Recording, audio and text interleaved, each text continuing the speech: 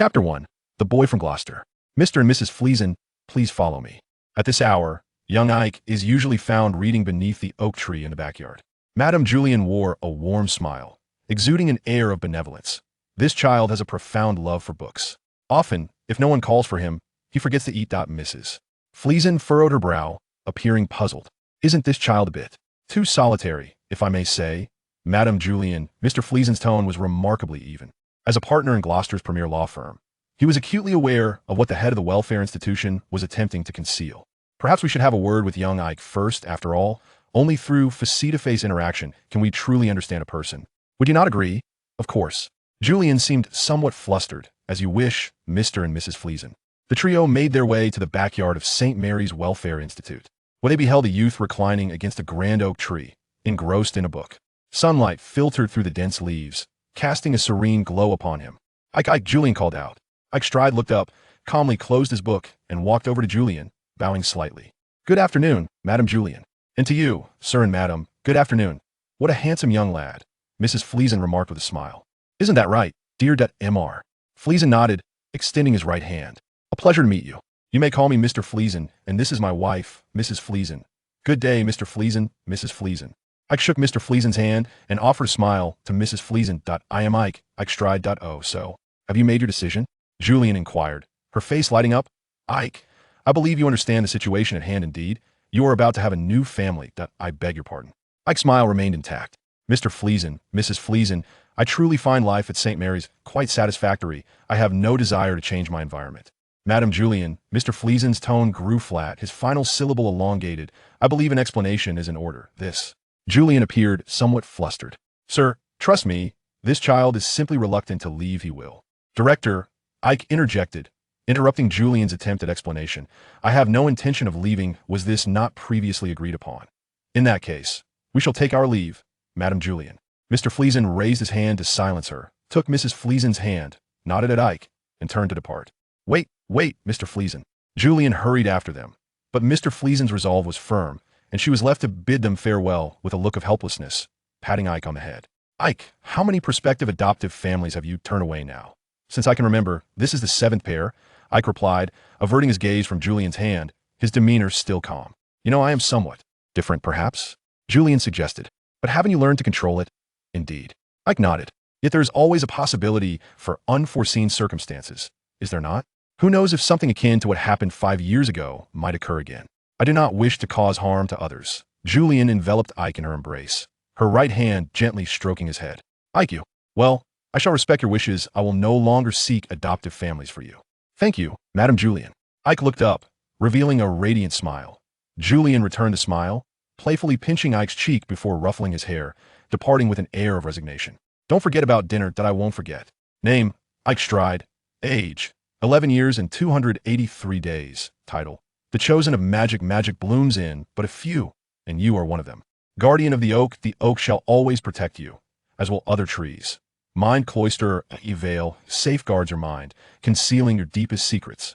Julian's favorite indeed. It is you alone. Talent, affinity for magic, skills. Mind cloistering, customize your most hidden secrets, shall remain unknown unless spoken. As for the rest, that is up to you, non-upgradable. Knowledge acquisition, you will learn new knowledge more swiftly than others, but that is the extent of it, non-upgradable. These simple lines encapsulate Ike's greatest secret in this lifetime. That night, Ike inexplicably experienced a nightmare, flashes of joyous, sorrowful, exhilarating, and disheartening scenes dancing before him. Accompanied by the final image, an unknown creature suddenly darted from the roadside, prompting him to instinctively slam on the brakes, the steering wheel jerking violently. Then, Ike awoke. Before him stood Madame Julian, gazing at him with a look of sheer terror, amidst a room filled with airborne objects, cabinets, shoes, 6 beds, and 5 children peacefully sleeping in their beds. Ike was equally bewildered instinctively. He wished for everything to return to normal. Fortunately, he succeeded. Even Ike himself was unaware of how he accomplished it. In the ensuing years, through relentless experimentation, Ike finally mastered this telekinetic-like ability, though he could no longer make everything in the house levitate. Indeed, that night, far more than just the items in Ike's room had taken flight. Otherwise, Julian would not have been frightened for a full 2 weeks, walking about as if she floated. Madame Julian was an exceptional person as the sole witness of that night. She harbored no fear or dread towards Ike. Instead, she was filled with concern, frequently seeking quiet conversations with him and bestowing upon him numerous inexplicable books, such as Witches, Origins of Medieval Turmoil, Witches and the Black Death, 100 Methods to Defeat a Vampire, The Demon is Beside You, the Bible, Learning Magic from Scratch, and so forth. Heaven help us, it remains a mystery where Julian procured such oddities. Ultimately, the outcome was favorable. By the age of 10, Ike had already learned to control his powers.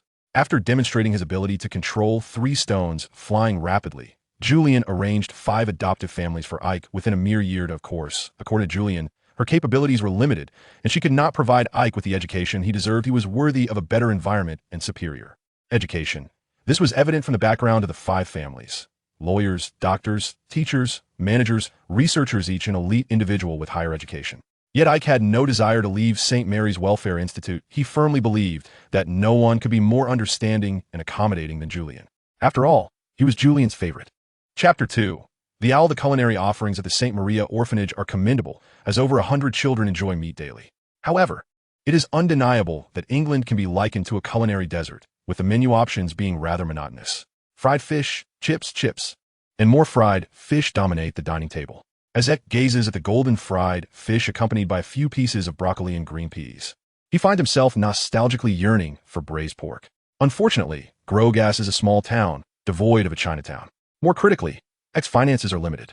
The orphanage can only provide for the children's basic needs.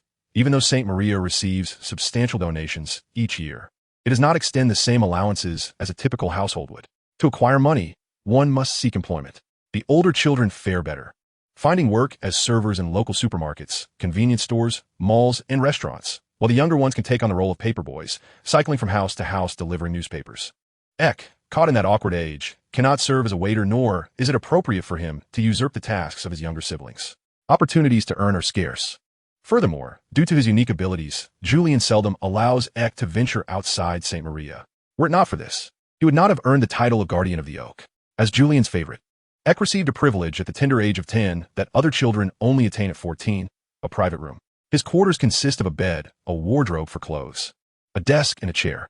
On the desk lies a book gifted by Julian, alongside an old backpack resting against the table leg. Currently, during the school holiday, Eck enjoys a reprieve from heavy homework, with most of his books stored in his school locker. His backpack contains merely 2 or 3 borrowed tomes from the school library. One of them is World History, Volume 2, not particularly profound in nature. He casually picks up a book and reclines on the bed. Reading before sleep is a habit cultivated over time. In this era, nearly 2 decades prior to the widespread adoption of smartphones, reading remains a solitary pursuit. Noticing Eck has awakened, a flurry of excitement prompts the creature outside to tap more fervently at the window. Eck finds himself at a loss for words. His emotions a blend of excitement and astonishment. As someone who has devoured 8 films, including 2 Fantastic Beasts installments and numerous fan-related narratives, such scenes feel strikingly familiar. Upon flipping the letter over, he reads the inscription, 231, Treadworth Road, Gloucestershire, room on the 3rd floor of St. Maria Orphanage. Attention, Mr. Aike Stride. Indeed, it is true. Eck hurriedly tears open the envelope and retrieves the letter, which, as anticipated, reads, Headmaster, Albus Dumbledore, President of the International Wizarding Federation, Head of the Wizarding Association, First-Class Wizard of the Order of Merlin. Dear Mr. Stride, we are delighted to inform you that you have been accepted to attend Hogwarts School of Witchcraft and Wizardry. Enclosed is a list of required books and equipment. Given your unique circumstances, we will dispatch a representative to your residence to address any inquiries you may have and provide the necessary assistance. Yours sincerely, Minerva McGonagall, Deputy Headmistress. With a gentle coo, Ike set his mind at ease, glancing at the owl beside him, its head tilted curiously as he reached out to stroke its head. Dean Julian! Dean Julian! Ike rapped at the door for a spell before Dean Julian finally opened it. Before Julian could utter a word, Ike promptly handed over a letter. Dean Julian, I received a letter. Ah, young Ike, you are up quite early today, Julian replied with a smile as he accepted the letter, not yet glancing at its contents. Instead, he ushered Ike inside and poured him a cup of red tea, all the while conversing. Usually, you don't awaken until after 9. Is it this letter that roused you? Let me see. Hogwarts School of Witchcraft and Wizardry? What is this? A prank, perhaps? I am uncertain. Ike shook his head. It was delivered by an owl, so I believe it to be genuine. Dean Julian, you know that I see. Julian nodded thoughtfully, considering the possibility. By the way, it mentions someone will be arriving, but it does not specify when. Ike pointed towards the fireplace, which had suddenly ignited with green flames. I believe they have arrived. Julian turned to the hearth, and at that moment, a figure emerged from the emerald flames. She wore square glasses, her dark hair fashioned into a high bun, and donned a deep green robe along with a sharply pointed witch's hat, exuding an air of seriousness. Good day, Miss Julian. Mr. Stride. I am Professor Minerva McGonagall, the Deputy Headmistress of Hogwarts. You may call me Professor McGonagall. She nodded slightly, extending her hand for a brief shake with Julian and Ike. By the way, your fireplace could use a bit of cleaning. There seems to be quite a bit of dust, Miss Julian. Quite so, Julian replied, with a flick of her wand. Professor McGonagall summoned a small whirlwind that swept the dust from the room, sending it spiraling up the chimney. Julian observed in awe, despite having anticipated some form of magic. Is this what magic is? Mr. Stride possesses magical talent, and he will receive an excellent education at Hogwarts. McGonagall briefly outlined the school's fundamentals. Oh dear, Ike, Julian said, gently ruffling Ike's hair. While I have long known that the day would come when you would leave me, I did not expect it to arrive so swiftly. Nevertheless, I am reassured. I believe you will thrive at Hogwarts. At least you will no longer have to conceal your true self, will you? Wait, Ms. Julian, McGonagall interjected. You mentioned hiding? Indeed, Julian affirmed. Young Ike is a remarkable child. I've always known this. She gestured for Ike to demonstrate his abilities. Unbelievable, Mr. Stride, McGonagall remarked, visibly impressed. You are indeed a gifted young wizard. It is rare, even among children from wizarding families, to achieve what you have done. In fact, it is almost unheard of. You flatter me, Professor McGonagall, Ike replied with a slight bow. I merely wish to prevent others from being harmed because of me. Julian continued to stroke Ike's hair as she recounted the events that had transpired in the orphanage. Professor McGonagall, upon hearing this, couldn't help but exclaim, Mr. Stride, I must say, your talent is truly remarkable. Perhaps I shall make a few slight alterations. After a moment of contemplation, she continued, very well, Mr. Stride, on July 12th, which is merely 2 days hence, I shall return to escort you in procuring the necessary books and supplies for your enrollment. Initially, I intended to wait until the end of the month, but I find myself eager to peruse some magical tomes sooner rather than later, don't you think? Until the 12th, then. With a subtle nod to Julian and Ike, Professor McGonagall waved her wand, and with a sharp crack, she vanished from the room. Incredible, Julian marveled. When I found you in front of the orphanage over a decade ago, you were but a tiny child. Now you have grown and are preparing to depart to study magic. Oh, magic! Unbelievable! I chimed in. I hope you don't assign my room to someone else when I'm gone. Otherwise, I shall have nowhere to sleep at night. He blinked his blue eyes playfully. Rest assured, your room will always remain yours. This is your home, is it not, little Ike? Indeed, this is my home, and you're my family. My dearest family. Chapter 3. Cedarwood and Unicorn Hair. On the morning of the appointed day at 9 o'clock, Professor McGonagall arrived punctually at St. Maria's orphanage. Ike and Julian had risen early, eagerly awaiting her arrival. After exchanging greetings, Professor McGonagall extended her hand, her demeanor turning serious. Mr. Stride, please grasp my hand firmly. The journey ahead may not be particularly pleasant. You might experience some discomfort, but it is nothing grave. Remember, do not release my hand, for otherwise, dreadful things may occur. Understood, Professor McGonagall. Ike was well aware of the potential hazards of apparition, and he braced himself for the experience. As soon as the words left her lips, a sharp crack resounded, and the two of them vanished from the room. When they reappeared, they found themselves in front of a dilapidated and narrow pub. Ike refrained from gazing at the infamous leaky cauldron. Despite his preparations, he had not anticipated the discomfort that accompanied apparition. It felt akin to being unceremoniously thrust into a cramped suitcase and jostled violently. Ike took deep breaths, and after a considerable time, he managed to suppress the remnants of nausea. The first time is always like this. It becomes much easier thereafter. Professor McGonagall patted Ike's back, and once he had recovered, she led him to the pub's entrance. As he had imagined, the ambience within the leaky cauldron was far from pleasant. Various witches and wizards were seated or standing, clutching mugs filled with unknown liquids, perhaps mead, butterbeer, or fire whiskey. Clad in wizarding robes, some engaged in lively conversation, while others nestled in shadowy corners, shrouded in secrecy. Old Tom stood behind the bar, wiping down tables with a rather grimy cloth. Upon noticing Professor McGonagall and Ike's arrival, he greeted them with enthusiasm. Professor McGonagall, what brings you here with a new student so early this year? Indeed, a new student. Professor McGonagall nodded slightly, a gesture of greeting. Old Tom, well aware of her demeanor, immediately remarked, I shall not delay you any further. Farewell, Professor McGonagall. Goodbye, she replied, leading Ike around the bar. They arrived at a small courtyard. At first glance, it appeared rather barren, save for some weeds and a rubbish bin. However, Ike knew that this was, in fact, the bustling heart of the wizarding world, Diagon Alley. Professor McGonagall produced her wand, tapping it against the wall while instructing Mr. Stride.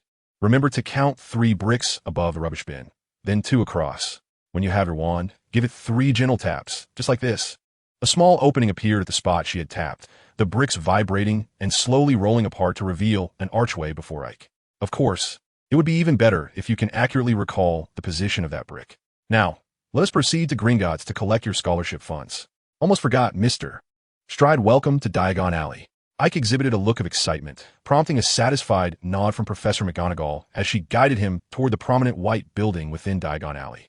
Navigating through the throngs of people, Ike finally stood before the illustrious bank. A shining bronze door stood ajar, with a goblin in a scarlet uniform adorned with gold trim bowing respectfully to every wizard entering Gringotts. Ike chose to remain silent as he followed Professor McGonagall through the silver entrance. Before him lay a spacious marble foyer, where dozens of goblins busily attended to transactions behind tall counters, weighing coins on scales, inspecting gems with magnifying glasses, and tallying accounts with quills. Professor McGonagall walked straight to the back, presenting Ike's enrollment notice. The scholarship from Mr. Stride. 20 galleons, please accept this. With a slight nod, she handed the coin pouch to Ike and let him out. Hogwarts would provide a modest scholarship, sufficient for acquiring all the necessary supplies for school. This sum could be collected at Gringotts each year before the term begins, and next year, it will be your responsibility to retrieve it, Mr. Stride. Naturally, if you possess Muggle currency, you may exchange it for galleons at Gringotts, which imposes no restrictions on such conversions. Now, let us procure a wand. Venturing deeper into Diagon Alley, they stumbled upon a dilapidated shop. The sign read Ollivanders, makers of fine wands since 382 BC. A weathered wand rested on a faded purple cushion by the window. Upon entering, the shop was filled with rows of boxes reaching the ceiling, making the space feel increasingly cramped. Welcome, Professor McGonagall. Is this the new student for this year? Quite early compared to previous years. An elderly gentleman with a head of white hair appeared, descending a ladder before Ike. Mr. Aike Stride is here to purchase a wand, Mr. Ollivander. Professor McGonagall stated with her characteristic seriousness, nodding to Ollivander as a form of greeting. Ollivander, clearly aware of Professor McGonagall's character, nodded slightly before inquiring, well then, Mr. Stride, which hand do you favor? My right hand, replied Ike. Naturally, the majority of people are right-handed. Ollivander produced a measuring tape, gesturing for Ike to extend his right arm. The tape immediately began to measure the length of Ike's arm, forearm, height, and even head circumference. Each wand crafted by Ollivander possesses an extraordinary magical essence, which is its quintessence. We commonly utilize unicorn hair, phoenix feathers, and dragon heartstrings. Every Ollivander wand is unique, for no 2 unicorns, phoenixes, or dragons are identical. We firmly believe that wands choose wizards, just as we believe that here you shall find the wand that is destined for you. Ike held the wand in his hand. Yet there was no reaction. Ollivander instructed him to wave the wand, but still, nothing happened. Cedar wood, dragon heartstring, 11 3/4 inches. Try again, my boy. Upon receiving the wand, a silver-white orb suddenly erupted from the tip, toppling a towering stack of wands nearby. In truth, nearly every young wizard experiences such a spectacle during their first wand purchase. It is often through a series of trials that one discovers the wand that truly suits them. Ollivander mused, however, I believe I have found the answer. Try this one. Cedar wood, unicorn hair, 12 3/4 inches. As he handed it to Ike, he remarked, I believe this is the one. I'm certain of it. Indeed, Ollivander was a master of his craft. The moment Ike grasped the wand, it felt as though it were an extension of his very being. A gentle, silver luminescence emanated from the tip, gradually rippling outward. This is it. This is it. Ollivander exclaimed, visibly delighted. My father, Gerald Ollivander, often said that the owner of a cedar wand shall never be deceived, a sentiment I wholeheartedly endorse. Cedar wands invariably align with exceptionally perceptive owners, while unicorn hair often produces the most stable magic. They are the most loyal. What a splendid combination. My dear boy, I foresee you becoming an outstanding wizard. I gazed at the smooth, white wand in his hand, thoroughly satisfied. At the very least, it was a wand of exquisite appearance. Thank you, Mr. Ollivander. No need for such formality. Ollivander beamed with a radiant smile. That will be 6 galleons. Chapter 4. Magic is a matter of mind. After departing from Ollivander's wand shop, Professor McGonagall escorted Ike to a second-hand robe shop and a thrift store to acquire the essential books and clothing for a new student. With the remaining 14 galleons in Ike's possession, he could not afford to purchase new items from places like Flourish and Blots or Madame Malkin's robes for all occasions. Although the purchasing power of galleons in the wizarding world is reasonable, books and clothing remain expensive across any realm, particularly the former. Fortunately, the thrift store was well stocked with secondhand books, as many young wizards often sell their books at the end of their first year, some even in near-new condition. Miranda Goshawk's Standard Spells, Beginner, Bashida Bashart's The Wizard, Adib Wolf Lynn's Theory of Magic, Emery Switch's Beginner's Guide to Transfiguration, Philetus Pohl's 1,000 Magical Herbs, Arseny Giggs' Potions and Elixirs, along with Newt Scamander's Fantastic Beasts and Where to Find Them, and the rather inconsequential Guide to Defending Against Dark Forces. These essential textbooks for first-year students did not cost Ike an exorbitant amount of galleons. At that moment, Ike finally grasped why the Weasley family could only afford to purchase second-hand items for their children. The expenses of attending school were indeed overwhelming.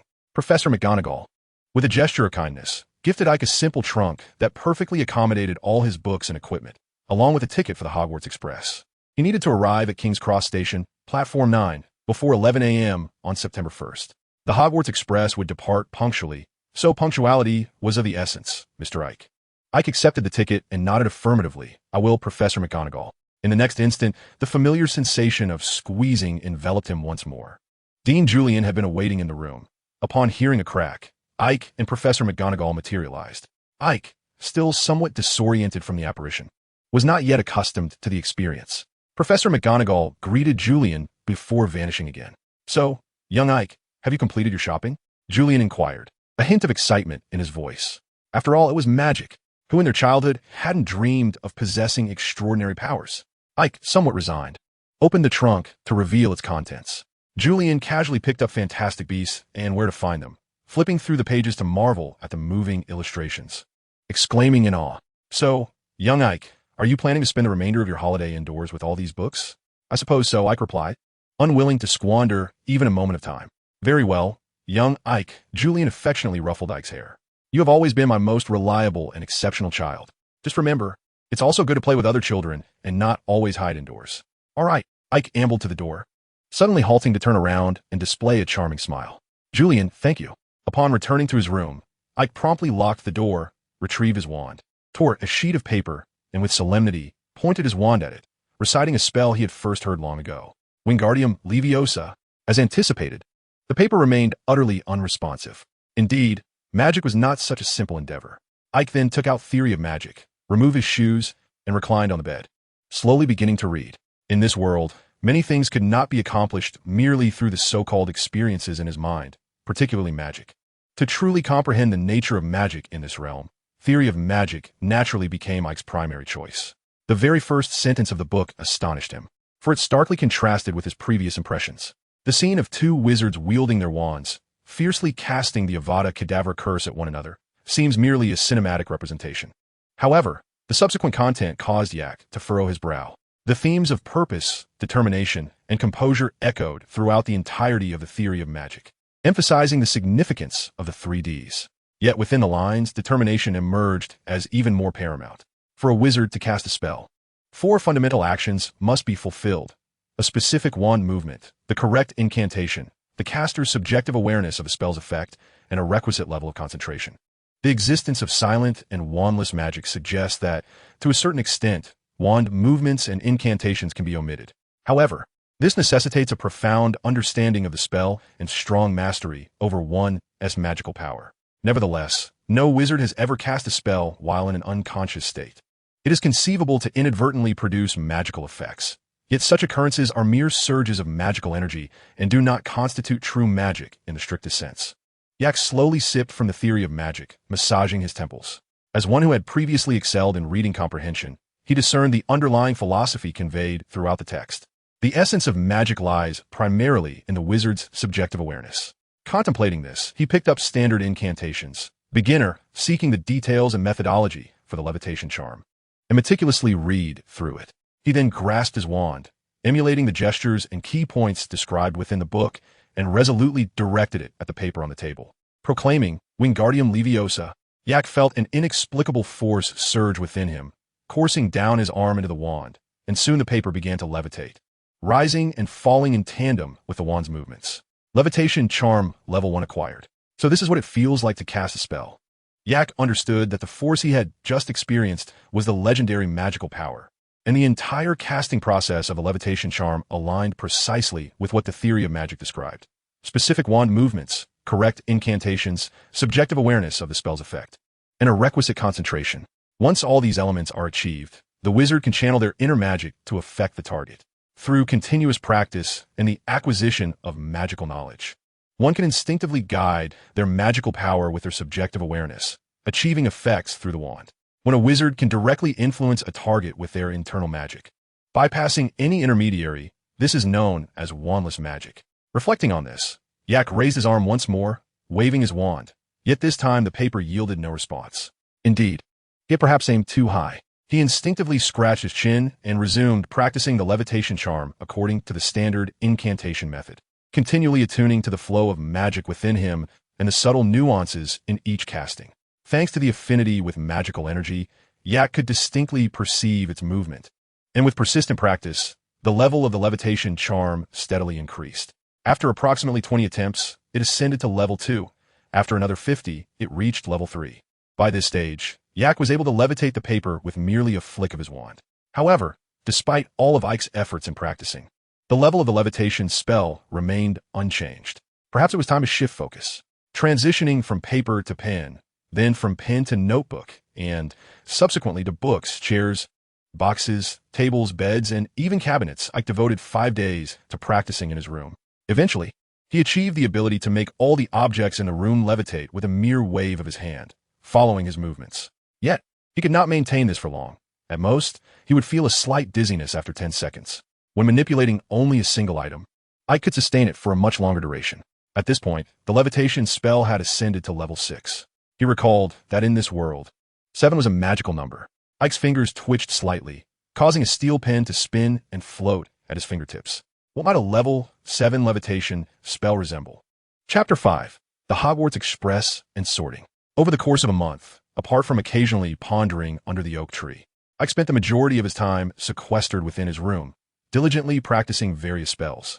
Through relentless daily practice, he had previewed the first-year textbooks and elevated the levels of the lumos, loud, quiet, silent, repairing, cleaning, summoning, and unlocking spells to level 6.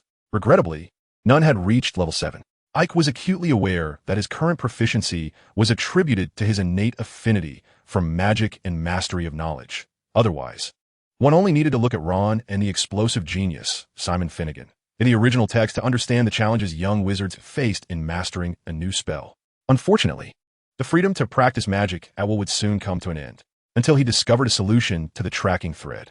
Ike would have to confine himself to reading during the holidays. On the morning of September 1st, after completing her duties at the orphanage, Julian drove Ike to London in her decade-old Renault. To others, it was said that Ike had been exceptionally gifted in primary school, earning a special admission to a prestigious closed school in London, free of charge. This narrative was wholeheartedly believed by everyone at the orphanage, as well as Ike's friends at school. After all, in terms of academics, Ike had no rivals among his peers in Gloucester. After more than 3 hours, they finally arrived at King's Cross Station. They located a trolley to place Ike's luggage, one for clothing, one for daily necessities, along with a large and small item gifted by Professor McGonagall, which was easily manageable. Once you arrive at school, remember not to bury yourself in books all the time. Engage with your dormitory mates and make friends, Julian advised. If you need anything, be sure to write to me, and let me know if you're lacking anything so I can send it over. Oh dear, I still don't know how I'll send you things. Make sure to inform me as soon as you get to school. Dress warmly when it gets cold. Remember to get a haircut if it becomes uncomfortable. I wonder if there's a barber there. Julian clutched her handbag tightly, walking while continually imparting her advice. Ike wore a smile, yet his eyes betrayed a sense of reluctance as he nodded in agreement. I will. I promise to write to you at the earliest opportunity. With no opportunity for a haircut, I suppose I shall simply let it grow. I have never had long hair before. It is akin to a child venturing far from home for the first time, when a mother invariably offers a multitude of admonitions. However, farewells are inevitable. Before long, the two arrived at Platform 9. I clearly observed several individuals, similarly pushing carts, hastening toward the partition between Platforms 9 and 10, before vanishing behind the wall. Julian, we have arrived. Ike gently interrupted Julian's stream of advice, gesturing toward the partition. Upon hearing Ike's words, Julian finally noticed the peculiar wall. Oh, how is it so soon? I still have so much to say. How could this be? Julian quickly denied, placing her hands on Ike's shoulders, then embracing him, instinctively patting his back. She then bent down to gaze directly into Ike's eyes. You are my dearest. Farewell, Julian S. mother. Farewell, little Ike. As they passed through the partition, they were greeted by a scene reminiscent of a train station from the early 20th century, complete with a steam locomotive that exuded a palpable sense of history. The platform was bustling with individuals, some alone and others accompanied by loved ones. Some peered out from the train, often engaged in conversation with one or two others nearby. Taking a few deep breaths, a smile returned to Ike's face. He pushed the cart to a designated area, withdrew his wand, and with a flourish, 3 trunks levitated in perfect unison behind him. This spectacle naturally drew the astonishment of those nearby, as it was rare for a freshly admitted young wizard to accomplish such a feat, paying no mind to the curious gazes. Ike boarded the train and found an unoccupied compartment at the rear. With a flick of his left hand, 2 trunks settled securely on the luggage rack. A subtle movement of his fingers caused the remaining trunk to snap open, and a thick tome fell into his grasp. With another wave of his wand, the 3 trunks arranged themselves neatly on the rack. Arriving quite early, with half an hour until departure, Ike had little to occupy his time aside from reading. Observing the scenery? What beauty could a train platform offer? After a while, a little witch with a mass of tousled brown curls appeared at the door, dragging an enormous suitcase. Noticing Ike's curious gaze, she cheerfully inquired, May I sit here? The seats ahead are all taken. Of course, Ike nodded, waving his wand, causing the little witch's suitcase to lift and settle on the luggage rack, much to her surprise. Do you have any other luggage? Oh, certainly, thank you. The little witch pulled in 3 equally large suitcases, which Ike levitated onto the rack in the same manner. Are you a first year too? You used the levitation spell, right? I saw it in standard spells, beginner. I tried a few spells at home, but I could never manage it as effortlessly as you did. How do you do that? Do you know any other spells? Were you reading Beginner's Guide to Transfiguration before? Are you really a first year? Eik gazed at the familiar young witch before him, listening to her chatter incessantly, posing a myriad of questions, and could not help but smile. He closed his textbook and extended his right hand. Aike Stride, a first-year student. Hermione Granger, also a first year. Ah, indeed.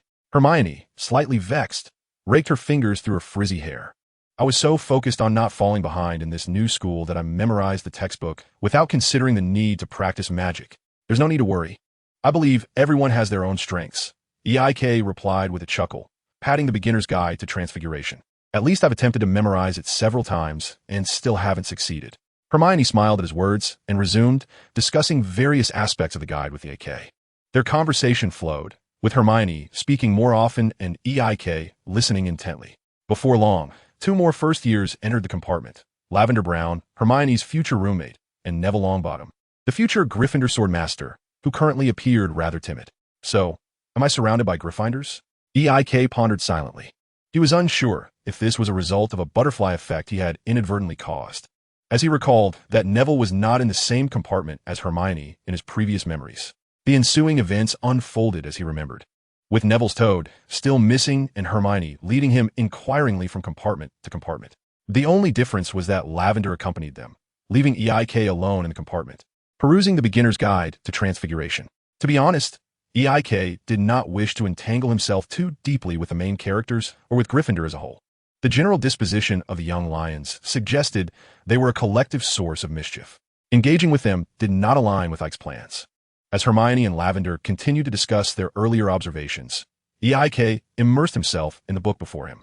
Gradually, darkness enveloped the outside world, and the train finally reached its destination. Eik and Neville allowed the 2 young witches to use the compartment to change into their school robes, waiting for Hermione and Lavender to finish before they changed themselves.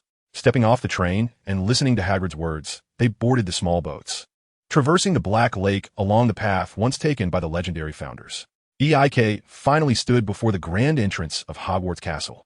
Hagrid approached and knocked on the door, and Professor McGonagall appeared, as usual, her face a mask of seriousness, before the new students. She led them to the entrance of the Great Hall. Welcome to Hogwarts, Professor McGonagall announced. The start of term feast is about to commence, but before you take your seats, we must first determine which house you will enter. This is a significant ceremony, as you will attend classes with your housemates, share dormitories, and spend leisure time in the common room throughout your time here. Hogwarts boasts 4 houses: Gryffindor, Hufflepuff, Ravenclaw, and Slytherin, each with its own illustrious history. Professor McGonagall imparted essential information about Hogwarts to the new students, visibly pleased with their demeanor, at least for the moment. With a satisfied nod, she concluded her customary address and ushered the new students into the Great Hall. In the Grand Hall, four long tables were set, each occupied by students from different houses. Countless candles illuminated the space, casting a radiant glow, while the ceiling mirrored a sky adorned with twinkling stars. Professor McGonagall signaled for the new students to stand in formation and proceeded to the front of the teacher's dais, where a worn, old wizarding hat rested atop a four-legged stool. With a flick of her wrist, a parchment flew into her grasp. She unfurled the scroll, surveying the eager faces of the students below, and spoke slowly. "Next, when I call your name, you shall take a seat upon the stool, don the sorting hat, and await your house assignment." Hannah Abbott, with narrowed eyes, Ike observed a small witch with two golden braids nervously sit on the stool, witnessing her be sorted into Hufflepuff. So, this is the indomitable Hannah, the legendary one, Ike mused inwardly. As each new student was summoned to the front, the line dwindled. Hermione, Neville, and Lavender were sorted into Gryffindor, while Draco Malfoy, Vincent Crabbe, and Gregory Goyle, as Ike recalled, were placed in Slytherin. Amidst the cheers of the Weasley brothers, Harry Potter followed in his father's footsteps into Gryffindor. Then came a moment for Ike. Ike Stride. Professor McGonagall glanced at the composed Ike, who sat calmly on the stool, before placing the sorting hat upon his head. "It is evident that you possess an extraordinary thirst for knowledge, yet you also exhibit remarkable courage and unwavering resolve in Gryffindor. You shall find companions. Ravenclaw will guide you further along the path of magic. Slytherin will lead you to extraordinary achievements. Therefore, I believe I have made my decision, Ravenclaw." Chapter 6. The First Night. On this night, Gryffindor undoubtedly garnered the most attention, both from students and professors alike. The savior of the wizarding world had become a member of Gryffindor, undeniably enhancing the luster of this illustrious house that had thrived since the 1940s. After all, which other house could boast of housing both the foremost figure in contemporary wizardry and the savior of the British magical community? Perhaps only Slytherin, the breeding ground of Death Eaters, could claim a comparable distinction. However, none of this seemed to concern the Ravenclaws. Generally speaking, the Eagles maintained a low profile at Hogwarts, seldom becoming the center of attention, apart from vying for points in class and competing with Hufflepuff for the title of the second least proficient house in Quidditch. Exceptional intellect is humanity's greatest treasure, and the Ravenclaw motto subtly encapsulates their shared trait, an insatiable hunger for knowledge. Beyond this, little else captures their interest. Once the sorting ceremony concluded, Dumbledore delivered his customary introductory speech. Following this, it was time for the eagerly anticipated feast that Ike had been looking forward to. After enduring 11 long years of fish and chips, Ike now harbored a fervent hope that the Hogwarts feast would bestow upon him some delightful surprises. Even if the meal remained anchored in British cuisine, he yearned for a respite from monotony. In truth, Ike's wishes were not in vain. The array of roasted chicken, fried chicken, steak, and lamb chops was a veritable cornucopia compared to the days of St. Maria. In addition, classic Western vegetarian dishes, such as mashed potatoes and steamed broccoli, graced the table, complemented by the sweet allure of pumpkin juice and fruit juices, rendering the banquet exceedingly sumptuous. Ike selected a piece of steak, accompanied by a dollop of mashed potatoes and a few florets of broccoli, and poured himself a glass of fresh orange juice. As he deftly sliced through the tender meat, the rich juices evoked memories of chain steakhouses from his past. Years of habit had instilled in Ike a leisurely dining pace. Yet this did not draw attention at the Ravenclaw long table, where everyone followed suit. Intelligent individuals often adeptly blend into the crowd in unfamiliar surroundings. So even if one or two first years attempted to mimic the bold displays of Gryffindor newcomers, they would soon observe the dining etiquette and quietly adopt the use of cutlery. After all, being sorted into Ravenclaw at least indicated a lack of intellectual deficiency. Socially, some would engage with their peers, discussing various topics while dining, rapidly forging friendships. Others, however, would remain more reserved. Ike was among the latter. Once the main course concluded, the remnants of the feast vanished, replaced by traditional desserts such as pudding and ice cream. After each student had sampled the treats, they too disappeared under the influence of magic. Dumbledore rose from his seat and clapped his hands, his voice resonating clearly in every ear, bringing an instant hush over the Grand Hall. Before the new term commenced, he had several announcements to make. First years were reminded that the Forbidden Forest was off-limits to all students. Caretaker Mr. Filch requested that I remind everyone not to cast spells in the corridors. Lastly, for those who wish to avoid unforeseen accidents and untimely demises, it is advised to steer clear of the corridor on the right side of the fourth floor. Dumbledore surveyed the assembly, finally breaking into a smile as he waved his wand, conjuring a flurry of shimmering golden letters in the air. Now, before we retire for the night, let us join together in singing the school song. The first years appeared utterly bewildered, and the expressions of many upperclassmen were similarly grim. This peculiar tradition lacked a score. Each could sing to their own preferred melody. The scene was truly indescribable. Ike braced himself as he watched Dumbledore, immersed in his conducting, while the Weasley twins earnestly concluded with a funeral march. This year, the new first years in Ravenclaw were few, dutifully trailing behind Roger and Penelope as they made their way to the Ravenclaw Tower. Beware of the stairs, they were cautioned, as the enchanted steps would shift, and some might even vanish unexpectedly. However, there was no cause for alarm.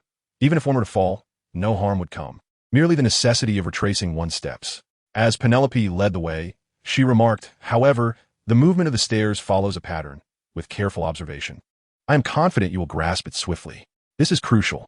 Roger then added, the entrance to the Ravenclaw common room is at the very top of the tower. Whether for classes or meals, you'll have to navigate these stairs. Unfortunately, as tomorrow is Monday, you do not have the luxury of time to familiarize yourselves with them. With a chuckle, Roger advised, I suggest you rise early to avoid being tardy. After ascending 8 flights of stairs, they finally arrived at the entrance of the Ravenclaw common room. An unassuming, ancient wooden panel adorned with a bronze door knocker greeted them. Roger gently tapped the knocker, and a voice inquired, what 3 words can answer all questions? A satisfactory response echoed back, and the wooden panel shifted aside, revealing a brick archway before them. Accompanied by a hint of excitement in Roger's tone, the Ravenclaw common room unveiled itself to the young eagles. It was a spacious, circular chamber, graced with elegant arched windows and draped in silk of blue and bronze. The ceilings sparkled with stars, while the deep blue carpet bore similar motifs. Directly opposite the entrance stood a half-figure marble statue of Rowena Ravenclaw, alongside a door leading to the girls' dormitory.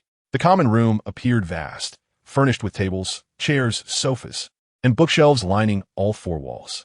A fireplace was positioned to the left of the entrance, topped with a bronze eagle statue, the emblem of Ravenclaw. Your belongings and class schedules have been placed on your dormitory beds. I believe you are eager to see your accommodations. Penelope smiled, adding, now ladies follow me. The girls' dormitory is upstairs.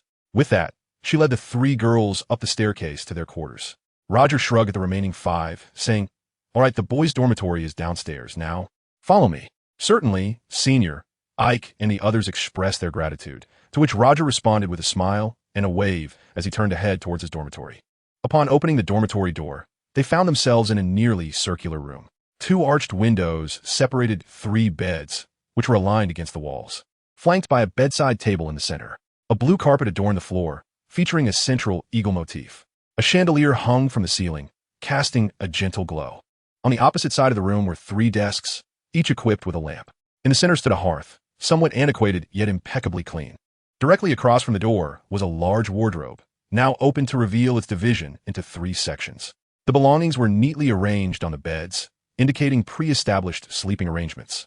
Ike was assigned the innermost bed, which he accepted without objection, as the environment was undoubtedly superior to that of St. Mary S. After all, aside from Julian's room and the common room, no other space in St. Mary S. boasted carpeting.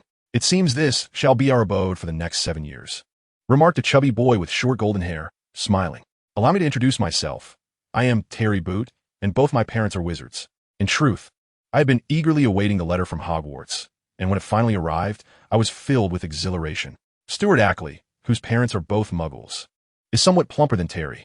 Had it not been for Professor Flitwick, I might have continued to believe it was a ruse, especially since I had already been accepted into Eton. Yet, who could possibly resist the allure of magic? By the way, are you familiar with Eton? It is regarded as the finest school in all of England, or so my father has informed me. I'm afraid I don't know much about it, Terry admitted, shaking his head. I'm not well-versed in the muggle world. Well, just know that it's impressive, Stuart replied proudly. By the way, you're called Ike. Aren't you? Ike nodded. Aike Stride, from St. Mary's Orphanage. I'm sorry, I don't know, Stuart and Terry said in unison. Ike waved his hand dismissively. No need to apologize. It's quite all right. I've grown accustomed to it. Well then, from today onward, we shall be your brothers, right, Terry? Absolutely. Indeed. Chapter 7. On the relationship between potion brewing and Chinese cuisine. To the other 3 houses besides Slytherin, Professor Snape is largely viewed as he is in Ike's perception of the headmaster, far from favorable, particularly among the Gryffindors. Over the years at Hogwarts, Professor Snape has managed to leave a profound psychological impact on most students with his perpetually frosty demeanor and acerbic wit. Consequently, potions class has become one of the least favored subjects among students. Years of biological rhythm had Ike waking at 7:30 in the morning. After a moment of drowsiness in bed, he finally arose. Noticing that Stuart and Terry were still sound asleep, Ike waved his hand, sending a pillow soaring toward their faces, repeatedly engaging in a delightful free fall. "Ike!" Stuart exclaimed, bewildered as he was struck by the pillow. Seizing the culprit, he caught sight of Ike nearby, wearing a mischievous grin, and could not help but shout, "How did you do that?" Ike shrugged nonchalantly. "It's merely the clever application of the levitation charm. With a bit of practice, it's quite simple to achieve." He casually picked up magical potions and elixirs, waved his left hand, and the pillow finally ceased its assault on Terry. "However, rather than delve into that, I think it's time to rise. We have a morning full of potions classes ahead, and we ought to have some breakfast first." "All right, you're right," Carlyle said, scratching his head as he climbed out of bed. After washing up, the trio departed the Ravenclaw common room, tangling in the staircases for a while until they were guided to the Great Hall by a kind-hearted upperclassman from Ravenclaw. Hogwarts breakfast is a quintessential English feast comprising muffins, bread, preserves, bacon, lettuce, tomatoes, and the national treasure, chips, accompanied by a steaming cup of sweet milk, which Ike thoroughly enjoyed. Halfway through the meal, the other two newcomers arrived. Michael Connor sported a head of dark hair and a quintessentially British visage, while Anthony Goldstein, like Terry, had a head of golden short hair, albeit a tad leaner. After exchanging greetings, the two quickly struck up a conversation with Stuart and Terry. As Ike enjoyed his breakfast, he occasionally interjected a few remarks. Just then, Padma Patil, Mandy Block, and Morag McDougal jovially took their seats across from him. Being first-year students, they exchanged greetings and quickly became acquainted, aided by Stuart's interjections. Michael Corner and Anthony Goldstein, sharing the same dormitory, naturally partnered up, while Padma and Mandy also laughed and drew Morag into their circle. Terry and Stuart exchanged glances and silently nudged Ike forward. By the time Professor Snape entered the classroom, Ravenclaw had effortlessly formed their groups. At precisely 9 o'clock, a sharp sound echoed as Professor Snape strode in, clad in his flowing black cloak. With a flick of his wand, the blinds on the windows descended, and the candles in the classroom flickered to life. Standing at the podium, Professor Snape surveyed the new students with an icy demeanor before picking up the attendance register to call the roll, marking each student present before placing the register on a nearby desk. In his flat yet oddly intimidating tone, he remarked, "Excellent. It seems you all comprehend the significance of punctuality. You are here to study the intricate and rigorous art of potion making. I do not expect you to truly grasp the exquisite sensation of a cauldron simmering gently, emitting fragrant wisps of steam.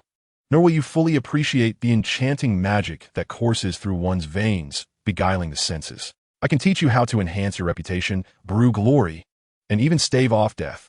But first, you must not be the kind of foolish simpletons I frequently encounter." Following this classic opening, the class fell silent. Maintaining his glacial expression, Professor Snape scanned the room once more before inscribing a method for concocting a remedy for scabies on the blackboard, elaborating on several common pitfalls in detail. He continued to torment the students' nerves with his monotonous tone. "I see you have managed to form groups on your own, which at least indicates that your brains have some semblance of utility. Now, let us get started. Let me see who among you can achieve even that. Of course, this at least suggests you are somewhat more intelligent than trolls." The materials required for the potion class were provided by the school. Ike first approached the materials area in the classroom, retrieving a few snake fangs, a large pongo onion, a bundle of dried nettles, a small jar of horn slugs, and several porcupine quills. "Miss Macmillan, you may begin by brewing the horn slugs. Do not add too much water, and simmer gently," Ike instructed, casually placing the snake fangs into the mortar without looking up. Morag remained silent. The understanding among the Eagles was generally quite sharp. Moreover, despite Professor Snape's earlier comments sounding more like threats than instructions, he had clearly outlined the essential points for the scabies potion, and Morag understood precisely what was required at this stage. She carefully used tweezers to extract 2 horn slugs, placing them into a cauldron filled 2/3 with water. Lighting the flame beneath the cauldron, she took her wand and began to trace slow circles above it. The fragrant concoction simmered gently, as the ingredients and water engaged in a mystical reaction. Ike meticulously ground the venomous snake fangs, transforming them into a fine powder. Superior flour is crafted slowly using a stone mill, ensuring that the noodles made from it possess an ideal texture. Setting aside the powdered snake fawn, Ike grasped a handful of dried nettle, weighing it with utmost seriousness. This lacked soul. How could one quantify it? No. The quantity of dried nettle could indeed influence the final product's hue. He placed the measured nettle aside, just a modest amount. Casting a glance at Morag, who tirelessly stirred the cauldron, Ike raised an eyebrow, sensing the need for a tad more heat. With a pang of nostalgia, he held a pongo onion in his left hand and a knife in his right, feeling as though he were transcending time. It was time to showcase his true skills. As the rhythmic sound of chopping resonated, the sliced pongo onion swiftly transformed into delicate strands. Ike surveyed the onion shreds on the cutting board, nodding in satisfaction. His craftsmanship had not diminished. After a brief interlude, Ike inspected the cauldron containing the deboned slug and prodded it with a glass tube. Ah, it had been properly deboned. Signaling Morag to step aside, he lifted the cauldron and poured out the water, leaving only the deboned slug. He then took another cauldron, filled it with water, and resumed the gentle simmering. Grabbing the mortar, he gradually poured the powdered snake fang into the water, his wand stirring gracefully above.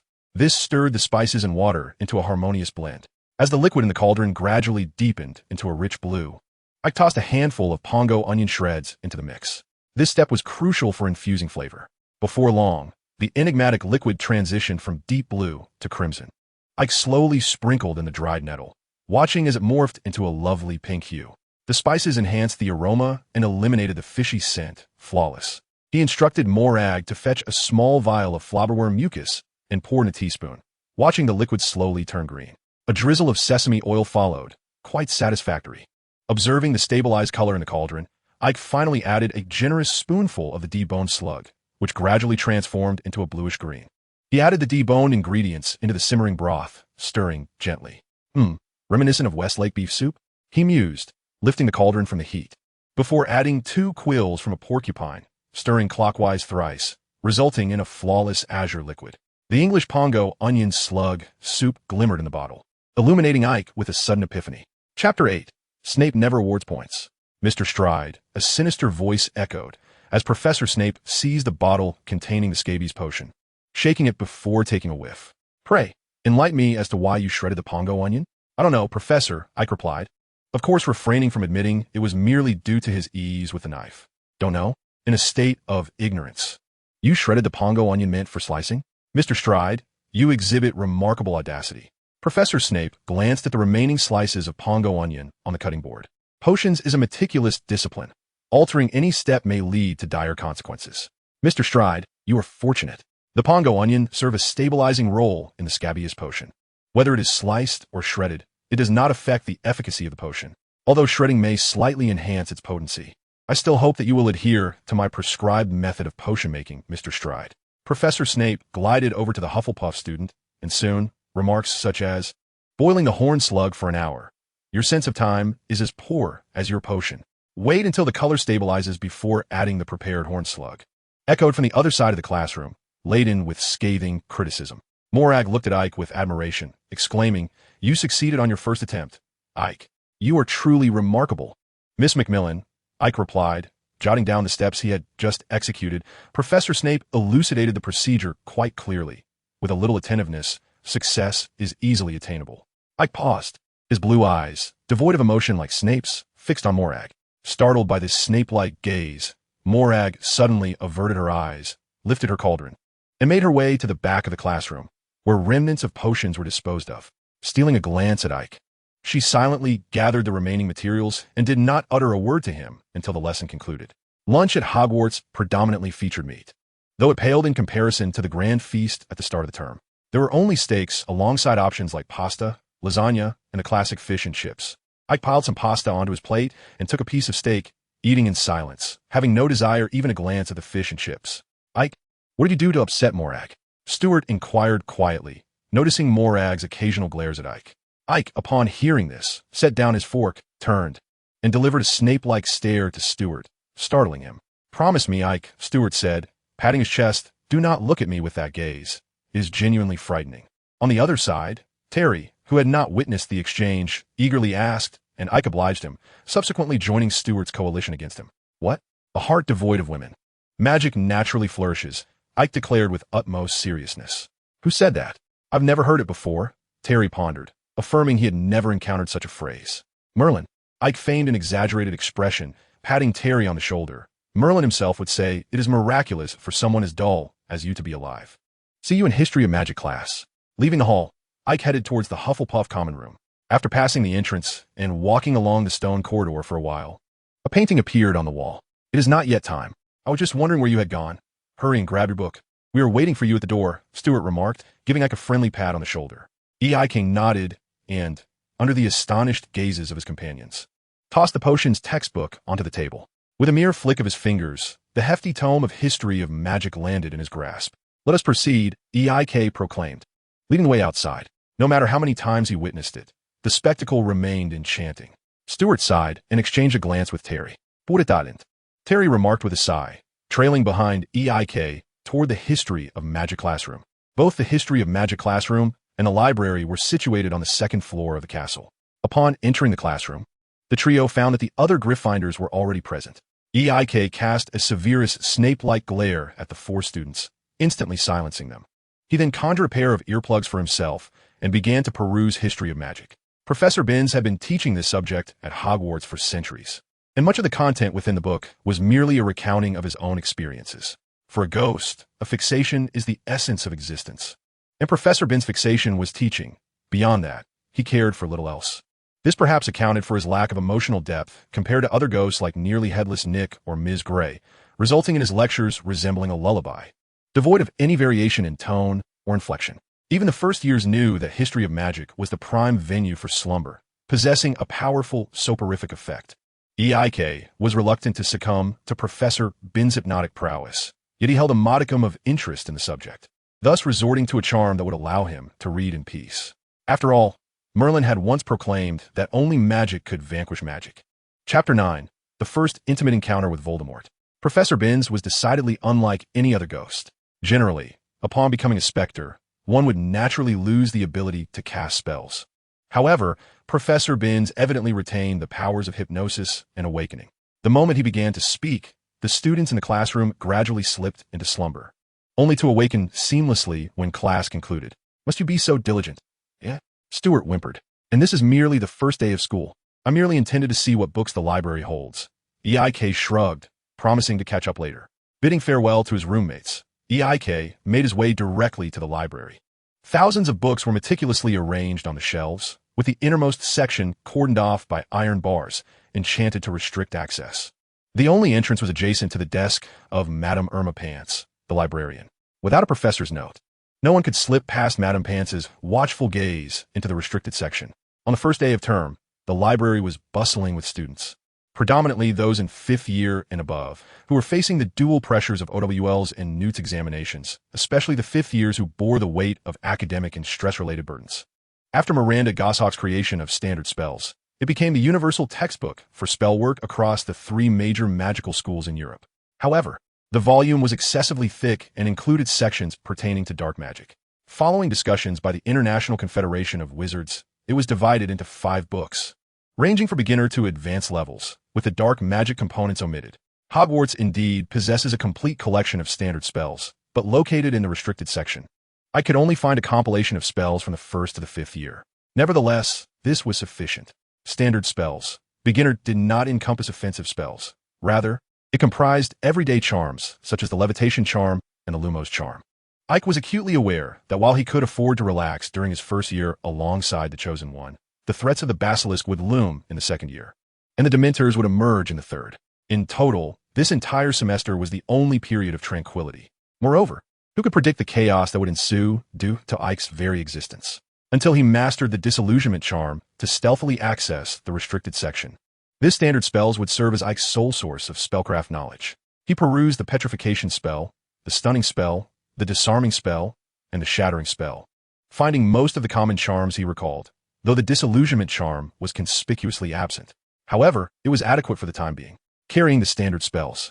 Ike approached Madame Pants's desk and gently placed the book down, murmuring, "Madame Pants, I would like to borrow this book." Madame Pants adjusted her glasses, scrutinizing Ike before glancing at the standard spells on the desk. While filling out the borrowing form, she cautioned, "As a first-year student, you must understand the rules of borrowing. Should you tear, damage, soil, or otherwise defile this book, I shall, to the fullest extent of my authority, ensure you face the direst consequences. Trust me, You do not wish to discover what awaits you. Madame Pants made a copy of the borrowing form, placing the original within the first page of the standard spells, and handed it to Ike. The borrowing period was limited. I expect to see this book returned to me in pristine condition within 2 weeks. As you wish, Madame Pants. Departing the library, Ike made his way directly to the Great Hall. Dinner at Hogwarts commenced at 7 o'clock, and it was already 1:15. The evening meal was slightly more elaborate than lunch, featuring a variety of stews and generous portions of fried chicken. Upon entering the hall, Ike spotted a red-haired Gryffindor demonstrating an impressive technique of ambidextrously devouring chicken legs. After a few passing glances, he proceeded to the Ravenclaw table, where he found meatball pasta paired with sautéed veal, alongside a rich pumpkin juice. The stews were not worth sampling. They appeared less appetizing than a hodgepodge from the Northeast. After closing the book, Ike quietly pushed open the door to the dormitory, where Stuart and Terry were already asleep. Casting a silencing charm, Ike raised his hand, allowing the book to levitate to his desk. After changing into his pajamas and swiftly burrowing under the covers, his mind continued to dwell on the contents of standard spells. The impact of mastering knowledge proved more significant than he had anticipated. Even though the spells within standard spells were somewhat more intricate and profound, they did not deter Ike. After an afternoon and evening of diligent study, he had nearly memorized the spells inscribed within, leaving only the successful application to achieve. Only upon successfully casting a spell will the spell level appear on Ike's notebook system. Of course, this requires the right opportunity, and the time for utilizing the Room of Requirement has not yet arrived. Until he discovers and masters the disillusionment charm, it is prudent to proceed with caution. Upon awakening, Ike, along with Stuart and Terry, made their way to the defense against the dark arts classroom on the 4th floor. Unfortunately, the new students from Ravenclaw and Slytherin were the first among all newcomers to experience the pungent and unpleasant odor emanating from Quirinius Quirrell. The defense against the dark arts classroom, already small, was tightly sealed by Quirrell, causing the noxious scent to linger and intensify. As Ike stepped inside, he could not help but sneeze. It turned out that not only yawns, but also sneezes could be contagious. Just as Ike finished, Stuart nearby let out a sneeze, followed by the Slytherin students, Clark and Goyle, who could hardly contain themselves. A chorus of sneezes ensued, causing Quirrell at the podium to display a hint of discomfort. This was quite a predicament. Merlin once proclaimed that one cannot perfectly control the subconscious reactions of the body, and wizards are no exception. After sneezing, the instinctive inhalation of that peculiar scent hit Ike like a rush to the brain, leaving him momentarily dizzy. Scourgify. Perhaps the reactions of the young wizards provoked Quirrell, for he brandished his wand and cleared the air in the classroom, resulting in a noticeable improvement. At least no one was sneezing anymore. I am Quirinius Quirrell, your defense against the dark arts professor. Now, please turn to your textbooks as we commence the lesson. Quirrell, once regarded as somewhat competent, had now become a mere shadow of himself, distracted by various matters. Shouldn't he devise a way to draw some insights for Voldemort? The opportunity to face the Dark Lord without the threat of Avada Kedavra would only come this year. Chapter 10. The so-called Rules of Transfiguration. In just one lesson, the young eagles and snakes had effectively positioned defense against the dark arts alongside the history of magic. While the history of magic could be treated as a nap time by the young wizards, defense against the dark arts involved enduring Quirrell's monotonous recitation from the textbook, compounded by the waves of bizarre odors that assaulted their senses. The classroom experience was utterly dismal. As Terry and Stuart walked toward the Charms classroom, they vented their frustrations to Ike. They had long heard that the professors of defense against the dark arts were notoriously unreliable, yet they had not expected it to be this bad. Terry rubbed his nose as he lamented. How could Professor Quirrell, an esteemed graduate of Ravenclaw, be reduced to this? It is a disgrace. Why on earth would Dumbledore appoint such a person to teach defense against the dark arts? Ike chuckled politely, lacking the inclination to enlighten them about the intricate history between the Dark Lord and the subject of defense against the dark arts. After all, ignorance often leads to greater happiness, and the joyful moments of the young wizards would be fleeting this year. The Charms class was located on the opposite side of the castle's 4th floor, where they would be joined by the young lions. Professor Flitwick stood atop a high stool, urging the young wizards, particularly the lions, to take their seats promptly. I am Phileas Flitwick, though you may call me Professor Flitwick, your instructor for the Charms class. Today, we shall delve into the Lumos spell, with the incantation being Lumos. This is one of the most commonly utilized charms among wizards, requiring no intricate wand movements. A simple flick of the wand accompanied by the utterance of the spell will suffice for success. Of course, it is imperative to maintain unwavering confidence. As the efficacy of any charm hinges upon this principle, hesitation will lead to failure. Professor Flitwick elaborated on the nuances of incantation and then encouraged the young witches and wizards to attempt the spell themselves. Before long, a small witch from Gryffindor, sporting a mane of fluffy hair, successfully conjured a gentle white light from the tip of her wand, eliciting a cheer from her peers. "Splendid. A perfect Lumos, Miss Granger," Professor Flitwick exclaimed, his delight evident. 5 points to Gryffindor. Hearing the praise, Hermione raised her head proudly, reminiscent of a little lion basking in admiration. Terry, witnessing this, couldn't help but smirk, prodding the motionless Ike. "What are you waiting for? This is our very own head of house. Show us what you can do." Stuart joined in the teasing. Despite having only shared a dormitory with Ike for 2 days, he had already witnessed Ike's magical prowess. If he can master the levitation charm to such an extent, the Lumos spell should be child's play. Ike rolled his eyes in annoyance. "You all are over-exaggerating your wand movements. A gentle flick is all that's required, like Miss Granger." "Come on," Stuart insisted, not allowing Ike to divert the topic. "Points. Points." Resigned to their relentless encouragement, Ike, without moving his wand-wielding right hand, extended his left, twisting it as if to screw in a light bulb. A soft, white glow effortlessly manifested at his fingertips. Goodness, truly unbelievable. Every action within the classroom did not escape Professor Flitwick's keen perception, and he promptly acknowledged this remarkable feat. Never before has a first-year accomplished such a thing. Mr. Stride, 10 points to Ravenclaw. Silent casting. Wandless magic. Incredible.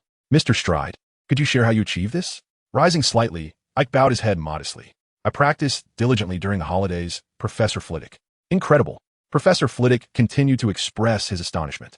"In terms of the Lumos spell, I dare say no one has performed better than you." "Thank you, Professor Flitwick," Ike replied with a faint smile before returning to his seat. In the next moment, a surge of intensity enveloped the room. Snape's piercing gaze. Target, Stuart and Terry, both shivered in unison, turning their focus back to casting the Lumos spell. Soon, all the young witches and wizards managed to produce the Lumos charm, albeit with varying degrees of brightness. Ike's flickering light inexplicably conjured the number 857 in his mind. With Ike's shining orb included, the resemblance was even more pronounced. After class, as Stuart and Terry engaged in sweet talk on their way to the auditorium, Ike, considering the trivial benefits, such as the daily complimentary wake-up service and their unconditional assistance in carrying items, chose to forgive the two. In contrast to other spells, Ike's transfiguration skills were rather lackluster. Despite his thorough understanding of Gamp's fundamental laws of transfiguration, the transformations he executed displayed evident flaws.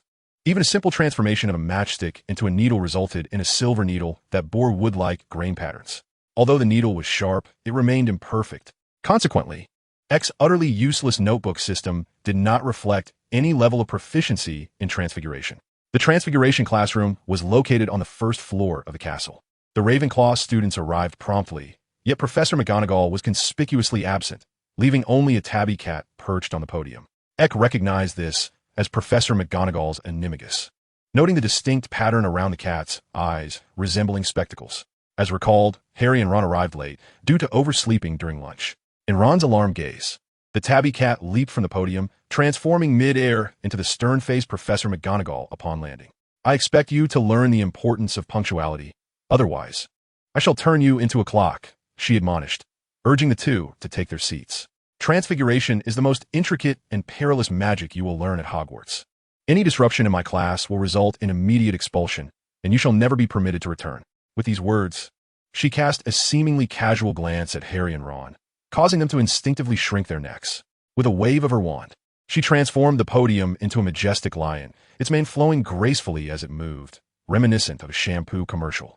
The execution of transfiguration demands strict adherence to Gamp's fundamental laws, which have been distilled from the bloodied lessons of countless wizards. I implore you to remember this well. With another flick of her wand, the fundamental laws appeared sequentially on the blackboard behind her. First, food. Remember, never, ever, ever use transfiguration to transform any object into food. And even more importantly, never, ever, ever consume food that has been created through transfiguration. Transfiguration cannot alter the essence of an object.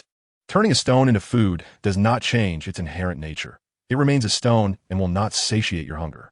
Second, living beings cannot be transformed into magical creatures. The transfiguration of human bodies is the most dangerous and complex aspect of this art. The longer one remains in a transformed state, the more pronounced the effects on the wizard. In severe cases, one may permanently retain the characteristics or habits of the animal, which is irreversible. As for magical creatures, they possess inherent magic. Transforming into one can lead to dire consequences. Throughout history, many magical creatures have emerged from the reckless misuse of transfiguration, and I am averse to witnessing the birth of yet another. Third, one cannot conjure transformations from thin air. Transfiguration must be applied to a specific object. Should you attempt to perform it out of nothingness, you will be fortunate that in most cases, it will fail. However, if it succeeds, the consequences could be fatal. Fourthly, one must never employ transfiguration on enchanted objects. Transfiguration cannot alter items imbued with magic. Automatic quills, temperature-changing cauldrons, memory orbs, and even galleons are impervious to transformation. I implore you not to attempt this, for the consequences could be dire. Professor McGonagall paused, her demeanor turning even more serious. Lastly, one must, without fail, refrain from attempting to transfigure any object of your imagination. This is a fundamental principle you must remember and never attempt. You cannot foresee what your imagined object might transform into under the influence of magic. Aike diligently noted Gamp's fundamental laws of transfiguration in his notebook. Although the beginner's guide to transfiguration contained relevant information, it was far less detailed than Professor McGonagall's discourse.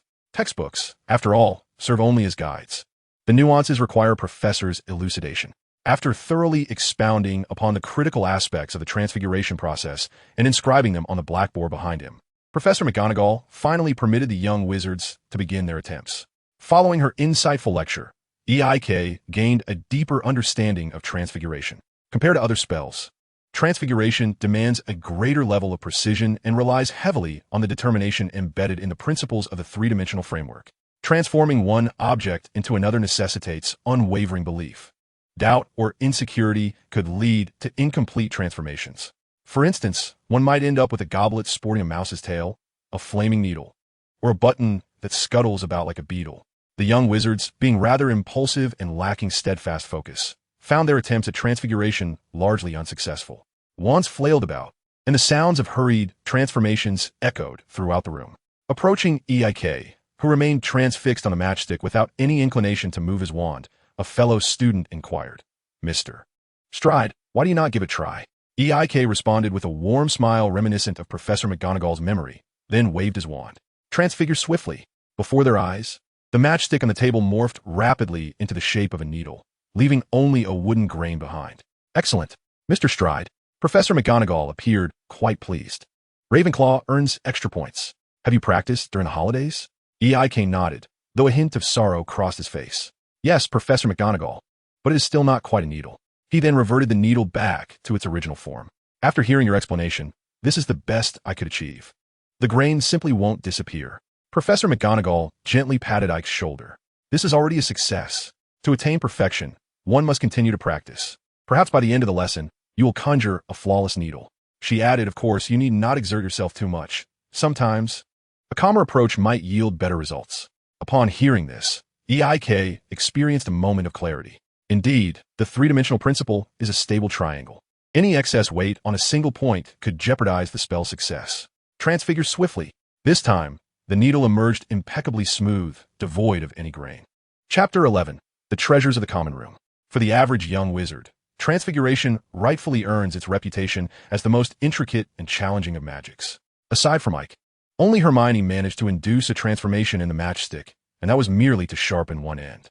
This brilliance transformed the entire Harry Potter saga into Hermione and her two useless men. Unfortunately, Ike was endowed with an extraordinary advantage. The utterly ineffective notebook-like system pleased Ike most by ensuring that once a spell was successfully cast, subsequent attempts would never result in failure, and with persistent practice, the proficiency of the spell would gradually increase. Regrettably, despite this, the advancement in transfiguration remained exceedingly sluggish. A month had elapsed, and he was still languishing at level 1. Why didn't this contraption display experience points like everyone else's systems? Frustrated, Ike pushed the intermediate transfiguration guide aside, cursing inwardly. The empty dormitory was now devoid of company, as Stuart and Terry had disappeared somewhere. Based on Ike's experience, they were likely either wandering the castle or still chatting with the Hufflepuff Badger in the Great Hall.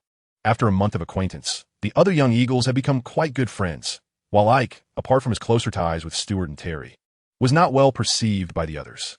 To outsiders, Ike appeared quite unsociable, spending his days either in the library or en route to it, participating in no activities unless forcibly dragged by Stuart and Terry. During the recent Quidditch team tryouts, every young Eagle attended except for Ike. Even in the academically gifted Ravenclaw, Ike stood out as extraordinary. Moreover, as the possessor of Snape's gaze, even the older students found it difficult to endure.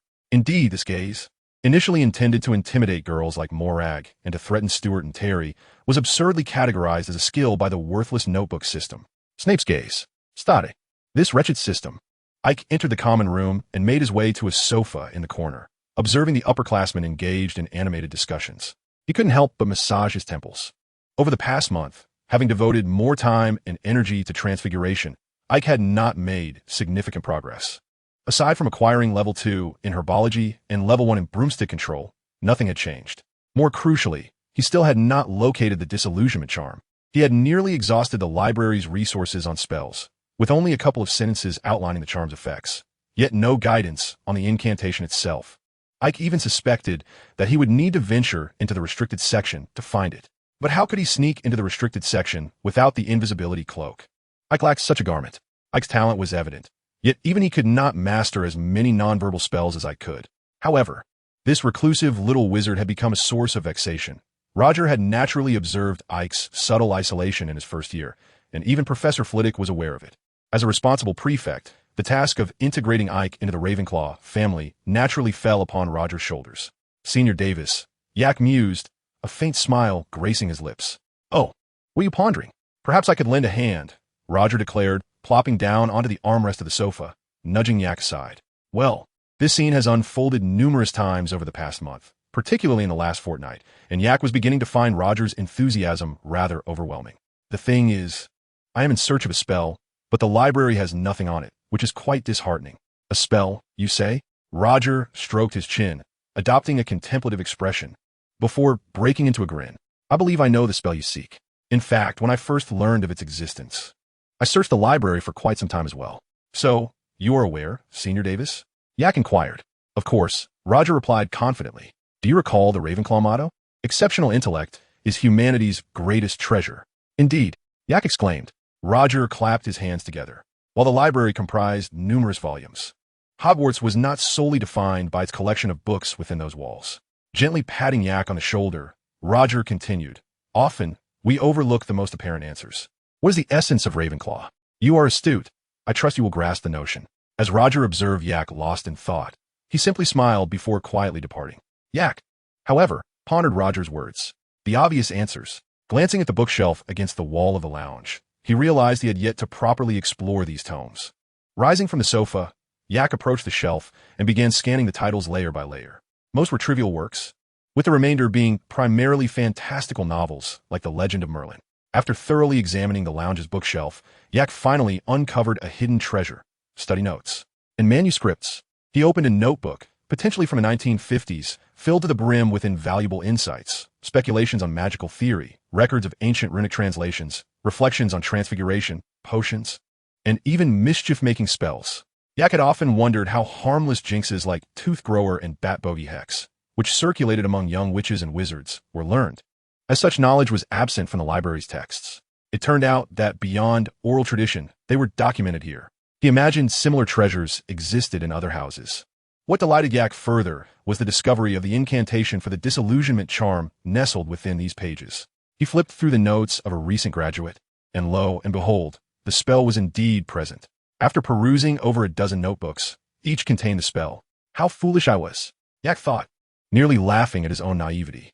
Indeed, as Roger had stated, the answer lay in plain sight.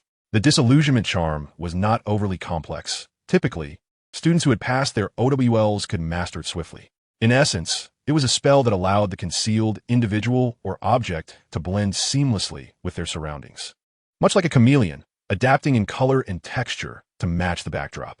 According to the notes, the disillusionment charm essentially creates a magical layer that closely adheres to the surface of a person or object, refracting and even reflecting light to achieve the purpose of concealment. It is precisely due to the magical influence on the surface that those who are sensitive to magic can detect the charm if it is not executed with proficiency.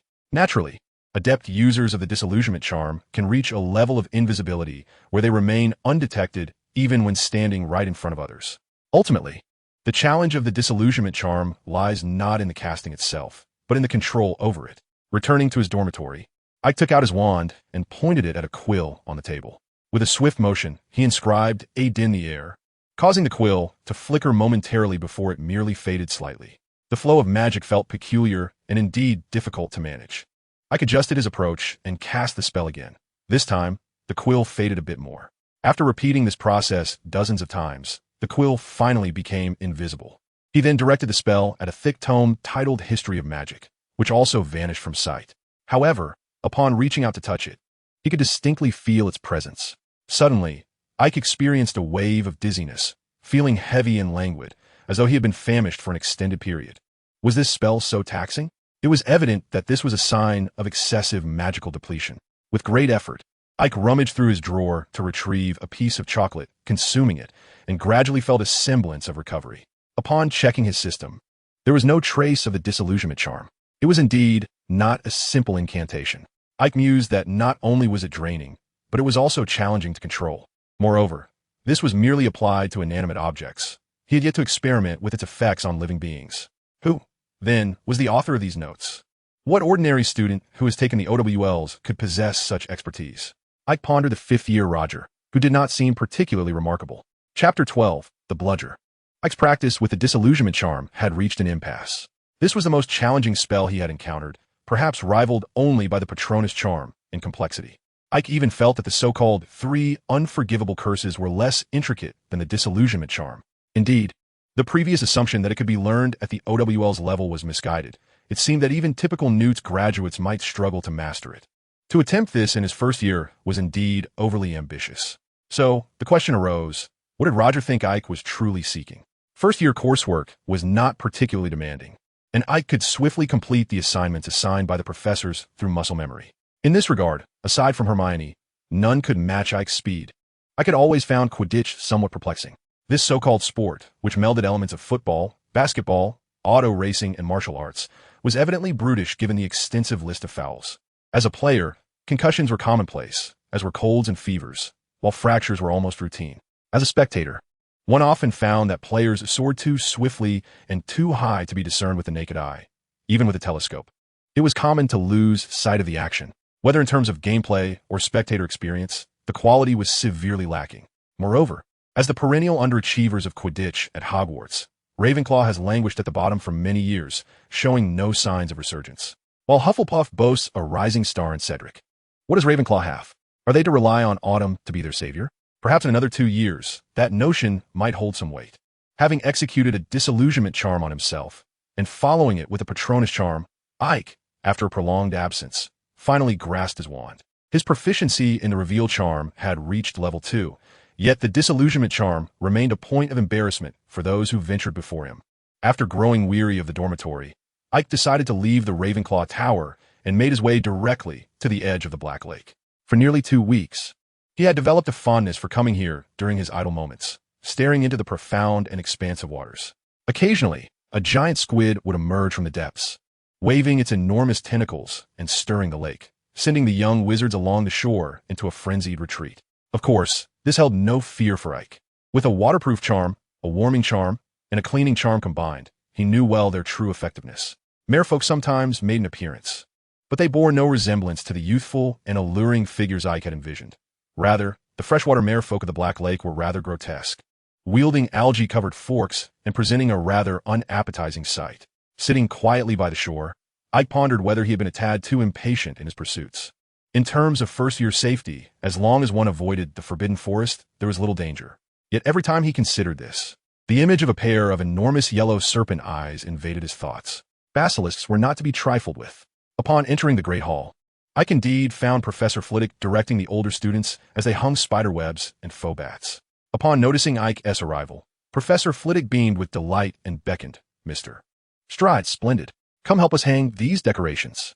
Ike inclined his head slightly, and with a flourish of his wand, the cobwebs and bats on the ground levitated and arranged themselves with effortless grace. In the blink of an eye, the hall transformed entirely. "Every time I witness your levitation charm, I am utterly astonished," Professor Flitwick remarked with a satisfied nod. "Thank you for your kind words, Professor." Unfazed, Ike poured himself a cup of pumpkin juice, garnished it with a chicken leg and a few pieces of beef, and filled his plate with pasta alongside a generous scoop of mashed potatoes, savoring his meal at a leisurely pace. His recent practice of the disillusionment charm had indeed increased his appetite significantly. Naturally, the silent dining package was unavoidable. Ike's only two friends, Stuart and Terry, had saved him a spot, and with a cheerful wave, he settled between them, a radiant smile adorning his face. "I just told Terry that if you didn't arrive soon, I'd come find you in the library," Stuart chuckled, patting Ike on the shoulder. "You're quite impressive. Spending every day in the library. I lack that kind of patience." "It's merely a habit. There is no harm in reading more," Ike replied, popping a wriggling cockroach into his mouth. Under Stuart's horrified gaze, he swiftly swallowed it with a few chews. "This is rather intriguing. It still moves while chewing?" He picked up another and offered it to Stuart. "Give it a try. The taste is delightful." No. I believe that the sizzling bee honey suits me better." Ike extended his hand towards Terry, who was wide-eyed, slurping on a licorice wand. With a shrug, he tossed a pile of cockroaches into his mouth. Still as thrilling as ever. Shortly after, the banquet commenced. Countless bats fluttered above, while small clouds swirled overhead. The enormous pumpkins cultivated by Hagrid glimmered as jack-o'-lanterns, and an array of sumptuous dishes adorned the dining table. Ike, with a cockroach pile in his mouth, helped himself to a roasted lamb chop, all the while feeling the legs of the still wriggling cockroaches in his mouth and methodically dissecting the lamb chop with knife and fork. With the cockroaches consumed and the lamb chop expertly deboned, Ike sipped some pumpkin juice and speared a piece of meat. Savoring the rich barbecue sauce mingled with the distinct flavor of lamb, tinged with a hint of spice, reminiscent of the lamb skewers from the roadside stalls of yore. Having polished off the lamb chop, Ike indulged in a chicken leg, a pair of chicken wings, 3 slices of steak, and a generous scoop of mashed potatoes. Just as he was about to finish the last meatball spaghetti, a loud bang interrupted him. Professor Quirrell stumbled in, exclaiming about a troll in the dungeons. No sooner had he spoken than he collapsed onto the floor, unconscious. The hall erupted into chaos. Observing the mayhem, Dumbledore waved his wand, sending forth bursts of purple fireworks that captured the young witches' and wizards' attention. "All right, stay close," Roger called, clapping his hands. "You younger ones, follow Penelope. I'll bring up the rear." The young eagles had already regained their composure, lining up behind Penelope as Roger instructed. Ike was amidst the throng, yet his expression had turned grave. Suddenly, he recalled that, according to the original plot, Hermione was currently in the girls' restroom adjacent to the dungeons, and soon would be embroiled in a chase with the troll. Ike harbored complex feelings toward Hermione. On one hand, the grown-up Hermione was indeed beautiful. On the other, she was the first person Ike had met at Hogwarts. Moreover, as a regular at the library, Ike often encountered Hermione there, and although they merely sat at opposite ends of the long table engrossed in their books, it did not hinder their budding friendship. Besides, who knew if Harry and Ron, those unreliable fellows, would manage to rescue Hermione? Glancing towards Gryffindor's direction, he saw no sign of Harry or Ron. Ike hesitated momentarily before seizing Stuart's arm. Without waiting for Stuart's bewildered expression to register, Ike decisively cast a silent and incomplete disillusionment charm, crouching low and vanishing into the tumultuous crowd. The underground corridor felt desolate that night, dimly lit by scant candlelight, exuding an eerie ambience. Ike, wand in hand, proceeded cautiously towards the girls' restroom. Not far along, an acrid stench assaulted his senses, prompting him to quicken his pace. Upon reaching the restroom, he spotted Harry and Ron locking the door. "Now it's done for. The troll can't escape," Ron declared. Just then, a chilling, terrified scream echoed from within the girls' restroom. "Oh no, Hermione!"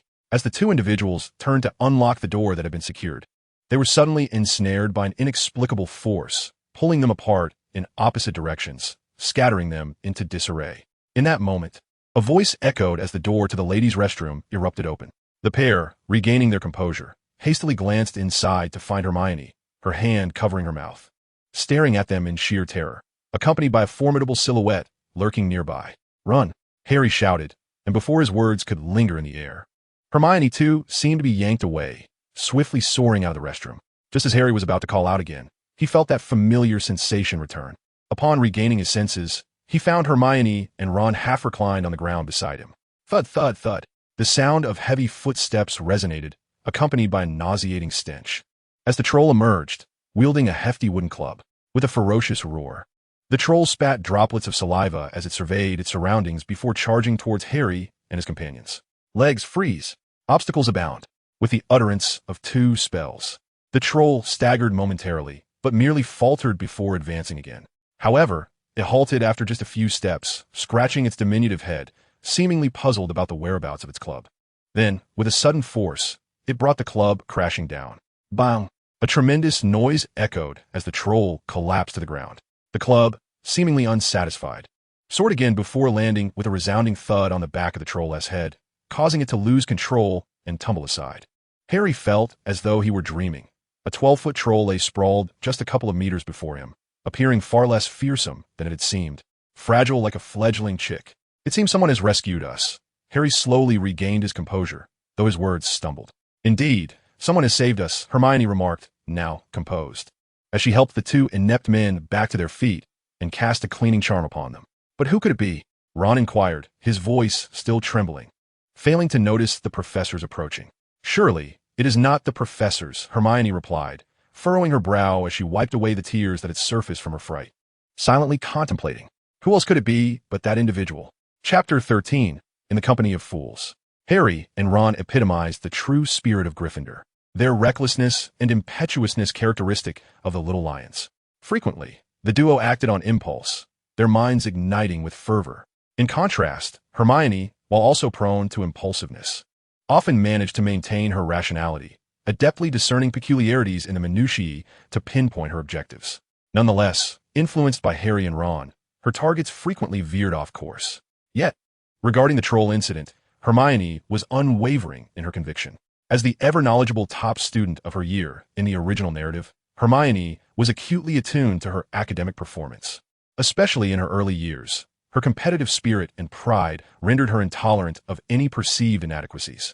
Thus, when someone appeared, excelling in charms, potions, herbology, and transfiguration, Hermione's ambition was ignited in full force.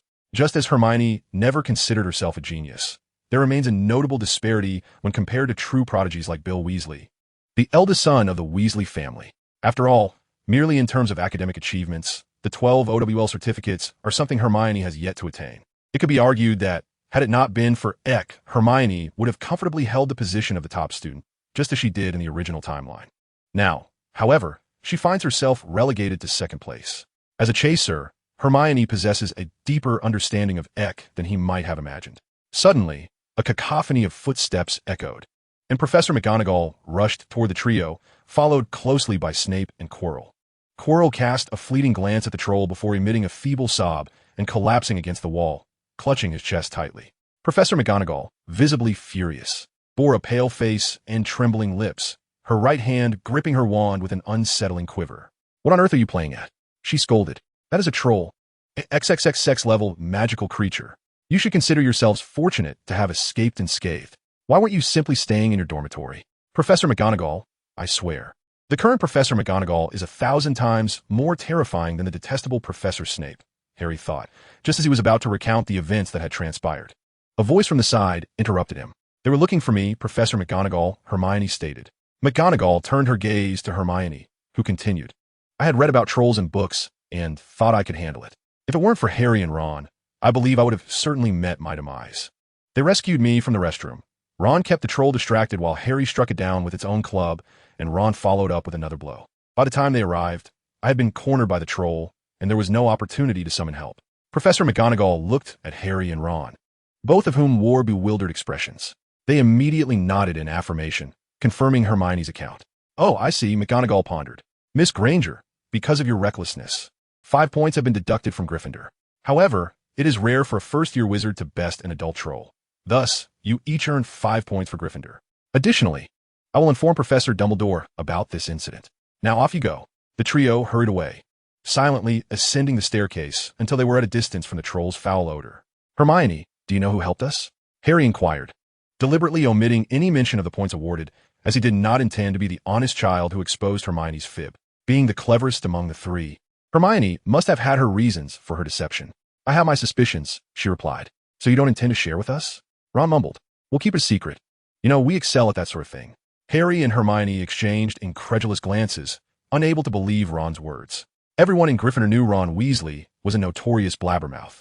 Any secret he learned would be common knowledge among the entire house by morning. With that, they hurried towards Gryffindor Tower.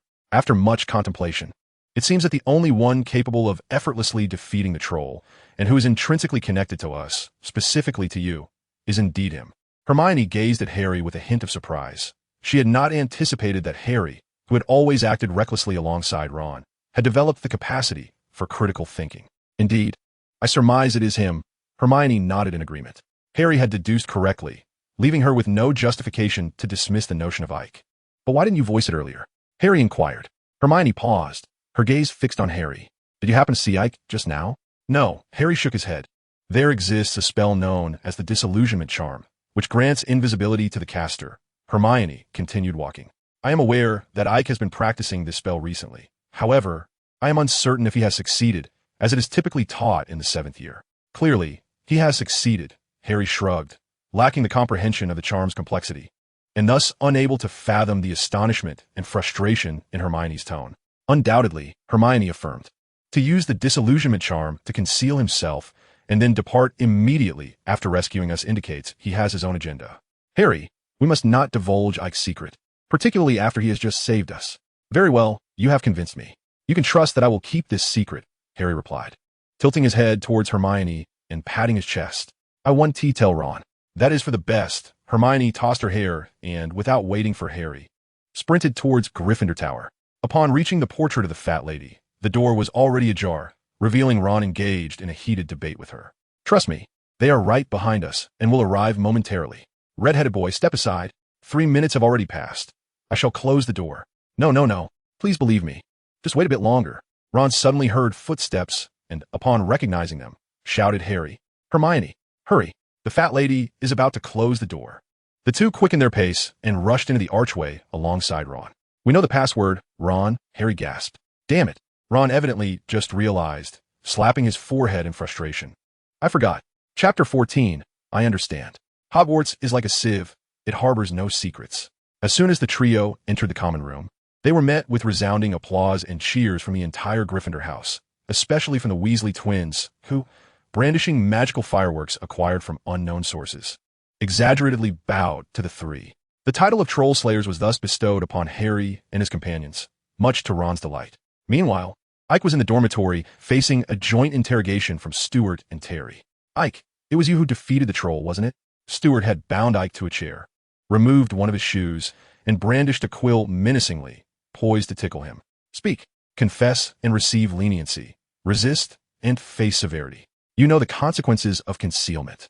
Terry brandished a giant breadstick, freshly retrieved from the common room's dining table, still steaming. I'll tell you. Eik feigned a look of fear, exclaiming, It's me. You lack conviction, Terry remarked, taking a bite from a breadstick before plopping down onto the bed. Indeed, it's rather dull, Stuart added. Eik's fingers twitched, and the ropes binding him effortlessly unraveled, flying into a corner. Stuart and Terry were no longer surprised by this. They knew full well that Eik was merely indulging in their playful banter. So, have you mastered the disillusionment charm? Stuart inquired. Not quite, Eik replied, shaking his head. His rather useless notebook system had yet to display the charm, although he believed it would be soon. With that, Eik brandished his wand and cast the disillusionment charm upon himself. To Stuart and Terry's eyes, Ike's outline remained faintly visible. It's just that the underground corridor is rather dim, and I've been standing in the shadows, which is why I went unnoticed, Eik explained, lifting the charm with a shrug. However, I cannot ascertain if the professors have overlooked my presence. Perhaps they were too preoccupied with the rescue to notice. Who knows? Terry broke a breadstick in half and offered it to Eik. After watching Aike take a bite, he remarked, I doubt they discovered anything. Otherwise, you wouldn't be so leisurely enjoying bread in the dormitory. Let us hope so, Eik murmured. Although he had hurried back to the dormitory via an alternate route, as soon as he confirmed the troll was thoroughly unconscious. The enormity of the incident meant the professors would undoubtedly inspect the scene, potentially uncovering some traces. Eik had never learned how to disguise a scene or erase evidence. As for Harry and the others, Eik felt no concern. Hermione would surely assist them. This was the unspoken understanding among the clever. Indeed, as Eik anticipated, it was the trio of Harry who earned the title of Troll Slayer. Indeed, Ravenclaw has caught wind of it. Eik thought, Hogwarts is truly a sieve. In the following days, wherever Harry and the others went, they were met with cheers such as Brave Potter, the Troll Slayer, Watching the trio flustered by the enthusiastic crowd while he quietly read in a corner, Aike swore he felt no schadenfreude whatsoever. He relayed the same sentiment to the furious Hermione, who confronted him. Silence. Madame Pants did not lift her head, yet her voice resonated in Hermione's ears, startling the young witch into covering her mouth and casting a fierce glare at Aike. Don't you have anything to say to me? The quill scratched across the page, and Aike glanced over before enveloping the two in a silent shield. All right, now we may converse. Rest assured, those outside cannot hear us, though they can see us. The young witch retracted her hand, poised to strike, and cautiously glanced around, relieved to find Aike's words accurate. What exactly are you plotting, Aike? I have no plot whatsoever. Aike shook his head. I merely heard of a troll and happened to discover two sneaky individuals slipping away from the main group, which piqued my curiosity. Curiosity? Spare me, Aike. Do you think I believe your nonsense? Hermione fixed her gaze on Aike, her expression rife with skepticism, as if to say, Are you jesting with me? Ike shrugged. The facts are as they are. Do you think I possess the gift of foresight? Had I not heard your scream, I would have been entirely unaware of your hiding in the restroom. Hermione gazed at Ike, whose seemingly carefree demeanor belied a deeper frustration. Yet, she refrained from further inquiry. Unlike the Gryffindors, the Ravenclaws tended to be far more discreet. Very well, if you choose not to divulge, so be it. I do not require the knowledge. Huffing in irritation, Hermione gathered her books and, with a toss of her hair, departed the library. Ike watched her leave, shaking his head in resignation. Perhaps he had grown accustomed to the unspoken understanding prevalent among adults. Encountering Hermione's probing nature was somewhat disconcerting. It was evident that the professors were already aware. Title: The Pride of Flitwick. Indeed, I am aware that it was you who vanquished the troll. One cannot deny that the rather ineffectual system had its merits. As the first Quidditch match approached, the young wizards swiftly shifted their focus from the troll to the impending competition. Quidditch, hailed as the most beloved sport among wizards, held an unparalleled allure, captivating countless enthusiasts. At Hogwarts, it not only influenced the allocation of the House Cup, but also served as a critical means of resolving inter-house conflicts. This latter point, however, applied exclusively to the Gryffindor-Slytherin rivalry. Whenever Gryffindor clashed with Slytherin, the matches were fiercely contested. This is not mere exaggeration. It is a statement of fact. The average match results in 5 players hospitalized, a record that remains unmatched by any magical institution worldwide. The fervor was not limited to the athletes on the field.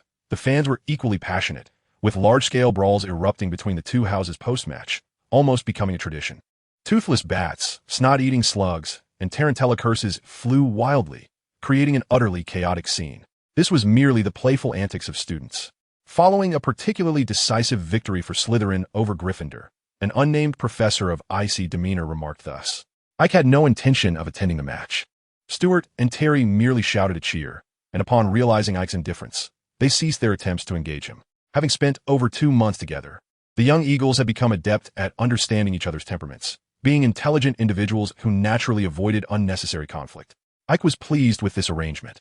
Once everyone had departed, he cast a level 99 disillusionment charm upon himself and stealthily approached the portrait of the troll, being bludgeoned by the bat. After traversing the wall thrice, a smooth door materialized before him. Upon entering, he found himself in a spacious room, occupied solely by 3 dummies at its center. Ike drew his wand, aimed it at the dummies, and with a sweeping motion, incanted thunderous explosion. A brilliant red light shot forth from the tip of his wand, striking the dummy directly.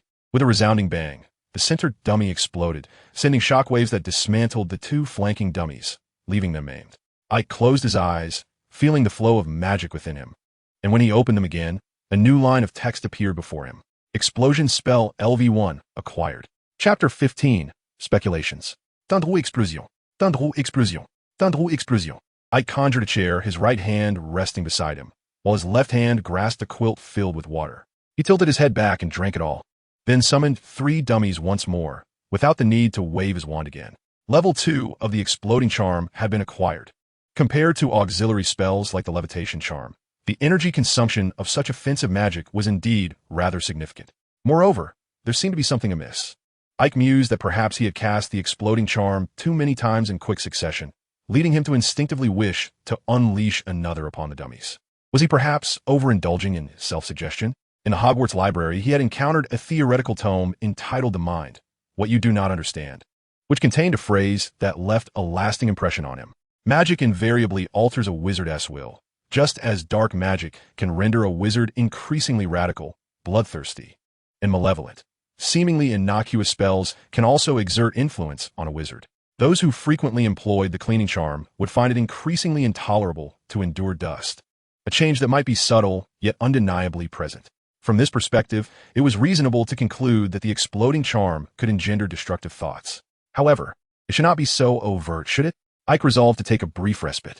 Compared to his peers, he felt that his only advantage lay in his mental fortitude. Therefore, he pondered where the error might lie. As thoughts swirled within him, everything in the room, save for the chair upon which Ike sat, began to invert. The ceiling transformed into a bright white, circular vaulted dome, adorned with a beautiful chandelier that swayed gently. The rough yet sturdy floor tiles were replaced by pristine wooden flooring. The dummies vanished, and a fireplace appeared on the wall, crackling with fire. Beside the fireplace stood 5 or 6 tall bookshelves, laden with tomes.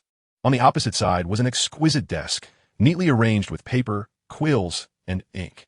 Where the dummies once stood, a carpet now lay, embroidered with a majestic fire dragon. Encircled by 4 sofas, Ike rose, and his chair spun around to face the desk. Upon standing upright, it had transformed, resembling the professor's seats in the great hall. He pulled a brand new book from the shelf, but upon holding it, it became worn and tattered. Upon opening it, he realized it was a fantasy novel he had previously perused in the library. He casually picked up another book, which turned out to be standard spells, identical to one he had borrowed before. Settling onto a sofa by the fireplace, Ike descended into contemplation. The wonders of the room of requirement exceeded Ike's imagination. Not only could it manifest according to one's needs, but it could also transform and adjust at will. Such feats were beyond the capabilities of ordinary magic, and unraveling its mysteries would undeniably be a formidable challenge. Of course, this was not something Ike could pursue at present. According to the insights gleaned from the mind, what you do not understand in magical theory, it was evident that the relationship between a wizard's will and magic was one of mutual influence. The former determined the efficacy and power of spells, while the latter could subtly shape a wizard's habits and character. However, another decisive factor for the success of a spell is the magical power, an extraordinary force unique to wizards. Thus, a question arises: what transformations occur within this magical power during the process of spellcasting? How does the release of offensive spells, including dark magic, differ from the execution of ordinary spells in terms of the manifestation of magical power? Is the will of the wizard the fundamental cause of the change in the nature of this power? Ike raised his hand to summon paper and ink, inscribing these 3 questions, and upon reflection, circled the term nature change. The imminent journey to the restricted section loomed ahead. This feeling of encountering problems without answers stirred a sense of agitation within Ike. However, what troubled him even more was the continued absence of the disillusionment charm in his subpar notebook system. Ike sensed that he was on the verge of mastering the charm, yet that elusive threshold remained uncrossed. An imperfect disillusionment charm could not guarantee his anonymity. Only by thoroughly mastering the charm could Ike ensure he entered the restricted section without being detected by the majority within the castle, allowing him ample time to seek answers therein, and subsequently engage in a well-planned study of various spells. Before uncovering the answers, he resolved not to hastily elevate the level of his offensive spells. With a decisive thought, the room transformed back to its original state. All petrified, collapse into unconsciousness. Disarm. Flames ablaze. Barrage of projectiles. Flocks of birds. One by one, the symbols of level 1 spells flickered before Ike's eyes, each representing a spell he had grasped. Yet, an overwhelming impulse to wreak havoc surged within him, even leading him to utter Avada. Before Ike could complete the incantation, his wand suddenly resisted, abruptly severing his magical input. A cold sweat broke out upon him as he hurriedly examined the wand. Fortunately, the cedar wood remained impeccably smooth, gradually emitting a gentle white glow as Ike regained his composure. Unicorn hair? Ike slumped to the ground, gasping for breath, his heart racing with dread. The backlash of the spell upon the wizard was particularly evident in his case. Ike had underestimated this aspect, or rather, when he decided to elevate all offensive spells to level 1, he had still been under the negative influence of the exploding charm. Had it not been for the unicorn hair core of his wand, which could somewhat restrain its master from succumbing to dark magic, Ike feared he might have successfully unleashed the killing curse. At that point, the repercussions of such a curse would likely have been magnified beyond measure. Glancing once more at the scattered fragments of dummies and ashes, he turned and pushed open the door, hastily casting an unfinished disillusionment charm upon himself as he made his way to the Ravenclaw common room. Settling into the familiar sofa, Ike began casting the awakening charm upon himself in rapid succession, 12 spells in total, forcing himself into a state of sage-like clarity. The awakening charm serves to rouse the unconscious and calm those who are enraged or impulsive. After 12 casts, one would reach a state of profound tranquility, temporarily devoid of emotion, adopting an indifferent attitude towards everything. This was discovered by Aike during his previous practice of the awakening spell. In Sage mode, Aike could compel himself to view matters rationally, casting aside distractions and attuning himself more acutely to the changes within his body. Indeed, as soon as he entered Sage mode, Aike discerned something amiss. The activity of his magical energy had surged to unprecedented levels. If, under normal circumstances, the magic within him resembled a gently flowing stream, now it was akin to an exuberant child, restless and unable to be subdued. And spell. As he exited Sage time, a wave of agitation washed over him. Gazing at the Ravenclaw statue in the common room, he felt an inexplicable urge to obliterate it. Collapse. A flash of red light enveloped him, and he lost consciousness. Chapter 16. The Drawbacks. Merlin once proclaimed that the finest remedy for troubles is a good night's sleep. Once asleep, all worries fade away. When Aike awoke, it was already evening. Upon entering the common room, he found Stuart and Terry engaged in a heated debate with Michael and Anthony regarding today's match. Specifically whether Harry's broom had malfunctioned or if he had been subjected to a curse. It seemed that Stuart, who believed the broom was at fault, was on the verge of defeat. Upon seeing Aike, he exclaimed, "Aike, good heavens, you actually slept in the dormitory until now." "Indeed, I've been utterly exhausted lately," Aike replied, feeling somewhat lethargic, and waved his hand as a form of greeting. "I shall find something to eat. You all continue." The Hogwarts dinner commenced at 6 and concluded at 8. Missing dinner meant one could only scavenge in the kitchens. Making his way to the basement, Aike passed by the entrance to the Hufflepuff common room and stood before the portrait of the silver platter brimming with fruit. He reached out and scratched the pear in the painting, which erupted into laughter and transformed into a handle. Grasping the handle, he pulled, and an archway appeared before him. Crossing through the brief archway, he beheld several upper-year Hufflepuffs seated around a table laden with an array of desserts, chocolate muffins, jam-filled donuts, and various flavors of pudding and ice cream. Aike also noticed 2 German sausages on a plate before one of the Hufflepuffs.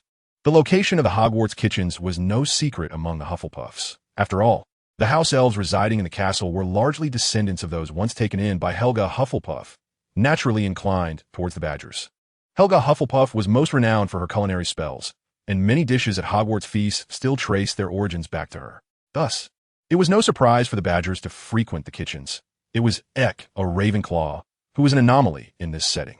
Disregarding the curious, probing gazes, Aike settled at an adjacent table. No sooner had he taken a seat than a house elf clad in tattered curtains appeared at his side. The house elf cautiously regarded Aike, clutching the ragged fabric of its attire. In a soft voice inquired, "Esteemed young wizard, how may Omi be of service to you?" "It is Omi's honor to serve young wizards." Aome hastily bent down, snapping her fingers, and a plethora of delicacies appeared upon the table before Aike. There were roasted beef, steaks, boiled potatoes, chips, pasta, macaroni, small sausages, and desserts resembling those on the little Badger's table, creating a bountiful spread. As the table teetered under the weight of the feast, Aike quickly exclaimed, "Enough, enough! Aome, this is too much. Just reserve a portion of roasted beef, a steak, 2 sausages, half a plate of macaroni, a mango pudding, and a glass of pumpkin juice." Aome snapped her fingers again, and the table was left with only the items Aike requested. "Is this sufficient for your enjoyment?" "Indeed, Aome. Thank you." Suddenly, Aome appeared to be overwhelmed, letting out a shriek before vanishing. Aike paused for a moment, then realized that house elves regard serving their masters as their paramount duty, and upon receiving praise, they can become exceedingly agitated, even to the point of self-harm. Aome wouldn't harm herself, would she?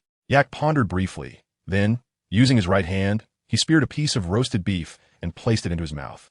The tender, juicy meat tantalized Aike's palate, eliciting an involuntary from him. Under the astonished gazes of the little Badgers, Aike devoured the spread with remarkable speed, letting out a satisfied belch and nodding appreciatively at the Badgers as he departed the kitchen. After a restful slumber and a hearty meal, Aike finally regained his composure, his keen intellect once again taking precedence. Comparing his reactions to those of other young wizards practicing spells, alongside the observations gleaned from the notes of his predecessors, Aike suddenly harbored a conjecture. Perhaps the peculiar events surrounding him were intricately linked to his seemingly useless notebook system. Ordinary young wizards learn spells through a process of gradual improvement, mastering them bit by bit through repetitive practice.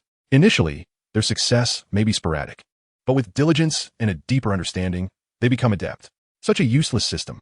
The more Yak contemplated, the more he felt this was the crux of the matter. Otherwise, it was incomprehensible why others could cast the exploding spell without consequence, while he transformed into a harbinger of destruction after only a few attempts. Especially with the subsequent barrage of spell levels, Yak almost unleashed an Avada Kedavra. Heaven knows what might have happened without his wand to save him. He certainly did not wish to become the youngest inmate of Azkaban. Perhaps he was simply too eager. Yak massaged his temples. It was becoming increasingly clear. The remaining task was to adjust his strategy.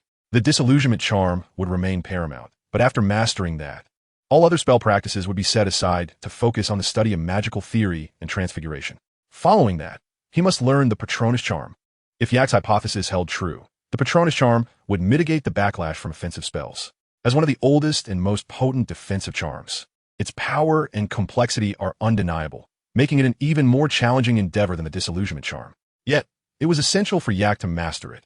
Otherwise, he would dare not practice offensive spells like the exploding spell, the fire spell, or the splitting spell, let alone dabble in dark magic.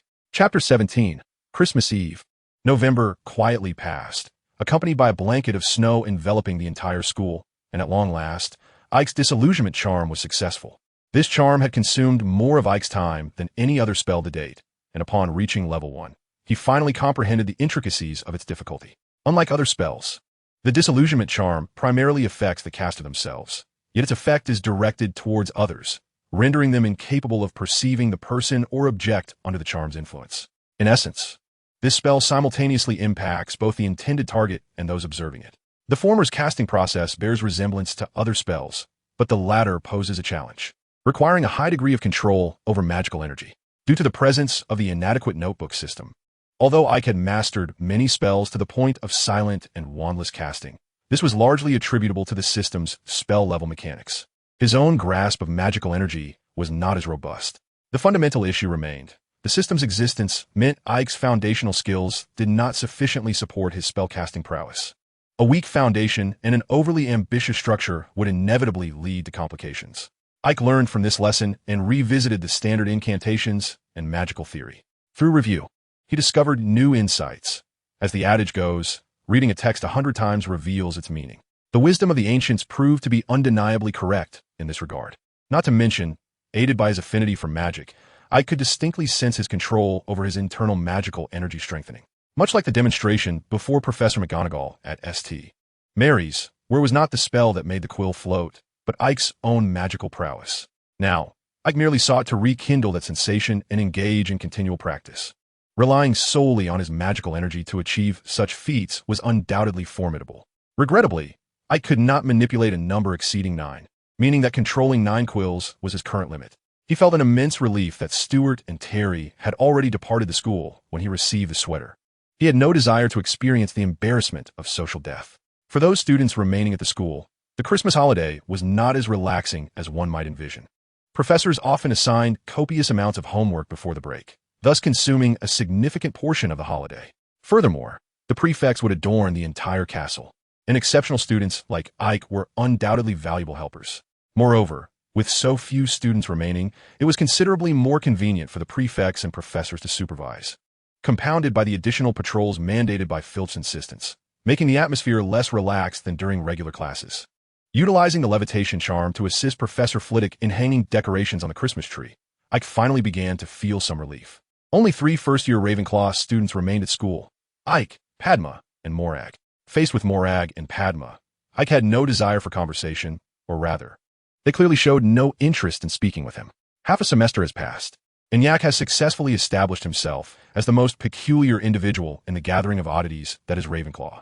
Aside from Stuart and Terry, even Michael and Anthony seldom engage in conversation with Yak, let alone Morag and her companions. This unfortunate outcome is largely due to Yak himself, as he often employs Snape's intimidating gaze to frighten others. A self-inflicted predicament, indeed. Stuart gifted him a pristine notebook, perfectly complementing the new feather quill from Terry. As for Hermione, she presented an old book, Curses and Counter-Curses, which could only be described as a quintessentially Hermione gift. At the professor's table, Dumbledore was enthusiastically recommending cockroach clusters to Snape, seemingly oblivious to the long, drawn face of the latter. Even the rarely seen Trelawney was present, sipping from her goblet and squinting with delight. Yak graciously declined Roger's invitation and took a seat at the far end of the Ravenclaw table, casually picking up a mango pudding to enjoy. Unless something unexpected occurred, he would continue to indulge until the dinner concluded. Compared to usual feasts, the Christmas dinner was lavish, featuring not only the customary roast beef, steak, mashed potatoes, and roast chicken, but also 100 plump roasted turkeys. Visually, they were undeniably enticing. Unfortunately, Yak had never been fond of turkey, finding its texture quite unpalatable. The common room was abuzz with excitement, resembling a lively party. Roger continuously distributed magical fireworks that he had specially prepared, procured from Zonko's joke shop, which would conjure various animals and adorn individuals with an array of hats. Roger paraded around the common room in a vibrant women's top hat, from which dangled a comically upside-down French bulldog, eliciting much laughter. Accepting the fireworks from Roger, Yak ignited them, releasing a cascade of colorful sparks, followed by a languid British short-hair stretching and then resting atop Yak's head, a fitting companion to Roger's firework bulldog. As the wall clock struck midnight, Yak set aside his book, deftly casting the disillusionment charm and the silencing charm, quietly departing from the Ravenclaw Tower. Destination: the restricted section. Chapter 18. The Book of Spells and Standard Spells. The night at Hogwarts was eerily silent, evoking the atmosphere of a haunted castle from a horror film. However, it merely appeared deserted. Hogwarts rules often proved futile, as long as one possessed sufficient skill and could evade detection while engaging in transgressive acts. All regulations rendered themselves mere words on parchment, devoid of consequence. This was particularly true for curfews and the Forbidden Forest prohibition. Despite Dumbledore reiterating these rules at the start of each academic year, nearly all upperclassmen had flouted them at some point. Yak could distinctly sense the presence of two students huddled together near the entrance of an abandoned classroom at the fifth-floor stairwell, engaged in some undisclosed activity. Their disillusionment charm was poorly executed. Yak casually glanced as he descended the stairs and immediately detected the unusual magical fluctuations emanating from their vicinity. It appeared they lacked even the most basic proficiency. Disregarding the peculiar duo whose origins remain a mystery, whether they are a product of the British Isles or merely attracted to one another, Ike approached the library with utmost caution. The grand entrance of the library stood firmly shut for the night, yet it was unbolted. A gentle push granted him entry. He deftly secured the door behind him and proceeded directly to the threshold of the restricted section. Although it was locked, it might as well have been left ajar, for a simple unlocking charm rendered it accessible. Ike inwardly scoffed, gaining a profound appreciation for the understanding of Hogwarts regulations. Unlike the tomes outside, which students could peruse at will, as soon as he stepped beyond the threshold of the restricted area, an unsettling chill enveloped him. The phrase unsuitable for young readers succinctly encapsulated the essence of all the volumes within. It was imperative to emphasize, unsuitable and young. Certain texts indeed harbored perilous content, particularly those pertaining to dark magic. The majority of these volumes were ensnared by malevolent spells, and even the most unwitting individual who dared to touch them might suffer injuries, ranging from bites and curses to soul-shattering impacts. Their subjects often delved into taboo bloodline fusions, vile curses, the cultivation of malevolent magical creatures, and sacrificial rituals, all of which were decidedly inappropriate for young wizards with limited magical prowess and comprehension. Conversely, for those adept in magic, possessing a robust understanding and control over their powers, perusing such works posed little risk. Ike meticulously scrutinized the shelves laden with forbidden texts, consciously avoiding those bound in sanguine leather and adorned with inaudible whispers, volumes he dared not approach at this juncture. He steered clear of others that were chained and struggling against their restraints. After a considerable search, he finally located what he sought on a seemingly unremarkable shelf: Miranda Goshawk's Book of Spells and the complete, unabridged version of Standard Spells. The Book of Spells, the inaugural textbook authored by Miranda Goshawk, had garnered immense acclaim upon publication, being translated into 72 languages, including those of fairies and merfolk, and adopted by magical institutions worldwide. However, its inclusion of certain malevolent spells sparked considerable controversy, despite Goshawk's belief that employing mildly aggressive spells could deter students from resorting to more dangerous alternatives. Such content failed to appease critics and opponents alike. Thus, at some indeterminate time, the Book of Spells found itself relegated to the restricted section. Regrettably, sequestering the Book of Spells did not halt the dissemination of dark incantations among young witches and wizards. The standard spells, on the other hand, was crafted by Goshawk in response to the backlash against her previous work, drawing from her experiences at Hogwarts to create a textbook tailored for young spellcasters. Compared to the Book of Spells, the standard spells contained a greater array of incantations, with more detailed explanations.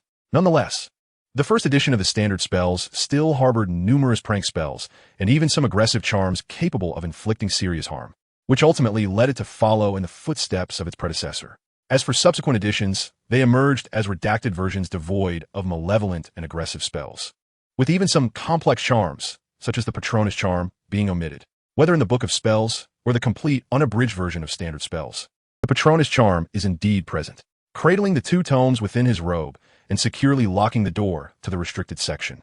Ike stealthily made his way toward the Ravenclaw Tower. The nocturnal atmosphere of Hogwarts was nearly as vibrant as during the day, with mischievous pranksters delighting in troubling the castle's caretaker. Peeves particularly enjoyed exacerbating the workload of Filch and Mrs. Norris, with the Weasley twins from Gryffindor standing out as the most notorious troublemakers. After observing the entrance to Ravenclaw for a while and confirming that all was well, Ike gently tapped the door knocker. Where does afternoon arrive before morning? In the dictionary. He placed his spoils beneath his pillow and went straight to bed. Upon awakening the next morning, it was nearly noon. Unaware of where Stuart and Terry had wandered off to, Ike paid no mind, quickly refreshed himself, and, with the 2 books in hand, arrived before the portrait of the troll beating the foolish Barnabas. Upon entering, he found a room strikingly similar to the Ravenclaw common room. Spacious and inviting, a fireplace crackled in front of him, adorned with a row of softly glowing letters spelling out Ike's name. To the left of the fireplace stood a single armchair, the floor covered with a blue carpet typical of Ravenclaw, and in the center, beneath an embroidered eagle, rested a wooden coffee table. Behind the sofa lay a potions workstation, fully equipped with cauldrons, cutting boards, knives, mortars, spoons, and all manner of potion-making tools. Adjacent to it was a cabinet, though it housed no potion ingredients. On the opposite wall, a desk similar to the one in Ike's dormitory was flanked by 2 rows of bookshelves. In addition to the tomes Ike owned and had perused, the shelves featured several hundred books unique to the Room of Requirement, including Defensive Charms Compendium, Outsmarting Dark Magic, and Common Spells and Counterspells, among others. Settling into the armchair, Ike placed standard spells on a coffee table and opened the Book of Spells. Most of the spells within were at level 6 for him, and as he skimmed through the remaining spells, such as the Bat Bogey Hex, the Toothbrush Jinx, and other prank spells, he noted their simplicity. Some he had studied, but not yet employed, hence they did not appear in the useless notebook system. After perusing the book, only 1 spell remained. Precisely the target of Ike's clandestine venture into the restricted section, the oldest and most potent defensive magic of all, the Patronus Charm. Chapter 19, Ice and Fire. The account of the Patronus Charm in the Book of Spells was relatively detailed, and when combined with the relevant content in standard spells, Ike gained a clearer understanding of a spell that most wizards could not perform. Unlike other spells, the Patronus Charm does not require specific wand movement. Whether one swings the wand as if cracking a whip, or simply gives it a slight shake, does not alter the charm's execution. The true determinant of the spell's efficacy lies not in the joyful emotion needed during its casting, but rather in the purity of one's own soul. Only those with a pure, beautiful soul, untainted by excessive corruption, have the potential to cast the Patronus Charm. Conversely, should one indulge excessively in dark magic, allowing their soul to become tainted and malevolent, they would inevitably suffer the backlash of the Guardian spell, which strikes with ferocity the moment the incantation takes effect, leaving no chance for salvation. This epitomizes true white magic. The prerequisites are indeed formidable, which explains the scarcity of those who can wield it. I couldn't help but exclaim in awe. Reflecting on the wizards he was aware of capable of casting the Guardian spell, Albus Dumbledore stood as the preeminent white wizard of the age, steadfastly opposing the nefarious Dark Lord. Severus Snape, despite his past as a Death Eater, harbored a profound love for Lily. Remus Lupin, often destitute and reliant on the charity of other members of the Order of the Phoenix, would seek out solitary places during the full moon to endure the torment of his transformation into a werewolf. Hermione and her 2 rather ineffectual companions were likewise a topic of discussion. Ike believed that regardless of the magic in question, the principal characters would undoubtedly master it, rendering any research into it somewhat superfluous. However, Ike's situation was somewhat unique. He found himself uncertain regarding this fundamental condition. May the celestial powers bless him, as he pondered his past deeds in this life and the last. He realized that although he had never performed noble acts such as assisting an elderly lady across the street or helping a fallen grandfather due to various reasons, he had also committed no truly malevolent acts, suggesting he should be in the clear. As for joyful experiences, wiping away a tear from the corner of his eye, Ike placed the book of spells upon the table and rose from the room of requirement. It was not yet time. The Christmas holiday swiftly passed, and the Hogwarts castle buzzed with activity once more. The returning young witches and wizards incessantly boasted about their holiday escapades and the splendid gifts their parents had bestowed upon them. Ike quietly navigated past the chattering students, seating himself at the far end of the Ravenclaw table, where he silently consumed a piece of toast for breakfast. Whenever Stuart and Terry attempted to invite Ike into their midst, they were often met with dissuasion from others, leading them to maintain a certain distance from him. Fortunately, matters in the dormitory remained untouched by external scrutiny. Ike was quite content with this arrangement.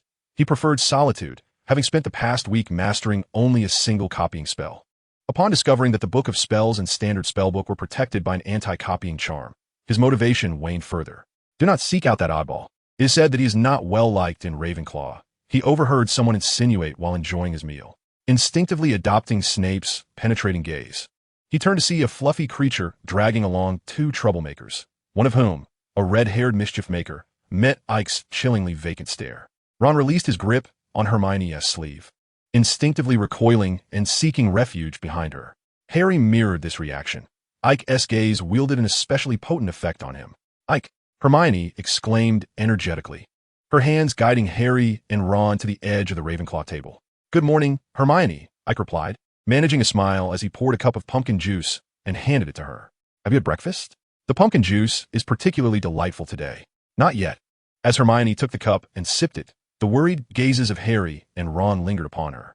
A sense of foreboding crept into their minds, as the taste seemed no different from the previous day, albeit a tad sweeter. "Is it really sweeter?" Hermione mused, taking another sip.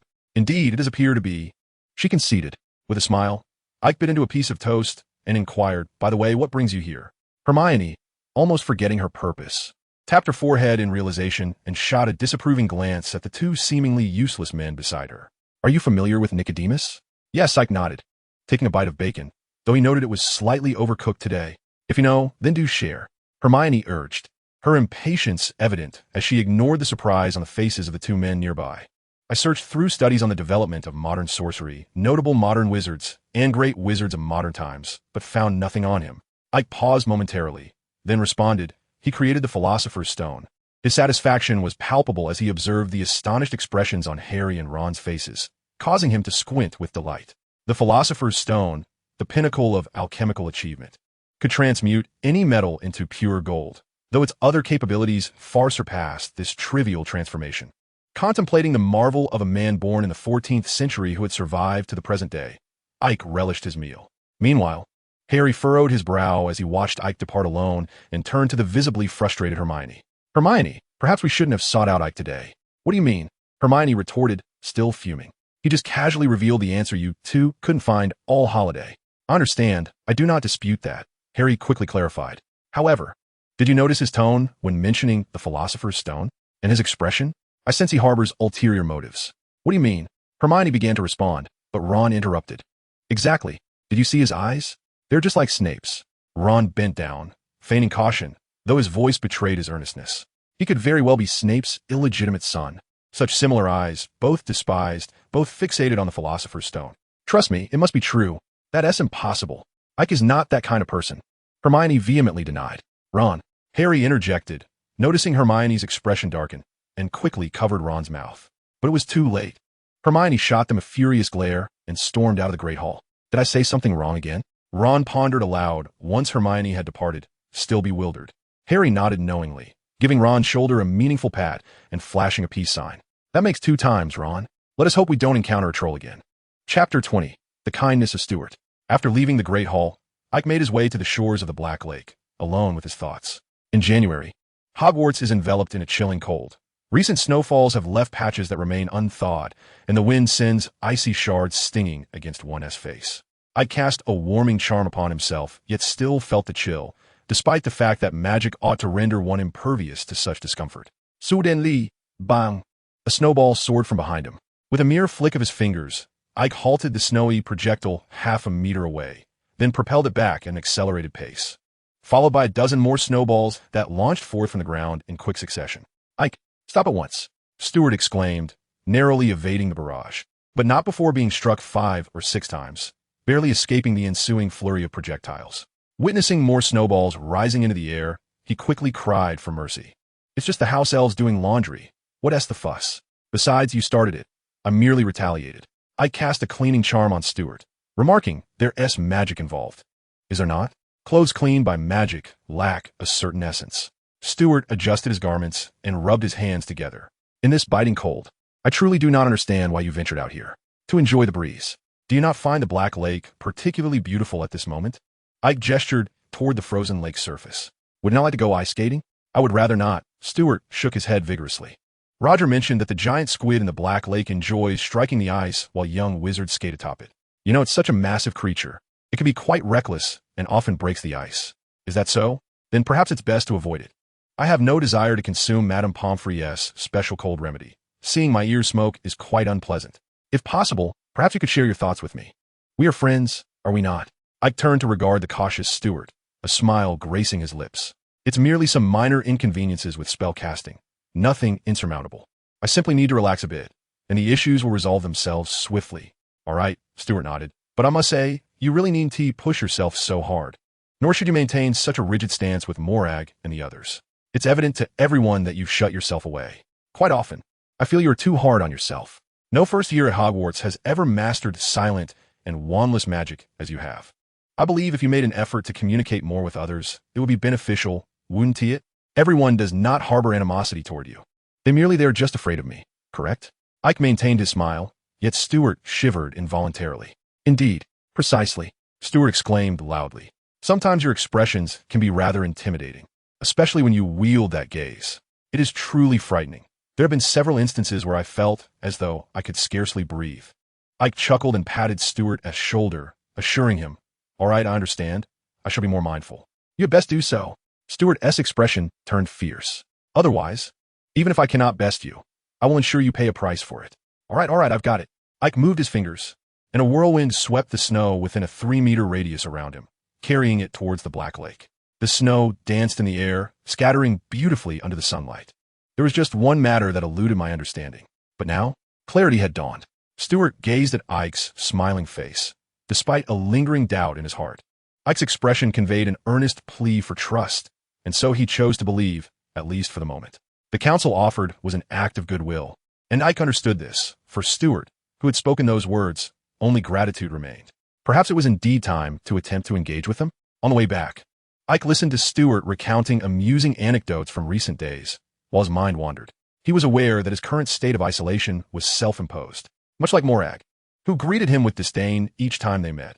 Had he not also intimidated others with Snape's piercing gaze? A touch of playfulness, a hint of intent, and the remaining caution could be set aside, at least for them. Though the habit of intimidating with mere glances persisted, he had grown accustomed to it over time. Even Morag would only roll her eyes when Ike displayed Snape's stare. Otherwise, they shared laughter and conversation. This was quite satisfactory. It appeared far more harmonious now. Professor Flitwick. Things have improved significantly for Ike. I believe he is gradually integrating, Stewart said as he sat opposite Professor Flitwick's desk, cradling a steaming cup of hot chocolate.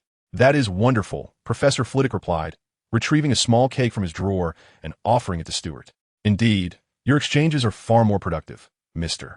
Stride seems to be receptive. Then, Mr. Aike, would you care for another small cake? I have always considered this to be the finest dessert in all of Hogwarts." Professor Flitwick produced another small cake for Stewart.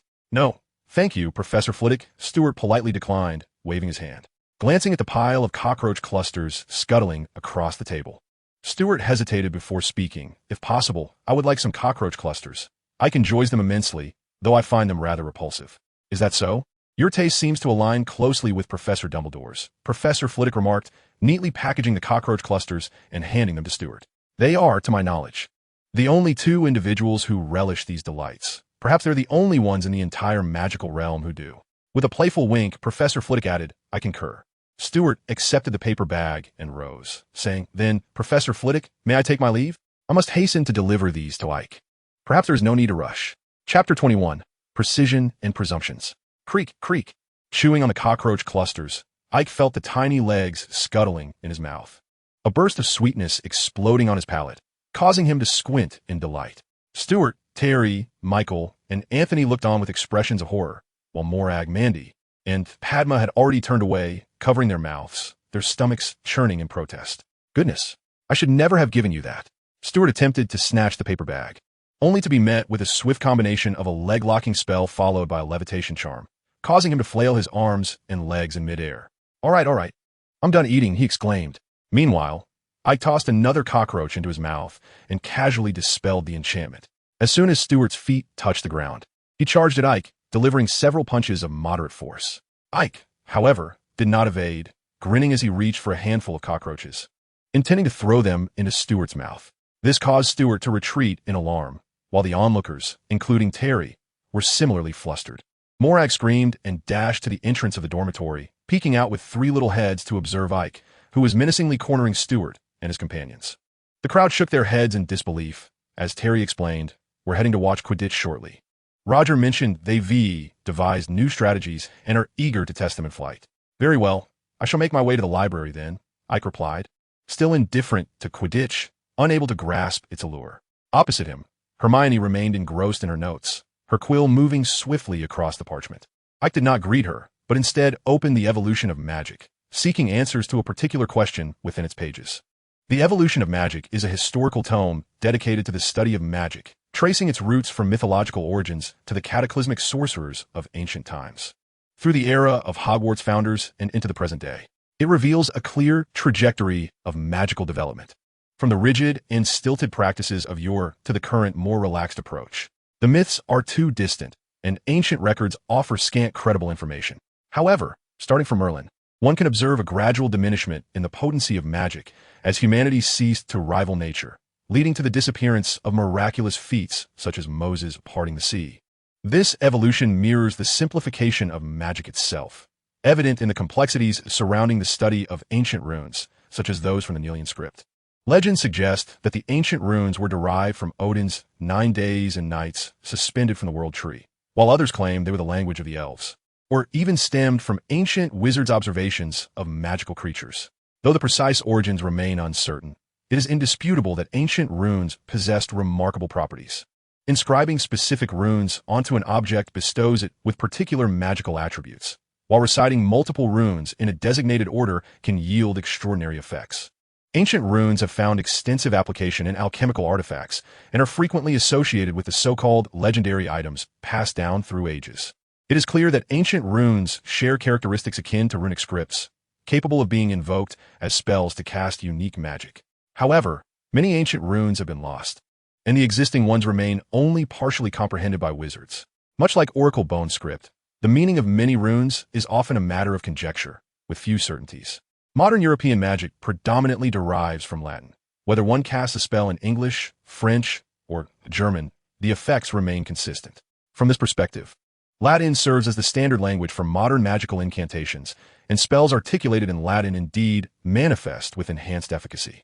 If one were to liken the illumination spell cast in English to a 15-watt bulb, the Latin equivalent would be akin to a 20-watt light. Though the distinction is subtle, it is nonetheless palpable.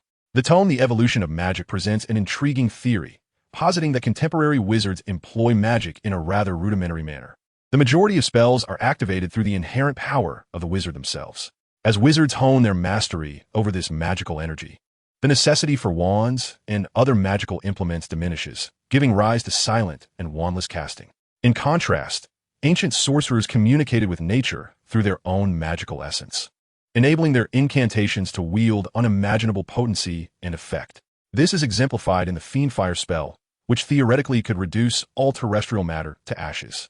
In the mind, what you do not know, the character Ike gained insight into the decisive role of the mind in magic, realizing that many contemporary spells are products of mere assumption. The thought of wanting illumination conjures a gentle orb of white light at the wand's tip. The desire for an object to vanish brings forth the vanishing spell. Transfiguration epitomizes this assumption-based magic. One envisions an object transforming into another, and it manifests accordingly, devoid of any logical foundation. This begs the question, why are magical circles, barriers, rituals, and curses, such as the unbreakable vow, bound by stringent principles? After revisiting both texts, Ike remained perplexed. Raking his fingers through his hair in frustration, he closed the book, resting his chin upon it, and gazed intently at Hermione, who was diligently writing across from him. The young witch felt a chill under his scrutiny and shot him a glare, gesturing with her quill towards the book beneath his chin, indicating he should not disturb her. Ike squinted, maintaining his gaze on Hermione. Before long, Hermione also closed her book, fixing a fierce stare upon Ike. The two engaged in a silent contest of wills, neither uttering a word nor shifting position. After a lengthy pause, Ike finally murmured, "Hermione, what do you think magic truly is?" "What?" Hermione was caught off guard, bewildered by the question. To her, magic was simply magic. Yet, Ike's inquiry lingered in her mind. For him, the notion that magic is inherently unscientific sufficed. Of course, some preparations must be made in advance. After all, certain opportunities, once missed, are irrevocably lost. Chapter 22. Dark Magic. The time spent with Hermione had always been marked by serene simplicity. Seated across from one another, each engrossed in their own reading, they coexisted in a tranquil harmony. When dinner time arrived, they selected their desired books to borrow and entered the great hall together, she to the left, he to the right. Ike relished this uncomplicated routine, finding it familiar and gratifying, often leaving him with a faint smile long after they had parted ways. Naturally, that smile did not linger for long. After exchanging pleasantries with Stuart and others, Ike enjoyed a sumptuous dinner while engaging in light conversation. Life flowed quietly, yet was imbued with a sense of fulfillment that was inexplicably profound. Stuart's words ring true. Attempting to integrate oneself indeed brings about a markedly different experience. Regrettably, even under the influence of 7 ardent Quidditch enthusiasts, Ike has yet to develop an affinity for the sport. The conclusion of the Christmas holiday signifies not only the return of young wizards to their rigorous academic pursuits, but also heralds the commencement of Quidditch matches. After a decisive defeat at the hands of Hufflepuff, Ravenclaw is set to face the formidable Gryffindor. This is a match whose outcome is readily apparent. Bidding farewell to Stuart and his hopeful companions, Ike makes his way to the 3rd floor to the Office of the Defense against the Dark Arts Professor. In the contemporary world, 3 of the most powerful wizards exist. Grindelwald is imprisoned in Nurmengard, Dumbledore serves as the headmaster of Hogwarts, and Voldemort clings to life, parasitically attached to Quirrell's skull. Nurmengard lies far from the British Isles, and Dumbledore, often elusive, is rarely seen. However, Voldemort is not difficult to locate. He is right there. "Please come in." Ike pushes the door open, observing the somewhat anxious Quirrell. He nods slightly and inquires, "Professor Quirrell, I have some questions I would like to discuss with you, if you have a moment." "Of course. I would be delighted to address the inquiries of a young wizard." Quirrell gestures for Ike to take a seat, interlacing his fingers and sitting upright. "Professor, I have gleaned from the guide to defending against dark forces that dark magic is defined as malevolent spells intended to harm others. However, certain jinxes and mischievous hexes can produce similar effects, yet do not fall under the category of dark magic. Furthermore, why are spells such as the Shattering Curse and the Severing Charm, which can inflict harm, not classified as dark magic?" Quirrell chuckles softly, pausing before elucidating, "Mr. Stride, your understanding has encountered a misstep. The distinction of dark magic is not solely based on its capacity to inflict harm. You have overlooked another description in the text regarding dark magic. Indeed, the intent to cause harm is a significant hallmark of dark magic, but more crucially, it is the intense desire to inflict suffering upon others that must be present for it to be deemed successful. You are aware of the 4 fundamental elements of spellcasting, I presume?" Seeing Ike nod, Quirrell continues, "A firm conviction and a degree of concentration are essential. Dark magic embodies extreme, malevolent thoughts, necessitating a strong desire to harm, even harboring intentions of murder, to be effectively executed.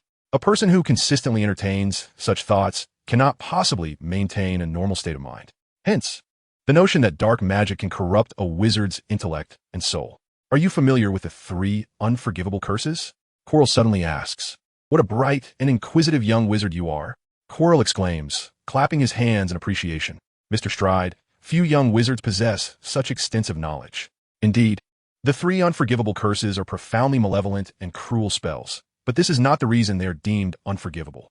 Quirrell retrieves his wand, summoning 3 spiders to demonstrate the 3 unforgivable curses to Ike one by one. Gazing at Ike's pale face, which bore the marks of fright, I spoke softly. "Do not be afraid. You may now share your feelings regarding the moment I cast the unforgivable curse upon the spider." Ike's voice trembled as he replied, "I felt as though you were casting those curses upon me. It was terrifying, malevolent. Indeed, Chilo retracted his wand and handed Ike a piece of chocolate. As the most notorious and representative form of dark magic, one can distinctly sense its wickedness, cruelty, and dreadfulness. This is precisely why dark magic is categorized as such. Spells like the Severing Charm and the Shattering Charm, despite their capacity to inflict harm, are not classified as dark magic. Their primary purpose is not to injure others, whereas dark magic is fundamentally intended for that purpose. Chilo leaned forward, observing Ike's blue eyes, which were evidently filled with trepidation, and slowly continued, of course. There exists a simpler classification, the so-called white magic, which can be easily controlled by wizards and whose resultant harm can be effortlessly healed, stands in stark contrast to dark magic. Mr. Stride, do you comprehend this? Chilo's gaze was imbued with curiosity, scrutiny, and confidence, while Ike exhibited a mixture of understanding, fear, and yearning. After what appeared to be a long internal struggle, Ike fixed his gaze upon Chilo and declared, "Professor, could you teach me dark magic?" Chilo straightened his posture and scrutinized Ike for a considerable time before inquiring, "Mr. Stride, could you elucidate why you wish to study dark magic? This is strictly forbidden at Hogwarts. In fact, among the 3 great magical schools of Europe, only Durmstrang offers specialized courses in dark magic. After all, dark magic is inherently malevolent and cruel, posing an immense danger to a young wizard like yourself, even under a professor's guidance." Ike remained silent for a lengthy period before resolutely stating, "Because dark magic is powerful." Powerful? Indeed. Chilo's face suddenly brightened with a smile, as every wizard yearns for formidable strength. "However, Mr. Stride, that reasoning does not suffice to persuade me." Ike hesitated for a moment before slowly responding, "I require strength, unmatched strength." "Professor, I need power." Chilo fixed his gaze upon Ike's eyes, and Ike mirrored his intensity. For a long while, Chilo remained silent. Feeling a sense of disappointment, Ike rose, bowed slightly to Chilo, and turned to leave. As he reached the doorway, a voice called out from behind, "Every Saturday evening at 7, come to my office. I hope you will not be late, Mr. Stride." "Very well, Professor Chilo." Chapter 23. Chilo's Dark Magic Instruction Master. I do not understand. You need not understand. What you must do is find a way to deal with that wretched creature as swiftly as possible. Understood, Master. Upon exiting the office of the Defense Against the Dark Arts professor, Ike was drenched in cold sweat, his legs weakening beneath him, nearly causing him to stumble. He managed to reach the 8th floor and, as soon as he entered the room of requirement, collapsed onto the sofa. That was terrifying. To think that one would employ the Cruciatus Curse on a diligent young wizard. What a complete disregard for decorum. After taking several deep breaths to regain composure, Ike found himself appreciating the utility of the seemingly useless notebook system for the first time. The brain closure technique, a bespoke version, non-upgradable. Your most clandestine secrets shall remain unknown to others, if you choose not to voice them. For everything else, it is up to you. The Brain Closure Master. A veil of mist safeguards your mind, concealing your most profound secrets. As I presumed, the titles and skills conferred by the system effectively thwarted Voldemort from discerning the secrets Ike wished to keep hidden from others. He could only sense Ike's intense yearning for dark magic. And that was indeed true. Throughout his studies, Ike had practiced spells according to the descriptions in his books. Some of the simpler incantations were manageable, as understanding them allowed him to succeed after a few attempts. He had already mastered a sufficient number of such uncomplicated spells. And with the interference of the seemingly useless notebook system, Ike no longer dared to practice spells as he once did. However, the pursuit of spell casting must not cease. Thus, it is not surprising that he chose to delve into the more advanced and time-consuming studies of dark magic. Once he mastered the disillusionment charm, avoiding troublesome entities would render the forbidden section virtually unprotected for him. Even by selectively choosing theoretical texts, he inevitably encountered a wealth of knowledge regarding dark magic. This perilous yet immensely potent magic naturally piqued Ike's interest. Nevertheless, practicing dark magic at Hogwarts was undoubtedly fraught with danger, and no professor would guide a first-year wizard in the intricacies of such knowledge. In this context, Quirrell's value became apparent.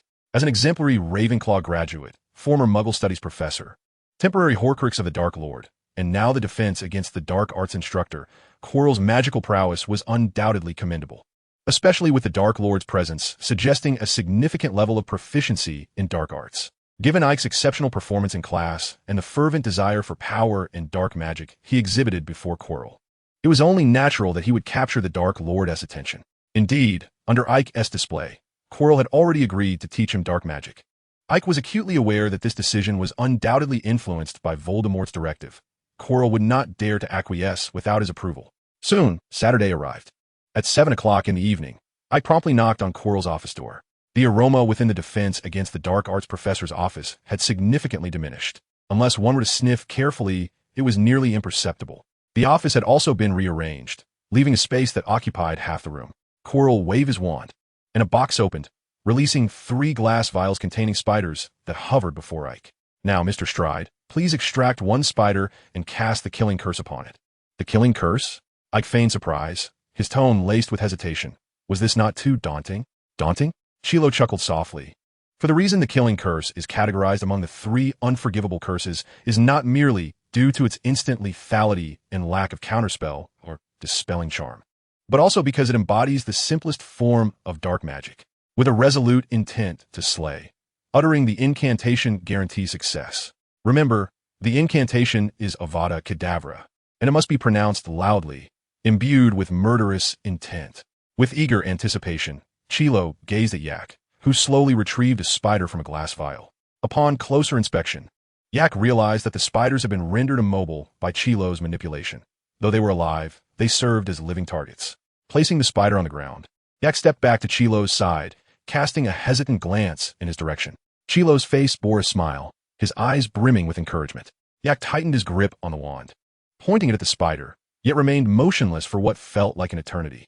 Finally, he exhaled deeply and, adhering to Chilo's instruction, shouted with conviction, Avada Kedavra! A flash of green light erupted, and the spider flipped over, devoid of life. Yak's hand trembled around the wand, suppressing the urge to look at the fleeting notification of killing curse LV1 achieved. He closed his eyes tightly, taking a considerable time to regain his composure. The curse lived up to its sinister and cruel reputation, profoundly affecting the wizard. In that moment of success, Yak felt an inexplicable surge of brutality, an impulse to unleash Avada Kedavra recklessly. Thankfully, having learned from a previous near loss of control, he quelled that thought, casting a glance filled with bloodshot intensity towards Chilo. Managing a strained smile. Professor Chilo, this is the killing curse, Mr. Stride. Chilo's tone was remarkably calm, as if discussing a trivial matter. The simplest yet most lethal of dark spells, it was not complex. In fact, it was simpler than the disarming charm. With a mere flash of green light, a life was extinguished. Chilo appeared enraptured, exclaiming, "How exquisite! What do you think, Mr. Stride?" Yak looked at the lifeless spider, then at the other 2 vials containing small, seemingly frantic creatures, murmuring, "Indeed, what a marvelous magic." Chilo nodded in satisfaction and continued, "Now, proceed with the killing curse once more. This time, it must shatter the vial and eliminate the spider within. Remember, you must possess the conviction to obliterate everything before you." Yak nodded slightly, then closed his eyes and took a deep breath. Avada Kedavra! Avada Kedavra! 2 beams of green light swiftly followed, shattering the glass vial, and the 2 dead spiders were propelled out, crashing against the wall before falling to the ground. Excellent. Truly remarkable. Chilo applauded Yak, whose performance exceeded his expectations. The ability to imbue the killing curse with a repelling, destructive force indicated Yak's solid foundational skills and a commendable mastery of magical power. Although such a level of the killing curse would only affect insects or small creatures, and may not guarantee instant death on a human, this limitation was merely a reflection of the young wizard's magical capacity. In merely 3 attempts, the efficacy of the killing curse was astonishingly demonstrated, leaving Chilo, or perhaps Voldemort, increasingly satisfied with Ike's innate talent. Presenting a piece of chocolate to Ike, Chilo adjusted his robes slightly and remarked, "Mr. Stride, you're the most gifted young wizard I have ever encountered. I dare say no one your age could achieve such feats." He gestured towards a box in the corner, his tone turning grave. "Inside that box, I have placed 10 wild rabbits, and they will not be as easily dispatched as spiders. Your task now is to release these 10 rabbits and, one by one, eliminate them with the killing curse."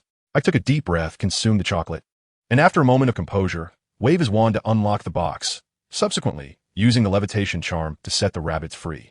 As anticipated, these rabbits had undergone special treatment. Upon landing, they scattered with remarkable speed, far surpassing that of ordinary rabbits. "Avada Kedavra!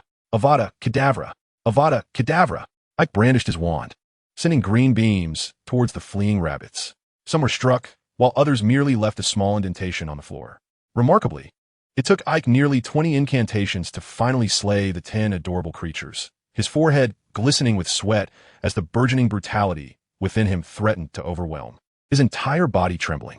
Very well, Professor Chilo. Chapter 24, Chocolate Milk. After a considerable period in the defense against the dark arts professor's office, Ike finally calmed his tumultuous thoughts. Professor, I shall take my leave now. Ike nodded slightly to Chilo, his eyes still tinged with bloodshot hues. As Ike departed, Chilo's expression transformed into one of profound reverence. My lord, he has left, he announced. Quirinus, my servant. Voldemort's voice echoed, drawn out and exceedingly frail. My lord. Chilo bowed even lower. Do you doubt my decision, Quirinus? Certainly not, my lord. Very well. This young wizard possesses unparalleled talent and an insatiable thirst for power. However, Chilo hesitated. He nearly broke down just now. I fear he may not meet your expectations. That is of little consequence. Voldemort's voice grew somber. The Philosopher's Stone, Chilo, the Philosopher's Stone. Yes, my lord, Chilo replied, waiting in silence for what felt like an eternity until Voldemort's voice did not return. A sense of relief washed over him as he rose and pushed open the office door, unaware of his next destination. Ike was aware that Voldemort held a modicum of interest in him. Otherwise, he would not have instructed Chilo to teach him. Yet, there was no time to contemplate the dark plans of the old foe. After a lengthy moment, Ike exhaled deeply, sinking into the softness of his bed, his right hand absently tapping his head with his wand, true to the title of the most malevolent and cruel dark magic. The repeated use of the killing curse necessitated a sustained and intense intent to kill, even when faced with spiders and rabbits. The harrowing sensation of ending life within such a brief span left Ike with an unsettling impression of impending madness.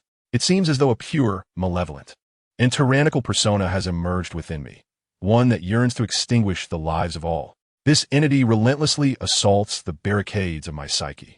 Just a hair's breadth away, truly, it was almost imminent. The last time I teetered on the brink of losing control, it was the wand's resistance that roused me from my stupor. This time, once more, it is the wand that aids me in my ceaseless battle against the encroachment of evil. With each incantation, the wand bestows upon me a fleeting warmth, a soothing embrace akin to being enveloped by the softest of materials, reminiscent of a gently flowing stream that assuages my troubled spirit. Although this sensation pales in comparison to the reaction induced by the killing curse, akin to the frail grass next to a towering tree, it has nonetheless fortified my resolve. Yet, the greatest assistance comes not from the wand, nor from the ineffectual notebook system we have. We are the inheritors of communism, a vast river, wide as the waves. The breeze carries the fragrance of rice blossoms along its banks. After a considerable pause, I finally grasped the paper bag and made my way to the communal lounge. Perhaps due to the onset of the semester's end, the younger students have awakened their inherent obsession with grades, and the upperclassmen have nearly vanished. Only the first and second-year young wizards congregate in small clusters, engaging in idle chatter. Stuart, Terry, Michael, and Anthony are seated 2 by 2 on the sofa, laughing and enjoying themselves heartily. I could not help but smile as I perched on the armrest of the sofa beside Michael, raising the paper bag in my hand. What are you discussing? You all seem so cheerful. Would you care for some cockroach clusters? Aike Stride. Michael leapt up from the sofa, with Anthony swiftly hiding beside Stuart. You promised us you wouldn't bring those. What on earth did you do in Professor Chilo's office to look so haggard? I merely consulted Professor Chilo on a few matters, I replied, sliding onto the sofa and popping a cockroach cluster into my mouth. Oh, and I practiced some spells while I was at it. Let's skip the potion of life. I shook my head. It is said that Madame Pomfrey's potions are largely concocted during class, and having witnessed your performance in potions, I have no desire to consume anything she brews. How infuriating. Get him. The disdain etched across my face ignited a flurry of playful retaliation from Stuart and the others, who all pounced upon me, launching a series of ticklish assaults. I reclined on the sofa, dodging their advances, but alas, my 2 fists stood no chance against their 8 hands, and I found myself pleading for mercy. After about a merriment, all 5 of us collapsed onto the sofa, breathless and grinning foolishly. Milk, fly here. Cup, fly here. Anthony summoned the milk, while I conjured my cup from the dormitory, eagerly watching as he filled it, nodding in satisfaction. I recall that you don't particularly enjoy milk, Eck. Stuart inquired curiously. Stuart, you must know about Oreos, right? Oreo? What is that? Terry, hailing from a wizarding family, was genuinely unfamiliar with this cookie that had captivated the Muggle world. A mundane cookie, delightfully delicious. Stuart hesitated for a moment, a look of terror crossing his face as he turned to Ike and exclaimed, Wait. Ike, you are not suggesting. Milk is a remarkably enchanting beverage. Although I am not particularly fond of it, I cannot deny its benefits to humanity. Furthermore, many items pair exquisitely with milk, enhancing their flavors. Take Oreo cookies, for instance. While delectable on their own, they become even more delightful when dipped in milk. Thus, I tossed 2 cockroaches into the cup, watching them swim in the white liquid, a smirk involuntarily forming on his lips. I am curious about the marvelous reaction they would produce. Would you care to try? I believe it would be quite splendid. Ike turned, only to find that the smile had vanished from his face. In the vast common room, he realized he was utterly alone. Even the second-year wizards had departed. With a shrug, Ike lifted the cup and took a sip, cockroaches included, delighting in the experience, his eyes narrowing in pleasure. Chocolate milk. Chapter 25. The second lesson. Throughout the day, Stuart and his companions did not utter a single word to Ike, not even during class, choosing to keep their distance, even at mealtime in the hall. It was only after dinner, when Ike sincerely apologized and vowed never to consume distasteful snacks in their presence again, that their camaraderie was restored. Soon a week had passed, and after completing his daily tasks for Ravenclaw, Ike knocked once more on the door of Professor Quirrell's office. Upon entering, Ike's nostrils twitched as the peculiar odor in the room was noticeably stronger than it had been the previous week. Quirrell appeared more haggard than he had just a few days prior in the Defense Against the Dark Arts class. Dark circles under his eyes as pronounced as if drawn intentionally. Professor Quirrell, Mr. Stride. After exchanging greetings, Quirrell gestured for Ike to take a seat before him and spoke slowly. You have now mastered the killing curse and should have gained a tangible understanding of dark magic. Before we proceed, I must ask, are you certain you wish to continue your studies in dark magic? Of course, Professor, Ike replied, a glimmer of longing and a hint of fervor illuminating his expression. Quirrell scrutinized him for a moment before continuing, very well. What you will learn next is another unforgivable curse. The Cruciatus Curse. Quirrell continued to use a spider for demonstration. Under his spell, the creature curled in agony, trembling uncontrollably.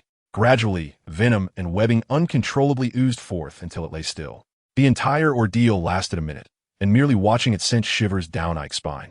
With a flick of his wand, he sent the spider's lifeless body into the nearby trash bin. A fleeting, inscrutable emotion flickered in Quirrell's eyes as he suddenly pointed his wand at Ike. Crucio. 2 seconds later, Ike collapsed to the ground.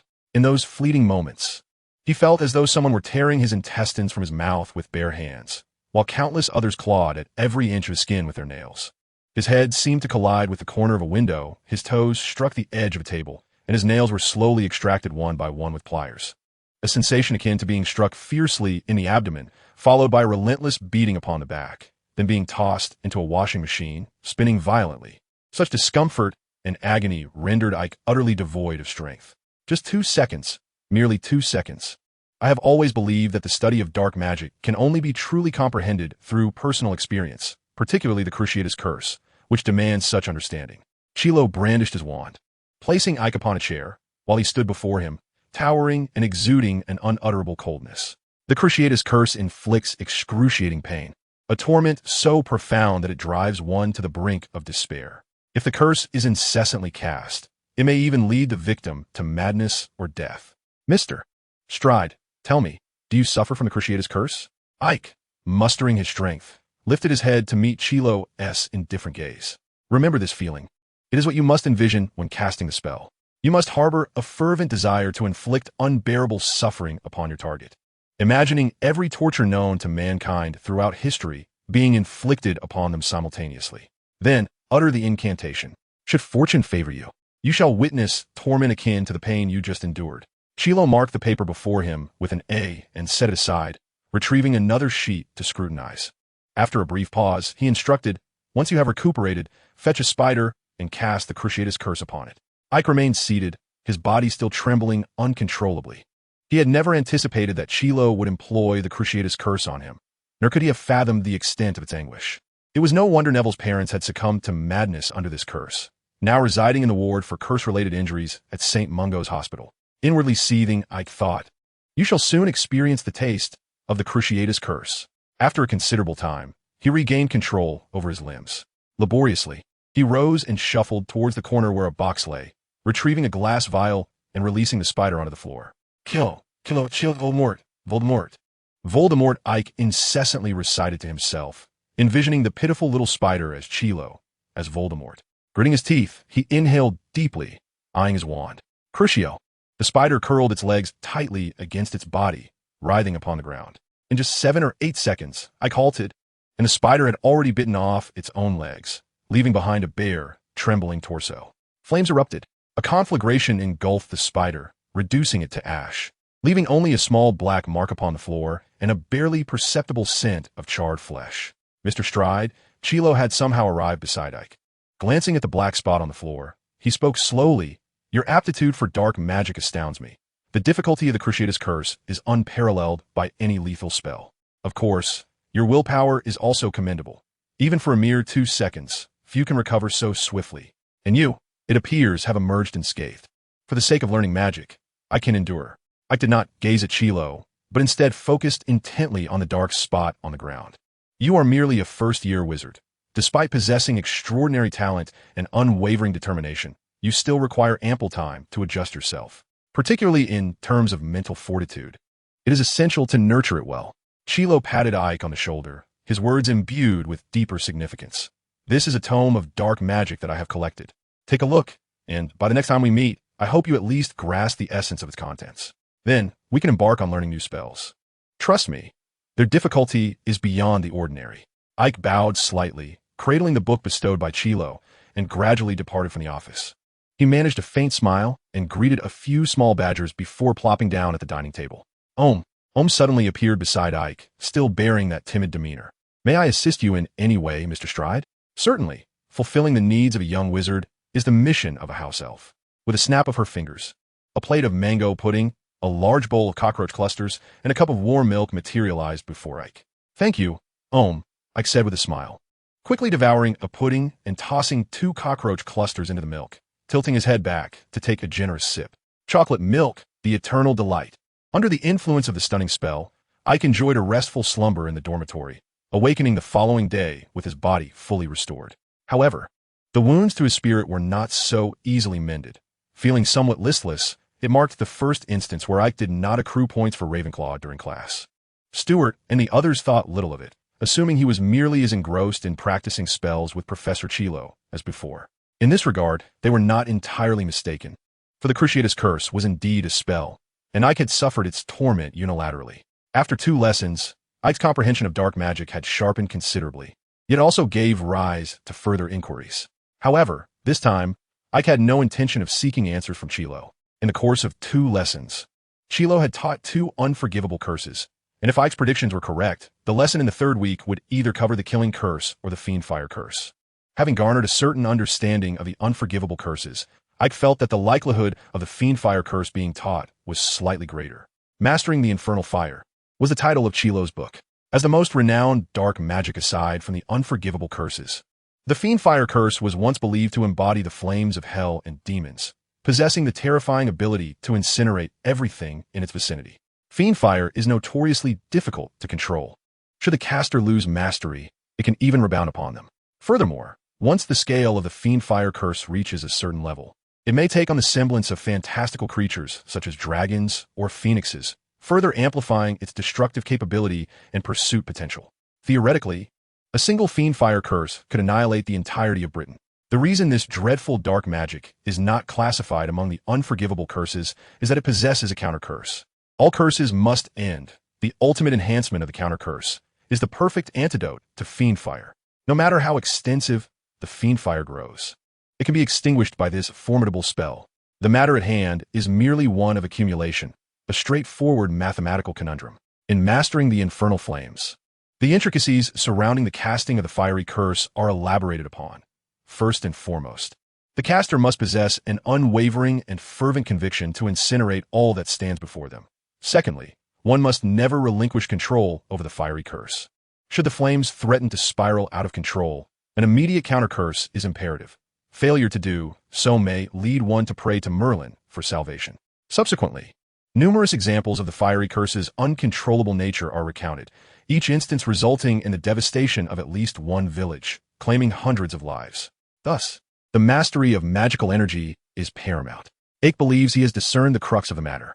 Essentially, the fiery curse and the flame spell are indistinguishable.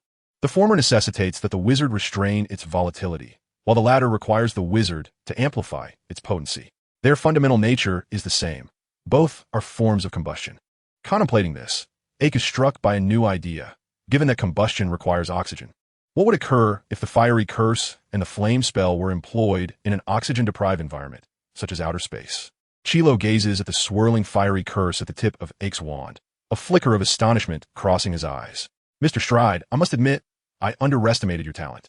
I never imagined you could control such a perilous flame to this extent. Might I witness your limits? Aike nods, concentrating his mental energy on the flame at the wand's tip, channeling his internal magical power. The fiery curse then expands into a towering fireball. The searing flames distort the surrounding air, and Aike grits his teeth, his arm trembling involuntarily. Every spell must come to an end, Chilo proclaims, waving his wand, while Aike timely severs the supply of magical energy. A fleeting shadow of agony darts through the flames, vanishing into the ether. Excellent, Chilo applauds. You are now far superior to many fourth-year students. Thank you for your guidance. Aike replies with a respectful nod. You are the student, I am the professor. It is my duty to teach, Chilo states, beckoning 2 chairs and seating himself with a flourish of his robe. He places the other chair directly across from him and, after a moment's contemplation, continues. After learning the death curse, the piercing curse, and the fiery curse, you should have gained a new perspective on dark magic.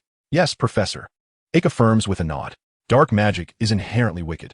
Mr. Stride and Chilo exchange glances for a long moment before Chilo speaks again.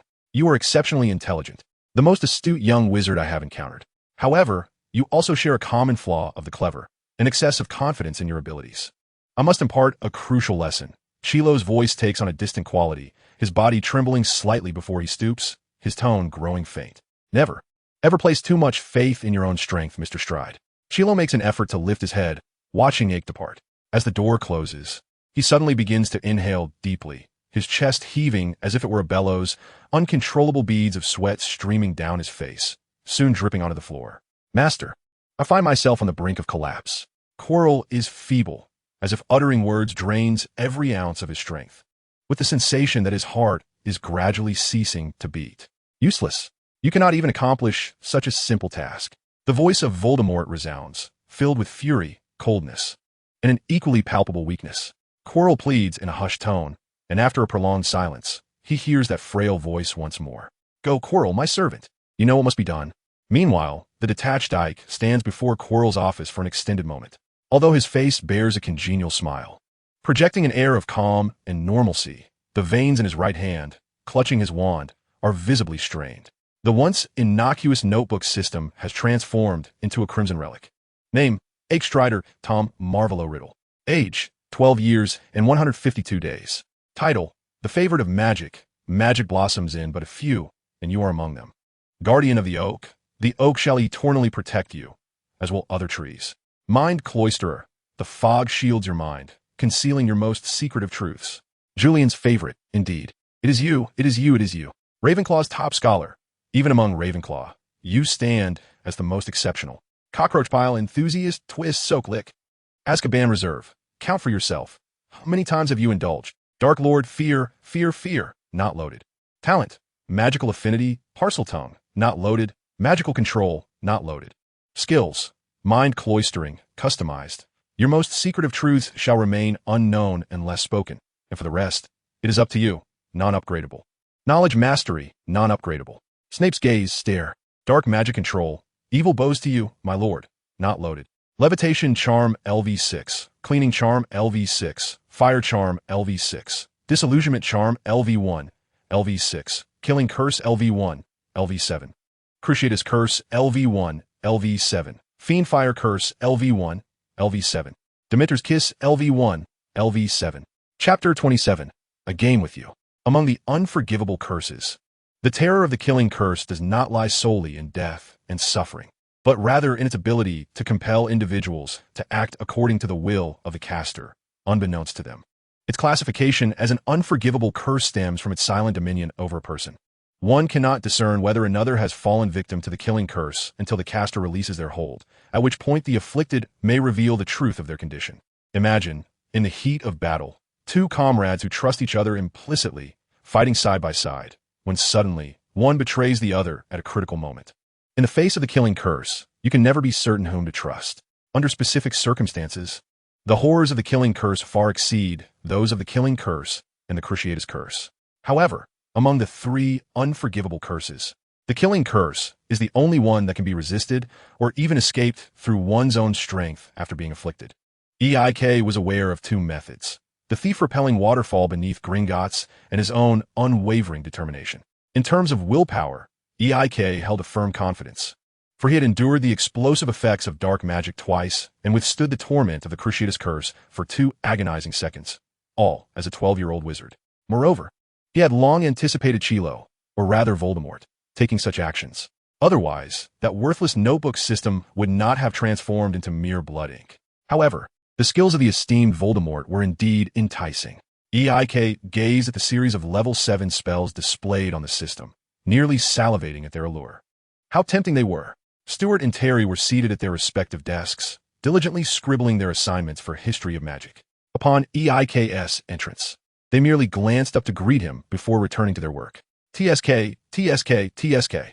Aike emitted a sound of schadenfreude as he retrieved his cherished collection of cockroach clusters from a drawer, gently leaping onto his bed and watching the two as they rushed to complete their assignments. As March approached, it seemed that the professors at Hogwarts had conspired to increase the workload of assignments by at least 20%, although the young wizards had a week to complete them. For certain subjects, a week could still feel rather tight, particularly in potions and transfiguration. The majority of young wizards would choose to discuss the benefits of a potion for wizards in the concluding sections of their papers, ensuring at least a passing mark from Professor Snape, albeit without the possibility of extra credit. Aike, on the other hand, often found his papers faltering at the point of error, yet he would sometimes include musings from the potion-making process, drawing inspiration from his culinary experiences.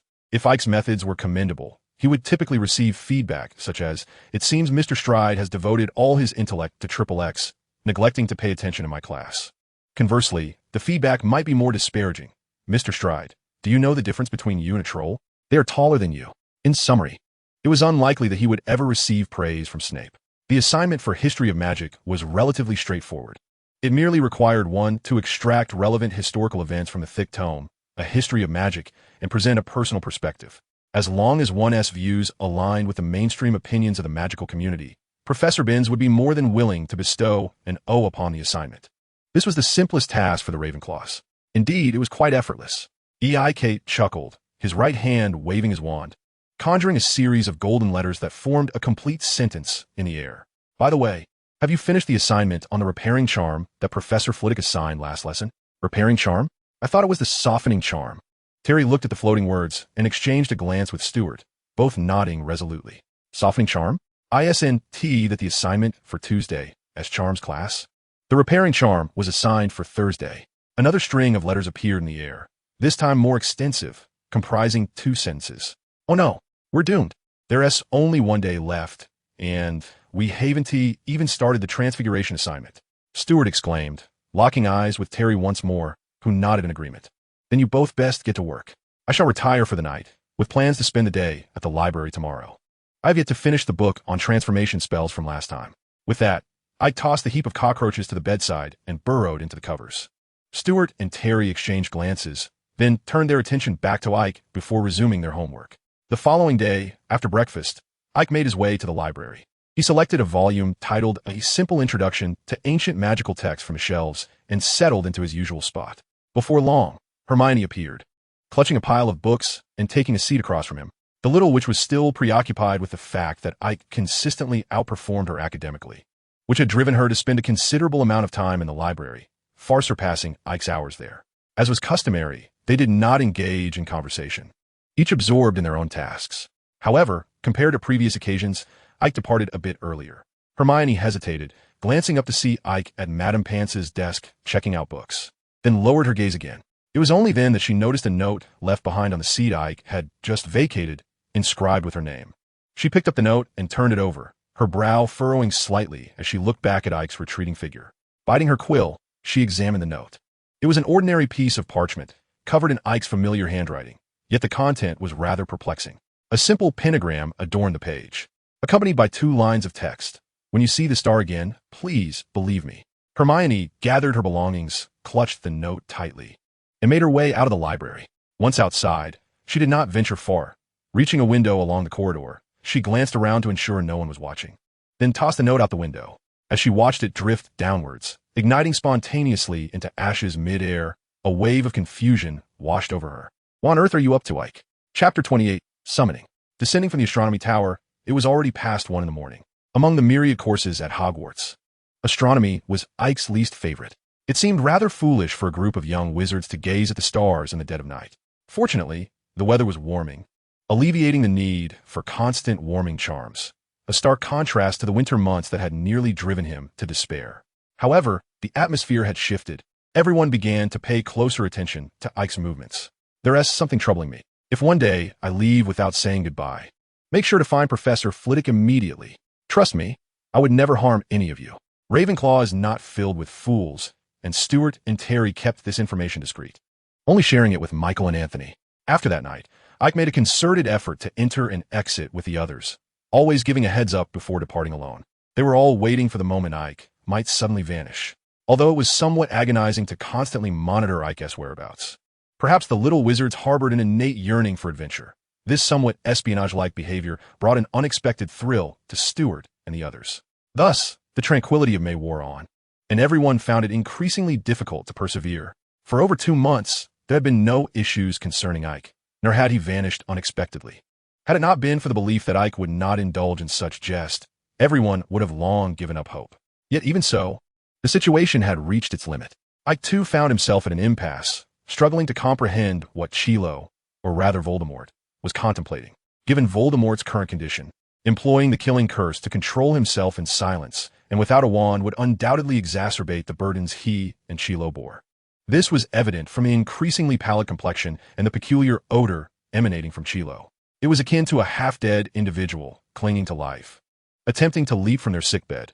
It was a miracle they had not perished already. Perhaps Ike mused it was time to seek out the unicorn. He calculated the days and deemed it about time. Dark magic comes at a cost, and for one like Voldemort, who forcibly attached himself to the back of Chilo's head, the burden was even greater. If Ike's intuition served him correctly, their expedition into the Forbidden Forest was imminent.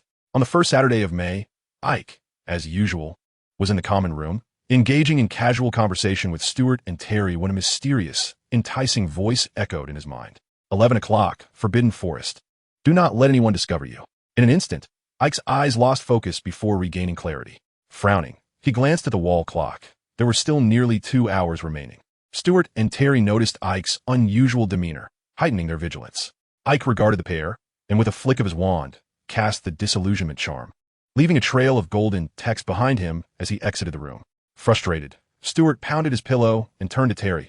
What do you suppose Ike is up to? We should seek out the professor immediately. He has his own plans, Terry reassured. We must trust him.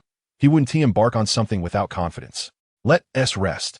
We can address this in 3 hours, Stuart suggested, setting an alarm before pulling the covers over himself, forcing himself to sleep. Ike had become quite accustomed to nocturnal escapades. After mastering the disillusionment charm, he had stealthily ventured into the restricted section every few days. Over the past couple of months, he had informed Stuart and Terry of his whereabouts before departing, even bringing them along on occasion. However, this was his first venture into the Forbidden Forest. The Forbidden Forest was undeniably perilous, with towering trees stretching endlessly, an intricate mix of species, and a multitude of magical creatures whose exact numbers were unknown. Who could fathom how many dangerous beings Professor Sylvanus Kettleburn and Hagrid had released into its depths over the decades? The forest at night was shrouded in darkness. Although the moonlight was bright, it struggled to penetrate the dense foliage. Ike raised his hand and cast the night vision charm, a minor spell not included in the standard spellbook. He had discovered it in a tome within the library that detailed hazardous areas of the magical world, scribbled in the margins by an unknown student from a bygone era, proving exceedingly useful at night. Forward, to the left, to the right. Following the intermittent guidance of the voice within his mind, Ike found Chilo, who stood with his back to him in a less densely wooded area. With a flick of his wand, Ike respectfully bowed before Professor Quirrell, who was clad in a long, dark robe that obscured his head entirely. The peculiar odor that once emanated from him had vanished, yet an aura of impending doom and danger lingered. Turning his gaze towards Ike, Quirrell spoke slowly. Mr. Stride, astute as you are, I trust you have deduced what I have done to you. Indeed, Professor, Ike maintained his bow, his tone steady and mechanical. The disarming curse. I have encountered its effects in literature, akin to what I now endure. I find your curiosity intriguing, Mr. Stride, Quirrell said, gripping his wand and fixating his gaze upon Ike. I believe you possess the capability to break free from the disarming curse's grasp, yet have chosen to heed my summons. Now, reveal to me your thoughts. Naturally, I seek the opportunity to eliminate you. Ike harbored this thought, wishing fervently to unleash the killing curse upon him, yet outwardly displayed fervent devotion, kneeling on one knee. Only by your side can I truly learn the art of magic. Please, continue to impart your wisdom upon me. Great Dark Lord. Meeting Quirrell's gaze unwaveringly, Ike's eyes shimmered with resolve and fervor, reminiscent of the most devout of followers. Good child, a frail voice emerged, Quirrell remarked. It is time for this boy to behold his master. But master, you are, let him see me. Very well, master. Quirrell drew back his hood, revealing a twisted, grotesque, pale visage before Ike. Taking 2 steps forward, Ike remained kneeling, gazing upward at the face with intensified fervor. Great Dark Lord, Aike Stride pays you homage. Child, look into my eyes and tell me, how did you discover this? Ike met Voldemort's gaze without flinching. In today's wizarding world, apart from Dumbledore, only you can cast the unforgivable curses silently and without a wand. Only you possess such mastery over dark magic. Voldemort revealed a terrifying smile. Excellent, excellent. You have not disappointed me, young Ike. As you can see, I am currently weakened, so frail that I must rely on others. However, I shall return. When I do, I will personally mark you with the Dark Mark. This is the Dark Lord's promise. Arise, child, Voldemort declared, satisfaction evident in his tone. Ike stood at his command, continuing to gaze fervently at Voldemort's face. Now, there's a matter that requires your assistance, Quirrell. I trust you will not let me down. Of course, Great Dark Lord. Very good, very good. Voldemort's strength waned further, his voice diminishing. Ike observed as Voldemort closed his eyes, while Quirrell promptly donned his hood once more. Let us depart, Ike. Our time is limited, Quirrell urged, leading the way into the depths of the Forbidden Forest. Very well, Professor, Ike replied, following closely behind Quirrell, his expression still radiating fervor. Suddenly, a panel appeared before him. Disarming Curse LV2, acquired. Mind-cloaking spell LV2 acquired. Chapter 29. The Unicorn Hogwarts does not instruct its students in the arts of legilimency and occlumency. To acquire knowledge of these 2 magical disciplines typically necessitates an application to the Ministry of Magic after graduation.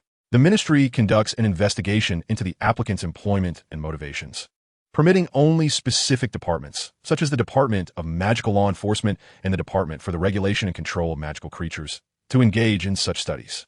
However, the application process at the Ministry often resembles a mere formality, as the vast majority of applicants have already mastered legilimency and occlumency by the time they apply. The so-called investigation is largely a procedural step. After all, a diligent student can effortlessly discover relevant tomes in the restricted section of a library. For Yak, occlumency posed little challenge, as his inferior notebook system came equipped with an incomplete version of the technique. Once he grasped the principles and methods of the art, it was simple to learn. Moreover, the looming threat of Voldemort's killing curse removed any obstacles to his advancement in skill. Conversely, legilimency proved to be more formidable. As a paragon of virtue, Yak found it impossible to experiment on his friends. Perhaps another opportunity would arise in the future. Chilo had traversed this path numerous times. Moving swiftly ahead, the convoluted terrain did not impede his progress. Even following closely behind, Yak stumbled and faltered, navigating the exposed tree roots and protruding branches with great difficulty. After nearly half an hour of this back and forth, Chilo suddenly crouched down and halted. Yak softened his footsteps and crouched beside a bush to peer ahead.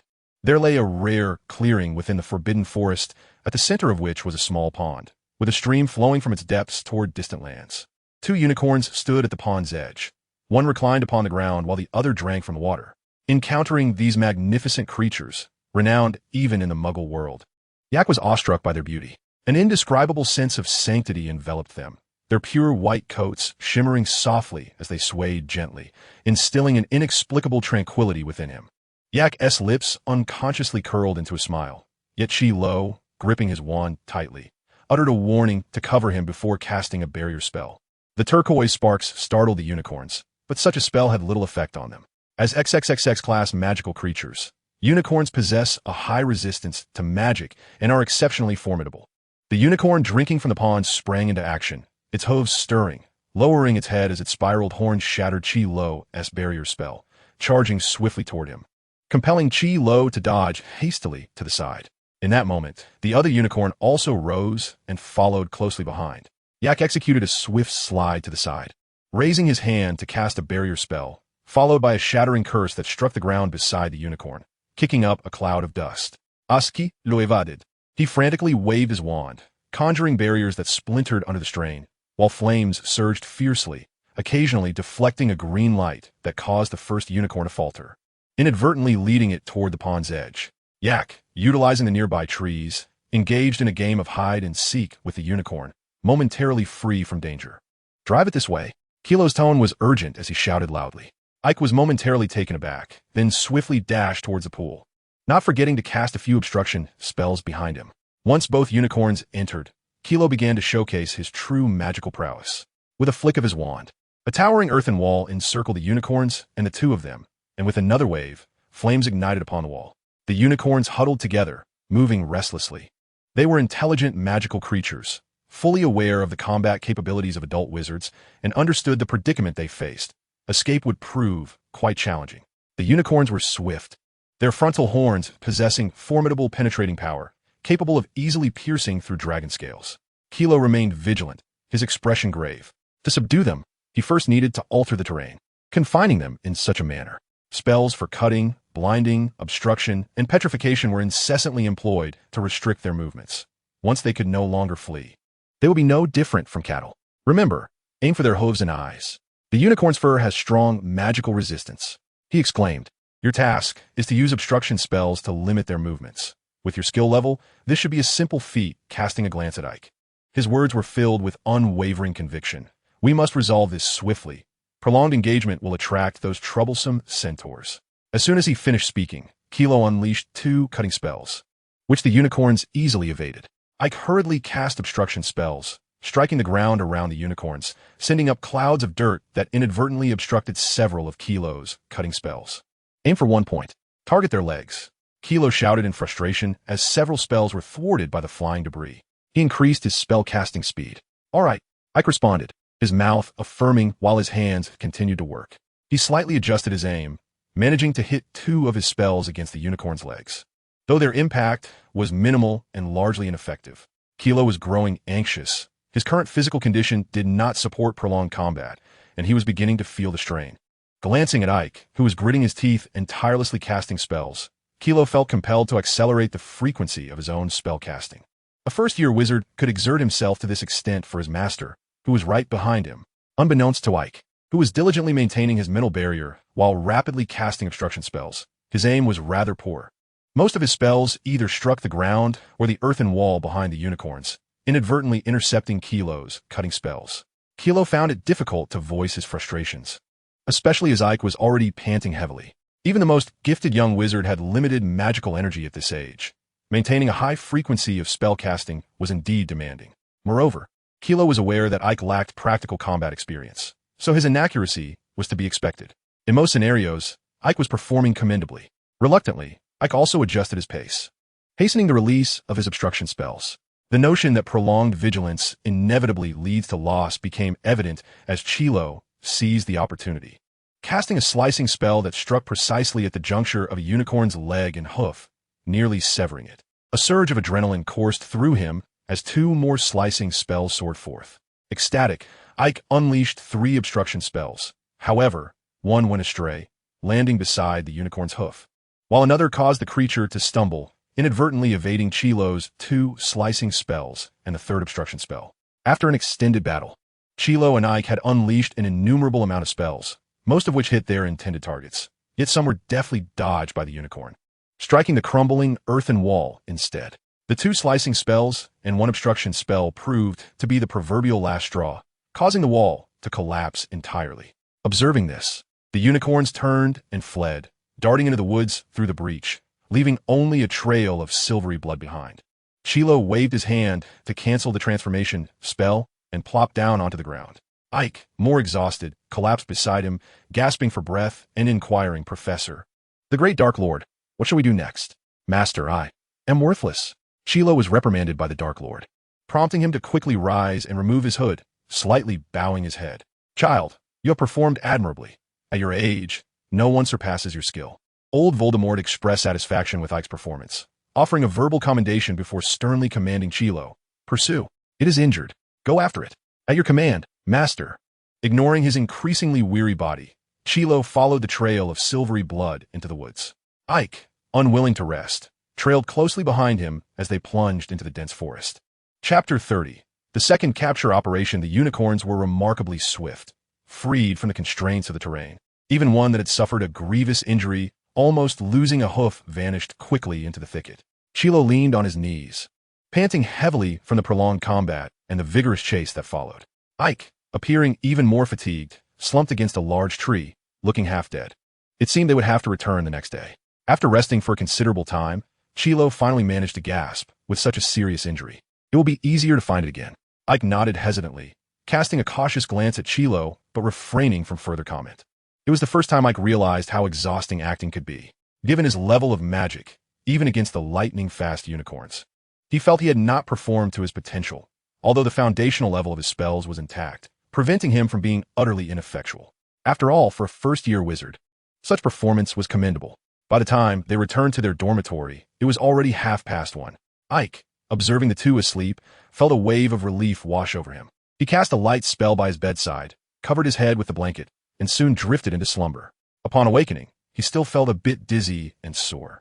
Shaking his groggy head, he opened his eyes to find Stuart and Terry's faces looming above him. My fault.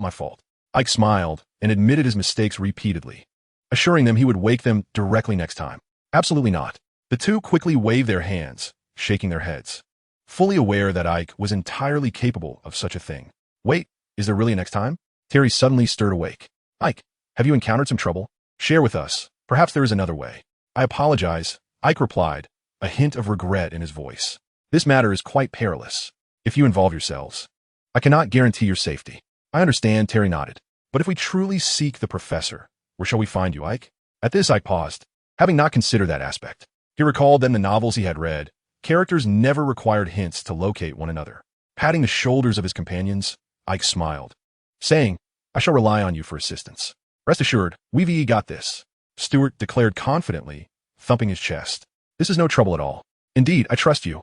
Ike replied with a smile as the three made their way to the auditorium. After breakfast, Ike returned to his usual spot in the library. Hermione had scarcely been present for nearly half a month. Ike knew this was a crucial time for Hagrid's dragon hatching, and the trio should be at Hagrid's hut. Although Ike wished to achieve the feat of raising a dragon, he lamented that aside from Hermione, he was not well acquainted with the other Gryffindors. Nor did he have much interaction with Hagrid, leaving him with only wistful thoughts. He passed the day peacefully, and by nightfall, Ike arranged a time with Stuart and Terry before plunging into the Forbidden Forest once more. Uncertain of when Quirrell would arrive, Ike found him seemingly waiting for quite some time upon his arrival. Approaching with respect, he flawlessly adhered to the etiquette. Great Dark Lord, your student greets you. Voldemort's laughter remained as sinister as ever. Child, when did you become my student? Ike promptly donned an expression of terror and dismay, his voice laced with disbelief. But, just yesterday, you promised to teach me magic. Judging by the tone, it appeared that the old Voldemort was quite pleased. It was merely a jest, child. The Dark Lord's promises are eternally binding. All praise to you, my teacher. Ike held his wand to his chest, nodding slightly, his body trembling involuntarily. Very well. There will be ample opportunities in the future, Ike. As soon as he spoke, Voldemort's tone turned cold once more. Quirrell, go forth, locate that beast. Our time is limited. With that, he followed the trail deeper into the forest. Ike trailed behind, maintaining a humble yet earnest demeanor, his eyes scanning the surroundings as he gripped his wand tightly. Heightened in vigilance. Such a display served primarily to enhance his rapport with the old Voldemort, while also serving to guard against other creatures lurking in the Forbidden Forest. For a wizard, pursuing a target is not a daunting task. The tracking charm was devised precisely for this purpose. Provided one possesses an item, hair, or blood from the target, casting the charm would cause the tip of the wand to point unwaveringly towards the location of the target. The two moved swiftly through the dense forest, following the direction indicated by Quirrell's wand, pausing only after quite some time. As he gazed at the unicorn lying on the ground in the distance, licking its wounds, Quirrell halted his tracking spell and softly instructed, Mr. Stride. Just as we did yesterday. Once I ensnare it, assist me with the barrier spell. Understood, Professor. Ike nodded, determination etched upon his face. The injured unicorn exhibited a significant decrease in agility, while Quirrell, having rested for a day, had nearly regained his full strength. Even without Ike's assistance, subduing a wounded and solitary unicorn was not a formidable task. In no time, regardless of Ike's hindrance, the unicorn fell beneath Quirrell's relentless assault. With a flick of his wand, he dispelled the confining earth walls and flames, advancing towards the moaning creature sprawled on the ground, gazing at this life barely clinging to existence.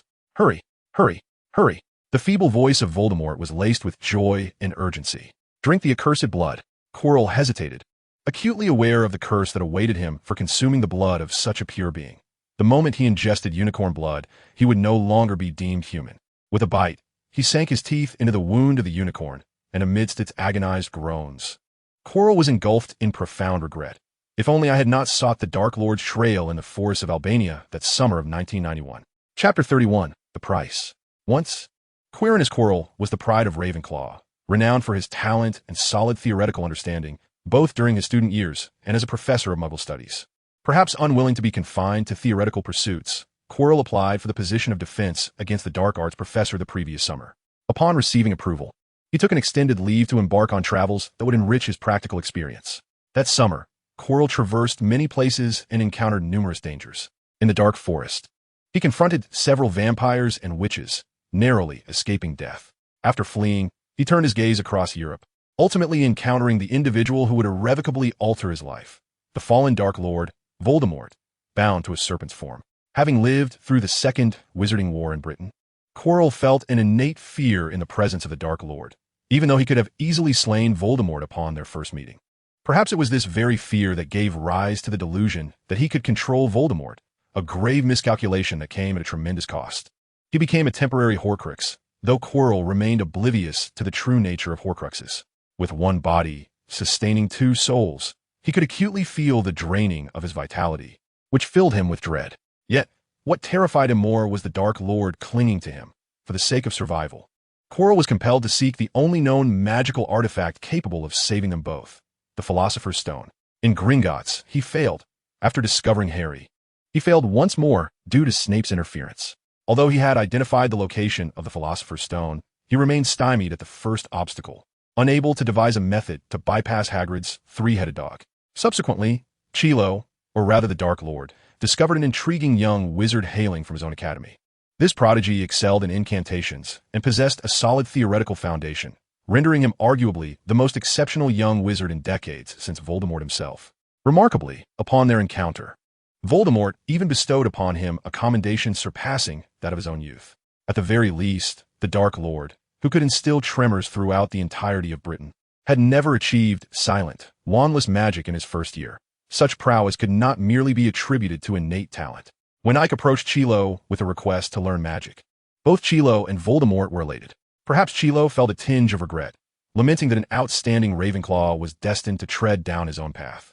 Yet, as events unfolded, Chilo found himself consumed by a sentiment known as jealousy. Why was this young wizard endowed with such extraordinary gifts? Why did the Dark Lord choose to instruct him in the arcane arts so purposefully? Why did Voldemort vow to personally mentor him upon his resurrection? And why, at the cost of his own vitality, did the Dark Lord cast the killing curse in silence, all to subtly influence Ike's thoughts? Chilo could not fathom it, no matter how hard he tried, until he witnessed Ike in combat. His spell-casting ability rivaled that of adult wizards, exhibiting a nearly identical frequency of incantations. And his mastery of silent, wandless spells was impeccable. Albeit his aim left much to be desired, he was merely a first-year student. There remained ample time for his growth, potentially reaching the levels of Voldemort and even Dumbledore. Indeed, Chilo believed that Ike would attain such heights, just as Voldemort firmly believed in his inevitable return. As he consumed the blood of unicorns, Chilo felt his previously parched life force rejuvenated, his heart once again pounding robustly. Yet simultaneously, he experienced an unprecedented agony and disorientation, as if his soul were being ground to dust, light and airy, as though it might detach from his body at any moment. Rising to his feet, lightheaded, Chilo felt as if he could float away at any instant. Alas, all of this was a curse, a consequence of harming unicorns and drinking their blood. From that moment forth, Chilo ceased to be human. He became an entity neither beast nor spirit, nor a remnant of a soul, an unknown existence. His body merely served as a vessel for his spirit. "Well done, my servant," Voldemort praised, never sparing commendation for those who fulfilled his desires. "You shall be rewarded once we acquire the Philosopher's Stone. So, Ike, my most beloved student, what is it that you desire?" In Ike's presence, Voldemort exhibited an entirely different demeanor, devoid of the coldness he reserved for Chilo, akin to Professor Flitwick's warmth towards his young eagles, emanating genuine concern for his student. "You may take some unicorn hair, even remove its horn, but you must never take its blood, child," Voldemort firmly declared. "The blood of unicorns possesses extraordinary powers. When willingly offered, it is the purest substance in the world, capable of breaking nearly all curses and restrictions. Even a person on the brink of death can be revitalized by partaking of the blood willingly given by a unicorn, returning to life as if they were 18. In perfect health." Voldemort spoke gravely. "However, should one be forcibly extracted like this creature, it would bear a potent curse. Although rebirth is still possible, one would be burdened with a malevolent curse, doomed to exist in a wretched state, no longer human. Furthermore, one must incessantly consume unicorn blood, should one cease. A most tragic demise awaits. A most horrific death indeed." "I understand," Ike nodded, stowing away his wand. "I shall collect some hair." "An excellent choice, my child," Voldemort commended. "These strands possess myriad uses and are vital magical components." Ike carefully gathered some tail hair and mane. "Indeed, many potions and alchemical creations require these ingredients. This should suffice for an extended period," Ike remarked, nodding slightly. "Thank you for allowing me to take them." "No need for gratitude, child. When I return, you shall receive far greater gifts. Mere unicorn hair is insignificant. I shall teach you the intricacies of magic, allowing you to grasp its true essence. Perhaps even to escape death." Voldemort appeared quite exhilarated. "All I ask is for your unwavering loyalty, my child." "Of course, great Dark Lord." "My mentor," Ike declared, resting his wand against his left shoulder, kneeling on one knee in reverence. "I shall become your most esteemed pupil." I eagerly anticipated Ike. "I truly do." Ike lowered his head, silently vowing, as a fleeting panel of a trivial notebook system flickered before his eyes, a radiant smile gracing his face. Name, Aike Stride. Noto Marboloride. Chapter 32, May 30th. The mastery of magic possessed by old Voldemort is beyond question. Whether it be methods for enhancing magical prowess or the ingenious applications of the Felix Felicis potion, or even the distinctions between European curses and ancient Egyptian enchantments, Voldemort incisively addressed the essence of these matters, imparting invaluable knowledge to Ike, who felt increasingly fortunate not to have immediately dispelled the effects of the soul-sucking curse. Though the indignation grew with contemplation, the benefits were undeniable. At their parting, Voldemort even imparted a widely circulated minor enchantment among dark wizards, the concealment charm, which adeptly obscured the wizard's visage, rendering it a mere blur in the eyes of others, as if veiled by dense fog. A practical little spell, though Ike mused it might be better dubbed the blurring charm, for it achieved little beyond that. The ensuing days were leisurely. Chilo and old Voldemort focused their energies on overcoming obstacles. Given Chilo's current state, even a pristine unicorn would pose no significant challenge to vanquish. Ike, too, was rather occupied, with just over 2 weeks remaining until finals. Ravenclaw was rife with young wizards diligently reviewing their studies, as the eaglets were rather obsessive about their grades. Whether in the common room, the library, or even the hall, one could find young wizards poring over their tomes, fostering a fervent atmosphere of study. Naturally, such bookish endeavors could only partially prepare one for theoretical examinations. For practical courses such as charms, potions, transfiguration, and herbology, mere reading was insufficient. Thus, the expansive meadow by the Black Lake was overtaken by the young wizards, leaving the upper-class couples with one less place for their romantic strolls. In truth, pouring excessive energy into revision was merely a desperate measure. For the younger students, the practical components were not particularly challenging. Even transfiguration merely involved transforming a smooth, simple object into another, graded solely on the finesse of the transformation. For most of the young wizards, this posed little difficulty. However, in these times, sincerity was often met with skepticism, leading to considerable grievances directed towards Eck by Stewart and others. Among those who studied diligently, there were certainly mischievous ones as well. Even in the mischief-filled camp of Gryffindor, the actions of Harry and his friends were indeed excessive. The deduction of 50 points each, totaling 150, saw Gryffindor, which had been fiercely competing with Slytherin, plummet to the bottom, inadvertently surpassing the long-standing leaders, Hufflepuff. Had Ravenclaw been in first place, the Gryffindors might not have reacted so vehemently, but surrendering the position of House Cup, to Slytherin sent the little lions into a frenzy.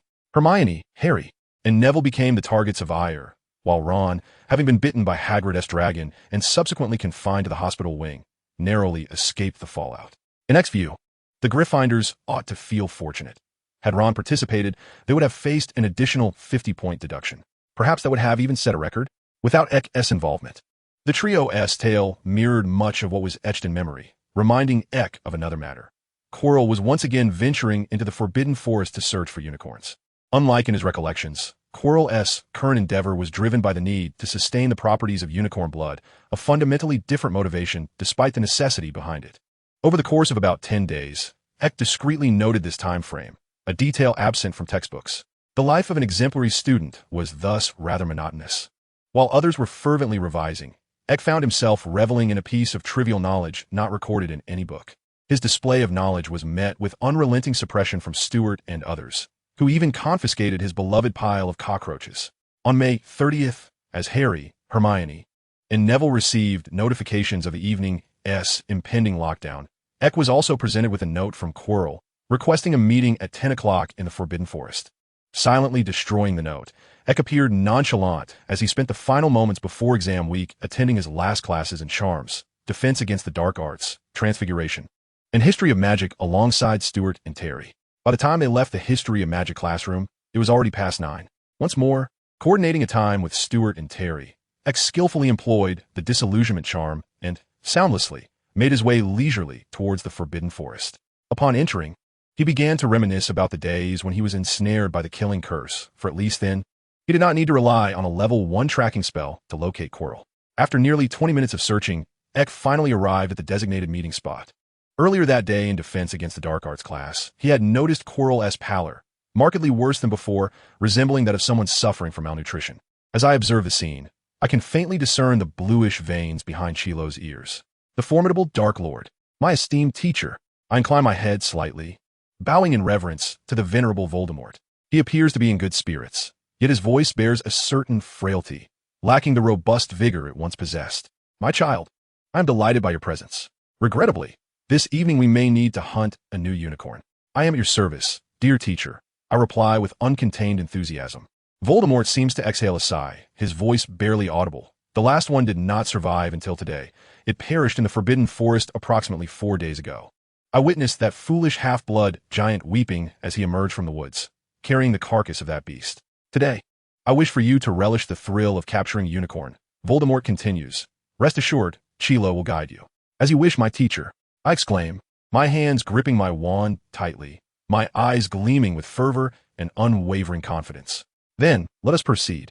Voldemort's voice dwindles, and Chilo appropriately wraps his headscarf and dons his hood, leading us deeper into the dense forest. With a flick of my wand, I cast a slicing spell, accurately severing a scab on the unicorn's leg. Is it the one that escaped last time? Clearly it is. The unicorn emits a mournful cry, glancing back at me, clad in a dark hooded cloak, before bolting away. I cast another slicing spell, this time striking its hindquarters, leaving a trail of silvery blood on the ground. Your aim has certainly improved, Mr. Stride, Chilo remarks, observing my successful spells. Indeed, I have not been idle in recent days. I cast levitation charms on Chilo and myself, propelling us swiftly after the unicorn, unleashing a flurry of slicing and obstruction spells. While some missed their mark, those that connected caused the creature to stumble. Chilo would occasionally raise an earthen wall to steer and redirect the unicorn's path. Thus, we pursued leisurely until we reached a clearing, where the unicorn, at last, succumbed, collapsing to the ground after a final anguished cry. Its legs, shanks, and body were riddled with minor wounds, silver blood flowing freely. Teacher, I have succeeded, I bow slightly. Excellent, excellent. Voldemort's voice resonates. Then he commands Chilo, go forth, my servant, and do what must be done. Chilo lowers himself, voraciously consuming the wounds. Feeling the resurgence of power within him, a blend of satisfaction and urgency in his heart. Suddenly, a piercing scream shatters the air. I turn towards the sound, witnessing Malfoy being dragged away by a dog, shrieking in terror, while a bespectacled young wizard clutches his forehead, wincing at his lightning-shaped scar. It is none other than Harry. I watch silently as Harry collapses to his knees in agony, letting out a quiet sigh as my gaze sweeps over the bushes behind him. Lifting my hand, I send forth a flash of red light. The crimson beam races swiftly, yet even faster is an arrow soaring from the depths of the forest. The wand of Ike flickered, the crimson light instantly shifting its target, causing the arrow to veer aside. At that moment, a centaur with platinum hair positioned himself between Ike and Harry. Ike waved his wand, sending 2 beams of red light hurtling toward the centaur. The centaur skillfully brandished his bow, effortlessly dispersing one of the beams, while the other struck Harry beneath him, sending him tumbling to the ground, eventually lying flat on his back. As for Quirrell, he had long since departed from the scene. "Are you all right?" the centaur inquired as he helped Harry to his feet. "I'm fine, thank you." Harry felt no discomfort in his body, and the scar on his forehead no longer throbbed. "By the way, I am Forenza," the centaur added, shifting his foreleg slightly. "You may climb onto my back. It will be quicker that way." As Harry settled himself, he suddenly noticed a glimmering sensation on his arm, the spot where he had been struck. Rolling up his sleeve, he discovered a faintly glowing pentagram. Chapter 33, I Believe in Him. Centaurs are creatures of a rather traditional disposition, possessing extraordinary divination abilities, guided by the stars, and harboring immense animosity towards wizards. Forenza's act of allowing Harry to mount his back was deemed a disgrace by the other centaurs. "What are you doing, Forenza? You allow a human to ride on your back? Are you a mule?" When Bane, Ronan, and the other centaurs arrived, Bane was visibly enraged. "This is the boy from the Potter family, Bane. We must get him out of the forest at once. Firenze, urgid. The sooner, the better. This place is not safe. We cannot defy fate. Do you not see the star's guidance?" Bane retorted, his attitude resolute and furious.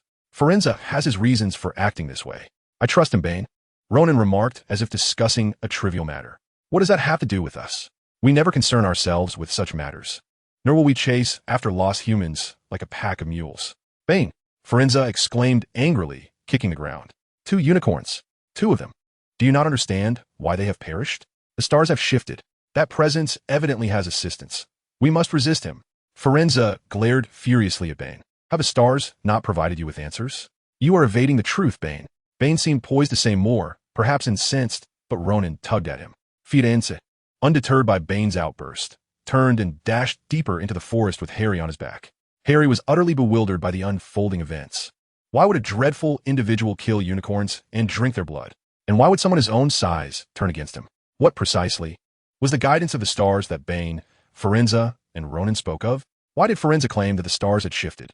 After a while, as they ran far from the fray, Forenza gradually slowed his pace and suddenly inquired, "Harry, do you know what unicorn blood can do?" "I do not know." Harry shook his head. "I have only used unicorn hair and horn in potions class." Forenza's tone was somewhat ethereal as he spoke. Only those who possess nothing yet yearn for everything would commit such a brutal act as slaying a unicorn. The blood of the unicorn can prolong life, even in a state of near death, yet it demands an exorbitant price. For from the moment one consumes its blood, they can no longer be deemed human. They become a cursed existence, neither alive nor dead. But what justifies such a steep sacrifice? Who is this desperate soul? Harry inquired. His life was on the brink of conclusion, yet he did not wish to perish. It was merely that he had not attained what he desired, which led to the demise of 2 unicorns. Forenza elucidated that the unicorn's blood is time-sensitive and that curses can accumulate. Although partaking of it once more could restore his vitality, it would simultaneously render him weaker in his frailty. Thus, he would seek any means to acquire something that could wholly rejuvenate both his energy and magical prowess. "Mr. Potter, do you know what is hidden within the school at this moment?" "The Philosopher's Stone." Yet this did not add up. Who would undertake such actions? Harry exclaimed. "You should have deduced it, Mr. Potter." Forenza's voice trembled slightly. "Who, other than he who must not be named, would lie in wait, clutching life so tenaciously? Could it be Voldemort?" Harry's voice was low and hoarse, as if gripped by fear. "But who is the one that cast the curse upon us? This is Hogwarts. We cannot truly know what resides in another's thoughts. Even magic cannot unveil such truths." Forenza sighed. "The constellations have shifted. This is unprecedented." Just then, Harry extended his arm, intent on showing Forenza the pentagram design, but before he could speak, a shout rang out. Harry, turning towards the voice, he saw Hermione jogging toward them, with the towering figure of Hagrid panting behind her. "Harry, are you all right?" Hermione asked. "I'm fine, really," Harry replied, then turned to Hagrid. "There's a unicorn dead over there, in that clearing." "I know, Harry, I know. I'm just glad you're safe." Hagrid was visibly agitated. "Firenze, you saved this child." "It's nothing, Hagrid. Even without my intervention, he would have come to no harm." There were 2 wizards by the unicorn. Hermione exclaimed. Is this perhaps a curse? Forenza didn't inform me. As Hermione glanced at the pentagram, the design suddenly flickered rapidly for a moment before vanishing entirely. Harry was startled and quickly rubbed his arm, finding nothing there. What was that? Hermione? Ron asked. An alternative use of the silencing charm, Hermione began, then abruptly turned serious as she addressed the 2 boys. Listen, I need to convey something of utmost importance. Harry, I may know who left you that pentagram. What? Which pentagram? Ron questioned, bewildered. What transpired in the Forbidden Forest, Harry? Ron found everything perplexing. Harry hastily recounted the events, then, with excitement, proclaimed, I believe I understand it all. That shadow is none other than Voldemort. Snape stole the Philosopher's Stone for him. That wizard is no good either. He must be Snape's accomplice, a minion of Voldemort. By the way, Hermione, you just mentioned that you know who that wizard is? Harry exclaimed, suddenly recalling Hermione's earlier words and hurriedly inquiring.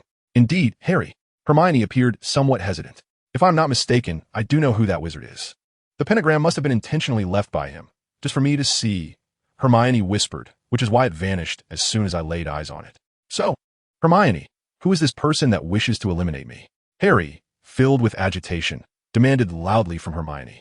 He wants to kill me. Hermione, he wants to kill me. No, he won't. Harry, even though she knew her voice would not carry outside, Hermione was still startled.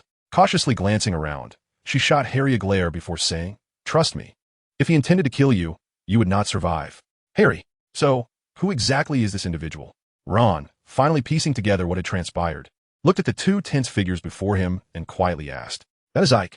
Hermione sighed. He once wrote me a note stating that when I see the pentagram, I must trust him. Hermione raised her head, her eyes fixed on Harry, her words brimming with conviction. I believe in him. Chapter 34, The Final Action. With the blanket pulled over, sleep arrived mercilessly. Skillfully casting the stunning spell, by the time Ike awakened, it was nearly 10 o'clock. The exams would span an entire week, with each subject at Hogwarts scheduled for 2 sessions per week, the first being theoretical and the second practical. The first exam was Potions class, where Professor Snape did not overly challenge the young wizards. He merely presented a paper with 100 fill-in-the-blank questions, 100 true or false questions, and 3 essay questions, requiring detailed steps for the preparation of Scabbers Potion, Healing Potion, and Cold Remedy. The difficulty was not great. However, the volume of writing required was quite substantial.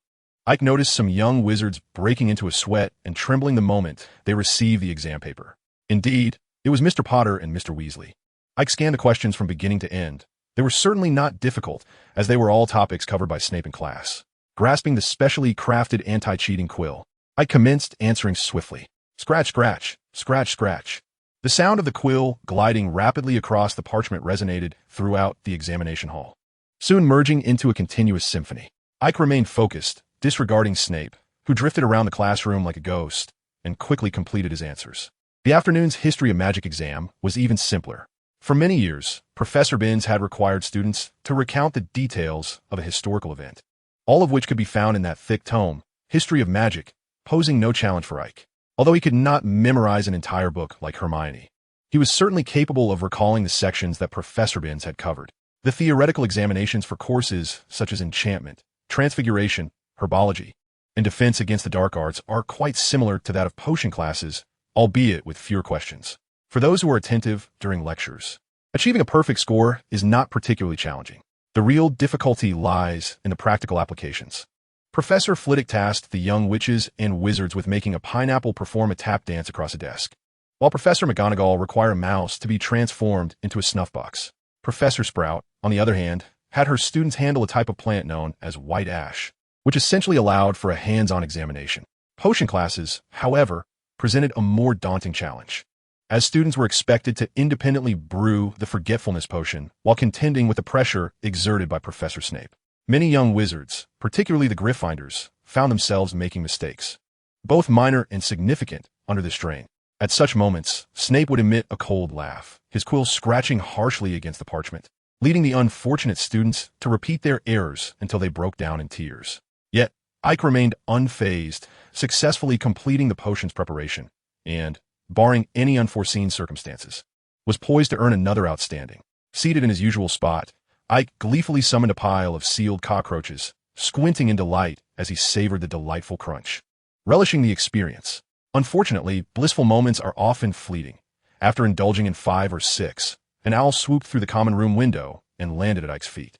Upon untying the note from the owl's leg and glancing at it, Ike stood abruptly. Approaching Stuart, who was engaged in a lively rant, he patted his shoulder. With a touch of surprise in Stuart's gaze, Ike whispered, 1 hour, before making his way down the corridor on the right of the 4th floor of the castle. At the wooden door, Quirrell had been waiting for a while. Upon Ike's arrival, he spoke little, merely pointing his wand at the door lock and casting an unlocking charm, causing the door to creak open. Behind the door, the 3-headed dog, Fluffy, glared menacingly at the 2 intruders, growling a low warning as its 3 mouths slowly opened, drool dripping onto the floor. Quirrell remained unperturbed, retrieving a small harp from his robes. With a flick of his wand, the harp began to play melodiously.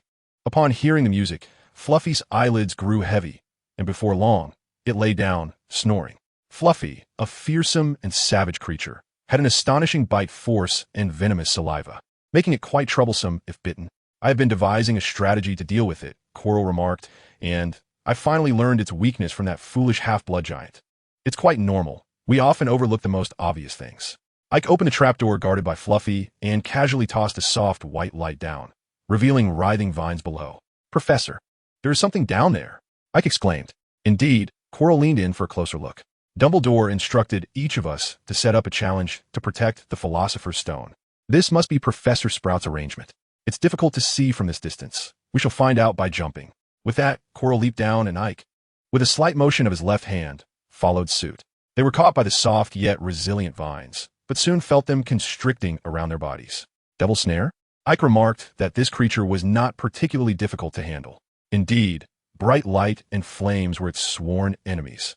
Chilo raised his right hand, and with a flicker of fluorescence, a large, dazzling orb of light materialized at the tip of his wand, causing the devilish web to retreat swiftly, just as anticipated. Ike timely cast a cushioning charm upon the 2, allowing them to land safely on the ground. Chilo, gathering himself and smoothing his attire, complimented Ike, a splendid cushioning charm. Mr. Stride. Ike smiled quietly, opting for silence. Chilo, casting a glance at Ike's amused expression, chose not to speak further and proceeded deeper into the stone corridor. Before long, they arrived at the second challenge. Hundreds of winged keys fluttered in the sky, accompanied by several worn-out, older-model flying brooms. Petrify them all, Chilo commanded. Yet the keys seemed utterly unaffected, continuing their leisurely flight. Another freezing charm was cast, but to no avail. This is quite vexing, Professor, Ike shrugged. Madam Horkin mentioned that I barely scraped an A in my flying class, and I am rather relieved that I shall not have to endure it next year. Then it falls solely upon me, Chilo declared, seizing a seemingly superior broom. He mounted it, and with a slight push of his feet, soared into the air, diving into the swarm of keys. Unbeknownst to Chilo, Professor Flitwick had cast a remarkable spell on these keys, for as soon as he took flight, they began to whirl around him like a tornado, relentlessly assaulting him. Though it was not painful, the sheer number of keys rendered Chilo quite flustered. Clutching the broom with one hand while shielding his headscarf with the other, he meticulously searched for the correct key. In no time he spotted a large, antiquated silver key that instinctively felt like the right one. Sensing that it had been detected, the silver key swiftly evaded Chilo's initial attempt to grasp it. Realizing he had found his target, Chilo disregarded the potential pain from the other keys and plunged headlong into the fray. Ike, watching from the ground, feigned an expression of anxiety as Chilo became engulfed by the keys. Moments later, Chilo dove down, clutching the key tightly. As he neared the ground, he leaped off the broom, sprinted a few paces to the wooden door, and roughly inserted the key into the lock, twisting it to the right, thus unlocking the door. Hurry inside, Ike, Chilo exclaimed as he hurried through the door, beckoning Ike to follow. Ike dashed forward, swiftly plucking the key from the door and tossing it into the swarm of pursuing keys behind him before entering. Chilo, positioned behind, promptly shut the door. A series of thuds echoed as the wooden door finally ceased its trembling. Healing as good as new, Chilo cast a healing charm on his arm and face, visibly mending the wounds inflicted by the keys, and with another cleaning charm, he eradicated all traces of blood. Only then did his attention turn to the imposing rows of colossal statues in the darkness. With a series of soft thuds, torches ignited, illuminating the entire room, revealing that the statues were, in fact, chess pieces. Wizard chess. It seems to bear Professor McGonagall's signature. Chilo smiled as he extended his wand, turning to Ike and said, Mr. Stride, I believe we need not adhere to convention in this challenge. What about your shattering curse? Bone-breaking. No sooner had Chilo spoken than a chess piece was obliterated, prompting the remaining pieces to swiftly pivot, brandishing their weapons and advancing towards the duo. It should suffice, Ike shrugged. At least handling these is not an issue. Then we shall proceed. Chilo nodded, and together they cleared the chessboard of all pieces, arriving smoothly at the threshold of the next chamber. Upon opening the door, Ike was met with a familiar foul stench, and soon after, he beheld a giant troll staring vacantly in their direction. Two slicing curses swiftly severed the troll's neck by half. The troll staggered forward a couple of steps before collapsing to the ground with a resounding thud, causing the odor within the room to intensify unpleasantly. Following Chilo into the next room, they had just entered when violet flames erupted. Simultaneously, black flames flared at the entrance ahead. A variant of the fierce fire? Chilo approached the black flames, discerning their nature and murmuring softly. Ike moved to the table at the center of the room, casually picking up the parchment atop it, reading silently, and glancing at the 7 differently shaped bottles arranged upon the table. It seems this was set by Professor Snape, Ike remarked. He Snape? What a nostalgically resonant name. The ever-quiet Lord Voldemort suddenly interjected, yet we have no need for them. Come here, step forward, and I shall teach you a minor spell, the fire control charm, which will easily allow us to navigate through these flames. We ought not to engage in any logical reasoning games here. Ike quickly mastered the charm, pointing his wand at the flames before him and uttering the incantation, causing the black flames to part in the center, revealing an opening wide enough for 2 to pass side by side. Very good, very good, Voldemort praised momentarily before falling silent again. Chilo stepped through the opening, and Ike maintained the charm as he followed. The final chamber was brightly lit, with a solitary mirror standing in the center. Chilo stood before the mirror, his hands incessantly brushing against its surface, akin to a monkey. It's here. It's here. Voldemort's voice was urgent. I can feel it. It's right here. Obtain it. Quickly seize it. Chilo remained silent, one hand exploring the mirror while the other rummaged through his pockets, laboring for a considerable time, yet yielding nothing. It was then that he noticed the opulent mirror, adorned with a golden frame, bore an inscription at its pinnacle. Chilo's hands fell limply to his sides. His gaze fixated on the inscription as he muttered, the Mirror of Erased. Chapter 35, Face to Face. Where is it? Where is it? Chilo seemed to descend into madness, incessantly murmuring, his complexion visibly paling, and his tone gradually weakening. Ike observed the purplish bruises slowly creeping from behind Chilo's neck, realizing it was the curse of unicorn blood. For the first time, Quirrell managed to endure for approximately 10 days. The second time, however, it was merely 7 or 8 days, and the backlash was even more intense. No wonder he sought the Philosopher's Stone today. Had he reached his limit? Ike mused quietly to himself. The deaths of the 2 unicorns were significant events. Hagrid and the Centaurs intensified their patrols, making it increasingly difficult to steal the power of unicorn blood. Quirrell's plans were sound, but unfortunately, Dumbledore had concealed the Philosopher's Stone within the Mirror of Erased. Those who wished to possess the stone, like Quirrell, Voldemort, and Ike, would find it utterly unattainable. Indeed, Ike coveted the Philosopher's Stone as well, regardless of whether the stone hidden within the mirror was genuine or not, according to the theory of Schrödinger. While the stone remained unclaimed, it existed in a curious state of half-truth, suggesting at least a 50% probability of its authenticity. Assuming the stone was real, as one of the most marvelous alchemical creations of centuries, its research value was immeasurable. Not to mention, the ability to transmute base metals into gold was exceedingly alluring, driving countless individuals to madness in pursuit of it. I cannot obtain it. My master, I cannot secure it after hours of searching, leaving Quirrell despondent. His voice tinged with a hint of sobbing, awakening the weakened Voldemort from his slumber. Old Voldemort was furious, yet was a fury born of impotence. He was bound to Quirrell and utterly powerless, especially in his current state. Even just a week or so ago, after consuming unicorn blood, Voldemort could have forcibly unraveled Dumbledore's enchantments. Fortunately, there remained a glimmer of hope. After teaching for an entire term at Hogwarts, Quirrell had not only made extensive preparations to steal the Philosopher's Stone, but also conducted thorough investigations into Harry, this remarkably resilient boy, gaining deep insight into Harry's character. He was a young wizard who clearly embodied the spirit of Gryffindor, a reckless sort, often referred to as a brash fool. Now, Quirrell awaited Harry. He was no fool. He understood perfectly for whom these so-called challenges were set. This was, in essence, a stage crafted for Harry. Otherwise, How could the mere devil's snare or the trivial wizard's chess possibly impede anyone? Only the three-headed dog had posed a significant challenge, having effectively stalled him for an entire semester. Yet, many actions are taken out of necessity, even when one knows they should not be done. Voldemort needed the Philosopher's Stone, and so did Quirrell. Aware that a pit lay before him, he felt compelled to leap. He had no choice. After several more hours of waiting, he finally encountered the main character. As expected, Harry jumped in, and the first thing he saw was Quirrell standing before the Mirror of Erist, which took him by surprise. Just moments earlier, he had suspected the malevolent Snape. "It is here. I can feel it." Quirrell's voice was low and deliberate, but why can I not take it? "Tell me why, Mr. Potter?" "Professor Quirrell? What are you doing here?" I couldn't help but feel exasperated at Harry's slow realization. Yet Harry, oblivious, continued to question. "Why not Snape?"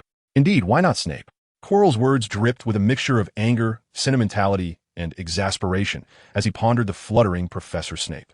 Who would notice the pitiful, stuttering Professor Quirrell? "But he tried to kill me," Harry shouted loudly, feeling as though his worldview had shattered before him. The sight of Quirrell dismantled his understanding. No, Potter, it is I, Quirrell, who wishes you dead," he declared, adhering to the villainous trope that necessitates the antagonist to reveal their schemes. He recounted the events of the entire semester, almost as if confessing to being my accomplice in a certain sense. "You know that Snape was once a Death Eater, don't you?" Quirrell's voice lowered ominously, and then he turned to the bystander, Ike, who had been watching the drama unfold. "Mr. Stride, kindly bind our savior. We shall require him shortly."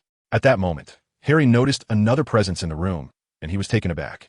Even though Hermione had warned him mere moments ago that Ike might be inside, he had not taken it to heart. Ike wasted no time with pleasantries, for he was now firmly entrenched in the ranks of villainy. With a wave of his hand, several ropes materialized out of thin air, binding Harry tightly, mummified, with only his eyes and mouth visible. "Why are you here? Hermione trusts you so much. Do you deserve her faith?" Harry shouted. Ike raised his hand, propelling Harry beside Quirrell, remaining silent. Quirrell then grasped Harry's face as if inspecting a rare and curious artifact. "Is this the savior? He does not appear remarkable, foolish, reckless. I wonder how you—" "Do not waste time. Quickly obtain the Philosopher's Stone." A weak voice interjected, breathless and slow. "Hurry and tell me. What did you see in the mirror?" Quirrell grew impatient. Harry had already recognized the Mirror of Erist, which he had previously encountered in the abandoned classroom. Curious, he glanced into it, only to see himself winking back and then placing a red stone into his pocket. At the moment the stone was tucked away, Harry felt a round, angular object press against his thigh, startling him. Faced with Quirrell's urgency, Harry resolved to fabricate a lie. I saw Dumbledore shaking my hand. I won the house cup for Gryffindor." "Lie. He is lying." The voice erupted again. "Let me speak with him, Quirrell, allow me." "But, master, let me speak with him." Lord Voldemort's insistence was unwavering, compelling Quirrell to remove his turban and turn around, revealing an ugly visage. "Once again we meet, Harry Potter." The boy who lived, Voldemort's current appearance terrified Harry and startled Ike. A week prior, Voldemort had still resembled a human, but now he had utterly transformed. Devoid of color, his once pale green eyes had turned bloodshot, and his nostrils elongated into slits, resembling a socket. "Behold my visage, Harry Potter. You have rendered me thus, forced to cling to the body of a servant to retain any semblance of form.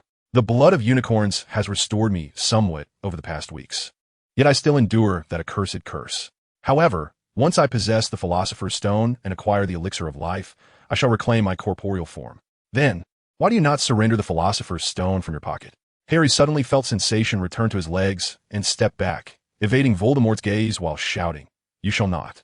He turned and raced towards the black flames. "Stop him!"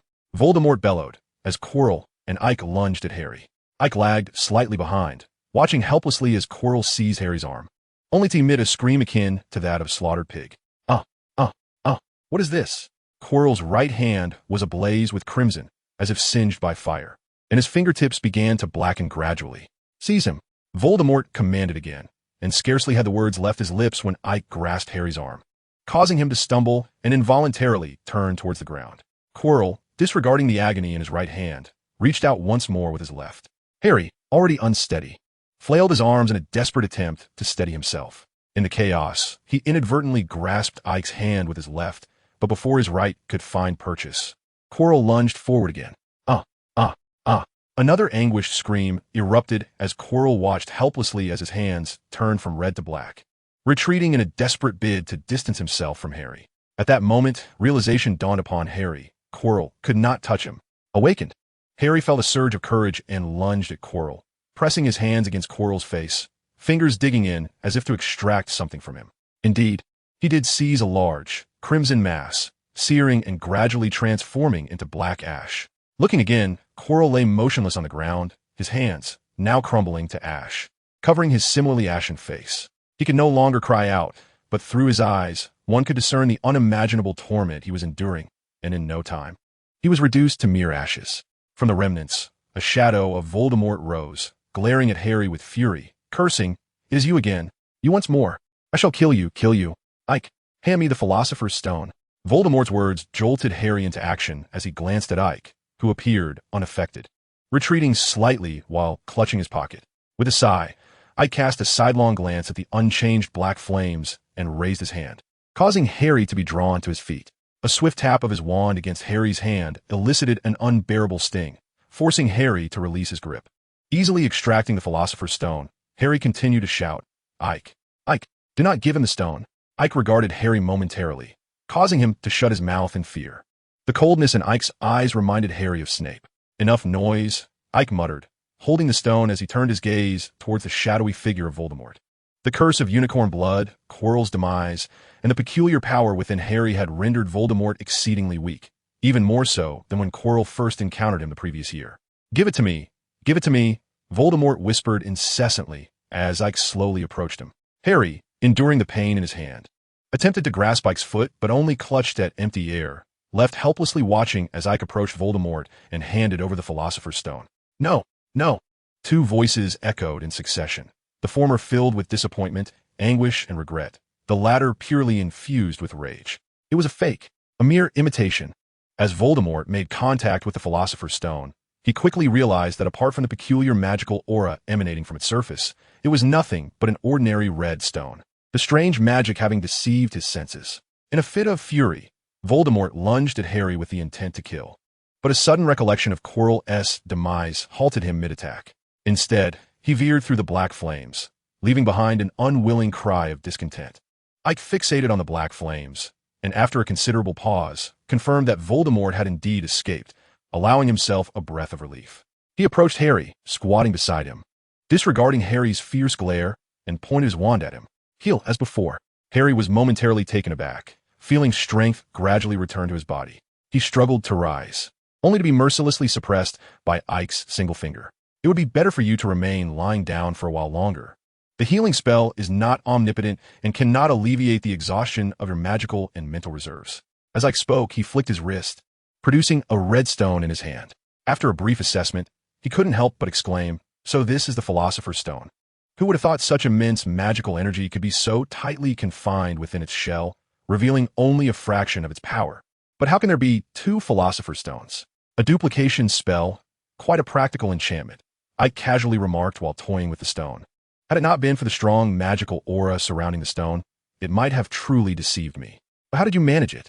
I witnessed you retrieve the stone from my pocket. How? Have you never seen magic, Harry?" Ike twirled his wrist, making the Philosopher's Stone vanish, then reappear effortlessly. A simple illusion. He casually placed the stone in his pocket, and with a wave of his hand, Harry was lifted into the air. "All right, we must depart. You need to spend a few days in the hospital wing, Harry." As they approached the black flames, Ike was about to cast a fire control spell to part the flames when, unexpectedly, the fire extinguished, revealing a group of figures before them. An elderly man with white hair and a white beard, a man with greasy hair and a stoic expression, and a young witch with tousled brown hair stood in their path. "Mr. Stride, before we escort Harry to the hospital wing, there's an item you need to hand over to me," the white-bearded man said with a warm smile, appearing exceedingly benevolent. "Professor Dumbledore." Ike returned the smile, nodding slightly in greeting, also acknowledging the anxious young witch nearby. "Hermione, it's been a while, hasn't it? 2 or 3 days." Hermione nodded, her expression a complex mixture of emotions. "Ike, it has indeed been a long time." Chapter 36, The Unbreakable Oath. 8th floor, Headmaster's Office. Compared to the offices of Professor McGonagall, Professor Flitwick, and Chiaro, the Headmaster's office holds a certain allure. The spacious circular room is adorned with an array of silverware and alchemical curiosities, all emitting a gentle hum. Portraits of former headmasters, both male and female, line the walls. Most of them gazing curiously at Aike, with a few even dozing in their chairs. A tall, gilded branch hosts a small red bird, preening its feathers with unabashed ease. Milk paired with a mound of cockroaches. Is it? Dumbledore quipped, nudging a cup towards Aike, alongside a plate teeming with writhing cockroaches. He nonchalantly plucked one and dropped it into his cup of milk, taking a sip and exclaiming, "What a creative culinary approach." The sensation of milk mingling with explosive chocolate is simply indescribable in its deliciousness. Aike chuckled and took a sip of the specially crafted chocolate milk, even squinting his eyes in delight. Few appreciated such confections. Most favored the crackling honeycomb sweets. Dumbledore, resembling a kindly elder, adjusted his glasses perched on his nose. Reminiscent of Severus and Minerva, whom he had recommended this treat to multiple times, only to be met with refusal. Likewise, Stuart and Terry shared the same disdain. Aike tossed another cockroach into his mouth, washed it down with milk, savoring it for a moment before swallowing. "You are a rather intriguing individual, Mr. Stride," Dumbledore remarked. "I have heard many professors speak of a remarkably talented young wizard at Hogwarts this year. Charms, transfiguration, potions, herbology, your performance in nearly all subjects has been exceptional. Except for flying lessons?" Aike interjected. "Indeed, except for flying lessons," Dumbledore nodded, a smile illuminating his face. "It has been said that Madame Hooch expressed her grievances, claiming you lack dedication to her class." "I simply lack the aptitude," Aike shrugged. Of course. Everyone has their weaknesses and their own secrets," Dumbledore chuckled, leaning slightly forward, his gaze fixed on Aike. "Now, Mr. Stride, could you enlighten me as to why you found yourself there?" Aike met Dumbledore's eyes, offering a standard smile, and with a flick of his wrist, a red stone materialized, gently rolling in his palm. "I wish to see the Philosopher's Stone and discern what it truly is." Dumbledore reclined, his tone becoming somewhat ethereal. "You remind me of someone, Mr. Stride, another who hailed from an orphanage, possessed extraordinary talent, and displayed remarkable prowess from the outset. However, he later strayed down a darker path. That is a tale for another time. Fortunately, you're not like him, Mr. Stride." Dumbledore adjusted his glasses, his expression intricate and somewhat inscrutable. "Might you share what your intentions are in following in his footsteps?" "Apologies," Dumbledore intoned after a prolonged silence. "The curriculum at Hogwarts allows you to learn magic progressively, and the tomes in the library can satisfy your thirst for magical knowledge. Moreover, as far as I am aware, the restricted section does not seem to deter you, which is quite uncommon for a first-year wizard." "This is not a comforting answer, Mr. Stride. What if I were to pledge an unbreakable vow with you?" Aike inquired, "Vowing never to harm my friends and never to endanger Hogwarts." Dumbledore's eyes sparkled, as if enchanted by a wondrous power that effortlessly captivated those around him. After a prolonged silence, Dumbledore could not help but exclaim, "I did not anticipate that you had already mastered the art of mental occlusion. Therefore, we require a witness." With a flick of his wand, a silvery phoenix emerged from the tip and swiftly vanished from the headmaster's office. Moments later, Snappa apruaka briskly, his robes billowing in the wind, and stood coldly beside Aike. "Severus, we need you to serve as a witness to complete an unbreakable vow," Dumbledore announced, rising to join Aike on the opposite side. Aike, too, stood and clasped Dumbledore's right arm. Snape said nothing but tapped his wand against their joined arms. "Mr. Stride," Dumbledore said, gazing at Aike, "you must understand that once the ritual commences, it cannot be halted, and the one who defies the vow will meet a most tragic demise." "I understand," Aike interjected, turning to the stoic Snape. "Professor Snape, I am prepared." Dumbledore and Snape exchanged a glance and nodded. Then Dumbledore asked aloud, "Aike Stride, can you vow never to use magic to harm the innocent?" "I vow." "Can you vow to never harm those who genuinely consider you a friend?" "I vow." "Can you vow to never engage in actions that would jeopardize Hogwarts?" "I vow." With each question and answer, 3 fiery red threads erupted from Snape's wand tip, entwining where Dumbledore and Aike clasped hands. Aike felt a searing sting as the 3 threads gradually merged into his skin until they vanished. "The ritual is complete," Snape declared, stowing his wand, uttering his first word since entering. "Thank you, Severus," Dumbledore acknowledged with a slight nod, then turned to Aike and said, "Mr. Stride, you may retain the Philosopher's Stone until the last day of July, at which point you must return it to me, as its rightful owner still requires it." "Understood." With a wave of his left hand, a significant portion of the cockroaches on the plate flew into a paper bag. Aike accepted the bag and slightly inclined his head towards the 2 men. "If there are no further matters, may I take my leave?" Snape, having maintained his cold demeanor throughout, remarked only after Aike had departed, "Is that all there is to it, Dumbledore?" Do you truly believe that a young wizard capable of outsmarting the Dark Lord would be unable to find a way to circumvent the vow? I am aware that an unbreakable vow cannot bind him, even if he were the one to propose it. Severus. Dumbledore paused for a moment before continuing. Approximately a month ago, I visited Diagon Alley and learned an intriguing piece of information from Ollivander. A wizard with a wand core made from unicorn hair is exceedingly resistant to dark magic. The wisdom passed down through the Ollivander family is indeed worthy of belief. I perceive you have become quite muddled, Snape exclaimed. Furthermore, I believe I owe you an apology. There's a matter I have yet to disclose to you. Dumbledore winked, suddenly exhibiting a playful demeanor. Strider has a fondness for cockroach clusters.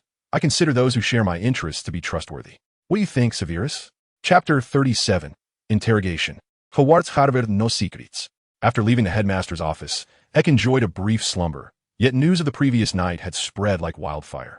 As he traversed the castle, he encountered throngs of gossiping students. Professor Quirrell was, astonishingly, a Death Eater. It was unfathomable that Harry Potter had vanquished a Death Eater. The renowned Ravenclaw trumpet, Stewart, exclaimed in Aike's ear, "How did he manage that? He is only a first year." Well, being the savior does make such feats seem ordinary. After all, he defeated he who must not be named when he was but an infant. Aike shoved the boisterous Stewart aside and stretched lazily. The rapid dissemination of news, minus the contributions of the Gryffindor trumpet Ron, was surely orchestrated by Dumbledore. Aike found that hard to believe otherwise. However, this was acceptable. Regardless of the version circulating, Aike's presence remained unacknowledged. With troubles dispelled, benefits abounded. Not everyone was convinced by the tales circulating within the castle. Aike was acutely aware that, apart from Dumbledore, Hermione possessed the truth. After all, the pentagram was intended for Hermione's eyes alone. Strolling along the banks of the Black Lake, Aike relished this rare moment of tranquility. Throughout the academic year, he had been consumed by the study of magic during the first semester, while the latter half required him to perform before the Dark Lord, depleting countless brain cells. The Dark Lord found it difficult to trust anyone. Even among his servants, the Death Eaters, few earned his confidence. Perhaps Bellatrix Lestrange was one of them. As for the others, Aike could not conceive of any. If the preservation of the Dark Lord's Horcruxes served as the criterion, Draco Malfoy could also be included. Yet it was evident that the Malfoy family had lost Voldemort's trust. Of course, Aike might now be considered a reluctant candidate as well. The Dark Lord's parting words, "Wait for me," echoed painfully, filled with resentment and longing. Moreover, the wretched notebook system had confirmed this development. Title: Apprentice of the Dark Lord. Congratulations. You have garnered the Dark Lord's favor. Not a bad outcome. The plan was essentially completed. Aike sat down on the grass, picked up a stone, and began skipping it across the water. One could only say that, in the absence of magic, Aike's skills were utterly abysmal. Aike. Hermione approached at a brisk pace, glaring at him in fury. You actually hid yourself away here. Don't you think you have something to say? Good morning, Hermione, Aike replied languidly as he rose. Have you come to bask in the sun? A splendid choice. Today's sunlight is quite warm. Stop changing the subject. Aike Stride. Hermione was genuinely exasperated. First, you inexplicably leave a note, and then you brutally harm a unicorn in the Forbidden Forest. What on earth are you thinking? Do you want to be expelled? Aike shook his head and retorted. To be precise, I merely participated in the injury of the unicorn. Its demise was not at my hands. Drawing forth his wand, Aike continued, My wand is crafted from unicorn hair, and it shall never permit me to slay a unicorn. If you had perused the enchanting knowledge of 50 wands in the library, you would understand that among all wand cores, only unicorn hair possesses such a characteristic. I am well aware, yet you still harmed it. Aike's explanation did little to appease Hermione. The beautiful, pure unicorn was beloved by all witches, and Hermione was no exception. Well, I shall not deny that. Aike shrugged, so, what do you intend to do, Hermione? Hermione found herself momentarily speechless. The young witch was merely venting her emotions, not contemplating the matter deeply. You must apologize to Hagrid. The unicorn's death has saddened him greatly. I am afraid I cannot do that. Aike replied, shaking his head. The unicorn does not belong to Hagrid, and Dumbledore would not allow me to do so. Aike explained, there are certain actions of mine that must remain undisclosed, and Hagrid is evidently not one to keep secrets. You should be aware of how Quirrell learned about the three-headed dog. I express regret for the harm done to the unicorn, but only to you. Looking into Aike's sincere eyes, Hermione suddenly entertained the notion of forgiving him, but was immediately alarmed by her own thoughts. She instinctively stepped back 2 paces, regarding Aike with suspicion. What have you done to me? Nothing at all. Aike smiled kindly. Consider this, Hermione. I have never harmed you, Harry or Ron, whether in the Forbidden Forest or during the final challenge. Quite the contrary, I have consistently endeavored to relay information and assist you. We can find the answers without your help, Hermione retorted. Of course, I do not dispute that. Aike chuckled, but that was the utmost I could achieve under those circumstances. So what are your true intentions? Why ally yourself with Quirrell and the one who must not be named? Hermione finally posed the question that had been weighing on her mind. Moreover, Dumbledore is aware of everything. You may not trust me, but surely you trust Dumbledore. Dumbledore knows? Indeed. Aike nodded. At Hogwarts, there are few matters of which Dumbledore is unaware. He is the greatest white wizard of this century. Very well. Hermione pondered for a considerable time, ultimately swayed by the reasoning of Dumbledore's authority. His reputation proved quite persuasive. A weight lifted from Ike's heart as he tossed a stone into the Black Lake, smiling as he said, I trust you have no further inquiries, then? Shall we engage in a stone-skimming contest? Not at all. Hermione shook her head. I must check on Harry. He just collapsed after being taken to the infirmary yesterday and has yet to awaken. Very well. If Harry regains consciousness, please convey my regards to him. Ike's expression was earnest. I shall, Hermione replied, casting a complex glance at Aike before ultimately nodding in agreement and departing with a brisk pace. Chapter 38. Departure from School. In the hall, as they watched Gryffindor surge from last place to ultimately seize the House Cup, Harry, Ron, and Neville once again emerged as the heroes of the school, earning the cheers of nearly everyone except Slytherin. The allure of such a dramatic reversal lies in its unexpected nature, which never fails to ignite excitement. In most cases, Ike was equally generous with his applause, maintaining a serene smile while his gaze drifted towards Dumbledore, seated prominently among the professors. Dumbledore blinked cheerfully, a stark contrast to the stern visage of Professor Snape beside him. It was understandable, given that a 7-year championship had slipped away as the head of Slytherin. Snape could hardly muster a smile. This had absolutely nothing to do with his disdain for Harry's triumphant expression. Of course, before departing, all the underclass wizards had one final task to complete, signing an agreement. Dubbed an agreement, it was essentially a guarantee. The Ministry of Magic forbade underage wizards from using magic during the holidays, a rule echoed by the school, necessitating that young wizards inscribe their names on a piece of parchment, pledging not to employ magic. Should any young wizard be found using magic, the ministry would issue a warning or even expel them. As for how such violations were detected, the prevalent belief was that the wands purchased by young wizards contained tracking threads, which would monitor them during the holidays and inform the ministry in a special manner. However, Ike suspected that the true reason for the off-campus magic prohibition agreement signed before leaving school was reminiscent of a legendary magical contract. Perhaps due to the unbreakable vow made with Dumbledore, Ike now possessed a faint perception of contract-type magic. At the moment he inscribed his name, he felt an almost mystical sense of having entered into a contract, a sensation so subtle that he might have overlooked it had it not been for the barely perceptible magical fluctuation emanating from the parchment. Magical affinity proved quite effective. On their final night at Hogwarts, nearly all the common rooms were enveloped in revelry. Barrels of butterbeer, magical fireworks, and an array of sweets adorned the tables. As young wizards laughed and cried, filled with anticipation for the impending holiday while simultaneously mourning the end of their campus life. Ike, in a corner, quietly nibbled on a pile of cockroach clusters, observing the merriment around him, allowing himself a rare moment of relaxation, occasionally joining in the cheers. For Ravenclaw, a splendid holiday season commenced with a flawless report card. The results were distributed in the second week following the exams, and Ike achieved 7 outstanding grades in Charms, Transfiguration, Defense against the Dark Arts, Herbology, Potions, Astronomy, and History of Magic, with only an acceptable in Flying, which ultimately relegated him to second place in his year after leading for an entire term. Hermione's score in Flying was and exceeds expectations, just shy of the mark. Consequently, the Little Eagles felt a tinge of regret for Ike, though he himself felt little about it. The following morning, the young wizards donned their everyday attire and, with their luggage in tow, departed from Hogwarts to board the Hogwarts Express. Ike, Stuart, Terry, Michael, and Anthony settled together, engaging in lively conversation as they awaited the train's departure. In the realm of young wizards, sorrowful occurrences are seldom encountered. Even farewells lack such sentiments. With promises of communicating during the holidays, Terry extended an invitation for everyone to visit his home, which held a significant allure for Stuart, who relished the freedom to wield magic. Wizarding households offer much more convenience in this regard than Muggle families. As the hours drifted by, Hogwarts finally arrived at King's Cross Station in London that afternoon. The station buzzed with parents eagerly waving at their children through the train windows. As soon as the train halted, the young wizards eagerly disembarked, rushing towards their families, their heads held high, proudly sharing tales of their excellent grades and the joys of school life, with a dramatic turnaround in the house cup being an unavoidable topic.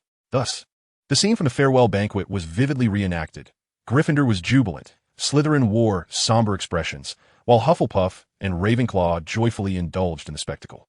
Ike exchanged warm farewells with Stuart and the others, lingering at the station with his luggage until the crowd had thinned considerably before exiting the platform. Upon stepping outside, he spotted Julian waving cheerily at him. Hurrying over, Ike greeted her with a radiant smile.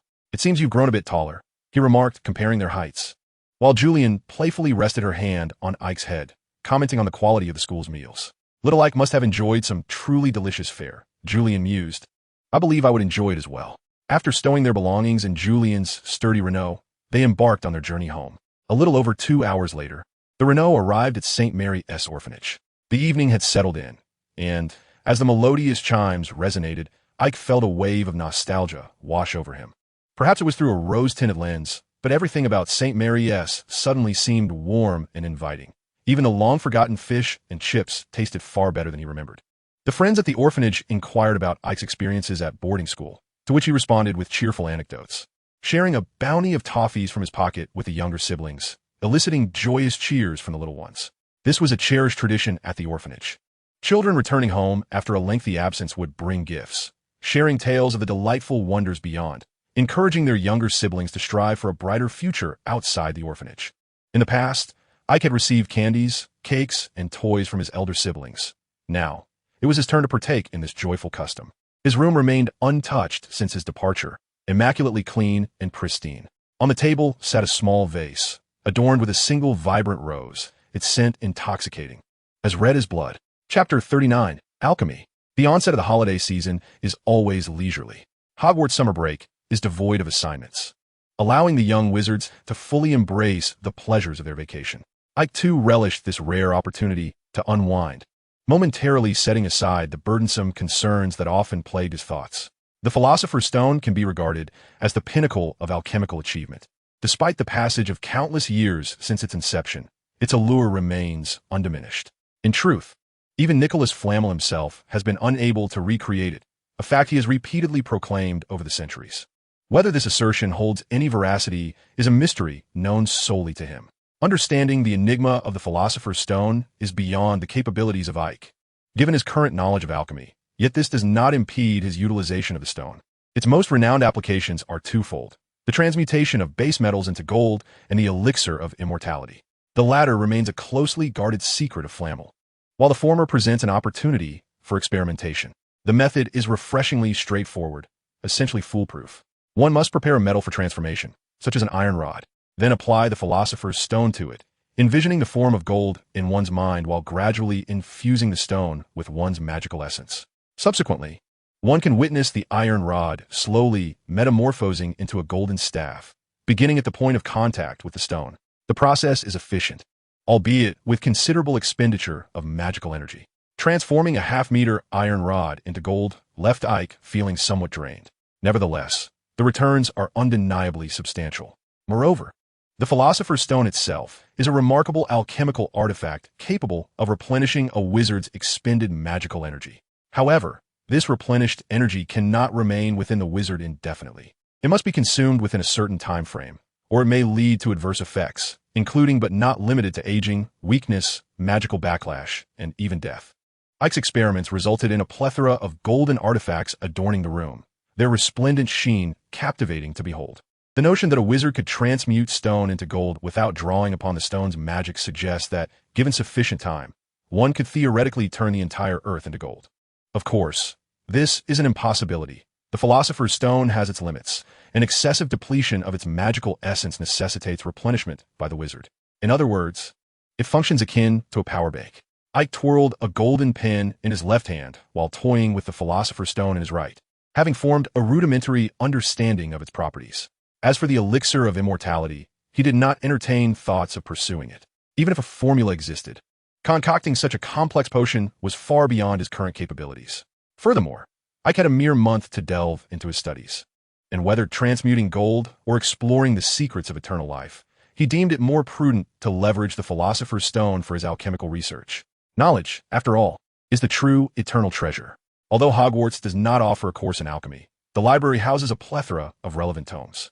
Before departing the school, Ike borrowed several alchemical texts, including Mystical Alchemy, Precision, Control, Transformation, a compendium of medieval alchemy, from novice to master, and a comprehensive guide to simple alchemical productions. Remarkably, he even retrieved the Hermetic manuscript from the restricted section. It is no exaggeration to assert that a thorough comprehension of these works could elevate one to the status of the foremost alchemist of the age. Regrettably, the Hermetic manuscript is written entirely in ancient magical script, most of which remains undeciphered, leaving only a scant portion comprehensible to the reader. Aiming too high is inadvisable. The Hermetic manuscript merely provided Ike with a target, yet he must commence from the fundamentals. Thus, as July unfolded, Ike acquired a rudimentary understanding of alchemy. To a certain extent, alchemy can be perceived as the science within the realm of magic, a discipline marked by rigor. The creation of an alchemical product necessitates precision. Any deviation in raw materials, incantations, or magical circles may lead to failure, especially with ancient alchemical recipes that have been passed down through generations. Broadly speaking, alchemy can be categorized into two types: bestowal and transformation. The former is exemplified by various alchemical trinkets and puppets, wherein alchemy imbues an ordinary object with magical properties, enabling it to act according to predetermined rules or the will of the sorcerer. The latter involves the complete metamorphosis of one object into another, such as transmuting lead into gold. Common to both categories are two elements: incantations and magical circles. Clearly, next semester will necessitate a study of ancient incantations. Ike resolved quietly.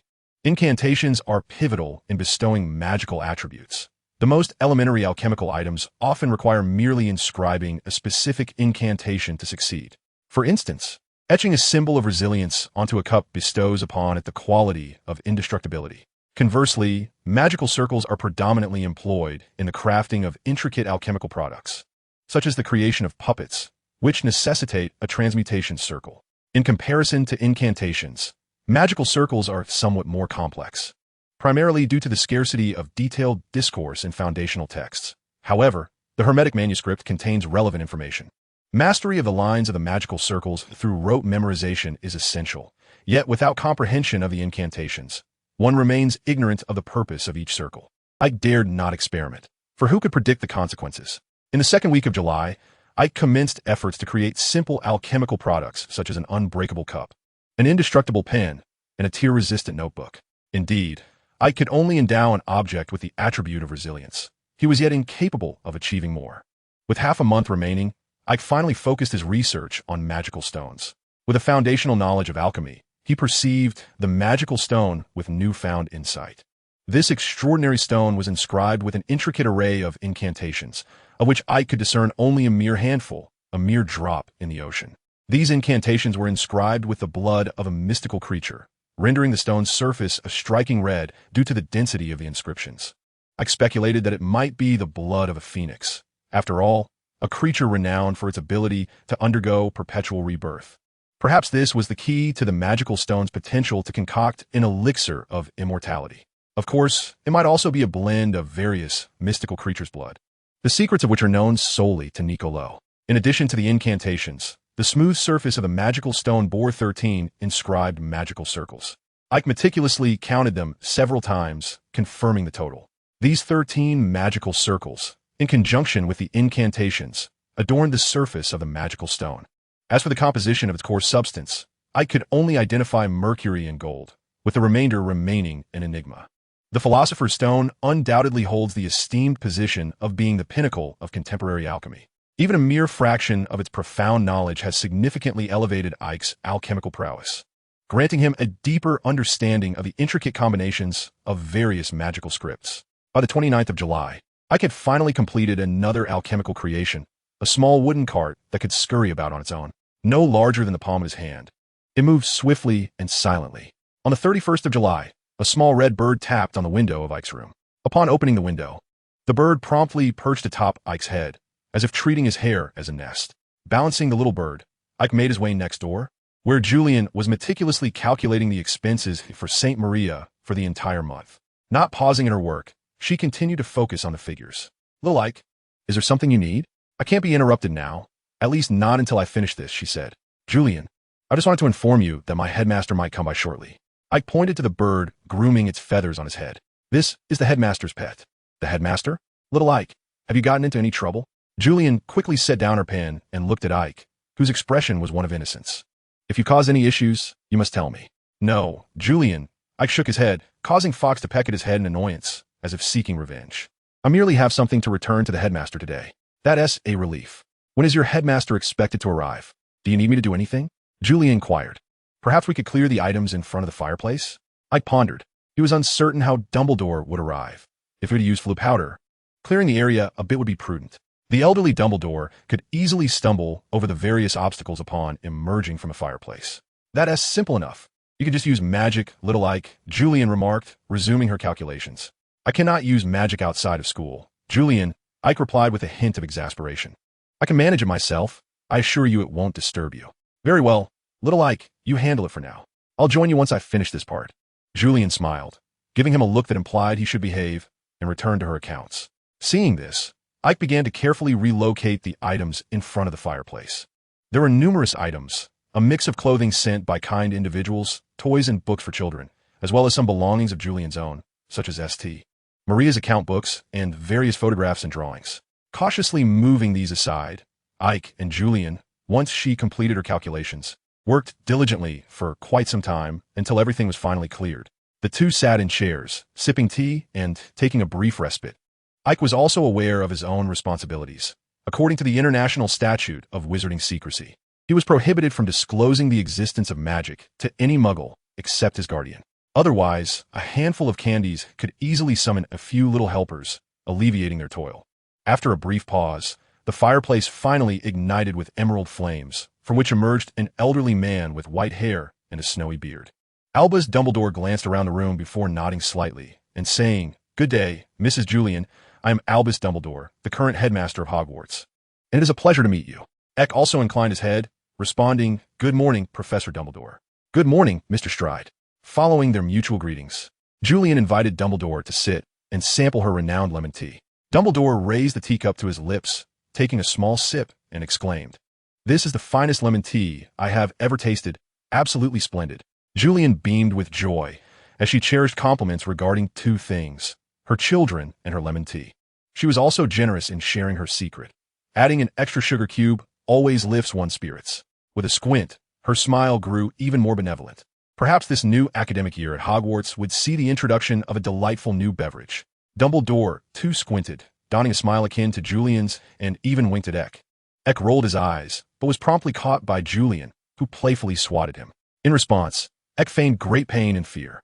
This was a typical interaction shared between Julian and nearly all the children of St. Maria, with Eck being among the most frequent participants, a manifestation of Julian's affection. "You have educated Mr. Stride remarkably well, Mrs. Julian," Dumbledore remarked. "In my more than half a century at Hogwarts, Mr. Stride is one of the most impressive young wizards I have encountered. I must also thank the guidance of the school's professors," Julian replied graciously. After taking a sip of the lemon tea, Dumbledore paused before smiling and saying, "I believe Mr. Stride has informed you that I am here to retrieve an item.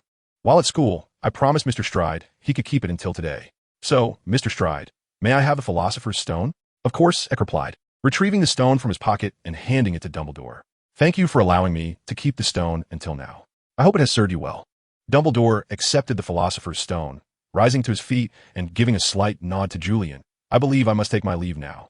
Thank you for your hospitality, Mrs. Julian. Will you not stay for a meal, Headmaster?" Julian urged. "No, Mrs. Julian, the owner of the Philosopher's Stone awaits me, and I would not wish to keep him too long. Moreover, it seems he has taken quite a liking to you." "Very well, Professor Dumbledore," Eck nodded, reaching to stroke Fawkes perched above him, only to be met with a gentle nip, causing both Julian and Dumbledore to laugh heartily. "Professor Dumbledore," Eck called out once more, "has Nicholas Flamel truly decided to destroy the Philosopher's Stone and relinquish his immortality?" "To my knowledge, that is indeed the case," Dumbledore affirmed with a nod. "However, since the 14th century, Nicholas has frequently announced his intention to destroy the stone. Who can say if this time it is genuine?" With a flash of light, Dumbledore vanished from the room. "Little Ike, did you just mention Niccolo May, that renowned alchemist?" Julian asked, appearing quite astonished. "Indeed, that is him. So what you just handed to the headmaster was the fabled Philosopher's Stone? Precisely, Ike nodded. Goodness, it's unbelievable. The Philosopher's Stone is truly real. Observing the wistful expression on Julian's face, Ike felt a surge of conflict within him. After a moment of contemplation, he said, Julian's mother, if you desire, I shall find a way. Little Ike, Julian interrupted, revealing a familiar, gentle smile. I have endured the harsh realities of world wars and have experienced the joys of family. I have traversed both beautiful and brutal realms. Now, you have introduced me to yet another world, and I am already deeply satisfied. Therefore, there is no need for you to take risks on my behalf, little Ike. The wistfulness and longing vanished from Julian's countenance, replaced by tranquility and kindness. Ike remained silent for a long time before offering a slight nod. I understand, Julian's mother. Chapter 41, The Phoenix and the Oak. The Dumbledore family is always favored by the Phoenix, a rare occurrence even amidst the myriad wonders of the magical realm. Fawkes, perhaps having followed Dumbledore for too long, possessed not only the inherent pride of Phoenix, but also a multitude of bad habits. For instance, he delighted in snatching Ike's food, enjoyed perching atop Ike's head, and would often ruffle his hair into disarray. If things did not go his way, he would peck at Ike with his sharp beak, pulling out several strands of hair with a single bite. Ike dreaded the thought of going bald at a young age without gaining strength, so he endured Fawkes' antics. After all, as the headmaster's pet, a bit of privilege was only to be expected. Unlike the Phoenix from Ike's memories, Fawkes did not possess overwhelming power. Yet, despite his enchanting nature, his tears had remarkable healing properties, and his song could inspire courage in the pure-hearted while instilling fear in the impure. He could disregard the anti-apparition barriers at will, and his feathers were exceptional magical materials. He was indeed a treasure in every sense. Although Ike was more intrigued by the notion of roasting a phoenix over a fire to see if it would emerge as a roasted bird or rise anew from the flames, he ultimately abandoned this tempting idea, considering his own hair. Nevertheless, Fawkes exhibited many traits unknown to Ike. He was keenly aware of danger and could soothe a wizard's spirit. And he might even comprehend some ancient magical scripts, occasionally pointing out errors as Ike wrote. As a result, Ike's right hand was adorned with several band-aids. Entering August signified that only a month remained of the holiday. The owl had already delivered the book list for the upcoming school year, replete with numerous works by Gilderoy Lockhart, which troubled Ike greatly. Each year, the Hogwarts scholarship was fixed at 20 galleons, meaning that even if Ike purchased used books, little would remain for other necessities. Had it not been for the golden items procured through the Philosopher's Stone, Ike would have been left without any pocket money. Fortunately, Gringotts accepts gold, albeit at a rather exorbitant rate, but the galleons received are sufficient for Ike to procure those long-desired items. For instance, a chest enchanted with the untraceable extension charm. Yet for now, it is imperative to focus on reading. Fawkes, too, relishes the majestic oak whenever Ike settles beneath its boughs. The phoenix flutters up to the branches, leaping joyfully among them, and even serenading him. It was the first time Ike had heard the enchanting melody of a phoenix, an ineffably delightful tune that seemed to elevate the very essence of his being, igniting a euphoric resonance within every cell as his magical energy surged with unprecedented vitality. When the song ceased, Ike sensed a significant enhancement in his magical prowess. He mused that if he were to use a Philosopher's Stone to transmute stone into gold, he could effortlessly conjure a 75-centimeter golden rod before feeling the slightest fatigue.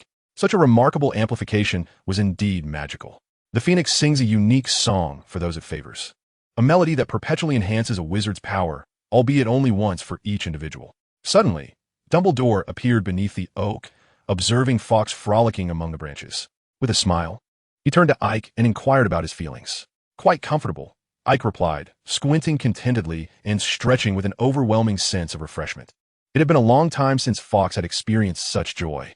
Dumbledore seemed momentarily entranced, remarking that a phoenix does not belong to anyone. They are ethereal beings of nature, innately drawn to the wild. I can sense that this oak is extraordinary, Mr. Stride, Dumbledore remarked, stroking the stout trunk. If you attune your heart, you will discover that Fawkes is weaving the magic of this tree. Although faint, it undeniably exists. Does it possess magic? Ike asked, astonished. Indeed, wizards unconsciously influence their surroundings. Even if the impact is minimal, it nonetheless manifests. If a wizard resides in the Muggle world for decades, peculiar phenomena often arise. Many of the tales circulating in Muggle society are derived from such occurrences. You must enjoy sitting beneath this tree, which is why it has absorbed your influence. Imbued with your magic. Dumbledore adjusted his glasses and waved to Fawkes perched above, who then alighted upon his shoulder. In a sense, you have nurtured a magical plant, Mr. Stride. Indeed, it could be regarded as your offspring. Dumbledore winked, explaining that Fawkes, by channeling its magic, conceals its magical fluctuations to evade detection by the Ministry of Magic, which prohibits magical entities from existing in the Muggle realm. A heartfelt thanks to Fawkes, then, Ike said as he reached out to stroke the Phoenix's head, only to receive a gentle peck. Fortunately, his hand was already adorned with a bandage, sparing him further injury. Of course, Ike replied, maintaining his composure without a hint of embarrassment. The matter was far too profound for him to fully grasp at present. Even I have not comprehended it. Dumbledore nodded, producing a pair of gold-rimmed spectacles and handing them to Ike. Upon donning them, Ike beheld the vast, oceanic reservoir of Dumbledore's formidable magic and, upon turning, noticed several delicate strands emanating a soft glow from the oak.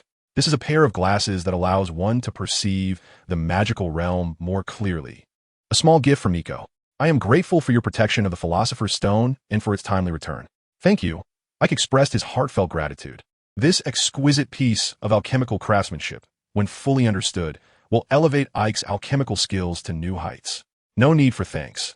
Nico possesses many such items, as I mentioned. It is merely a trifling gift. Dumbledore adjusted the glasses once more and even winked at Ike. By the way, do not worry about the trace with me around. The Ministry of Magic will not detect you. Dumbledore glanced at his watch and said to Ike, I have other matters to attend to. Farewell, Mr. Stride. Goodbye, Professor Dumbledore. No sooner had the words left his lips than a sharp crack resounded, and Dumbledore along with Fawkes vanished before his eyes. Mimicking Dumbledore's gesture, Ike pushed up his glasses and gazed at the towering oak tree, unable to suppress a smile. A trifling gift? He chuckled softly. Chapter 42. Contemplating the Robbery of Gringotts. After spending another week in St. Maria, Ike bid farewell to Julian and the little ones at the orphanage and set off for London alone. This had long been planned, and Julian was aware of it. Though reluctant, he accompanied Ike to a certain point, dragging his substantial luggage for quite a distance until St. Maria was out of sight. Ike seized the opportunity, when no one was around, to draw his wand and hold it aloft. With a resounding noise, a three-decker bus abruptly halted before him. The doors swung open, revealing a young man with a face covered in acne, leaning casually against the frame. Without looking up, he tore a ticket and said, Welcome aboard the Night Bus, an emergency transport service for witches and wizards in distress. Simply extend your wand and step aboard, and we shall take you wherever you wish to go. My name is Stan Shunpike, your conductor. 11 sickles, a fair price for all, regardless of your destination. Of course, for 14 sickles, you may enjoy chocolate, and for 15 sickles, a hot water bottle and a toothbrush of your chosen color.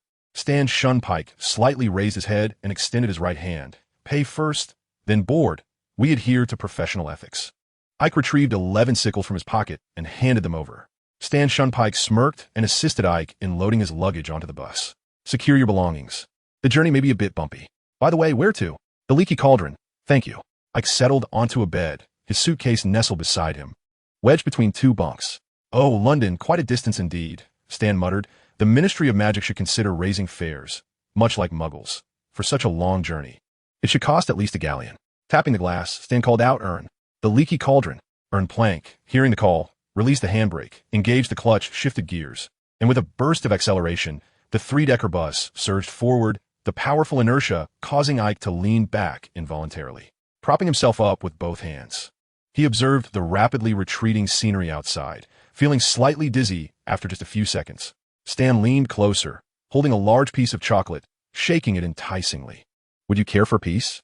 No, thank you, Ike replied, shaking his head gently. Very well, but please don't vomit on the bed. Cleaning it up is quite a hassle. Sampar shrugged and tapped on the glass behind Ern, urging, Hurry up, there are people waiting for us in Manchester. No sooner had he spoken than Ike felt his body lurch forward as the bus came to an abrupt halt. The doors opened, and Sampark leaned against the doorframe. We've arrived at the Leaky Cauldron. Thank you for riding the night bus. Ike waved his hand in farewell and disembarked. As soon as his feet touched the ground, a thunderous sound erupted, and the night bus vanished from sight. Interesting, perhaps I shall dismantle one someday, Ike mused, adding the thought to his future plans before pushing open the door to the pub. The Leaky Cauldron appeared unchanged, as if time had stood still. Approaching the bar, Ike addressed old Tom, who was perpetually polishing glasses. I would like a room. Tom glanced at Ike, set down the glass, and retrieved a key from beneath the counter. 1 galleon, and you may stay until September 1st. Your room is upstairs. The number is on the key. Ike took the key, which bore the number 203, pushed a gold galleon across the bar, and ascended the stairs. The guest rooms at the Leaky Cauldron maintained their simplistic charm, featuring only a bed and a nightstand, lacking even a chair. The cleanliness was commendable, likely thanks to a cleaning charm, as everything appeared tidy. Upon opening his suitcase, Ike retrieved a smaller carry-on, changed into his robes, and left the room, heading straight for Gringotts.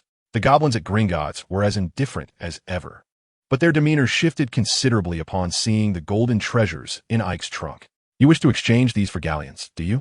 One goblin adjusted his glasses and scrutinized Ike. "Indeed," Ike nodded.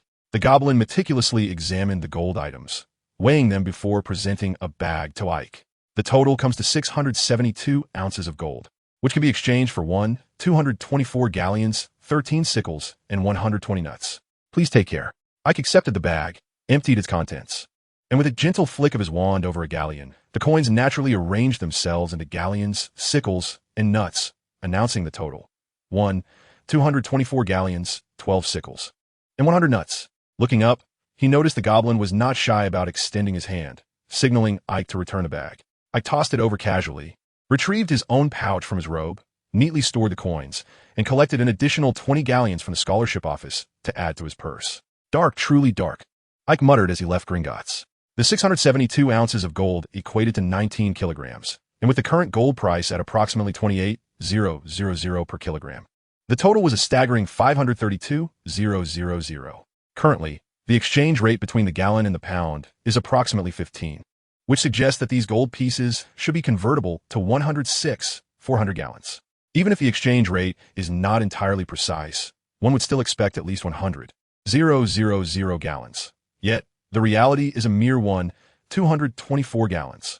Regardless of the futility of such calculations, it does not deter Ike from devising his plans. Were it not for the cumbersome process of exchanging these gold pieces for pounds at a London jeweler, Ike would have little desire to engage with these avaricious sprites. With his hard-earned money, Ike first procured a box enhanced by the undetectable extension charm, which provided him with 3 cubic meters of space at the cost of 20 gallons. After purchasing the textbooks for the new semester, he was left with just around 200 gallons. Truly, money seemed to flow like water. It was merely a few articles of clothing. He resolved to master the undetectable extension charm in the upcoming term. Ike set forth a new ambition, not merely to transform the box into something akin to Newt's menagerie, but at the very least to achieve the size of small room.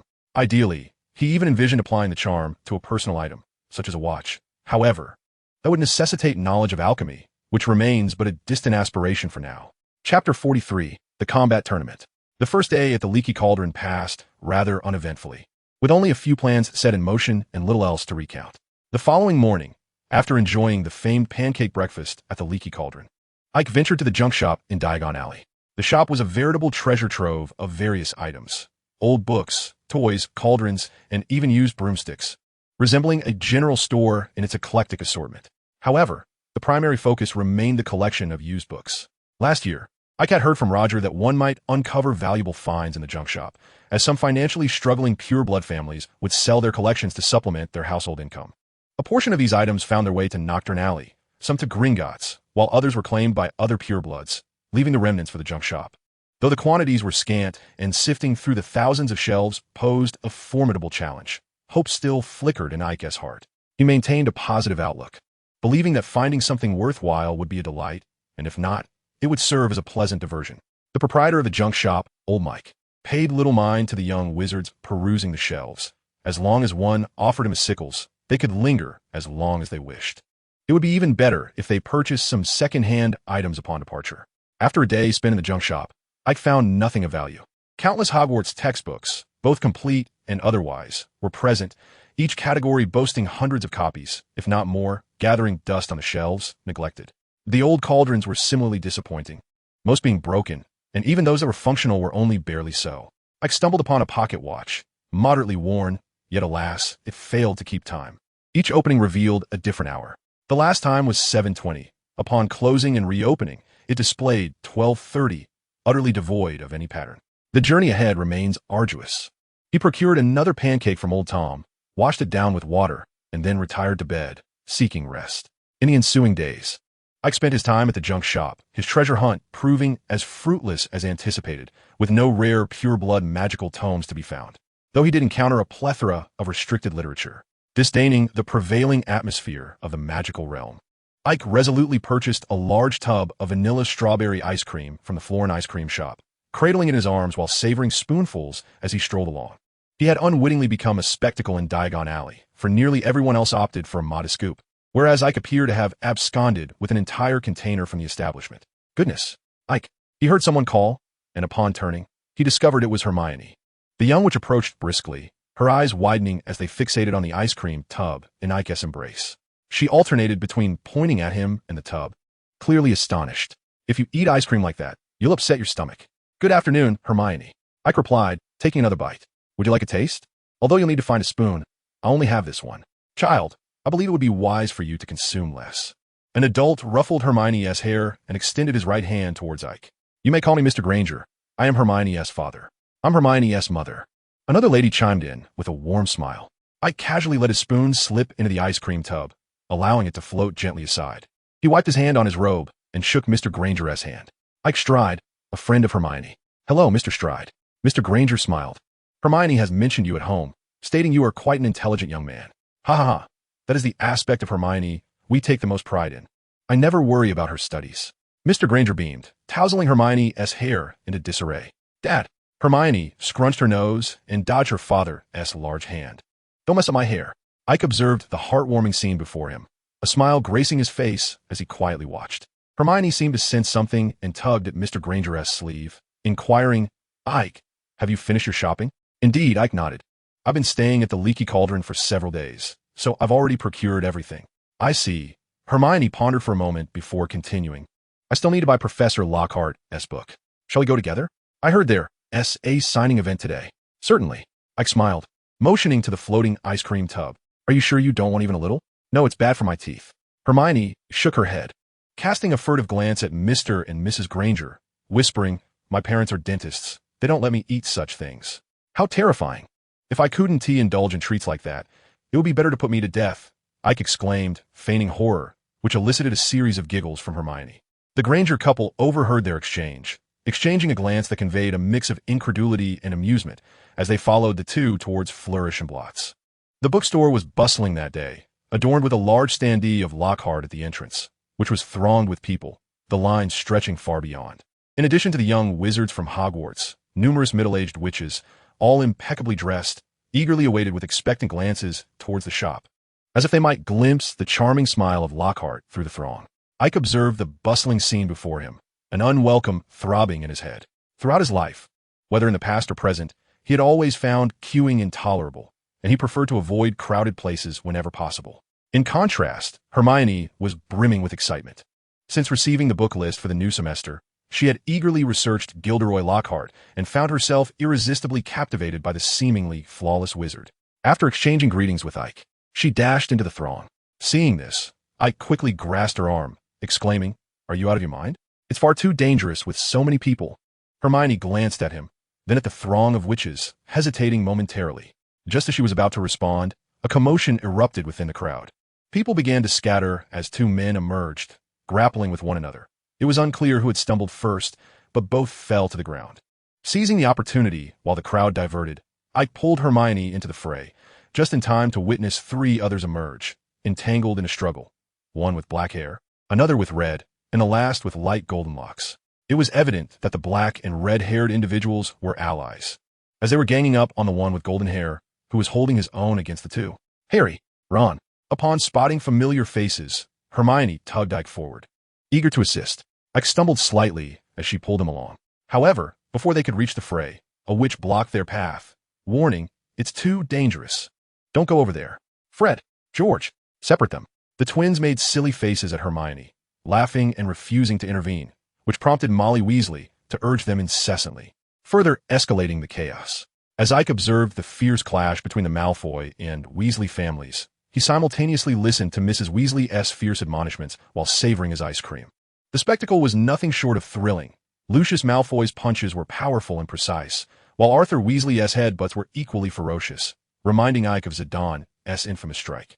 It was clear that the two had sparred numerous times before, demonstrating a keen understanding of each other's fighting styles, countering blows with skillful precision. Just then, a loud call of Draco, rang out as two plump boys squeezed through the crowd, none other than Crabbe and Goyle. Their entrance dramatically shifted the tide of battle, leaving Harry and Ron utterly defenseless. Young Malfoy finally showcased his family's martial prowess, his punches reflecting the intimidating style of his father, and in the blink of an eye, Harry and Ron were left dazed and bewildered. My goodness, we must help them, Hermione shouted urgently at Ike, who was still leisurely enjoying his ice cream. Ike took another bite and pointed toward the tall figure emerging from the crowd, saying, I believe assistance is no longer required, Hermione. Make way. Gentlemen, make way. Hagrid effortlessly maneuvered through the crowd, swiftly intervening to separate Lucius Malfoy from Mr. Weasley. Fred and George finally rushed over to halt the young combatant's brawl.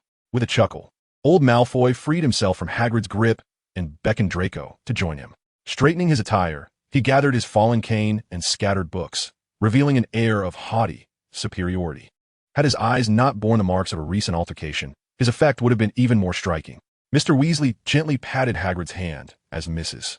Molly Weasley and the other members of the Weasley family gathered around to assess Mr. Weasley's injuries. Old Malfoy, leaning on his cane and clutching a tattered book, approached Mr. Weasley. Hagrid attempted to intervene, but Mr. Weasley halted him. With a disdainful glance, old Malfoy surveyed the Weasleys present and hurled the worn book into Ginny's timid arms, declaring, Here, take your book. This is the best your father can offer you. Ginny stumbled, fumbling to catch the book, her body instinctively recoiling, while Hermione quickly supported her to prevent a fall. Observing this, Mr. Weasley was ready to charge forward, but Hagrid restrained him, leaving him to watch as the Malfoys departed, exuding an air of triumph. You shouldn't let him get to you, Arthur, Hagrid said, smoothing Mr. Weasley's robe with a comforting gesture. That fellow is utterly vile. His entire family is. Everyone knows that the Malfoys' words are not worth heeding. Their blood is tainted. Come, let us leave. Did you see? He nearly toppled Ginny. Mr. Weasley fumed, yet Hagrid's strength was overpowering, and he could not break free, being forcibly led away. The others followed suit, with Mrs. Weasley chastising the twins, Hermione comforting Ginny, and Harry and Ron nursing their injuries while reflecting on their recent missteps. The Granger couple was taken aback, witnessing a wizarding brawl for the first time, as brutal as any fight among ordinary folk. Meanwhile, Eik, indulging in ice cream, trailed behind, having devoured nearly half a bucket in no time. Indeed, this was the spectacle a true wizard ought to relish. The raw physicality of combat was paramount, while spells like Avada were mere aberrations. Chapter 44, Night Steed. The potency of ice cream proved formidable. Within an hour after Eik polished off the entire bucket, it wrought a curious effect in his stomach. However, there was no cause for concern. Potions were precisely meant for such situations. A small vial of antidiarrheal potion sufficed, and he felt as right as rain, ready to indulge in another serving of fish and chips. Though that was a matter for later, it could certainly be added to the agenda. After spending the final night at the Leaky Cauldron, Eik checked out of his room around 9 the next morning, hoisting his trunk, which had been enchanted with the undetectable extension charm, onto the bus. Shortly after 10, he arrived at King's Cross Station. Crossing through the barrier, the Hogwarts Express was already awaiting, with several young witches and wizards having arrived.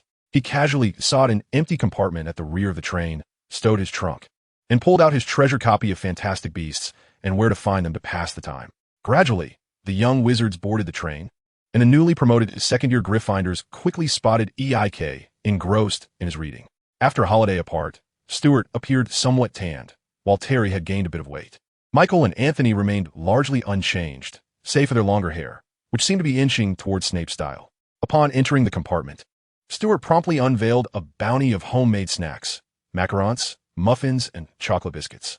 Terry, not to be outdone, produced a generous handful of Bertie Bott's every flavor beans, while Michael and Anthony matched the enthusiasm, soon filling the compartment table to brimming.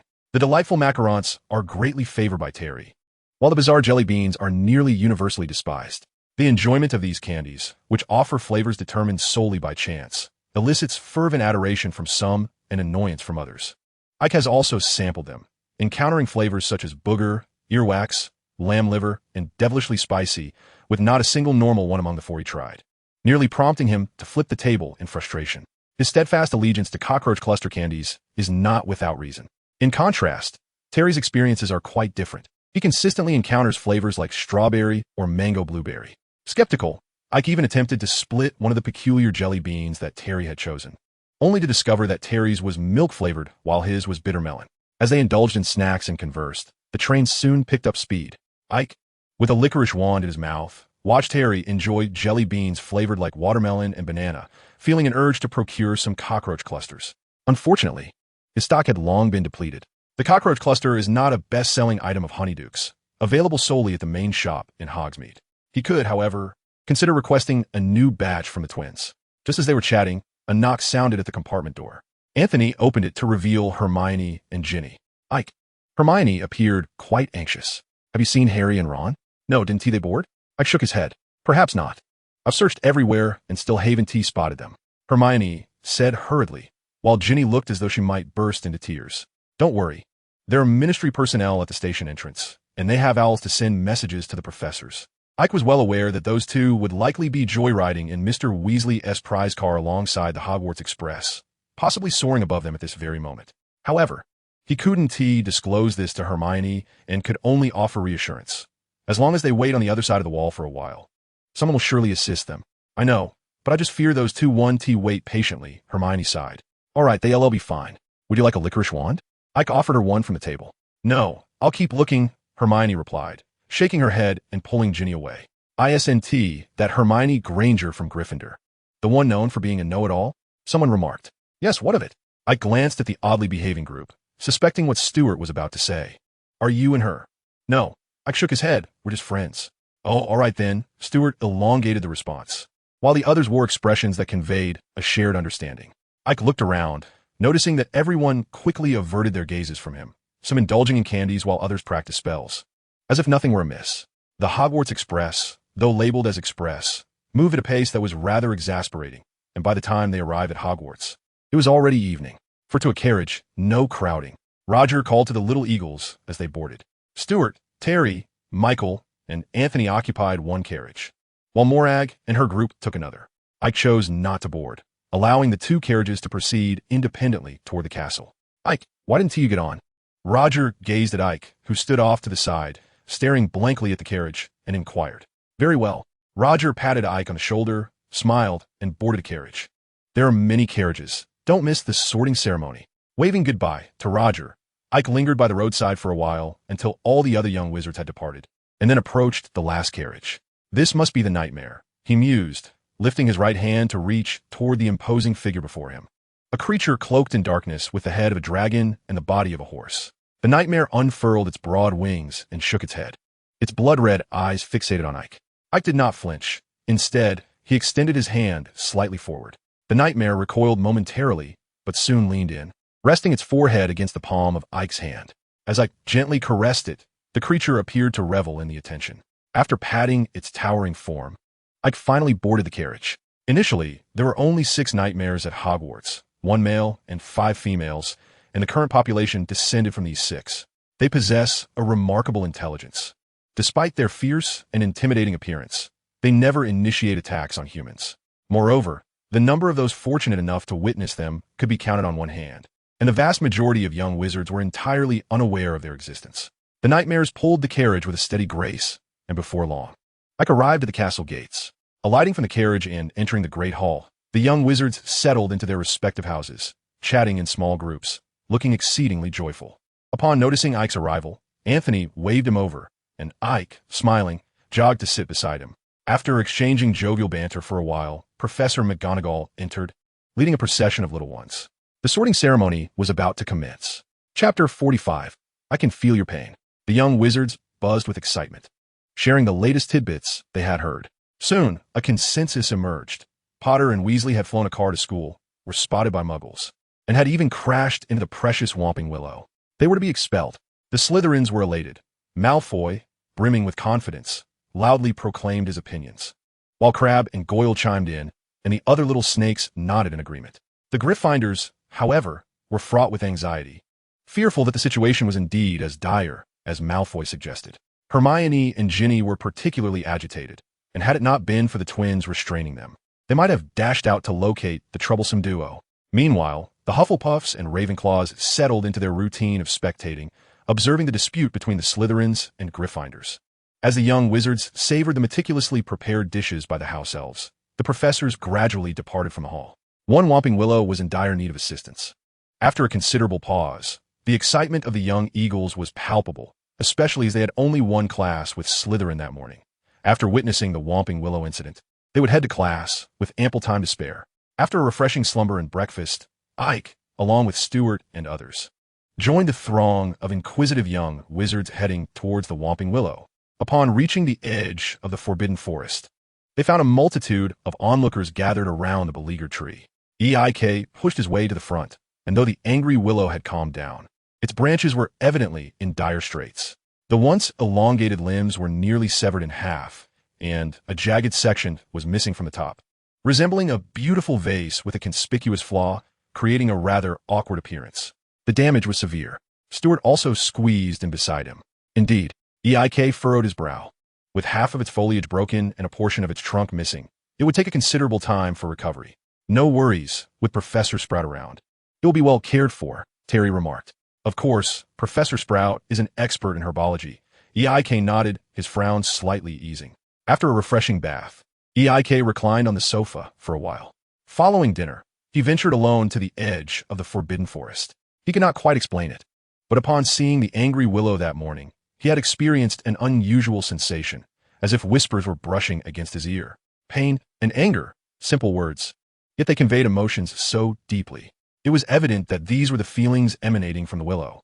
Eik cautiously advanced, uncertain if the naturally irritable willow would lash out at him, or if it even retained any desire to attack in its current state. As it turned out, his concerns were unfounded. The willow remained still until he reached its trunk. He extended his right hand to rest against the bark, closing his eyes, gradually channeling his magic into the tree. He focused intently, trying to sense its essence. Murmuring softly, Eik felt as though he were in touch with an injured spirit. It was an agony, filled with anger, yet powerless, continuously moaning. A sudden rustling interrupted his thoughts. A tree guardian? Eik recognized this magical creature classified as XX by the Ministry of Magic and tentatively extended his hand. The little beings recoiled slightly, revealing only their eyes to Eik. The willow's branches stirred again, ensnaring a 3-inch tree guardian, which was gently placed upon Ike's shoulder. With great care, Eik cradled the tiny creature in his palms, his eyes brimming with delight. Are you asking me to look after it?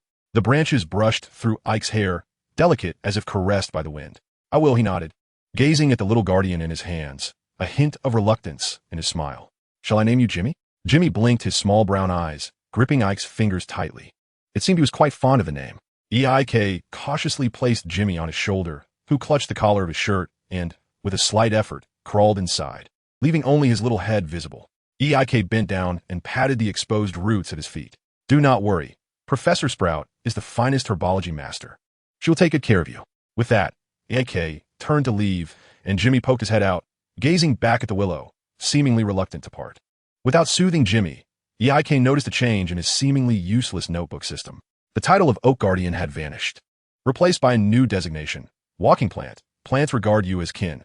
They will protect you unless you choose to harm their gentle nature, as the willow does. Walking Plant? Eik instantly grasped the implications. Is this suggesting that I am a mobile vegetable? What a ridiculous system. Chapter 46. The Debate Regarding Lockhart.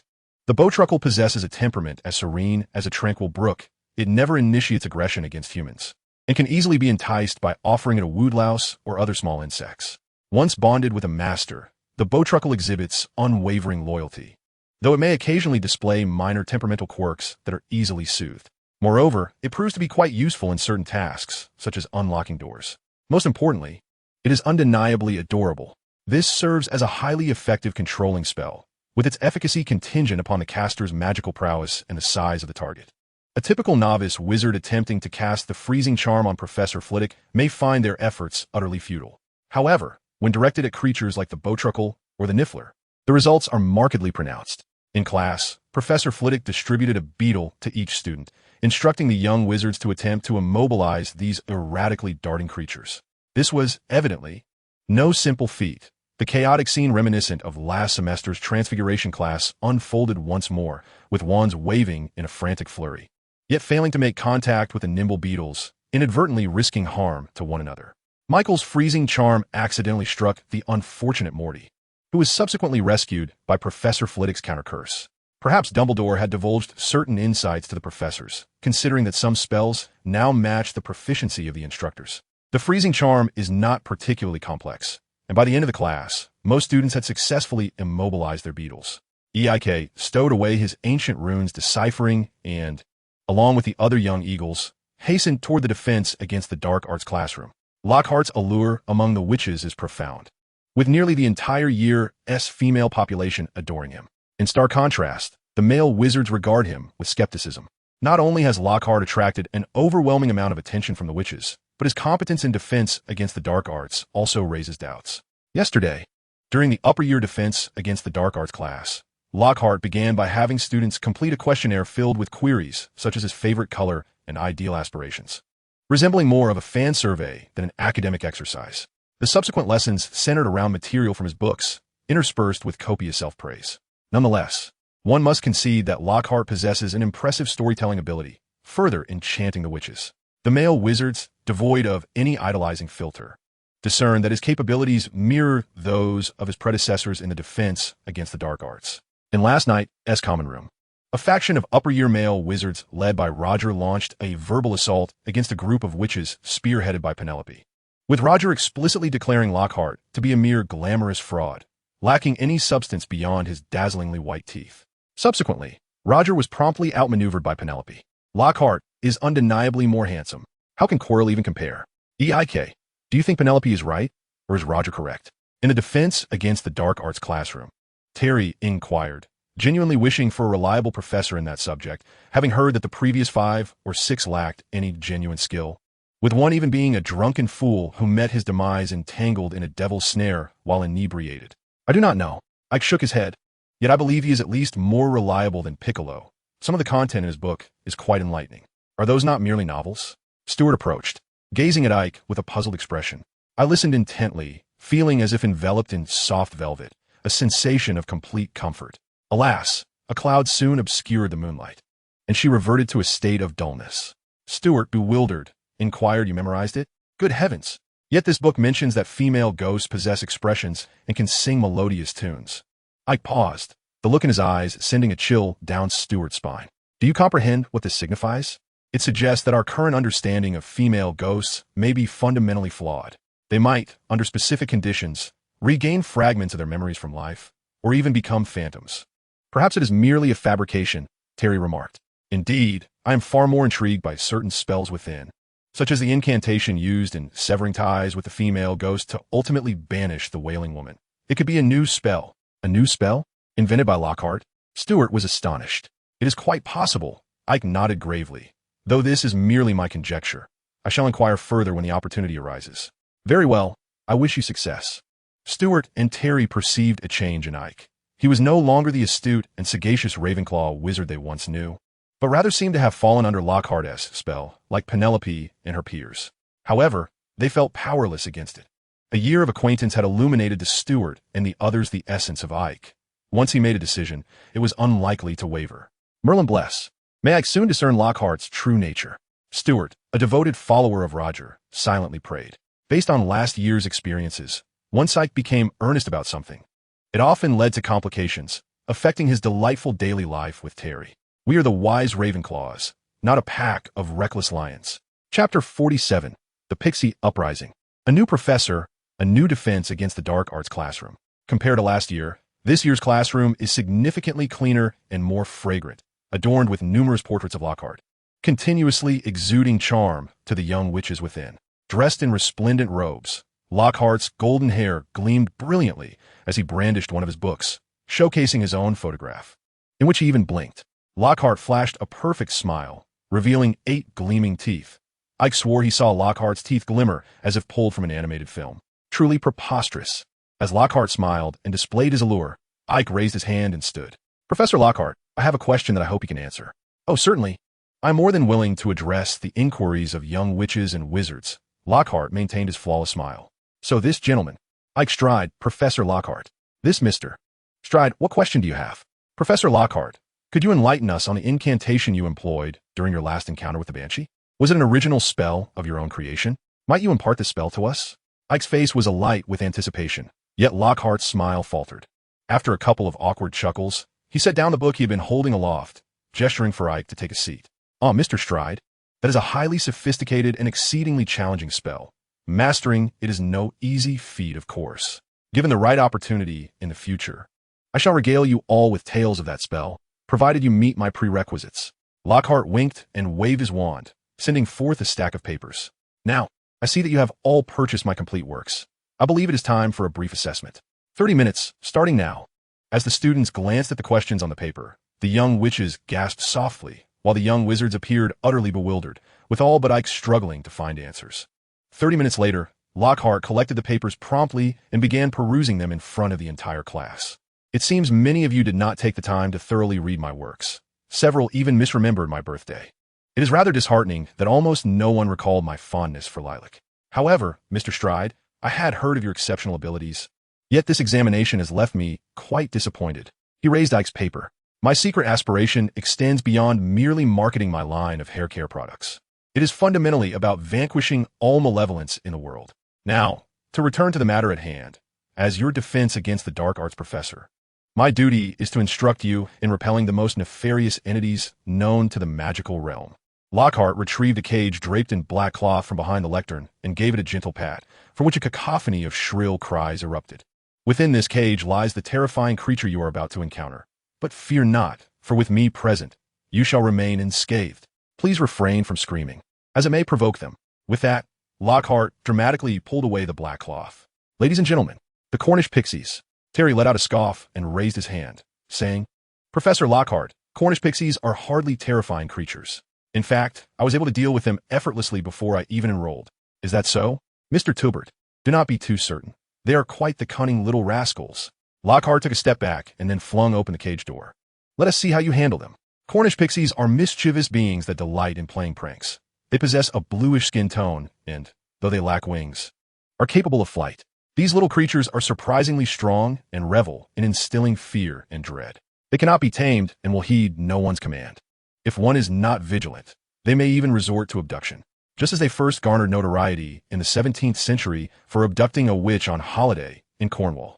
It is noteworthy that this witch, named Divina Famigi, suffered no physical harm, yet was left with an indelible psychological scar, living in perpetual fear of such seemingly innocuous creatures. The escaped pixies, liberated from their confines, reveled in their newfound freedom, chattering in a language understood solely by themselves, launching a frenzied assault on everyone present in the classroom. The closest target, Lockhart, found himself the object of their particular attention. One pixie seized a book from the lectern and hurled it at him, while another yanked down his trousers, and two more circled behind him, attempting to lift him by his cloak. Lockhart emitted a shrill scream, subsequently flailing his arms in a desperate attempt to repel the mischievous little beings. However, it was evident that these creatures were exceptionally agile, despite his efforts. He failed to land a single hit.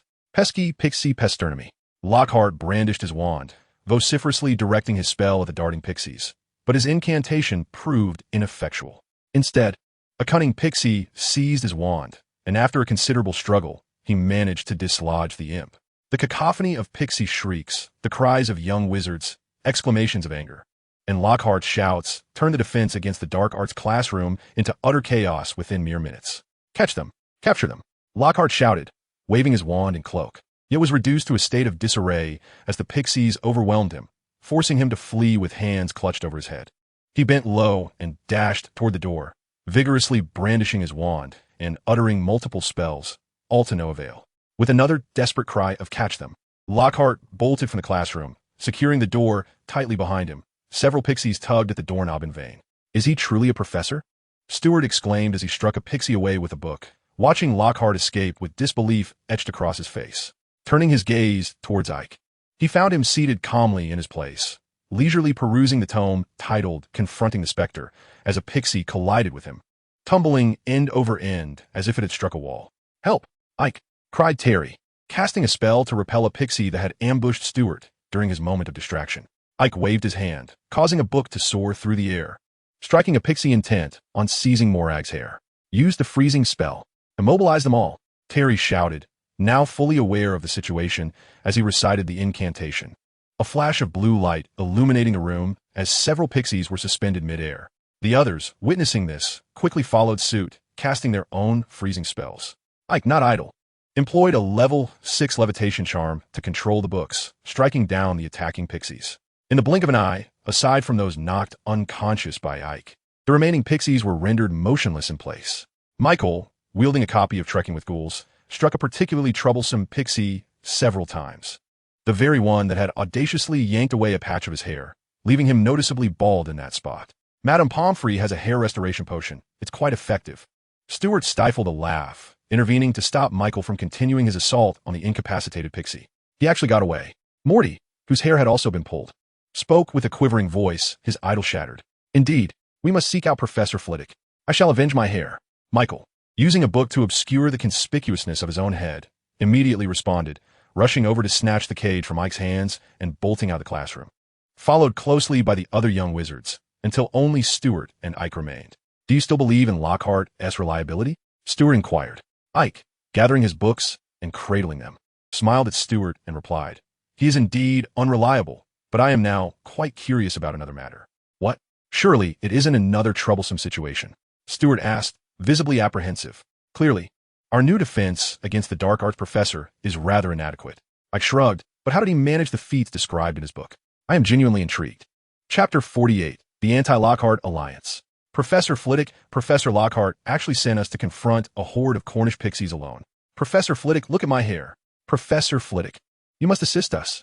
The young eagles quickly located Professor Flitwick, with Michael, who was carrying the cage, and Morty, equally distressed over their hair, particularly agitated. Children, please calm down. Professor Flitwick took out a tray of small cakes from his drawer and gently reassured them. I am already aware of the situation and will bring it to the attention of Professors Dumbledore and McGonagall. However, until the school's decision is made, I urge you to manage your emotions. We are the wise Ravenclaws, and we must employ our exceptional intellect to resolve this issue. What does Professor Flitwick mean? Terry quietly asked Ike as they exited the office. It is evident that he expects us to find a solution ourselves. Michael frowned, one hand still shielding his head, as everyone knew how difficult it was to find a defense against the dark arts professor at Hogwarts. The school would not replace Lockhart over such trivial matters unless there were indeed serious concerns. This is quite challenging, Stuart remarked. If Lockhart's secrets were so easily uncovered, Dumbledore would undoubtedly be aware of them. Actually, I have a slight inkling about this matter. Would you like to hear? After some contemplation, Ike decided to offer a hint to prevent the young eagles from spiraling into wild speculation. What? Michael immediately asked. We have already discerned Lockhart's true nature, which starkly contrasts with the image presented in his books. Ike waved the book break with the banshee, stating that a wizard capable of banishing banshees and subduing werewolves would not be flustered by a group of Cornish pixies. Are you suggesting that Lockhart is a fraud? He has stolen someone else's story. Michael's eyes brightened with interest. Then let us gather evidence. Eager to avenge his hair, Michael emphatically clapped his hands and declared, We shall establish an anti-Lockhart alliance to expose his facade at the earliest opportunity. We all wish to do the same. Ike nodded, then pointed at the top of Michael's head, but you'd best hurry to find Madame Pomfrey. To be honest, it's rather glaring. Damn it. Michael hastily covered his head, muttering a curse under his breath as he hurried to seek out Madame Pomfrey. Anthony and Terry closely followed, making their way to the infirmary on the second floor of the castle. Meanwhile, Ike and Stuart strolled leisurely towards the great hall as lunch hour approached. After an exhausting morning of physical activity, they were in dire need of an energy boost. Madame Pomfrey's culinary skills were reliable, although the hair growth potion provided by Professor Snape had a slight side effect. Michael's hair grew rather swiftly, necessitating a trim every half hour. As Michael's closest roommate, Anthony took on the responsibility of cutting his hair, which only ceased to grow by the time dinner arrived. With no lingering concerns, Michael soon sprang into action, first seeking out Roger. Roger, having heard of the second year's tribulations in defense against the dark arts, expressed his sympathy and readily accepted Michael's invitation, leading all the upper-year Ravenclaw wizards to join the Anti-Lockhart Alliance. Furthermore, under the emotional persuasion of Senior Penelope, the previously divided Ravenclaw swiftly united within a day. President Michael convened the inaugural meeting of the Anti-Lockhart Alliance in the common room, establishing the primary objective of uncovering evidence of Lockhart's fraudulent claims in order to expel him from Hogwarts. The assembly engaged in vigorous discussions regarding specific action plans, ultimately deciding that the witches would maintain amicable relations with Lockhart to lower his guard, proceeding cautiously thereafter. This resolution garnered unanimous approval from the witches, led by Penelope, who pledged to accomplish the task. Roger also made some contributions, urging the talented male wizards of Ravenclaw to cater to Lockhart's whims while executing their cover work. continuing with a step-by-step approach. The meeting, however, was not without its challenges. Morty repeatedly voiced his opposition. Yet, upon receiving Roger's treasured buzzing honeycomb candy and a moving butterfly hairpin from Penelope, Morty became a steadfast member of the Anti-Lockhart Alliance. With the unstable elements dispelled, the meeting concluded successfully. To celebrate the formation of the society, President Michael decided to host a party, for which Vice President Roger arranged for the Gryffindor twins to procure a substantial quantity of butterbeer, a sweet beverage beloved by the young wizards of Hogwarts. The festivities in the common room continued until the early hours of the morning, leaving many of the young eagles appearing lethargic the following day. Fortunately, the second-year students had no classes in the morning, allowing them to indulge in a lie-in. While Ike and the others slumbered, the Anti-Lockhart Alliance commenced their operations. Yet, before any tangible results emerged, Ravenclaw faced a new crisis. As the saying goes, hearing is one thing, but seeing is believing. Within just a week, after all the young wizards attended a defense against the dark arts class, Lockhart had become a complete laughingstock.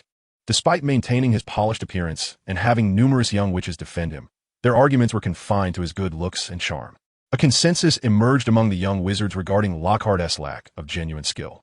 However, this revelation led to a further decline in the standing of the young eagles within Hogwarts, among the last 6 professors of defense against the dark arts.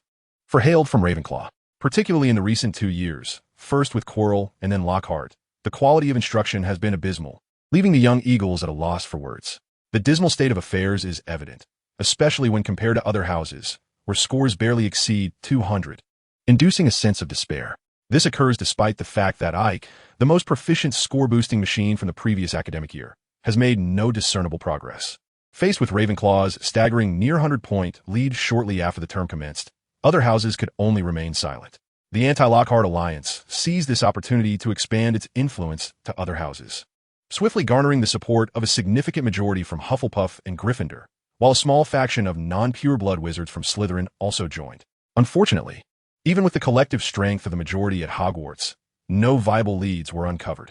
In Chapter 49, Methods of Raising Dangerous Magical Creatures, Ike did not place much importance on Lockhart. The incident involving the Cornish pixies revealed that aside from his exceptional mastery of the Obliviate charm, his other abilities were rather mediocre. Ike speculated that the inefficacy of Lockhart's other spells might stem from the heightened side effects associated with the elevation of spell levels within his faulty notebook system.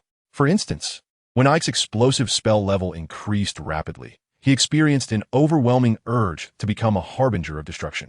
Similarly, Lockhart's excessive focus on the Obliviate charm may have impaired his own memory, resulting in a lack of proficiency with other spells. In essence, the overbearing influence of the Obliviate charm caused him to forget how to correctly cast other spells, a condition that is largely irreversible, especially since Lockhart lacks a system of his own. While the Anti-Lockhart Alliance was fervently active, Ike dedicated most of his efforts to his studies. He had not forgotten the greatest peril facing second-year students at Hogwarts, the basilisk. Should it launch a surprise attack, it would be utterly merciless. Its thick hide and colossal size granted formidable resistance to common spells, and the lethal gaze of its eyes reminded Ike of the legendary creature Medusa. In some respects, the basilisk could be deemed even more perilous than Medusa. Gazing directly into Medusa's eyes merely results in petrification, whereas encountering the basilisk's gaze leads to instant death. Only indirect sight would result in petrification. In the original narrative, the basilisk did not seem intent on murder. Otherwise, even if one were fortunate enough to be petrified, encountering its wrath would merely lead to a different demise. Ike was unwilling to gamble on whether the basilisk might attack him. Thus he resolved to prepare himself adequately. He deemed it essential to possess a mirror capable of detecting malice. Even if it did not react to the basilisk, it might be of use against the unseen puppeteer controlling it. He also carried a small stone and a mirror. The stone served the purpose of transforming into a rooster should he encounter the basilisk, while the mirror was inspired by the tale of Medusa. According to legend, Perseus, son of Zeus, vanquished Medusa using a shield that served as a reflective mirror. Ike surmised that this tactic might also prove effective against the basilisk. Perhaps the basilisk, upon gazing into a mirror, could petrify or even slay itself. The Avada Kedavra curse would undoubtedly prove ineffective, while the shattering spell, exploding curse, and cutting curse would inflict only limited damage. The Fiendfire curse is too slow and might inadvertently lead to a rather unwelcome experience in Azkaban for Eik. After much contemplation, Transfiguration appears to be the most reliable approach. As long as one can control the basilisk's movements, the subsequent actions will become manageable, akin to a fixed target training exercise. However, the very structure of Hogwarts Castle is bewitched against transfiguration, rendering it impossible for anyone but Dumbledore to alter the castle's walls or floors, thus closing off that avenue. Nonetheless, while the constraints are significant, Aike possesses a high degree of confidence in evading detection. After curfew, he adeptly cast the disillusionment charm, moving silently and stealthily into the restricted section for the first time in the new term. His objective was clear: to uncover detailed information regarding the basilisk. Although Fantastic Beasts and Where to Find Them briefly mentions the creature, it merely provides a few sentences outlining its origins and dangers, which is understandable given that Newt had never encountered a basilisk himself. However, Aike was certain that the restricted section would harbor more comprehensive accounts. The nights at the newly commenced Hogwarts were tranquil, with few habitual nocturnal wanderers venturing out so early, thereby granting Aike a fortuitous opportunity. He quietly slipped into the restricted section, making a beeline for the shelves dedicated to the breeding of dark creatures. After perusing several volumes, he finally discovered an elaborate account within Methods of Breeding Dangerous Magical Creatures. This book was a reproduction of notes from a wizard contemporary to Merlin, detailing the breeding techniques of various artificially created magical beings, including the hippogriff, griffin, sphinx, and basilisk. Having successfully dispelled the protective enchantments on the notes, Aike eagerly began to examine its contents. The more he read, the more he was struck with trepidation, gaining a profound understanding of the adage that one does not perish from inaction. The author of the notes was a dark wizard, who harbored a deep admiration for the infamous Greek dark wizard, the despicable Herpo. Much of the text attempts to replicate Herpo's sinister experiments.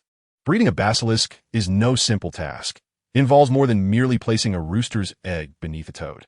First, the egg must be taken from a rooster that has never crowed nor mated with hens, then soaked in the venom of 13 poisonous snakes, all while ensuring the egg remains viable. Once the egg has absorbed sufficient venom, a suitably large male toad must be selected.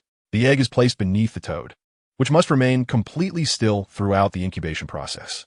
A wizard must administer a special potion to keep the toad alive while simultaneously lowering its body temperature. This process cannot be interrupted. If the egg is removed during incubation, the entire endeavor must begin anew. As the hatching approaches completion, the toad slowly petrifies, ultimately transforming into stone, for which the newly hatched basilisk will emerge.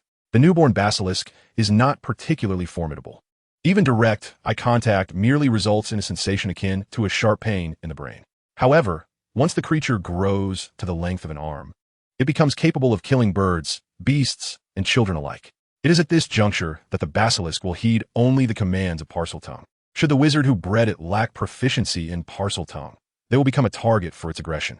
Many wizards who cultivate basilisks choose to slay these creatures to obtain their venom and skin, as these materials are required in some of the nefarious rituals and potions left behind by the vile He Who Must Not Be Named.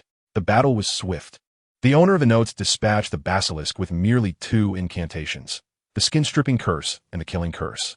The killing curse, known as Avada Kedavra, has endured through the ages, while the skin-stripping curse is a dark magic studied by the malevolent Who Must Not Be Named. This particular spell meticulously peels the skin from its target, leaving behind only a pool of blood and flesh. Originally devised by He Who Must Not Be Named to remove the fur and skin of magical creatures, it possesses the unsettling ability to bypass the magical resistance of these beings. However, when cruelly employed against humans by a dark wizard, its gruesome nature led to it being classified as dark magic and subsequently banned. Nevertheless, the underlying magical principles have persisted, as evidenced by the commonly used scouring charm in St. Mungo's Hospital for magical maladies and injuries, which bears a resemblance to the skin-stripping curse. Nonetheless, Ike harbored doubts about the efficacy of the skin-stripping curse against the basilisk in the Chamber of Secrets. For a 1- or 2-year-old basilisk is a vastly different entity from one several centuries old, yet it remained a viable strategy. Repeatedly casting the skin-stripping curse might yield success. Chapter 50. The Quidditch Conflict. In times of scarcity, one resorts to tactical interspersing. In times of abundance, one unleashes overwhelming firepower. In battles among younger wizards, constrained by their limited magical capacity, the number of spells they can cast is restricted. Often, both sides engage in constant movement, seeking opportunities to counterattack. However, for adult wizards, particularly those of elite aura caliber, they excel at interweaving silent spells or nonverbal incantations during the casting process to exhaust their opponents in a short span of time. In a sense, this mirrors the concept of firepower coverage in the magical realm. Of course, this principle does not apply to the green and red against the blue. The protagonist's exceptional abilities do not conform to conventional norms. Ike felt adequately prepared for the basilisk, having formulated strategies in his mind, whether for preemptive defense or unexpected confrontation. Although his initial intent was to escape upon encountering the creature, after perusing methods of raising dangerous magical creatures, a sudden urge to confront the basilisk arose within him. Fortunately, Ike remained rational, understanding that without certainty of victory, such thoughts were merely fanciful. Before long, a week had passed. As the second week commenced, the Quidditch teams from various houses began their selection process. During this time, the Ravenclaw team captain often found himself in a state of agitation. The young Eagles were eager spectators of the matches, but when it came to participation, most opted for tactical evasion, leaving Ravenclaw struggling to ensure that enough players were present, with perhaps only one or two substitutes. This year, the situation was even more pronounced. Roger had been rallying the young Eagles since the evening of September 1st, delivering speeches and plastering posters and flyers, investing considerable effort. On the day of selection, the young Eagles indeed honored Roger's call. Aside from the seventh years, preoccupied with graduation and job hunting, nearly everyone else gathered at the Quidditch pitch. Yet, in reality, only Stuart and Anthony participated in the selection, while the rest merely joined to observe the excitement. Roger was acutely aware of the skill levels of the two participants, and the selection process was merely a formality, as he readily accepted their applications to join the team. Stuart was appointed as a reserve seeker, while Anthony took on the role of a substitute batsman. Although termed as reserves, it was evident that after a few joint training sessions, both would seamlessly replace the two starting players, who were fifth-year seniors. The OWL's examinations undoubtedly took precedence over Quidditch matches, at least for the students of Ravenclaw. Ike sat on the sidelines, observing Stuart and Anthony soaring through the air on their broomsticks, throwing a few symbolic balls before descending, feeling a profound sense of boredom. The Lion team, consistently contending for the championship, boasted a formidable roster of 14 permanent players, ensuring that aside from the Seekers and the Keeper, each position had 2 to 3 substitutes. Following the departure of former captain Charlie Weasley and several teammates, the strength of the Gryffindor team had diminished to some extent. In their quest to defend their title and maintain dominance over their rivals, Slytherin, the young Lions eagerly participated in the selection process, which attracted around 10 candidates, making it a far grander affair than that of Ravenclaw. The relationship between the Eagles and the Lions was amicable, akin to that with the Badgers. And in terms of Quidditch prowess, they even surpassed Hufflepuff. After all, Hufflepuff, bolstered by Cedric, still maintained a level of strength far superior to that of Ravenclaw, which had long languished at the bottom. When Gryffindor's captain would arrive, he warmly embraced Roger, and the players exchanged greetings with the Eagles, fostering a harmonious atmosphere. Perhaps it was due to Wood's invitation or a desire to glean information about their rivals, a notion only held by Roger. But after the pleasantries, the Eagles chose not to depart. Instead, they retreated to the sidelines to await the Lions' performance. With others remaining, Ike too decided to stay. Not only did he wish to avoid the isolation he had experienced last semester, but being among friends also effectively reduced the likelihood of encountering a basilisk. On the sidelines, the Eagles engaged in lively conversations with the visiting Lions, while the selection process unfolded vigorously within the arena. Even though Ike had not witnessed many Quidditch matches, he could discern the prowess of the players. Compared to Gryffindor, Ravenclaw's players were noticeably inferior at nearly every position. The Seeker, Harry, who had just debuted by leading his team to victory and ultimately clinching the championship at the semester's end, was undoubtedly superior to Autumn. The Weasley twins, as batsmen, exhibited greater synergy than their Ravenclaw counterparts, and the gap in goalkeeping was even more pronounced. Wood was widely regarded as Gryffindor's finest keeper in recent years, a sentiment shared by all except Slytherin, who would never concede that the Lions outperformed the Snakes. The selection process for Gryffindor extended considerably, and after half an hour, they had only completed the first half of the tests. Following the established protocol of previous years, a simple match was to ensue after the selection, which would stretch the total time to nearly 2 hours. If all proceeded smoothly, Ike might witness a high-level training match. However, it was evident that a game was unlikely to take place. Slytherin revels in any opportunity to vex Gryffindor, even interrupting the selection process. A group of about 10 serpentine figures, each wielding the latest Firebolt 2001, brazenly interrupted the Gryffindor tryouts. Marcus, what brings you here? Wood halted the selection, confronting the Slytherins with an unfriendly demeanor. We're here for the Quidditch tryouts. We have a professor's permission, Marcus Flint declared, brandishing Snape's note and waving it at Wood. From this moment on, the pitch belongs to us. Damn it, Wood muttered under his breath. You are violating the rules. Tryouts have always preceded one house after another. Calm down, Wood, Marcus chuckled. In fact, there is no school rule stating that Quidditch tryouts must wait until one house finishes before the next can commence. Moreover, the Quidditch pitch is vast enough for us to share it amicably. Just as Wood was about to respond, Marcus continued. In this regard, we are quite magnanimous, even with the professor's note.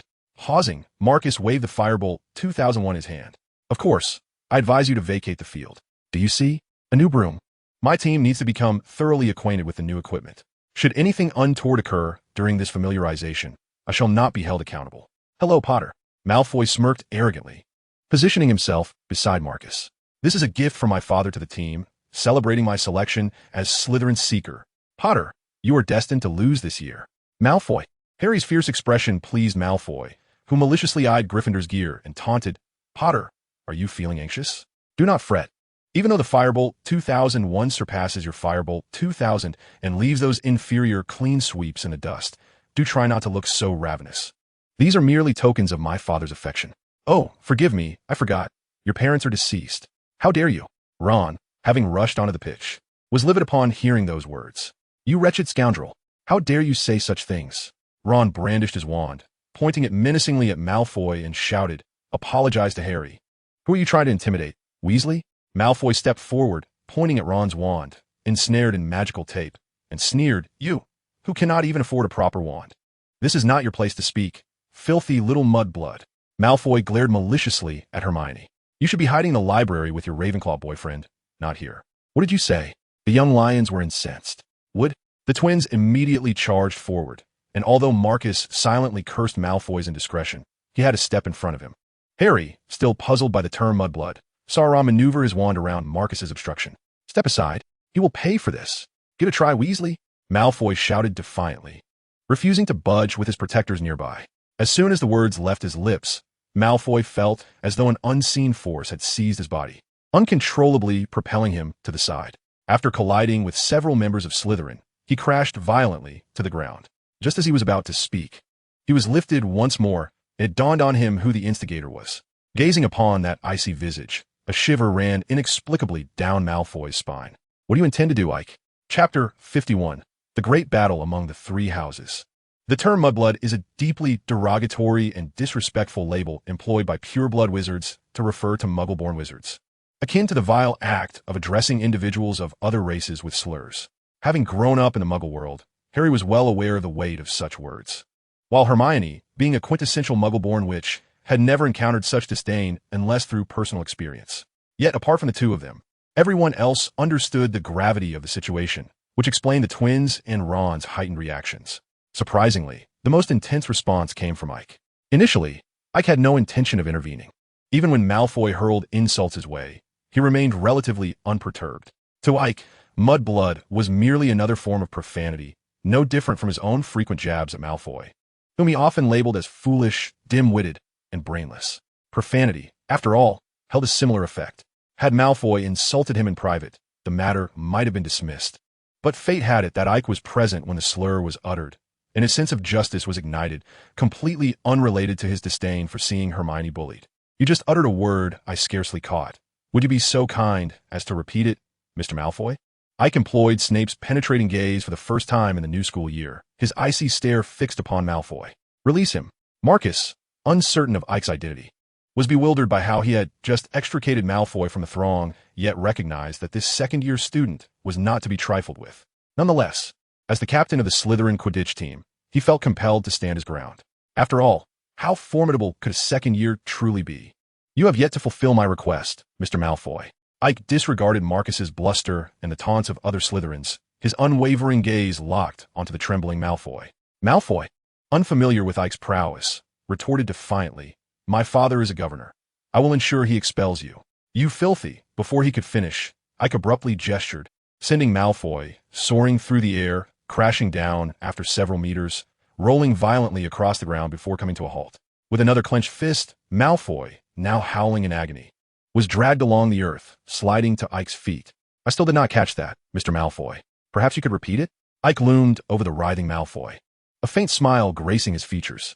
You dare lay a hand on him? Marcus had not anticipated Ike's direct assault, momentarily stunned, while Malfoy's two lackeys, Crabbe and Goyle, could no longer contain themselves. They brandished their wands at Ike, unleashing a pair of spells. Incendio, Expelliarmus. Ike reacted swiftly, his right hand grasping an imaginary wand that materialized in his palm. With a swift motion in front of him, an elusive barrier emerged, shielding him from the assaults of his adversaries. After a brief pause of 2 seconds, Ike leisurely proclaimed, "Armor of protection. Is that you, Ike?" Marcus pointed his wand at Ike, demanding an apology.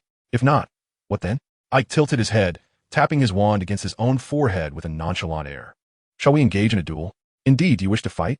The young Gryffindors finally reacted, drawing their wands to confront the Slytherins, with Ron's voice booming especially loud. Had it not been for Harry's subtle restraint, he might have charged forward recklessly. The arrival of Gryffindor did not intimidate Marcus and his companions. Marcus kept his wand trained on Ike while the others stood defiantly against the Gryffindors. After years of skirmishes, Slytherin had never feared a confrontation. I believe you require a lesson, Marcus declared, fully aware that a confrontation was unavoidable. He dismissed the presence of Roger and the others. As soon as he finished his sentence, a crimson beam shot forth from his wand, hurtling towards Ike. Disarm you. With a flick of his wand, Ike effortlessly countered Marcus's disarming spell. Marcus's action served as a signal. The other Slytherins instinctively divided into 2 factions, one aimed at Gryffindor, the other at Roger and his companions, launching a surprise attack. Ron, positioned to the forefront, was caught off guard, losing a front tooth as it protruded grotesquely from his mouth. Stumbling through a spell, his wand flashed green, inadvertently propelling him backward. As he clambered back to his feet, he felt a tumultuous churn in his stomach, and bending over, he expelled a long, slimy slug onto the ground, which writhed momentarily. In the midst of such chaos, Ike found it nearly impossible to shield Stuart and the others. With the ironclad charm activated in his left hand and the petrification spell in his right, he directed his spells towards Marcus. As a 6th-year student, Marcus was experienced. He managed to block Ike's disarming spell with an ironclad charm, skillfully sidestepping the subsequent petrification spell. However, he was clearly unprepared for the barrage of spells unleashed by a 2nd-year wizard, most of which were silent and unvoiced incantations. Overwhelmed by Ike's relentless onslaught, Marcus's ironclad charm shattered after mere seconds. Despite his frantic evasive maneuvers, he could not escape the flood of magic that engulfed him. With Marcus subdued, Ike retreated slightly, recognizing that the scene had devolved into utter chaos, resembling a frenzied melee.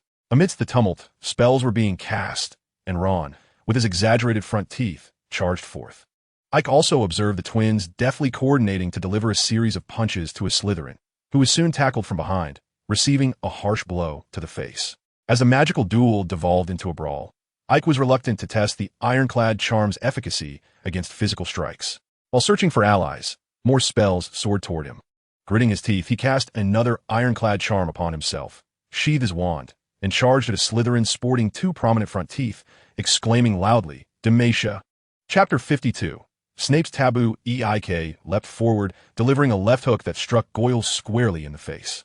He then crouched low, sweeping his leg to trip the dancing Clark, and with a flick of his wand, cast a disillusionment charm, vanishing from sight. When he reappeared, he was behind Malfoy, who, battered and bruised, had evidently joined the fray. Though he fared better than the wretched, sniveling Ron, everything changed the moment Aike emerged behind him.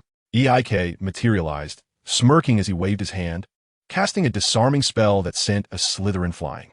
With another swift motion, he knocked aside a wand that had been aimed at him and donning a shield charm, dove back into the throng. The visceral thrill of engaging in hand-to-hand combat was undeniably more exhilarating than using magic to hurl opponents away. Regrettably, after landing 6 punches and 8 kicks, he heard a voice filled with suppressed fury. "What on earth are you doing? Stop this at once." Professor McGonagall appeared suddenly on the Quidditch pitch, her wand raised. 3 red beams of light surged into the chaotic crowd, weaving gracefully as they ensnared the young wizards, pulling them aside until the 3 houses were perfectly segregated. A moment later, Professor Snape materialized beside McGonagall, his gaze icy as he surveyed the peculiar assembly of young wizards. Slytherin was undoubtedly the worst off. They were already outnumbered, and their leader, Marcus, had been knocked unconscious at the onset of the conflict, leaving the remaining serpents scattered and disorganized. It was clear to see that Snape was at a loss for words. His vexation palpable, not merely for the brawl itself, but for the undeniable defeat it had brought him. McGonagall, however, viewed the altercation as wholly unacceptable. This uproar could not go unpunished, and she would ensure that every participant faced the consequences. 15 points from Gryffindor, 15 points from Slytherin, 15 points from Ravenclaw. McGonagall's countenance was frosty, and she declared that all would be confined until the Christmas holiday. The young wizards resembled frightened quails, too intimidated to breathe. As McGonagall patrolled the area like a lioness surveying her territory, her gaze silencing all. Now tell me, why did you aim your wands at your classmates? Once the penalties were imposed, it was imperative to uncover the root of the incident. McGonagall scanned the crowd, her attention drawn to Aike, who remained unruffled amidst the chaos. His attire untouched. "Mr. Stride, you speak." Before she could finish, shouts erupted from the Slytherin ranks. "It was you who struck first." "Is that so, Mr. Stride?" Snape's eyes gleamed like daggers, piercing through Aike. "Indeed, Professor Snape," Aike replied, having no intention of concealing the truth. Such matters were impossible to hide, and it was better to be forthright. However, there was a reason for my actions. Even with a reason, your initial aggression is inexcusable. 20 points from Ravenclaw. Snape's voice was frigid. "Very well." Ike tilted his head slightly. "Yet, Professor Snape, I believe it is imperative for you to understand the rationale behind my actions. It bears significance." Before Professor Snape could utter another word, Ike continued, "Mr. Malfoy of Slytherin has uttered a most vile and disrespectful term towards Miss Granger of Gryffindor and myself. He referred to us as mudbloods." "My goodness!" Professor McGonagall gasped, incredulously covering her mouth, gazing at the pitiful figure of Malfoy on the floor, her eyes reflecting a blend of confusion, indignation, and outrage. 50 points from Slytherin. "I shall write to your father to inform him of this incident. You must be mindful of your language, Mr. Malfoy." Professor Snape remained silent. Yet I could discern the tension in the veins bulging at his temples, indicating his struggle to contain his fury. From Ike's understanding of him, there were two regrets that haunted Snape throughout his life. The first was when he was humiliated by James Potter and his friends, suspended upside down by the Levi Corpus spell, and saved by his beloved Lily Evans, only to feel shame before her, and, in a moment of wrath, he uttered the very term he now despised. The second was when he divulged part of a prophecy to Voldemort, leading the Dark Lord to believe that Harry was the child foretold, resulting in the merciless murder of Harry's parents. Lily Evans was the source of Snape's lifelong anguish. He loathed himself for failing to protect her, but more so for uttering that detestable word in a moment of humiliation. Now, as the head of Slytherin House, he found it utterly disheartening that a student from his own house would publicly insult others with such a heinous term. Snape's disappointment was overshadowed by a profound anger. "Mr. Malfoy," Snape's voice was low and drawn out, akin to the whisper of a demon, "you have left me greatly disappointed. I shall summon your father to the school to address this matter with him directly, and you must learn what decorum and civility entail. The school rules must be written out 100 times. No assistance allowed. No use of enchanted quills. You must write each word out by hand." Snape glared fiercely at Malfoy. "You have 1 week." Professor Snape was indeed punishing a student from his own house. Professor McGonagall remained silent. Only after Snape had concluded did she beckon the young witches and wizards who had gathered to witness the commotion to assist in transporting the injured to the hospital wing. Ike lent his aid. The levitation charm proved particularly useful in this circumstance. With a flick of his wand, Roger, Autumn, Stuart, Hermione, and Harry floated gently toward the hospital wing. As for Ron, he was still groaning and expelling mucus, quite repugnant indeed. Even with magic, Ike found the situation too distasteful to bear, feeling it would sully his wand. The hospital wing had not been this lively in quite some time. Madame Pomfrey was visibly agitated, directing the assisting students to place the injured on beds while she tended to their wounds, continuously lamenting that today's young witches and wizards were far too audacious, and that Dumbledore should never have rescinded the strict school rules. After ensuring that Roger and the others were settled, Ike made his way directly to Hermione's bedside. The little witch is in relatively good spirits, although half of her hair has been singed, and her front tooth is protruding. During the chaotic battle, Ike was unable to locate Hermione, only to later discover that she was well guarded by the little lions. Somehow, Ike felt a weight lift from his heart, and he let out a long sigh of relief. Hermione, supporting her front tooth, spoke indistinctly, prompting Ike to hastily retrieve his wand and cast a counter curse. Glancing at the scorched half of the little witch's hair, he smiled and said, "What you truly need now is rest. Perhaps you should consider a haircut, as that half is clearly beyond salvage. Chapter 53. Attention. The little badgers were exceedingly jubilant. Having languished at the bottom of the House Cup standings for years, they found themselves in first place due to the other three houses being docked 150 points. This was an unprecedented occurrence in decades. Of course, the Hufflepuffs were well aware that this lead was merely temporary. Not to mention, based on past experiences, when Slytherin's points lagged, Professor Snape would frantically award points. While 150 points may seem substantial, it would only take about a month to rectify. The Ravenclaw point boosters, if they truly applied themselves, could potentially surpass that time frame. As for Gryffindor, barring any cheating or underhanded tactics, they would likely maintain their position until the end of the term, perhaps even with fewer points. Magical injuries are the easiest to manage. Healing spells combined with potions are most effective. Had Madame Pomfrey not insisted on observing for a day or two, many would have been discharged on the very same day. Roger and Stuart were encircled by the little eagles, raising their hands in exuberant cheers as they basked in the admiration of their peers. Delicious butterbeer was delivered to them in abundance, and magical fireworks erupted overhead. Ike even conjured a shimmering orb of light with transfiguration, which spun gracefully at the center of the common room's ceiling, complemented by Penelope's cherished vinyl dance records, transforming the magical school into a lively nightclub in the blink of an eye. Autumn, as the soul which who participated in the battle, received the most enthusiastic cheers from the little eagles, surrounded by her roommates and younger witches, her smile radiant. "Come on, Ike. You can't be left out," Roger exclaimed, thrusting a full mug of butterbeer into Ike's hands, loudly proclaiming, "You are the best." Ike accepted the mug and danced for a while with Roger and the others, before quietly retreating from the dance floor. Leaning against his usual sofa, he watched the exuberant little eagles, feeling a sense of relaxation he had never experienced before. For decades, Ravenclaw had scarcely engaged in brawls of this magnitude. Rather than fighting, the little eagles preferred to employ their wits to confound others.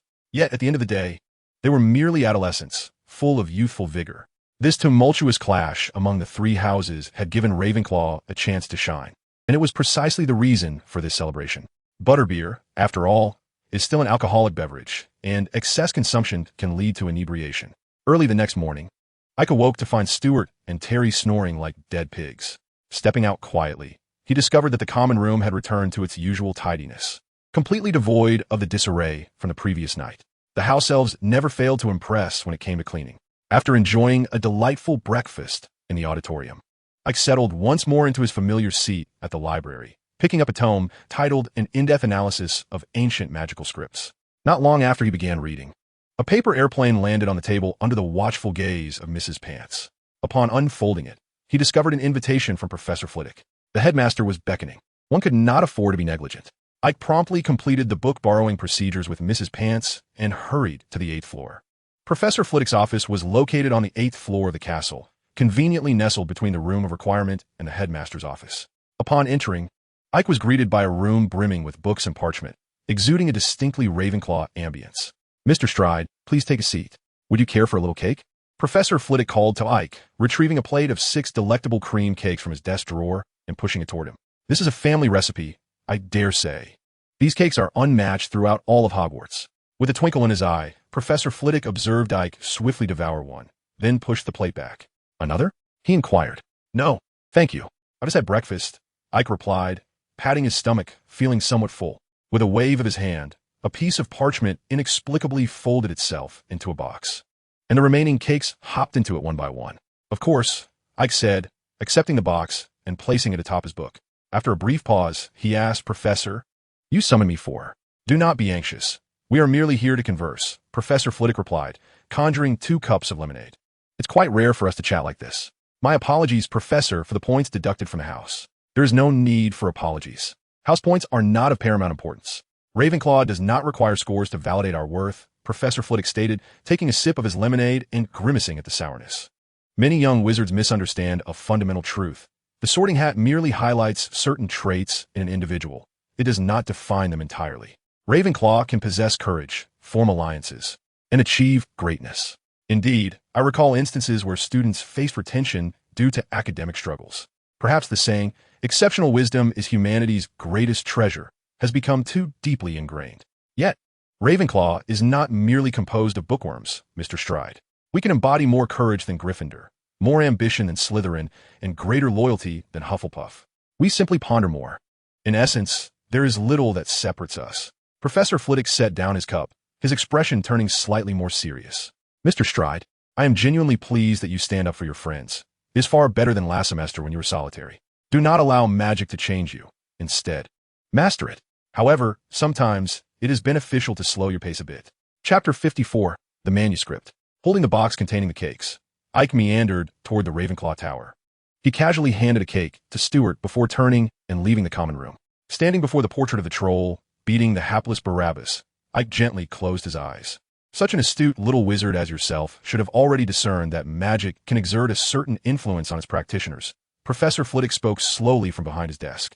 This influence is subtle, yet those who master the art of silent spellcasting inevitably come to recognize it. In truth, the effects of dark magic are far more pronounced. Dark wizards are often cruel, malevolent, and warped, all consequences of the dark art's influence. He paused momentarily to sip his lemon tea before continuing. The discontinuity in magic remains quite severe. Many texts reference the formidable power of ancient wizards, yet such discussions are confined to the pages of literature. I noticed you were perusing ancient runes. That is commendable. They serve as a conduit for our dialogue with the arcane past. Perhaps I might offer you a suggestion. Learn through the lens of magical energy. Magical energy? Ike opened his eyes, but no door appeared on the wall before him. Frowning, he closed his eyes once more. Hogwarts is indeed a marvel. I trust you have begun to appreciate this fact, Professor Flitwick said with a kindly smile. I refer, of course, to the castle itself. It harbors countless secrets. There are many such transformations, and I dare say, even the headmaster is unaware of all its mysteries. Professor, could you share some secrets of the castle with me? Ike inquired directly. Legend has it that there exists a wondrous room within the castle, capable of fulfilling the needs of those who discover it. Moreover, within that room lies the gift of Lady Ravenclaw. Ike opened his eyes once more, yet still, no door was in sight. According to Professor Flitwick, it should indeed be the room of requirement. Muttering under his breath, Ike's mind raced as he contemplated the potential answers.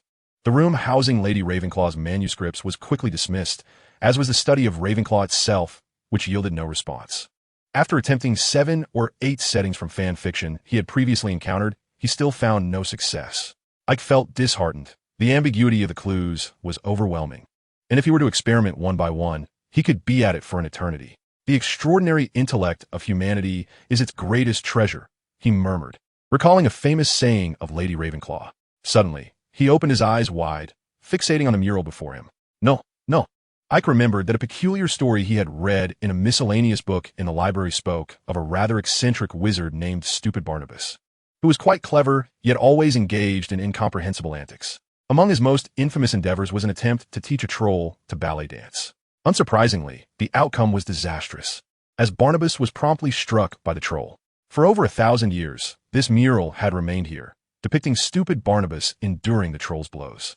This detail sparked Ike's realization that something was amiss. In the magical realm, paintings are animated. Within the mural, the 6 trolls were each in motion. The 4 in the background were dancing, while the 2 in the foreground relentlessly struck Barnabas with sticks. However, Barnabas himself had never moved. He maintained a singular posture, which, from a perspective of the enchanted painting, was exceedingly peculiar. A gentle tap on the mural prompted all the trolls to pause and cast a glance at Ike before resuming their actions, while the dim-witted Barbabas remained utterly unresponsive. Was this the crux of the matter? Fixating on Barbabas, Ike endeavored to unearth any potential clues. Suddenly, the thought of the pair from the Hogwarts kitchen crossed his mind. Instinctively, he scratched beneath the raised arm of the oblivious Barbabas. After a few moments, Barbabas retracted his right arm, only to be struck on the head by a troll, dislodging the hat perched atop his head. Barbabas crouched down, cradling his head in his hands, as the hat tumbled to the side. Ike leaned in closer and noticed an inscription on the inner brim of the hat. Magic is eternal. Enchantment is everlasting. Turning around, he was astonished to find a finely crafted silver door had mysteriously appeared on the wall. His heart leaped with joy as he approached and pushed it open, revealing a room that dazzled his senses. It was exquisitely adorned, with silver decorations and blue ribbons draping the walls, while a mahogany desk stood prominently in the center, meticulously arranged with several thick stacks of parchment. Approaching the desk, Ike observed that the topmost parchment bore the inscription, "To those who come after, magic is eternal. Enchantment is everlasting." Below it was signed by the parchment's owner, Rowena Ravenclaw. Astonishingly, it truly existed. Ike hastily perused the parchments, glancing at their contents with profound astonishment. As a symbol of wisdom, Ravenclaw's exploration of magic had reached remarkable depths. These manuscripts encompassed a plethora of experimental records, covering alchemy, potions, magical circles, spells, and even portions dedicated to ancient magical studies. However, some of the material was rather esoteric, particularly regarding magical circles and ancient magic, leaving Ike in a haze. While he could only comprehend fragments of the spell casting, which he prided himself on, conversely, the potion and alchemical sections, owing to their relatively fixed procedures, afforded him some insight. Yet the majority of the recorded recipes were long lost, rendering any attempts at actual potion-making exceedingly difficult. Nonetheless, what captivated Ike most were Lady Ravenclaw's inquiries and hypotheses regarding the essence of magic and magical power, illuminating his mind while simultaneously deepening his confusion. Is magic eternal? Is enchantment everlasting? Chapter 55, Ravenclaw's Research. Gryffindor, Slytherin, Ravenclaw, and Hufflepuff established Hogwarts School of Witchcraft and Wizardry around the year 990. At that time, Europe was engulfed in the dark ages of the Middle Ages, with a witch hunt fervently underway, leading to the persecution of numerous wizards, the majority of whom were young witches and wizards unable to control their burgeoning powers. The founding of Hogwarts served not only to safeguard these fledgling sorcerers, but also to ensure the continuation of magical heritage. During the era of the four founders, the transmission of magic predominantly occurred through mentorship, lacking in scale. Given the prevailing circumstances, communication among ordinary wizards was rare, resulting in the loss of many magical practices. Rowena Ravenclaw, since the establishment of Hogwarts, dedicated herself to the pursuit of lost magic, yearning to revive the grandeur of ancient sorcery. Alas, when she embarked on this noble endeavor, Europe had already been embroiled in turmoil for 4 to 5 centuries, resulting in the destruction of countless magical tomes and manuscripts, leaving only fragments to be unearthed from the dust of history. In quiet anticipation, as she perused these manuscripts, Yak found himself acutely aware of his inadequacies in knowledge. Many passages eluded his comprehension.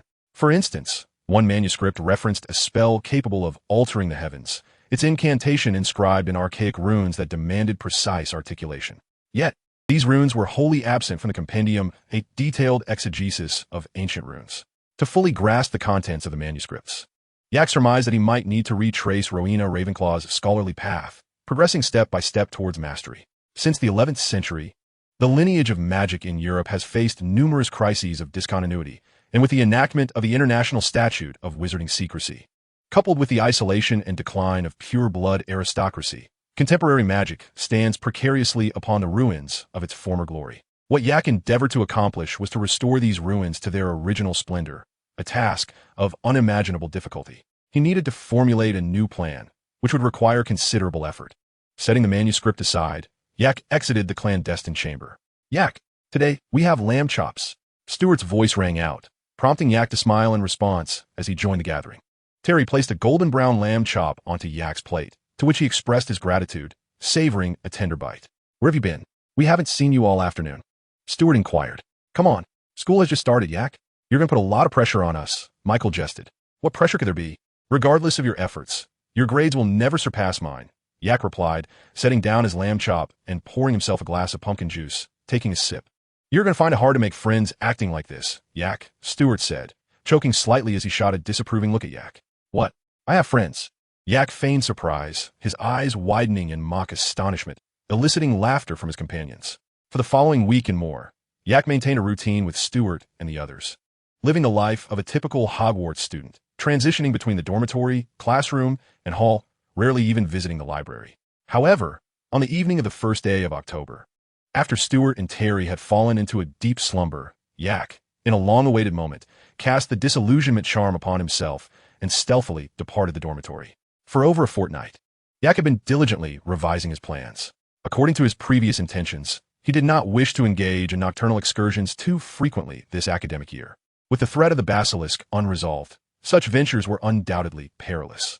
Who knew if that monstrous entity in the Chamber of Secrets might wander forth, especially considering it was likely awakened? Yet, after studying the manuscripts of Ravenclaw, an inexplicable urgency washed over Yak. It felt as though time was slipping through his fingers, compelling him to hasten his pursuits. Perhaps it was the curse of knowledge? Upon encountering those marvelous studies, Ike found it exceedingly difficult to suppress his insatiable curiosity. In this regard, the Sorting Hat had not erred. He truly belonged to Ravenclaw.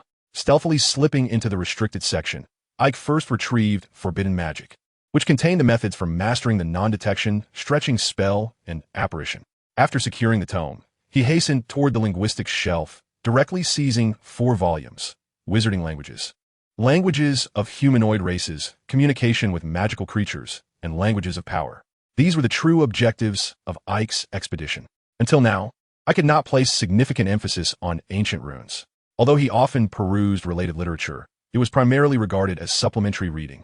However, the manuscript of Ravenclaw distinctly articulated the significance of ancient runes, deeming them the sole avenue to resurrect the grandeur of ancient magic. Nonetheless, the study of ancient runes posed considerable challenges, especially since much of what was documented in Ravenclaw's manuscript had not been incorporated into modern textbooks, rendering decipherment exceedingly difficult.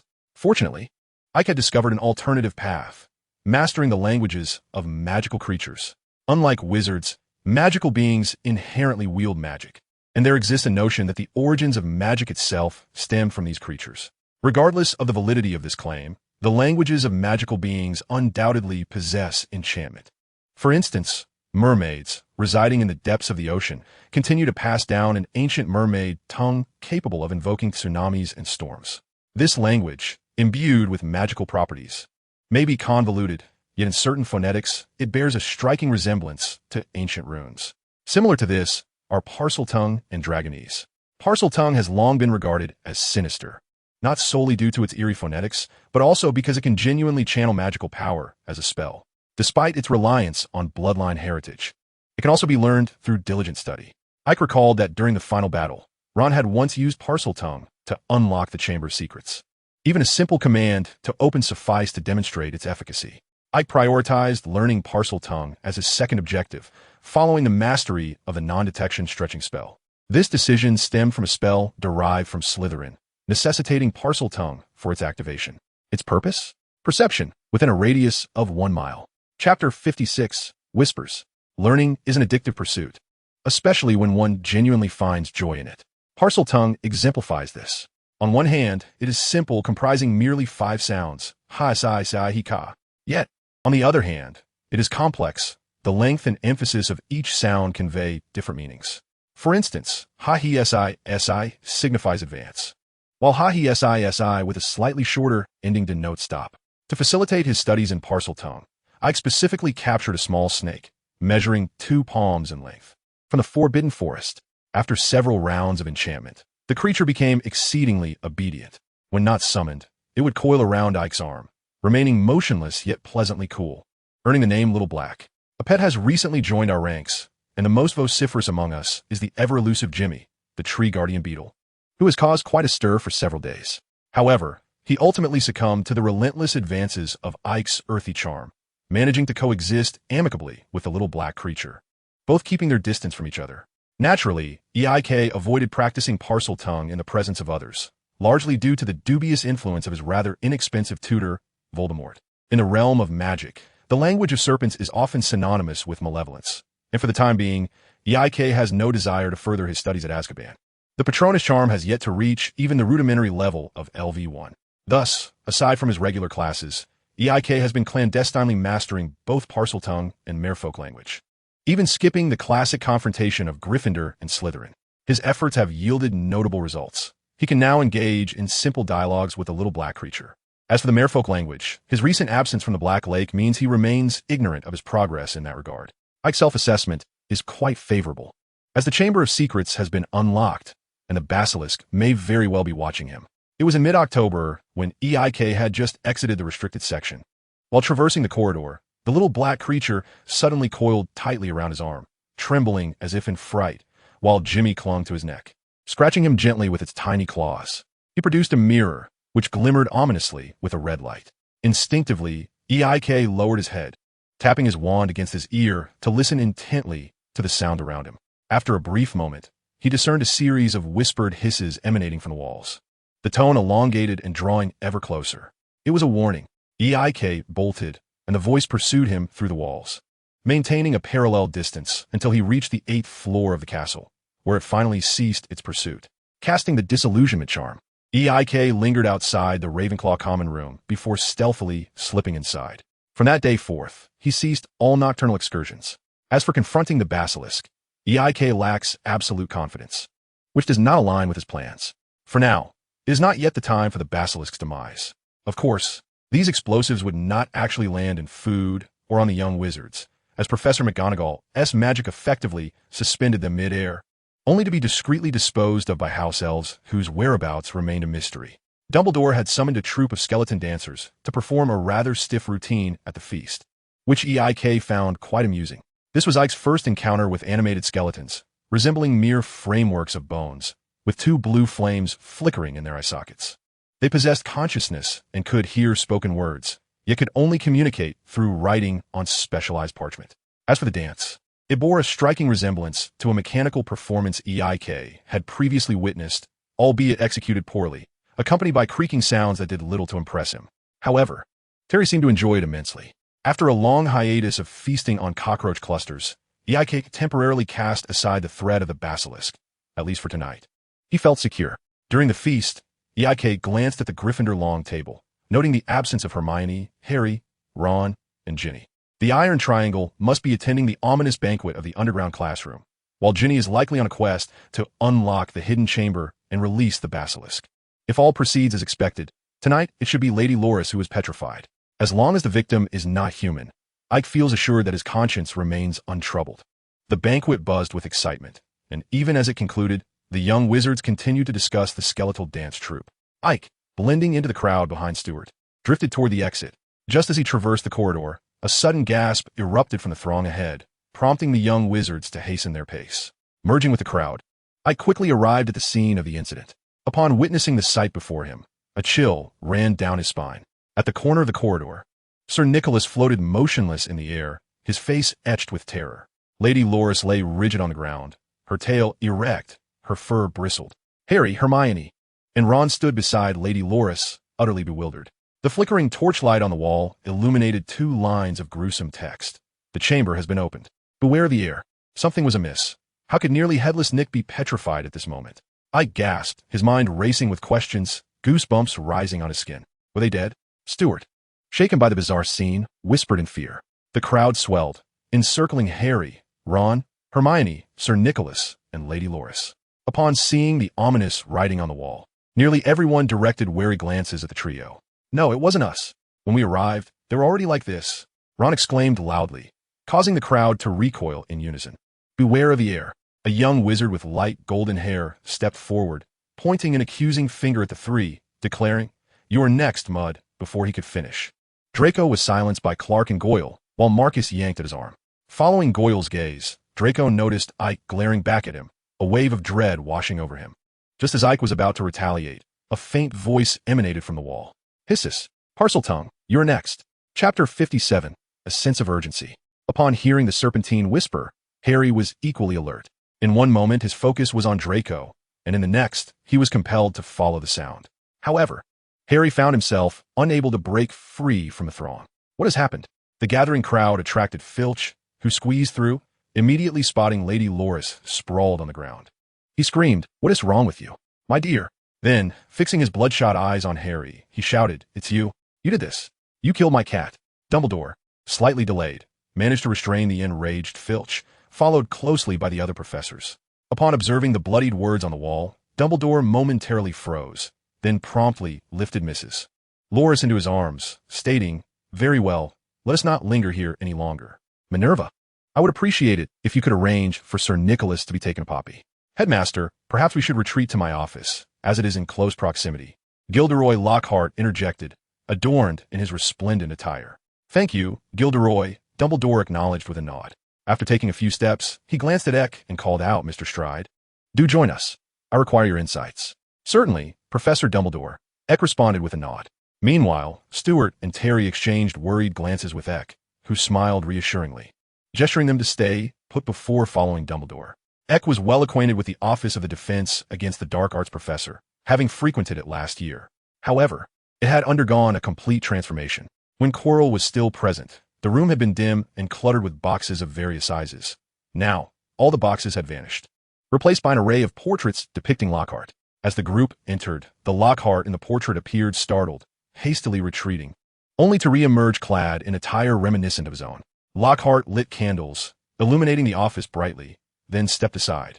Dumbledore gently placed Mrs. Loris on the polished desk, beginning a meticulous examination.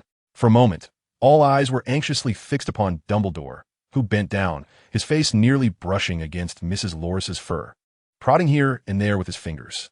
Professor McGonagall also leaned forward, squinting to observe closely.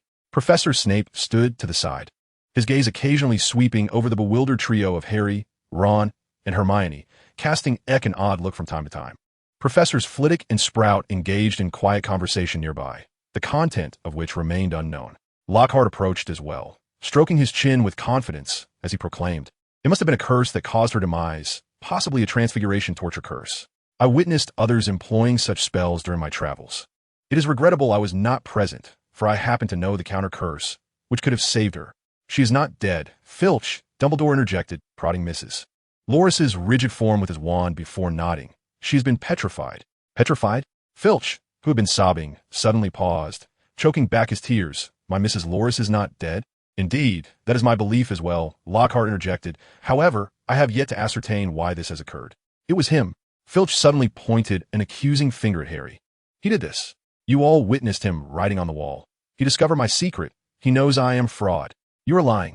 Filch was visibly agitated, reaching out to grab Harry, only to be halted by Snape's firm hand. A smirk graced Snape's lips as his emotionless gaze fixated on Harry. "If I may interject, Dumbledore. Perhaps Potter and his companions merely stumbled upon that location at that particular moment. Nonetheless, he must elucidate why he did not attend the dinner." "We shall verify that soon enough, Miss Granger," Severus Snape interjected, "yet this does not account for your absence from the banquet. Furthermore, what was the reason for Sir Nicholas's presence there?" "Huh," Snape scoffed coldly, turning to Dumbledore. "It is evident that Mr. Potter and his associates are not being truthful. I believe we should take some measures. Perhaps a dose of Veritaserum will teach them the virtue of honesty." "We shall not resort to such means, Severus," Dumbledore replied, casting a scrutinizing glance at Harry, "for there is no direct evidence to implicate them." "However, my cat, Filch, is quite anxious," Dumbledore interjected, raising his hand slightly to silence him. "It is merely petrified, and we can remedy that." Having said this, he turned to Professor Sprout and inquired, "Pomona, how is the growth of the mandrakes?" Dumbledore nodded in response, his tone lightening somewhat. "Very well. I possess a potion that can reverse their petrification, so fret not.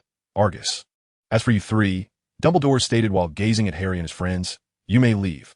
He then turned to Aike. "Mr. Stride, you will need to wait a moment longer." Harry, Ron, and Hermione hastily bowed to the professors in the room before making their swift exit. Once they reached the fourth floor, Harry pulled Ron and Hermione into a classroom. Gently closing the door, Harry whispered, "I heard that voice again." "What?" Ron asked, bewildered. "What voice?" Right where those words were, "I heard it again." Harry appeared anxious. It said, "The next one is me. You should have informed Dumbledore." "Harry," the young witch admonished with a serious tone. "Don't say that." Ron interjected quickly, hearing a voice that others cannot, even in the magical world. "Is not a good omen. Do you not believe me, Ron?" "Of course, I believe you. But you must admit, the entire situation is rather peculiar." "I know it is peculiar," Harry exclaimed. "The words on the wall are one thing, but the voice is another." "But Ron, it said the next one is me." Chapter 58, Conversation. That statement truly frightened Harry. Even when facing Quirrell last term, he had not felt such terror. Quirrell's threats were tangible, and at that time, Aike was there for support, but now the mastermind remained unknown. In the face of the unknown, it is only natural for one to feel fear. Hermione, observing the two in dialogue, remained silent for a considerable time before speaking. "Perhaps, Harry, that voice is not yours. I noticed Aike's expression was rather off earlier, and whenever I encountered him outside the library recently, I could always hear a whispering sound emanating from him." Hermione furrowed her brow. "I suspect he might also be able to hear it." Whispering sound. Harry paused for a moment, feeling that the voice was somewhat familiar. Yet he could not recall when he had last heard it. One thing was certain. It was before his arrival at Hogwarts. Indeed, it sounded rather eerie. Perhaps he was learning a new language. Hermione nodded, mentioning that he had been rather peculiar since the start of the term, even frequenting the library less often. "Perhaps. But I would say he is simply an oddity, not worth concerning ourselves over," Ron interjected. "Nevertheless, Harry, it would be wise to exercise caution in the coming days." "Indeed." We wouldn't want Snape seeking us out again. In the Office of the Defense Against the Dark Arts Professor, Dumbledore had assigned various tasks to the professors before leading Ike to his own office. Upon entering, he set Ike up with the classic combination of heating milk with a pile of cockroaches and asked him to wait for a moment as he stepped through a small door, the purpose of which remained a mystery. Ike managed to drink half a cup before Dumbledore emerged, holding a thick tome. Ike recognized it instantly. It was Care of Magical Creatures. This is quite an excellent book, is it not, Mr. Stride? Dumbledore placed the book on his desk and took a sip of his specially concocted chocolate milk. Very good, Ike acknowledged internally, maintaining a composed demeanor as he nodded. I recall it was shortly after the term began that you retrieved this book from the restricted section, Dumbledore remarked. Thus, I suspect you may possess some knowledge that can enlighten this old man. Certainly, but Professor, my knowledge is rather limited, Ike replied. That is still commendable. Yet before we proceed, you must endure a bit of an old man's rambling. Dumbledore adjusted his crescent-shaped glasses and contemplated before speaking. Mr. Stride, you have seen that inscription? I presume. Do you know what the Chamber of Secrets is? Ike nodded. I am aware. Legend has it that after the founding of Hogwarts, a disagreement arose between Gryffindor and Slytherin, culminating in Slytherin's departure. However, before leaving, Slytherin concealed a chamber wherein he left a monster, which would be unleashed by his heir when the time was ripe, to rid the school of those he deemed unworthy of learning magic. Indeed, that is but a legend, Dumbledore replied. Yet, it is evidently true. It certainly appears so, Ike shrugged. Dumbledore gently tapped the book on the desk, his gaze lingering with a hint of scrutiny. So, Mr. Stride, have you deduced what that monster might be? Professor Dumbledore, you have your own suspicions, do you not? I countered, is hardly a challenging guess. Among the known magical creatures, whether naturally occurring or bred by wizards, the vast majority do not enjoy lengthy lifespans. If the monster in the chamber has indeed survived until now, it must be nearly 1,000 years old. Ike paused before continuing, given Slytherin's intentions. This creature must be exceedingly dangerous and cannot possibly be a species, for otherwise, it would not have taken this long for matters to escalate. Thus, the possibilities are quite limited. Clap, clap, clap. Dumbledore applauded, and the past headmasters who had been observing the scene joined in their admiration. Excellent deduction, Dumbledore remarked. Indeed. The basilisk. I share your sentiments. He picked up Care of Magical Creatures and casually flipped to the section on the basilisk, slowly articulating. If one were to place a rooster's egg beneath a toad to incubate, one would ultimately obtain a serpent with extraordinary abilities. Its emerald scales gleam brilliantly, and its fangs possess a remarkable venom. However, the most perilous feature is its gaze. Any creature that meets its yellow eyes will perish instantly. Dumbledore sighed softly. The situation is quite clear now. Sir Nicholas is a ghost, having already passed away. Thus he was merely petrified upon encountering the basilisk's gaze. Lady Lockhart observed through Sir Nicholas's body, and everything falls into place. However, we remain unaware of the entrance to the Chamber of Secrets. And resolving this is a significant dilemma. Ike tilted his head. Indeed, this is quite troublesome. Moreover, I just heard the basilisk's voice near the blood writing. It declared that I am next. Ike leaned forward, his gaze fixed intently on Dumbledore's eyes. Professor, I require protection. Mr. Stride, rest assured, Hogwarts will safeguard its students. Dumbledore replied meaningfully. Moreover, your preparations have been thorough. Even without assistance, you should be able to avert danger, correct? I cannot guarantee absolute safety. Ike shook his head. The mirror, the spider, and learning Parseltongue are merely preventive measures. My only option is to escape as best as I can. Furthermore, what about the others? What will happen to the other students? Hogwarts shall protect its students, Dumbledore reiterated, waving his hand to refill their cups with milk. After taking a sip, he continued, we will locate the entrance to the chamber and eliminate that basilisk. But there is one matter that requires your assistance, Mr. Stride. What is it? Ike momentarily paused, inquiring. I have noticed that you share a strong bond with Miss Granger of Gryffindor. Please keep a close watch on Harry, just as you did last semester. I'm sorry. Ike shook his head. I cannot assist with that matter, Professor Dumbledore. I am not Harry Potter's babysitter. Chapter 59. Is Ike the villain? All along, Ike's purpose had been clear, to master magic, while everything else was, to a certain extent, ancillary. His special regard for Hermione stemmed from unresolved feelings of the past. To claim genuine affection would be an exaggeration.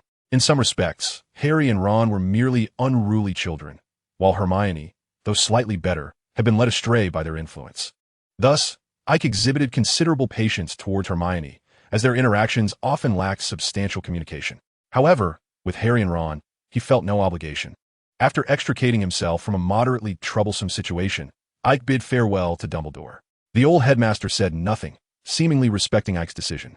Yet, the truth remained known only to Dumbledore himself. In the ensuing days, the entire Hogwarts was abuzz with discussions regarding the assault on Madame Loris and Sir Nicholas. This fervor, however, was largely confined to the younger students, while the older ones, having weathered similar occurrences time and again, regarded it with a degree of indifference, merely granting it fleeting attention amidst the looming pressures of their OWLs and newts, which weighed upon them like two insurmountable mountains.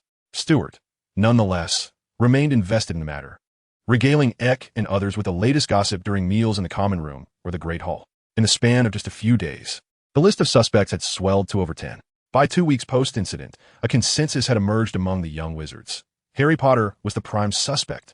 After all, his timing had been remarkably suspect. The tragic fate of Sir Nicholas only served to bolster this theory, with many believing it to be Harry's revenge for his displeasure at the memorial feast. Indeed, rumors have a propensity to spiral into the absurd. Aike had no intention of revealing the truth. On this point, he was in accord with Dumbledore. Should the students discover that a centuries-old basilisk lurked within the school, it would surely incite chaos throughout the magical community of Britain, potentially leading to the closure of Hogwarts, a scenario that was diametrically opposed to Aike's plans. Before perusing the restricted section, Aike could be described as the most opposed to the idea of Hogwarts closing. After careful consideration, he concluded that the basilisk must be dealt with first. As for old Voldemort's inaugural Horcrux, it could wait. The attack had significantly impacted Aike's life, as the library was inundated with students clamoring for books. Moreover, other tomes related to Hogwarts and the four founders had been completely swept away. His own book had long been taken by Stuart, who, it appeared, had no intention of returning it any time soon. Fortunately, as a young wizard capable of silently employing the Muffliato charm, Aike could largely ignore the surrounding clamor. However, when someone approached him directly, that was a different matter altogether. Aike, a petite witch, waved her hand before his eyes, effortlessly pulling him from his academic reverie. He looked up to see the cautiously attentive Hermione, flanked by the visibly alert Harry and Ron. With a glance at Madame Pants, he discreetly cast the Muffliato charm on the three of them. "What is it, Hermione? I wanted to ask if you know about the Chamber of Secrets." "What?" Harry exclaimed, his reaction mirrored by Ron's astonishment. "You simply haven't been looking in the right places. The chamber is more akin to a legend. If you were to seek out the book Hogwarts, A History, it contains accounts of the chamber." After a brief pause, Aike continued, "However, I suspect you may find your efforts in vain, as I believe that book has already been checked out and not yet returned." "Who borrowed it?" Ron inquired hastily.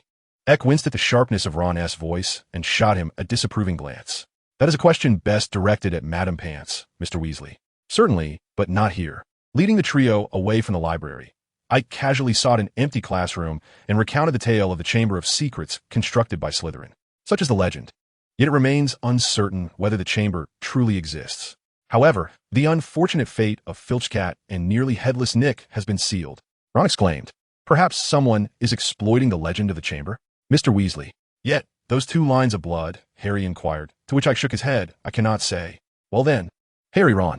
Hermione interjected, halting Harry's further inquiries, and beamed a radiant smile at Ike. "Thank you, Ike." "No need for such gratitude, Hermione." Ike nodded slightly. Rising to his feet, "If there is nothing else, I shall take my leave." "Very well, farewell, Ike." "Goodbye, Hermione, Harry, and Mr. Weasley." As Ike exited the classroom, Ron suddenly voiced his discontent. Can you believe his attitude? Who does he think he is? "Enough, Ron," Harry urged. "At least we now know what the chamber is, and that suffices." Ron, clearly unconvinced, retorted, "He certainly does not resemble a Ravenclaw. He is nothing like Stuart and the others." "Harry, Hermione, he must be concealing something." "I am certain." Ron's tone was resolute. "You mentioned it, Harry. He once mingled with that whom we do not speak of. I find him reminiscent of that deranged old fool from Slytherin who advocated for pure blood. He gives me the creeps." "Ron," Hermione interrupted sharply. "We ought not to speak ill of others behind their backs." "Come now, Hermione. I dare say you've been deceived." Ron countered, "Think about it. Have you ever seen a wizard of his age wield so many silent spells? He could very well be the heir of Slytherin." Harry, wishing to prevent a quarrel between his 2 friends, tugged at Ron's arm and said, "That is impossible. You've said it yourself. He is the heir of Slytherin.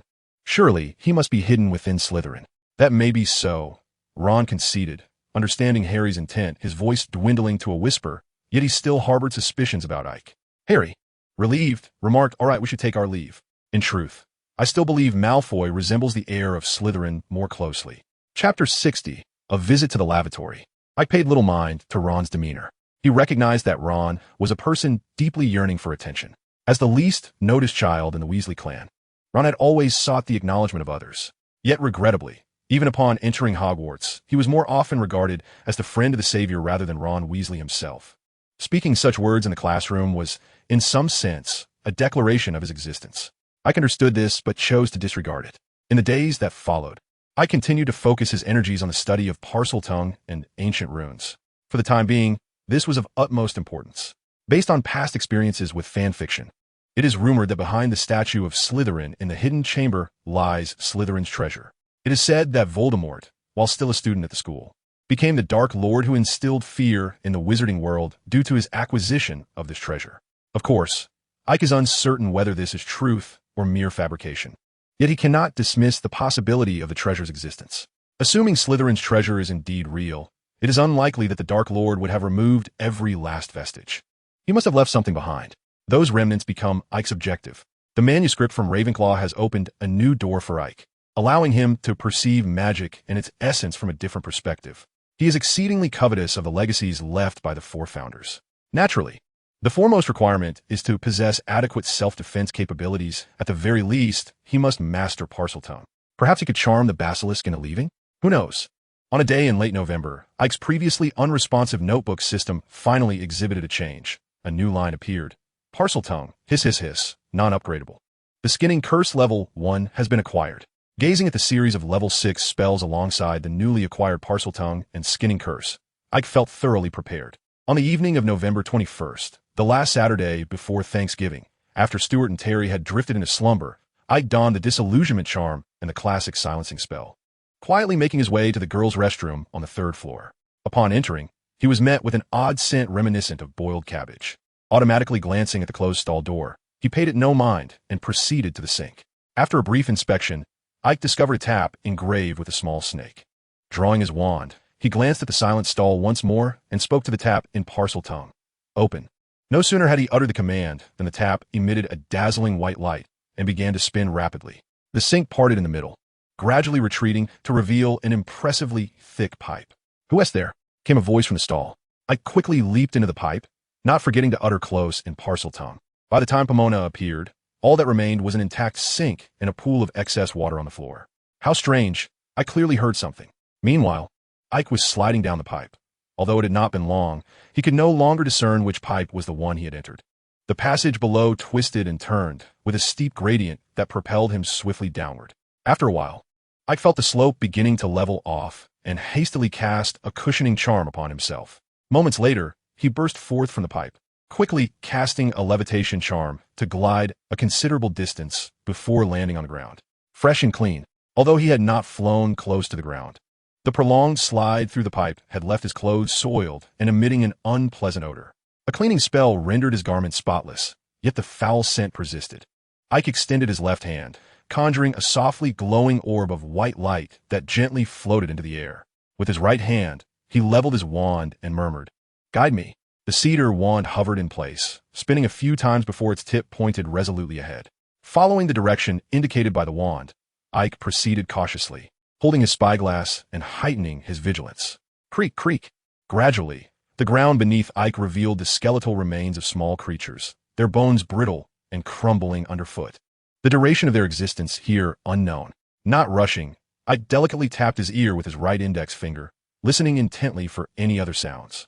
Satisfied with the silence, he approached the enormous creature beside him. He reached out and tapped it lightly, producing a hollow, resonant sound indicating its hardness. With a swift flick of his hand, he cast a slicing spell, causing a small piece of snake skin to fall away.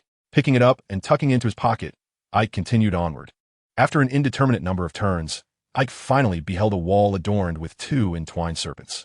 Open.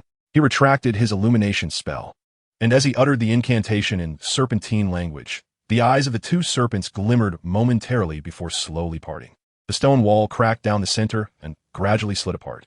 The chamber within was dimly lit, but not so dark as to obscure his surroundings. The first sight that greeted him was a straight corridor, flanked by numerous neatly aligned stone pillars, each entwined with great serpents whose eyes were replaced by glimmering green gems, reminiscent of the 2 serpents on the wall. The space was vast, Gazing upward, he could faintly discern the ceiling, adorned with an unknown material that emitted a subtle glow. As he advanced along the corridor, Ike finally arrived before an imposing statue. It depicted an elderly wizard, his face reminiscent of a monkey, with sparse long whiskers etched onto his chin that trailed down to the hem of his stone robe. Salazar Slytherin, Ike whispered, a sudden resolve igniting within him. Approaching the statue, he squinted, gripping his wand tightly, and declared in a commanding voice, "Speak to me, Slytherin, the greatest of the 4 founders of Hogwarts." As his words resonated, the statue's mouth began to move, widening under Ike's gaze until it revealed a gaping black void. Suddenly, Ike was met with a jarring sound akin to nails scraping against a chalkboard, as if something were emerging from within. "Kill, kill." Ike hastily retreated, swiftly tapping his nose and ears with his wand, shutting his eyes tightly, and shouted in serpentine language, "Stop! Close your eyes." Repeating the command thrice, the piercing noise ceased. Listening intently, it seemed the basilisk had not shifted. Go feed. Seek out the mice. Mice." Ike emitted a series of hissing sounds, followed by the acrid stench of decay. Mice feed on mice. The jarring noise erupted once more, and Ike distinctly felt a colossal presence glide past him. Once the sounds faded, he cautiously opened his eyes. Indeed, the serpentine tongue enabled him to command the basilisk, summoning another glowing orb with his left hand. Ike steeled himself against the foul odor and ventured further. The location capable of serving as a lair for the serpent creature was indeed substantial. After a considerable trek, I finally reached the innermost sanctum. Before me stood a stone wall strikingly similar to the entrance of the secret chamber, and a surge of joy coursed through my heart. The treasures of Slytherin truly existed. Chapter 61. Unveil. I spoke in parcel tongue, and the serpentine carvings upon the stone wall began to stir, gradually parting to reveal the chamber beyond. Upon entering, I surveyed the surroundings. The room was modest in size, with 3 large bookshelves positioned against the wall directly opposite. A table cluttered with scattered parchments lay in front of the shelves. Alongside, 2 long tables stood side by side, adorned with various instruments that I could not decipher. The entire chamber was cloaked in dust, with just a few steps stirring up a considerable amount. A thorough cleansing. A whirlwind swept through the room, expelling the dust outside. I conjured 2 glowing orbs to illuminate the space and commenced my examination. However, after a meticulous inspection, I could not help but feel despondent. Voldemort had been excessively ruthless. The bookshelves, the desk, and what could have been a laboratory had clearly been protected by anti-dust enchantments. Remnants of magical scripts and formations were still faintly visible. The 3 grand bookshelves contained but a scant few tomes, only historical texts and mythological accounts, none pertaining to magic. The parchments on the desk had also suffered damage. I could scarcely discern that they were records of experiments, but they were so severely fragmented that the nature of the experiments remained elusive. I cursed for a considerable time before ceasing, lamenting Voldemort's treachery. He had utterly stripped Slytherin's treasures, leaving behind naught of value, even employing magic to obliterate the remnants here. The desk and the shelves bore evident burn marks, and many of the parchments were riddled with holes or had corners missing. What I had initially perceived as the walls being dark was, in fact, the result of being singed by flames. Perhaps Slytherin's protective measures had been irrevocably compromised in that great conflagration. I gathered the remaining books and parchments, muttering a few more curses before departing in disappointment. After spending several hours in the chamber, dawn was near. I placed the books and parchments into a box and climbed into bed. When I awoke, it was nearly noon. On Sundays, Stuart and Terry would seldom remain in the dormitory. With the Ravenclaw Quidditch match approaching, they had been frequenting the Quidditch pitch. This spared me a great deal of inconvenience. Retrieving the few books from the box enchanted with the undetectable extension charm, I hastily flipped through them, feeling an even deeper sense of loss. The volumes included the Nibelungen the Edda, the Saga, the Book of Shields, and another titled the Book of Thoth. Aside from the Book of Thoth, which I had not encountered before, depicting the wisdom of the ancient Egyptian deity, the others were all related to Norse and Celtic mythology, much of which I was already familiar with. How utterly ruthless!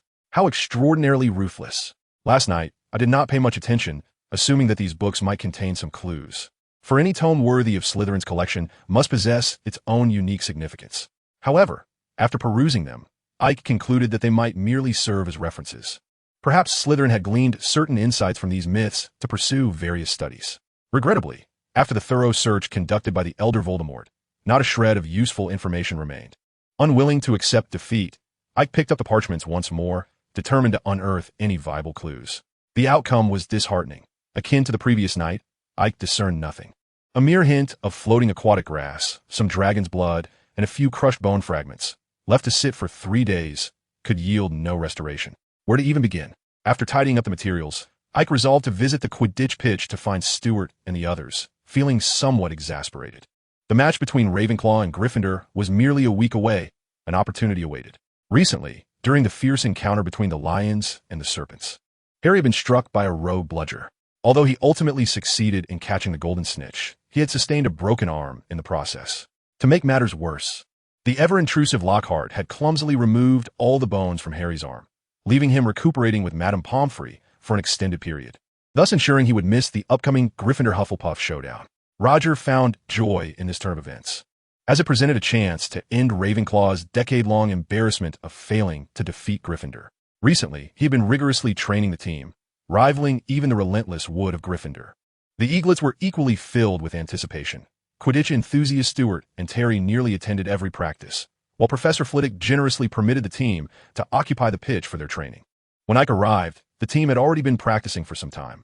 After exchanging greetings with Stuart, he quietly settled on the sidelines, observing the 7 or 8 players soaring through the air on their aging clean sweeps, despite still being unable to comprehend the tactics Roger and the others were executing.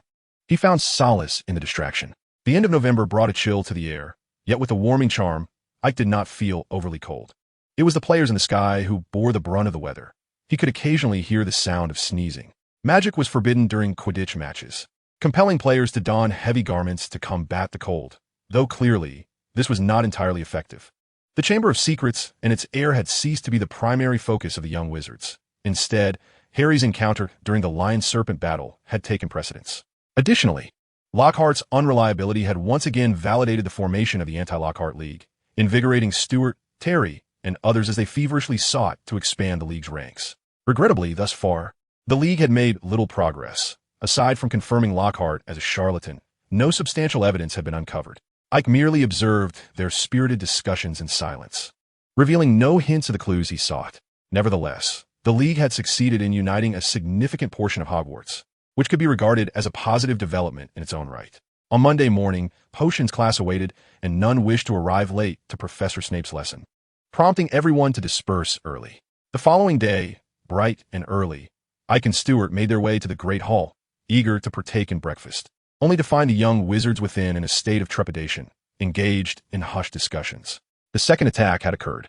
Chapter 62, The Sudden Appearance of a Notebook.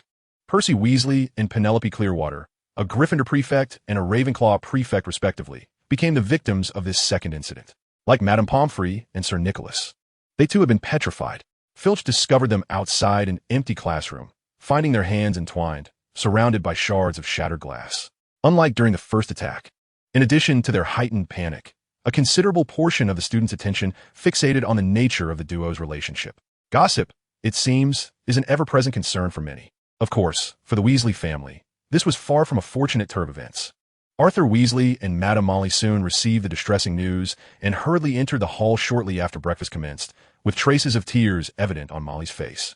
Professor McGonagall appeared to have been awaiting their arrival, approaching them before they could speak and leading them directly to the hospital wing.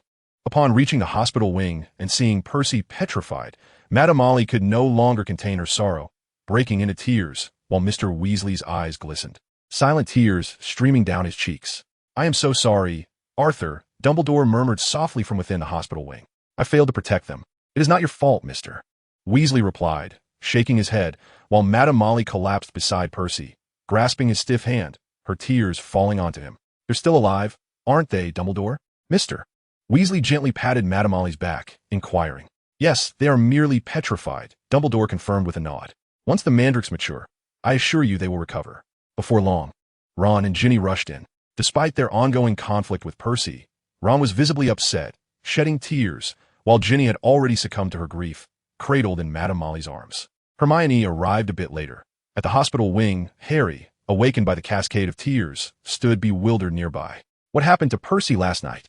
Harry quietly pulled Hermione aside, asking in a hushed tone. Hermione nodded, a hint of astonishment in her eyes. "You didn't know?" Harry's face was etched with regret. "I slept too soundly last night." "Well," Hermione scrutinized Harry, refraining from probing further into his silence, and continued, I heard they were discovered this morning. They have been in this state since then. Mr. and Mrs. Weasley just arrived. Observing the sorrowful Weasley family, Harry felt a lump in his throat. No, Hermione shook her head. The potion was crucial, but I had no time. Can't you see? Hermione exhibited a hint of impatience. Their hands were entwined, and it was evident that Percy was ensnared in this predicament. I recall that Penelope, the older student, is not of pure blood. Thus it was clarified. Harry nodded slightly, furrowing his brow once more, and inquired, Hermione, how much longer will this take? I believe we ought to hasten our pace. It won't be long now. Just a few more days, she replied. The two conversed softly in the corner, while the Weasley couple wiped away their tears and exchanged a few words with Dumbledore before departing. Ginny remained silent, merely waving her hand slightly as a greeting before leaving in a daze. Ron's eyes were still red-rimmed as he joined Hermione by Harry's bedside, his fists clenched tightly. His voice tinged with lingering sorrow. I must make Malfoy pay for this. Ron, we haven't confirmed, Hermione began, but Ron interrupted her. What more is there to confirm? Everyone knows we are at odds with the Malfoy family. Dad even had a scuffle with Malfoy's father in Diagon Alley before school started. Now Percy lies there. Who else could it be? Harry attempted to soothe the agitated Ron and relayed Hermione's previous words. Percy may have been dragged into this. We should wait until the potion is ready before we extract any information. Seeing Ron's mood stabilize somewhat, Harry continued, It won't be long. Just a little more patience, Ron. I must ensure he pays the price. Ron continued to mutter, and Harry could only offer comfort from the sidelines. As for Hermione, having been interrupted by Ron, she stood with her arms crossed, simmering with frustration. Observing his two friends, Harry suddenly felt a wave of fatigue wash over him. It was indeed a complex endeavor to maintain the bonds of friendship. The attack on Percy and Penelope had a profound impact on the young witches and wizards. Both were upper-year students, and Percy was of pure blood. This alarming incident stirred the previously indifferent upperclassmen and the purebloods of Slytherin into a state of concern. By the following morning, countless owls flocked into the Great Hall, and nearly all the young wizards received letters from home. Dumbledore's position was overwhelmed by a barrage of red howler letters. Yet, Dumbledore did not appear. It was Professor Snape who removed these howlers. With a somewhat gleeful expression, Snape perhaps delivered them to the headmaster's office. Shielding the young wizards from the onslaught of howlers might be the most commendable act Snape had performed this year. In contrast to others, Ike was remarkably unperturbed, seemingly the most composed young wizard in all of Hogwarts. His experience in the Chamber of Secrets had imparted the knowledge that his Parseltongue could influence the basilisk to a degree. Even if he were to encounter the serpent controlled by young Voldemort, Ike was confident he could slightly sway its movements, affording him ample time to escape. Confronting the basilisk head-on, despite the desire to reduce young Voldemort to ashes, Ike's choice remained to flee. Naturally, reducing him to ashes was out of the question. Ike still hoped to extract the location of the Slytherin treasure from young Voldemort, even though it is highly probable that the small Voldemort within the notebook remains oblivious. There exists a certain likelihood that he is aware. Offering a modicum of solace to the anxious Stuart and Terry, Ike departed the auditorium first. However, as he passed by the Myrtle Lavatory, he suddenly halted. At the entrance of the restroom, a solitary black notebook lay abandoned on the floor. Upon retrieving it, he discovered it to be a diary, its cover faded with time. Instinctively, he flipped open to the first page, where he discerned a name scrawled in blurry ink, Tom Riddle. Chapter 63, Little Voldemort. Clutching the notebook, Ike decided to skip Lockhart's theatrical performance class and proceeded straight to the room of requirement.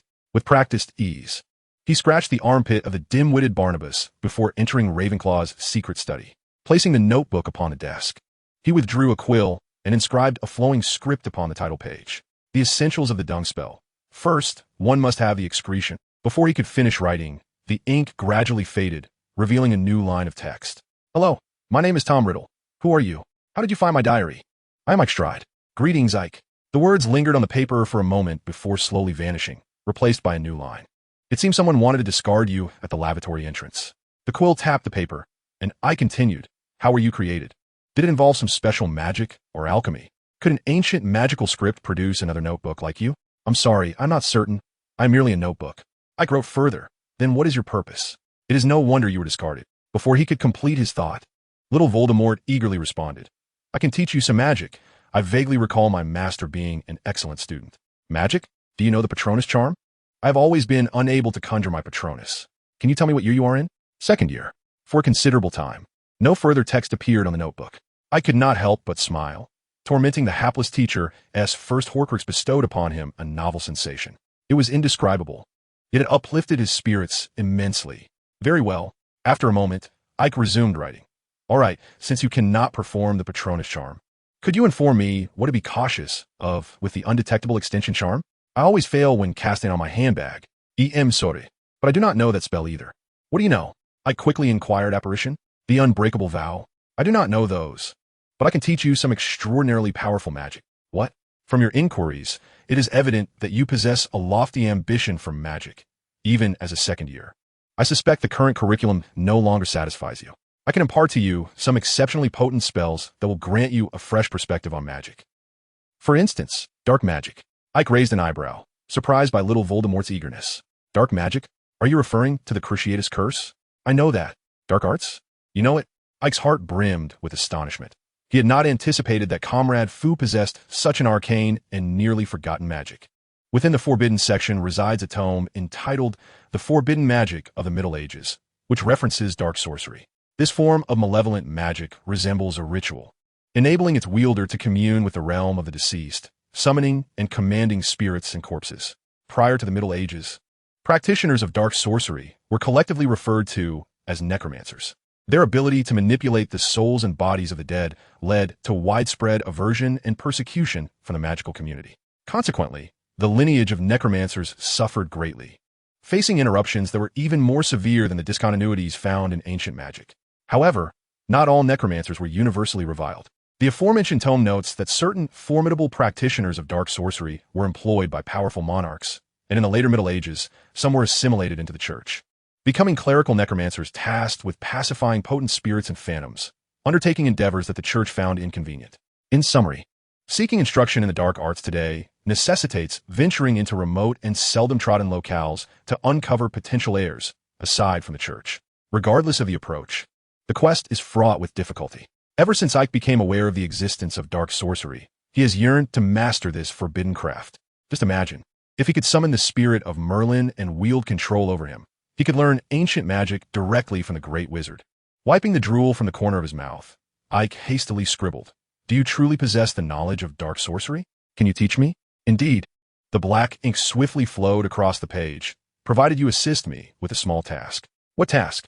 "Do not resist." Upon reading these words, Ike's vigilance surged, and he raised his hand to close the notebook. Yet, it was too late. The notebook flipped open with remarkable speed, and an overwhelming force drew Ike's body inexorably forward. This was disastrous.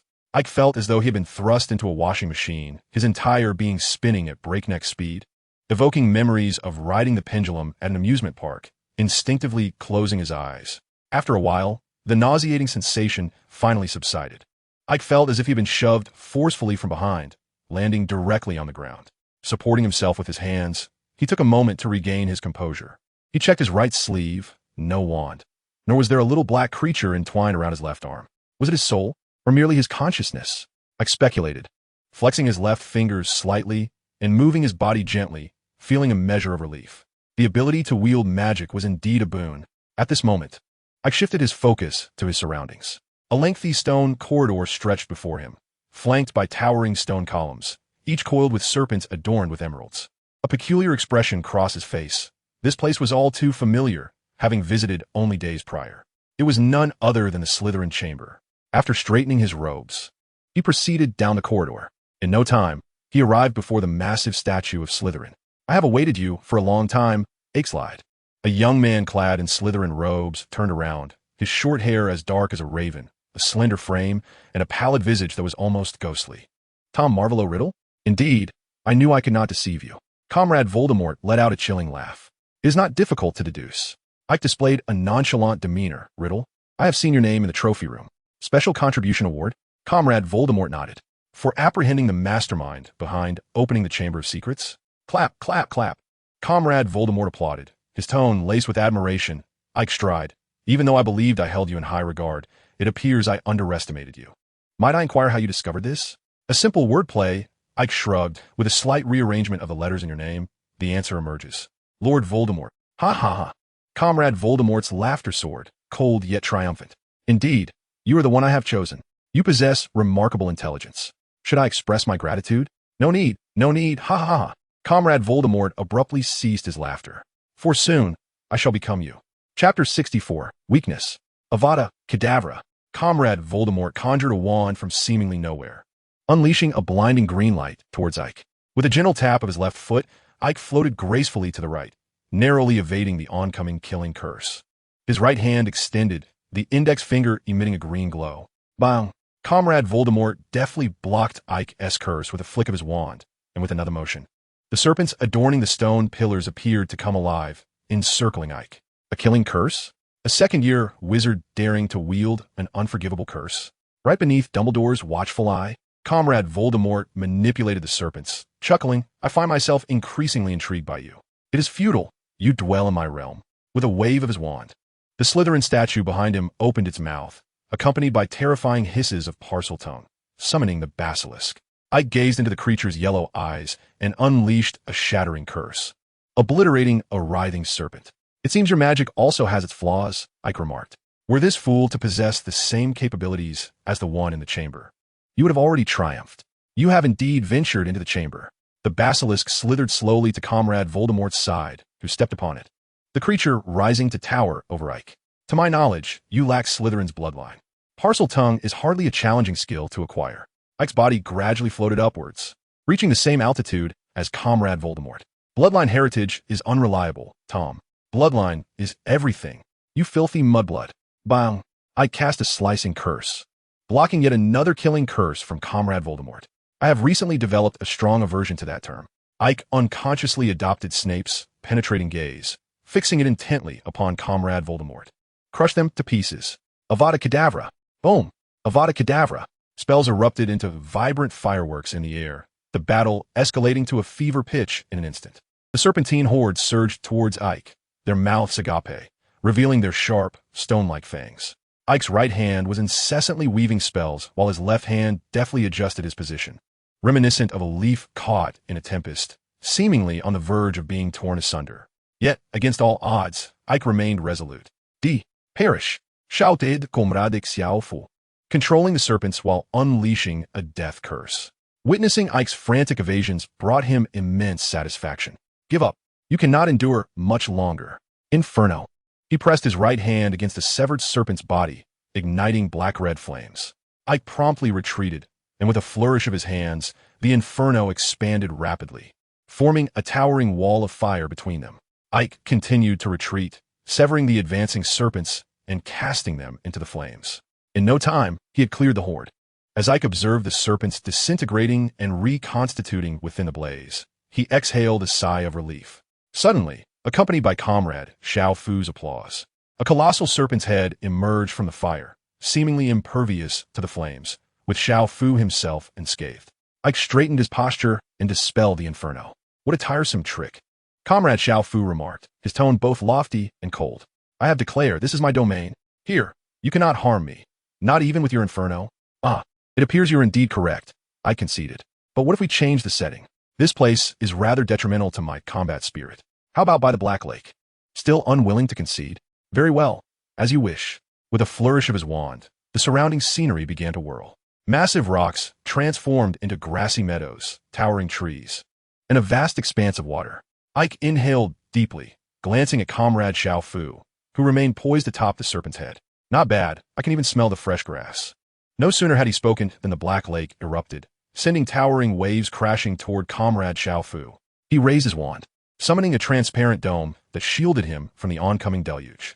With another wave of his wand, the cascading water morphed into a colossal serpent that lunged at Ike. Shatter! A brilliant pink light flickered, cleaving the giant serpent in two with an unseen force.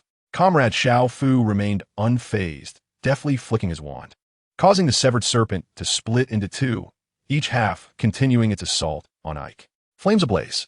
Ike brought his hands together and swiftly parted them, summoning a wall of fire before the water serpents.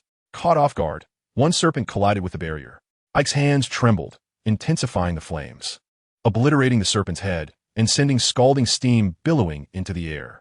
Ike watched the steam rise, catching a glimpse of Comrade Xiao Fu still poised atop the serpent's head. Motionless. With a faint smile, Ike gestured again, allowing the lake water to extinguish the raging flames. Shaking off the moisture from his feet, Ike suddenly chuckled, pointing at the serpent's tail. Tom, look, your serpent's tail is gone. Comrade Xiao Fu's expression remained unchanged. With a flick of his wand, the serpent disintegrated into black ash. Shall we continue? Aike revealed a radiant smile, his right hand gesturing as a cedarwood wand materialized in his grasp, shimmering and flickering in and out of view. It seems you cannot hold on for much longer. How did you come to this realization? Oh, perhaps you would care to elaborate on what I am? Your expression seems to falter. Observing the unyielding visage of little Voldemort, Aike muttered, just a pitiful fragment of a soul. Aike continued, when Voldemort split you, it was likely during your 6th year.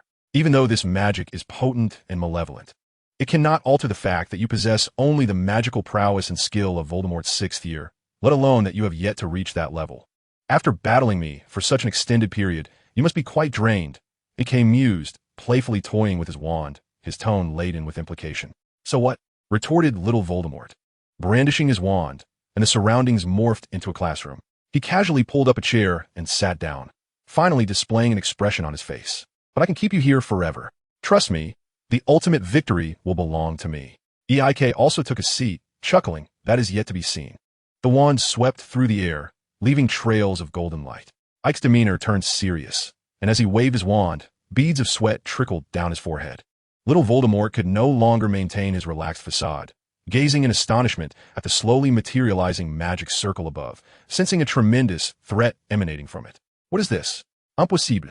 However, as the tables and chairs came into contact with the magic circle, they immediately transformed into black ash, eerily suspended in midair. Once again, several curses shot forth. Yet Aike did not attempt to evade. He resolutely met them head-on with the magic circle. In the midst of little Voldemort's astonishment, fear, and confusion, the curse's distinctive green light appeared to be frozen, lingering quietly in the air. Ike's arm trembled, his teeth clenched, as he took a deep breath and, with all his might, pushed the magic circle above little Voldemort's head. The magic circle emitted a blinding golden light, firmly trapping little Voldemort within its confines. Aike bent over, gasping for breath. Taking some time to regain his composure, he pulled a chair to the edge of the magic circle and plopped down, rubbing his throbbing temples, fatigue evident in his voice. I told you, you possess at most the magical level of Voldemort's 6th year, both in power and knowledge. Little Voldemort, visibly reluctant, tentatively prodded the golden barrier with his wand. However, he quickly released his grip, watching helplessly as his wand turned to ash, suspended in the air in a bizarre manner. No need to waste your efforts. Aike coughed lightly. With your abilities, once controlled, there's no escape. Now be compliant. Aike lightly tapped the barrier with his wand, and little Voldemort screamed as if scalded by boiling oil, a peculiar rash appearing on his face. The rash burst, transforming into ash, eerily remaining in the air. I asked, you answer, understand?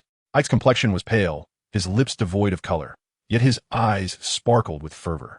Noticing little Voldemort nodding in painful acknowledgement, he proceeded to inquire further. Tell me, where's the legacy of Slytherin? Chapter 65, The Damaged Notebook. Ike was enduring. The magical array inscribed on the Philosopher's Stone was painstakingly deciphered by Ike. Its sole purpose was to seal, whether it be magical power, sorcery, or even the wizard himself, everything could be confined. However, it was not the magical array that restrained the magic of the young Voldemort, but rather an ancient spell derived from Ravenclaw's manuscripts. The combination of these two magics provided Ike with the confidence to confront Voldemort in his own domain. Alas, he ultimately miscalculated. In this so-called arena of Voldemort, all the spells Ike cast required double the expenditure, as he had entered as a soul, devoid of the immense magical power characteristic of his peers. He found himself exceedingly fatigued after using his trump card, his head throbbing painfully.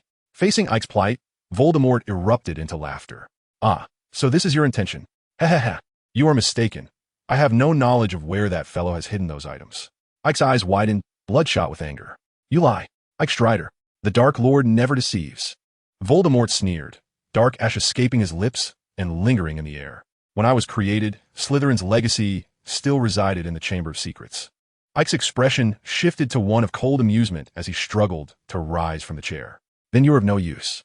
The wand struck fiercely against the barrier, the magical array emitting a blinding light, accompanied by anguished cries. The sound resembled flesh sizzling upon a hot iron plate as Ike watched Voldemort gradually transform into black ash. First his head, then his hands, and slowly downward. Before witnessing Voldemort's legs vanish, Ike felt a force pulling at his body, the surroundings pressing inward with great intensity. The next moment, Ike's back slammed against the chair's backrest. Having emerged from the notebook, glancing back at the notebook, it appeared as though it had been scorched, entirely charred. Ike closed his eyes, resting for a moment until the throbbing in his head subsided before grasping the notebook. He opened it and traced the pages with a quill, leaving behind distinct marks that showed no signs of vanishing. Phew, finally resolved. Ike sighed in relief, resting in the chair for a while before rising and heading directly to the hospital wing with the damaged notebook. Ike was promptly laid beside Harry's bed, allowing Madame Pomfrey to prod him with her wand. You have exhausted your spirit excessively. You need ample rest. It will take at least 3 days for you to recover. After poking Ike's head once more, Madame Pomfrey stowed her wand. Which house are you from? What is your name? Aike Stride, 2nd year in Ravenclaw. Very well. You should lie still for a while. I will inform Phileas. Madame Pomfrey, speaking as she retrieved a vial of green potion from the cupboard, handed it to Ike, urging him to drink it first, as it would be beneficial for him. As Ike brought the potion close to his lips, he was immediately met with a foul odor reminiscent of rotten eggs, deep-fried delicacies, and stinky tofu, causing him to almost retch. Madame Pomfrey quickly steadied him, saying, "The taste is indeed unpleasant, but just bear with it. It will soon pass." With his eyes tightly shut and breath held, Ike swallowed the potion in one go, spitting and coughing for considerable time before he regained his composure. "I shall inform Phileas now. You stay here for a moment, as there are other potions to consume later," Madame Pomfrey said, revealing a smile that instilled a sense of dread in Ike before she gracefully departed. "What's wrong, Ike?" Harry, who had been observing from the sidelines, approached as soon as Madame Pomfrey left. Noticing Ike's charred notebook, Harry inquired, "Did something go awry?" Ike nodded, setting the notebook aside on the nightstand as he collapsed onto the bed. The magic spiraled out of control. What kind of magic could result in such a state? Harry asked, his expression one of confusion, as he genuinely did not comprehend Ike's words. "I only know of ancient runes. Hermione possesses a book titled A Beginner's Guide to Ancient Runes. Is it related?" "Indeed," Ike replied, adjusting his pillow for comfort. "Ancient magic is fundamentally based on ancient runes. You may understand it in that context. This candy was a gift from Fred and George. Would you care for a piece?" "It is quite delightful," Harry said, popping one into his mouth. "This is by far the most ordinary candy I have ever tasted."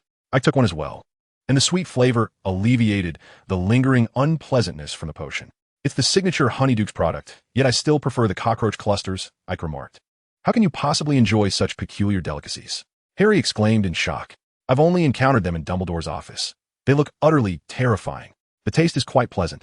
Akin to exploding chocolate," Ike replied, his voice slightly muffled as he savored the candy. "If soaked in milk, it would be even better, similar to a certain way of enjoying Oreos," he added. "Please, no more of that," Harry shuddered, shaking his head vigorously as if to dislodge some nauseating images from his mind. Ike was accustomed to Harry's reactions, having witnessed similar ones from Stuart and Terry on numerous occasions. Even now, the younger students would still react with discomfort upon seeing Ike's specially concocted chocolate milk, though it had improved considerably since last year. While lost in thought, comparing Stuart's and Harry's expressions, Ike suddenly felt a sharp pain at the back of his neck, and a small green creature emerged from his collar, its tiny brown eyes glaring at him with indignation and its little claws gesturing animatedly. Ike quickly offered a piece of the Honeydukes candy to the creature, only to have it grasp his fingers with both hands, angrily batting at him. "What is this?" Harry asked, intrigued by the sudden appearance of the little creature. "I think it's fine. You must have pressed on it," Ike replied. A glimmer of envy flickered in Harry's eyes. "It's nothing. I often press it down. It's our daily routine." With a smile, Ike retrieved a small vial from his robe and pinched out a bug, offering it to Jimmy. Instantly, Jimmy discarded the buzzing honey candy, embracing the bug and perched on Ike's shoulder, savoring it slowly. Chuckling, Ike stowed away the vial, only to produce another, filled with numerous roasted morsels of meat. He poured 2 into his right hand, casually tossing them into his left sleeve. Were it not for Jimmy, he might have almost forgotten about his other pet. Suddenly, Ike's smile faltered. He gripped his left arm tightly with his right hand, feeling up and down. "Where's Little Black?" Chapter 66. Unease. In the current British magical world, those aware of Horcruxes are rather few. Dumbledore counts as one, Horace Slughorn as another. Others may have heard of them, but their knowledge is likely limited. Although Ike was aware of the existence of Horcruxes, he only knew how many old Voldemort possessed. He held no interest in this malevolent magic. Furthermore, the only known book that explicitly details the method of Horcrux creation, Secrets of Advanced Dark Magic, remained safely tucked away in Dumbledore's office, rendering Ike unable to read it even if he wished to. Could have been then?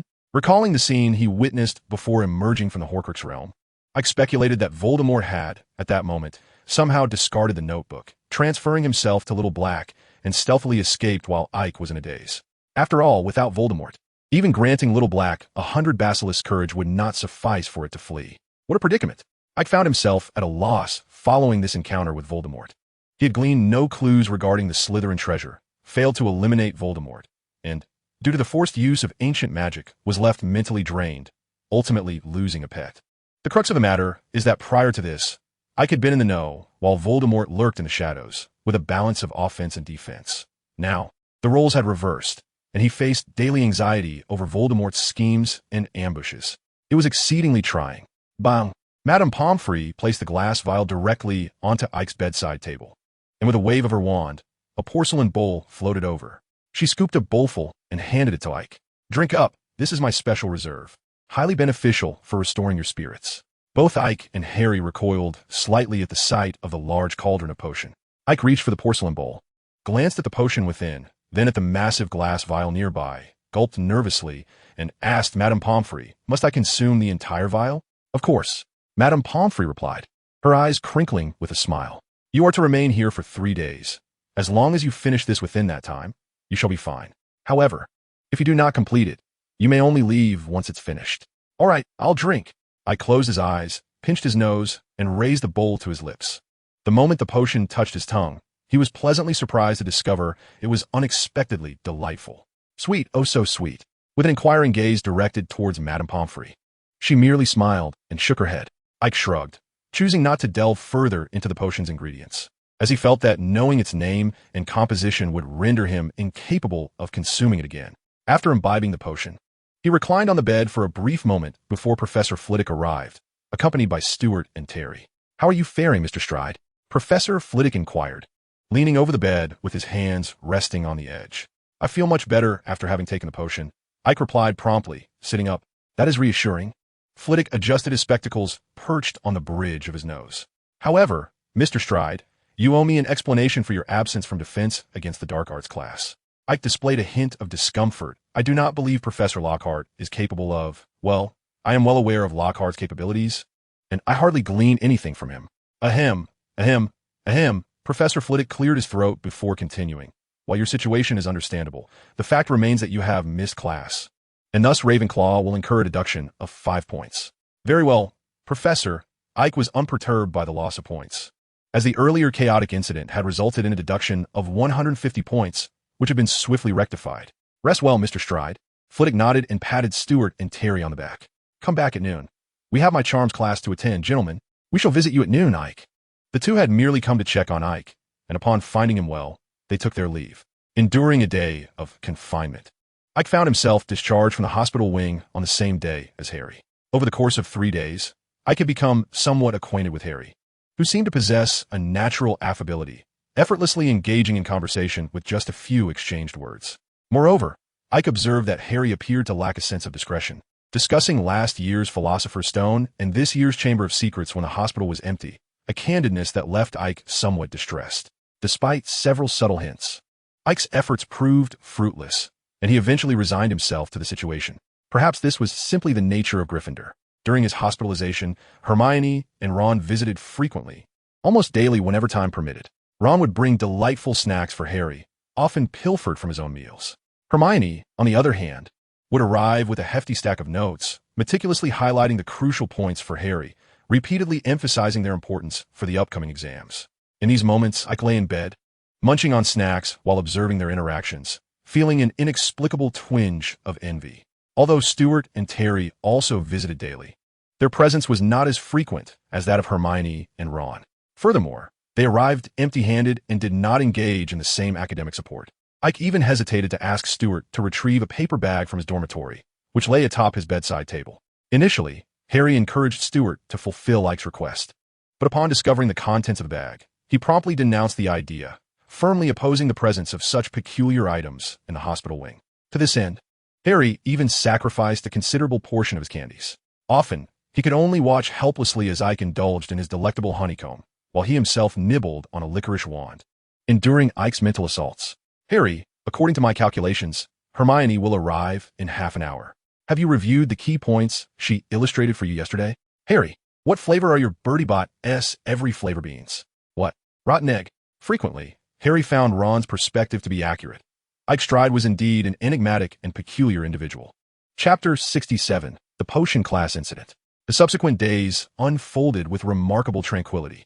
The entire month of November passed without any new incidents.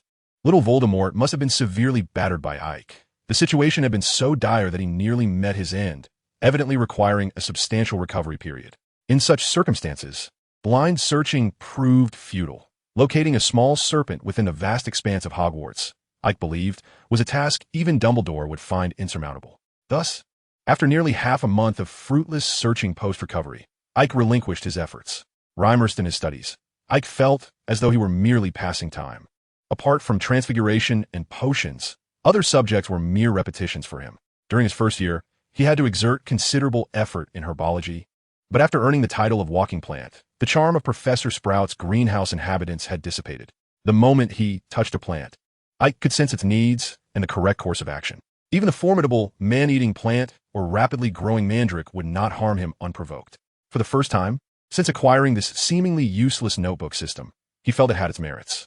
The remarkable advancement in herbology meant he could no longer slack off in Professor Flitwick's classes. The heads of the four houses placed immense value on their students' performances in their respective classrooms. Slytherin's potions class boasted the highest average scores, with few mistakes. Gryffindor's transfiguration also exceeded the average threshold. Hufflepuff, perhaps due to personality traits, or perhaps because Professor Sprout frequently tasked the Badgers with tending to the greenhouse's plants, excelled in herbology across Hogwarts. Ravenclaw consistently ranked at the forefront in every subject, with charms often leading the pack. In fact, over the years, Ravenclaw occupied 6 to 7 positions in the top 10 of each grade. As for the top position, that was beyond reach, even before Hermione's enrollment. It remained a Gryffindor stronghold, with Percy around and further back the academic prodigy Bill Weasley. Achieving 12 certificates in the OWL's examination is a feat accomplished by only a select few in Hogwarts history. Thus, with the absence of flying lessons this year, even if the Little Eagles did not voice it, they all hoped for Ike to triumph over Hermione and claim the title of top student in the year. In 7 grades, there ought to be at least one top student from Ravenclaw. Otherwise, how could one speak of wisdom under this subtle pressure? Ike's days naturally became less leisurely, primarily because he lacked the time to sneak away to the room of requirement to practice spells beyond the curriculum. It was not until the end of November that Ike finally mastered the disillusionment charm. Compared to the progress made last year, it has undoubtedly slowed considerably. The presence of Percy, Penelope, Madame Loris, and Sir Nicholas, still lying in the infirmary, serves as a constant reminder to the young wizards that the threat of the heir of Slytherin persists. Hogwarts is no longer as safe as once imagined. In fact, on the very day following Percy and Penelope's attack, the young wizards began to seek out numerous protective charms, talismans, and various curious objects purportedly capable of safeguarding them. Some were sent from home, while others were acquired through exchanges. This trend initially emerged within Gryffindor, but soon spread throughout the school. Stuart had procured a silver cross, while Terry sported a red crystal, reportedly obtained through a trade with Gryffindor's Neville Longbottom. Even the typically arrogant Malfoy managed to acquire a protective silver bracelet. Eckhart once spotted Malfoy boasting about it in the Great Hall, adorned with 6 glimmering gems, indeed reflective of the Malfoy family style. In this atmosphere, the only students remaining at school during the holidays, aside from those like Eckhart with nowhere to go, were those with ulterior motives, such as Harry, Ron, and Hermione. The young witch's polyjuice potion was still not ready. As a potion regulated by the Ministry of Magic, the ingredients were exceedingly difficult to procure and required the horn of a bicorn and the skin of an African snake, particularly the latter, which was not sold anywhere in Diagon Alley. After much searching, they ultimately discovered that only in Snape's private storeroom could they find what they needed. "We must create a diversion," Hermione declared in the Myrtle-esque bathroom. "You two will provide cover and distract Snape. I'll seize the opportunity to slip into his office and retrieve the items we desire. This task falls solely upon me. You two have already received detentions for damaging the Whomping Willow and were involved in that chaotic brawl among the 3 houses. If you draw any more trouble, expulsion will surely follow. I have no prior offenses. As long as you can create a disturbance in class to grant me 5 minutes, we can succeed." Harry offered a wry smile and exchanged a similar glance with Ron, both nodding in agreement. Disrupting Snape's class was indeed daunting. yet contradicting Hermione during her command would yield far graver consequences. As Snape sought trouble with Neville, Harry discreetly retrieved the previously hidden fizzing whiz-bee from his robes, swiftly igniting it with his wand before accurately tossing it into Goyle's cauldron. Bang! 2 seconds later, Goyle's cauldron erupted, showering the unfinished potion all over those nearby. Malfoy, standing too close, was drenched, his nose swelling like a balloon, and his face marred with numerous grotesque, suppurating boils. Silence! Stop running about! Snape bellowed, attempting to restore order among the panicking young wizards. Students splattered. Report to me for anti-swelling potions. Snape repeated this command several times before the chaotic classroom finally calmed. Once all affected had received their potions, Snape, with a stern expression, extracted the twisted fizzing whiz-bee from Goyle's cauldron. Do not let me discover who is responsible. If I ascertain the culprit, expulsion will be the consequence. Snape's gaze was fixated on Harry, his tone chillingly cold. Harry, on the other hand, delivered an Oscar-worthy performance. His expression of confusion perfectly crafted. Snape scrutinized him for an extended period, yet failed to discern any clues. You must suspect it's me, Harry grimaced, noting that Snape had been watching him throughout the class. Don't worry, he has no evidence, Ron reassured him, patting Harry on the shoulder. Your acting was superb. I hope so, Harry replied, shaking his head despondently. However, I believe you won't let this go easily. He turned to Hermione, only to realize her expression was rather peculiar. Hermione, what is the matter? Didn't we already obtain the materials? Harry nodded and further inquired. What were you thinking just now? I called your name several times before you responded. Oh, it's nothing, Hermione said, shaking off her distraction. As a friend of Harry and Ron, the young witch was well aware that there were certain matters that should remain undisclosed to these two, for they could never be trusted to keep a secret. Chapter 68, The Box Transformation. The theft of personal belongings drove Snape into a furious rage for over a week, only subsiding as the Christmas holidays approached, which marked the end of his relentless point deductions from Gryffindor. The young lions had grown accustomed to it. Snape had always targeted Gryffindor, and since Harry's enrollment, his intensity had only escalated. This recent wave of point deductions felt to the young lions like a last-minute strike before the holidays, ensuring Slytherin maintained a slight lead over Gryffindor in the house standings. Even if they merely solidified their second-to-last position, the Slytherins were content as long as they kept those foolish lions beneath them, enough to sustain their joy throughout the holidays. On December 19th, Hogwarts Castle was nearly deserted. When Ike woke up in the empty dormitory that morning, he found it somewhat unsettling. For a year and a half, he had grown accustomed to Stuart's wake-up calls and Terry's routine morning greetings, followed by playful antics with Michael and Anthony from the neighboring dormitory as they made their way to the Great Hall for a delightful breakfast. As he traversed the similarly empty common room to the hall, he exchanged nods with Autumn. Ike casually opened a comprehensive guide to ancient runes, sipping on steaming milk while forking a piece of waffle, immersing himself in the book. The more he read, the more he felt his understanding of ancient runes was painfully superficial, his application rigid and coarse. On his third review, he began to gather fresh insights into the spell that had nearly incapacitated young Voldemort. Ike was confident that if given another chance, he would not allow Voldemort to escape again. This Christmas holiday, in addition to continuing his studies of ancient runes, Ike intended to modify the expensive, seamless extension box he had purchased and attempt to create a smaller, more portable version, such as a pocket watch or a ring. As a former bookworm, he found himself coveting such spatial equipment. The ring was inspired by fantasy novels, while the pocket watch was an accessory from a fanfiction protagonist. Indeed, given Ike's current proficiency in alchemy and the silent expansion charm, these tasks still seemed somewhat distant for him. However, the box proved reliable. Drawing his wand and directing it at a wall, Ike accurately cast the silent expansion charm, witnessing the wall gradually recede under the spell's influence, halting after approximately 70 centimeters. Without pause, he continued to cast spells upon the surrounding walls, causing the interior space of the box to expand increasingly until it reached the dimensions of a modest room. He then swiftly approached the wall, using his wand as a quill, inscribing ancient runes that shimmered with a gentle white luminescence. Stability, strength, and dust repulsion. Each ancient rune was etched onto the wall, only to vanish shortly thereafter. Once all 4 walls were adorned, Ike's left hand moved subtly, and his body floated horizontally in midair. As his right hand wielded the wand, a complex magical circle gradually materialized, upon the circle merging with the ceiling overhead. Ike proceeded to draw another magical formation upon the floor. Upon completing the final stroke, the entire space seemed to be brushed by a soft light, akin to ripples, which swiftly dissipated. Wiping the perspiration from his forehead, Ike nodded in satisfaction. The reason the Ministry of Magic classified the silent expansion charm as prone to misuse lies not only in its potential to increase a wizard's exposure risk, but also due to the charm's inherent instability.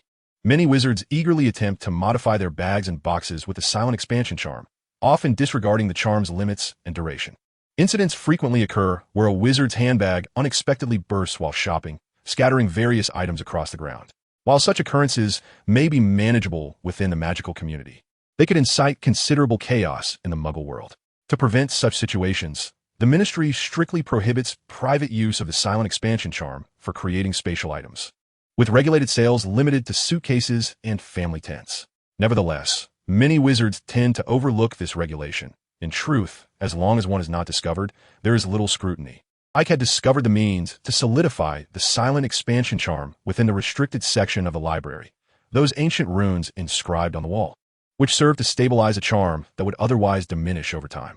The two magical circles, derived from Ravenclaw's manuscript, serve a similar purpose but with greater reliability, even allowing one to cast spells without risking the collapse of the silent expansion charm. For instance, applying the shrinking charm to items expanded by the standard silent expansion charm might lead to its failure. With these two magical circles, even if reduced to the size of gravel, such an occurrence would not transpire. Silently repeating, "I require a place to conceal items." Ike pushed open the grand door that had materialized on the wall and plunged into the vast accumulation of clutter. This space was brimming with items discarded by Hogwarts students over the centuries, ample to satisfy Ike's needs.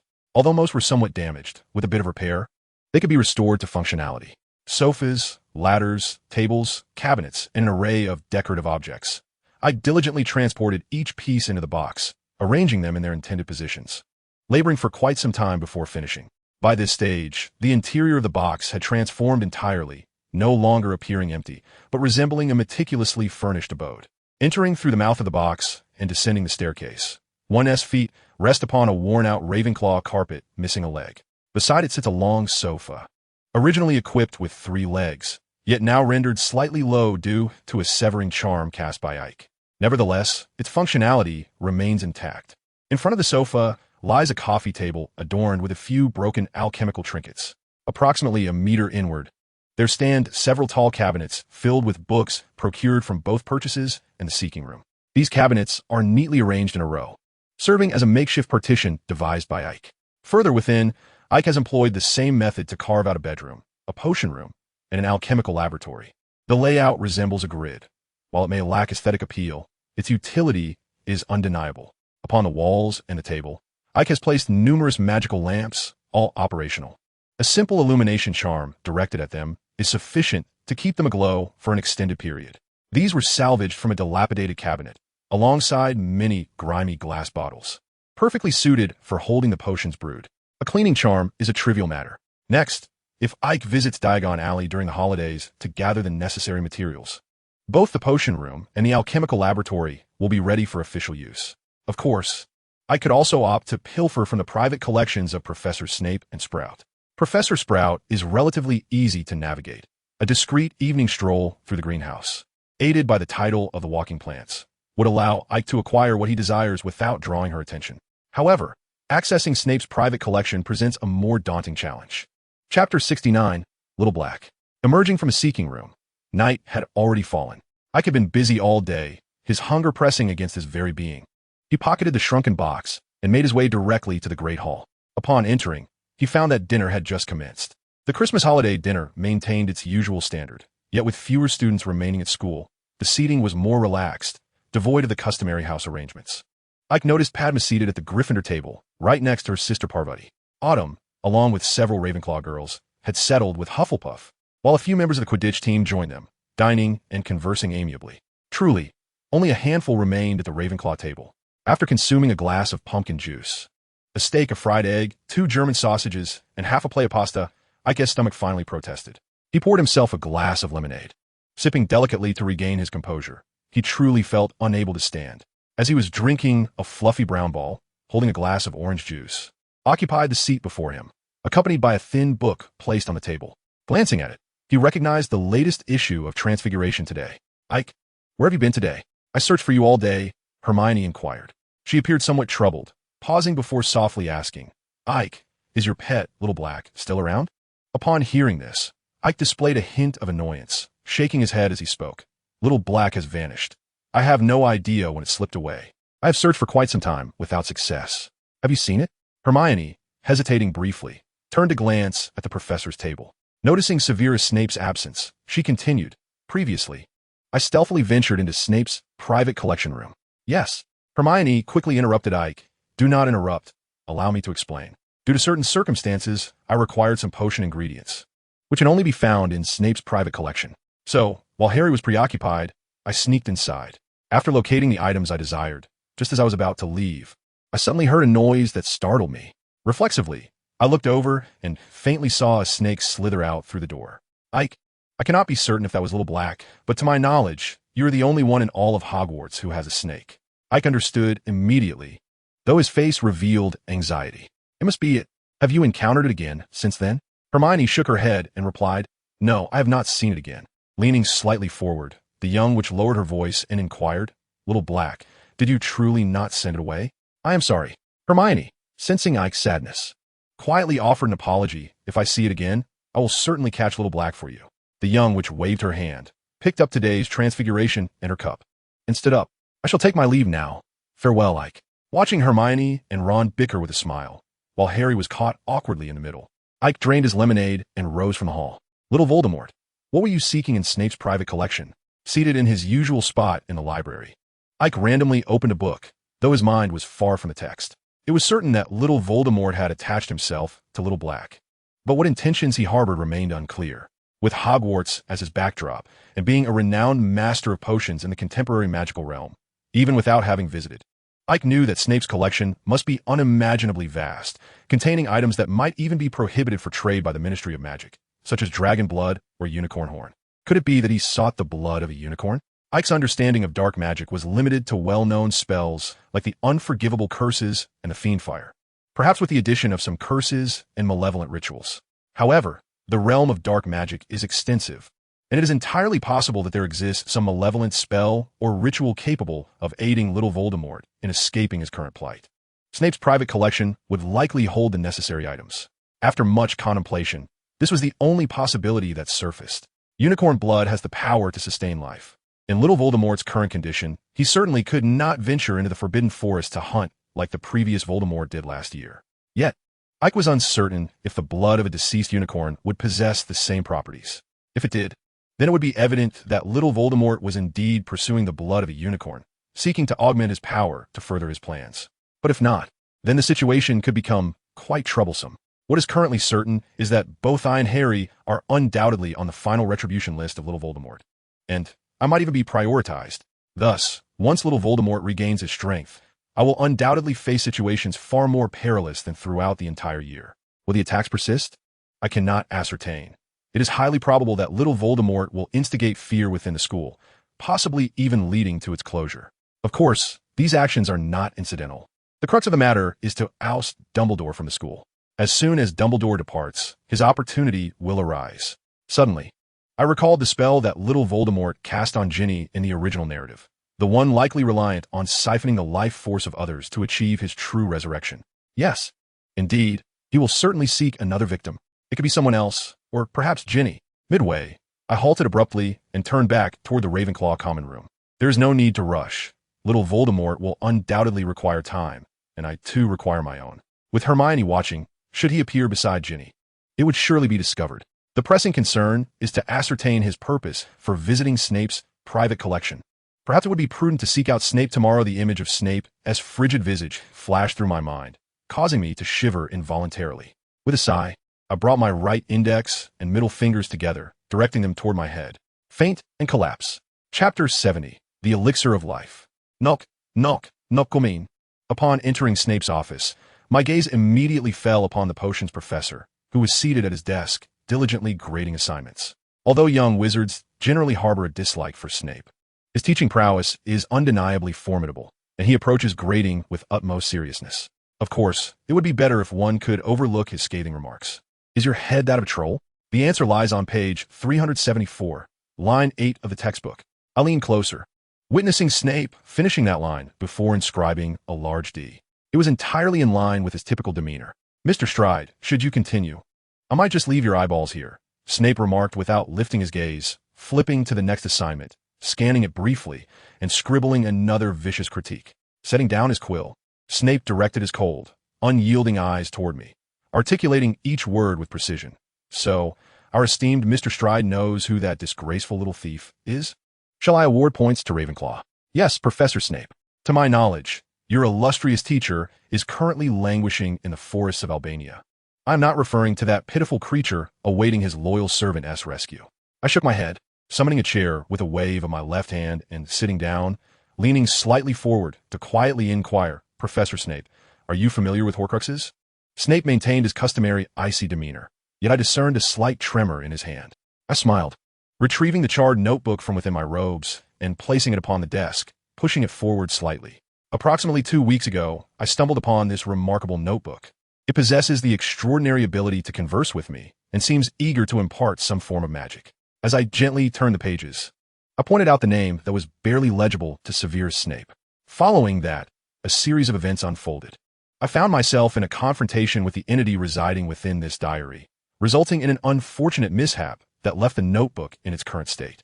Professor Snape, the only object I can conceive of that can harbor a soul and retain certain memories and magical capabilities is a Horcrux. Moreover, it belongs to Tom Marvolo Riddle. Snape murmured the name from the page and promptly tapped the notebook with his wand. Alk, it's already destroyed, he remarked, shaking his head. Mr. Stride. Snape rose, sweeping his robe to tuck the notebook away. Do you comprehend the ramifications of your actions? Of course, Professor, Alk nodded. I have uncovered the secret to the Dark Lord's immortality. Alk could distinctly perceive the excitement and ire flickering in Snape's eyes. He understood that ever since that fateful night 12 years prior, the sole reason this man before him continued to exist was to vanquish the Dark Lord. Now that he had learned the truth, even as a preeminent master of concealment, he could not entirely suppress his emotions. You should not have divulged that to me, Alk. Snape flicked his wand, sending a beam of white light swiftly into the fireplace, declaring, Dumbledore must be informed of this. What? Snape's pupils dilated in surprise, and he quickly turned to push open the door to his private collection, striding inside. Follow me, Alk. Upon entering Snape's private collection, Alk was taken aback. The first sight that greeted him was a fully grown Ukrainian iron-belly corpse, suspended in mid-air, its grotesque visage utterly horrifying. Surrounding walls were lined with cabinets, filled with numerous glass vials containing the remains of various magical creatures. Unicorn heads, a complete demiguise, a niffler, and even creatures mentioned in Fantastic Beasts and where to find them were present, alongside those unrecorded. Were it not for the presence of some herbs, one might hardly recognize it as a storeroom for potion ingredients.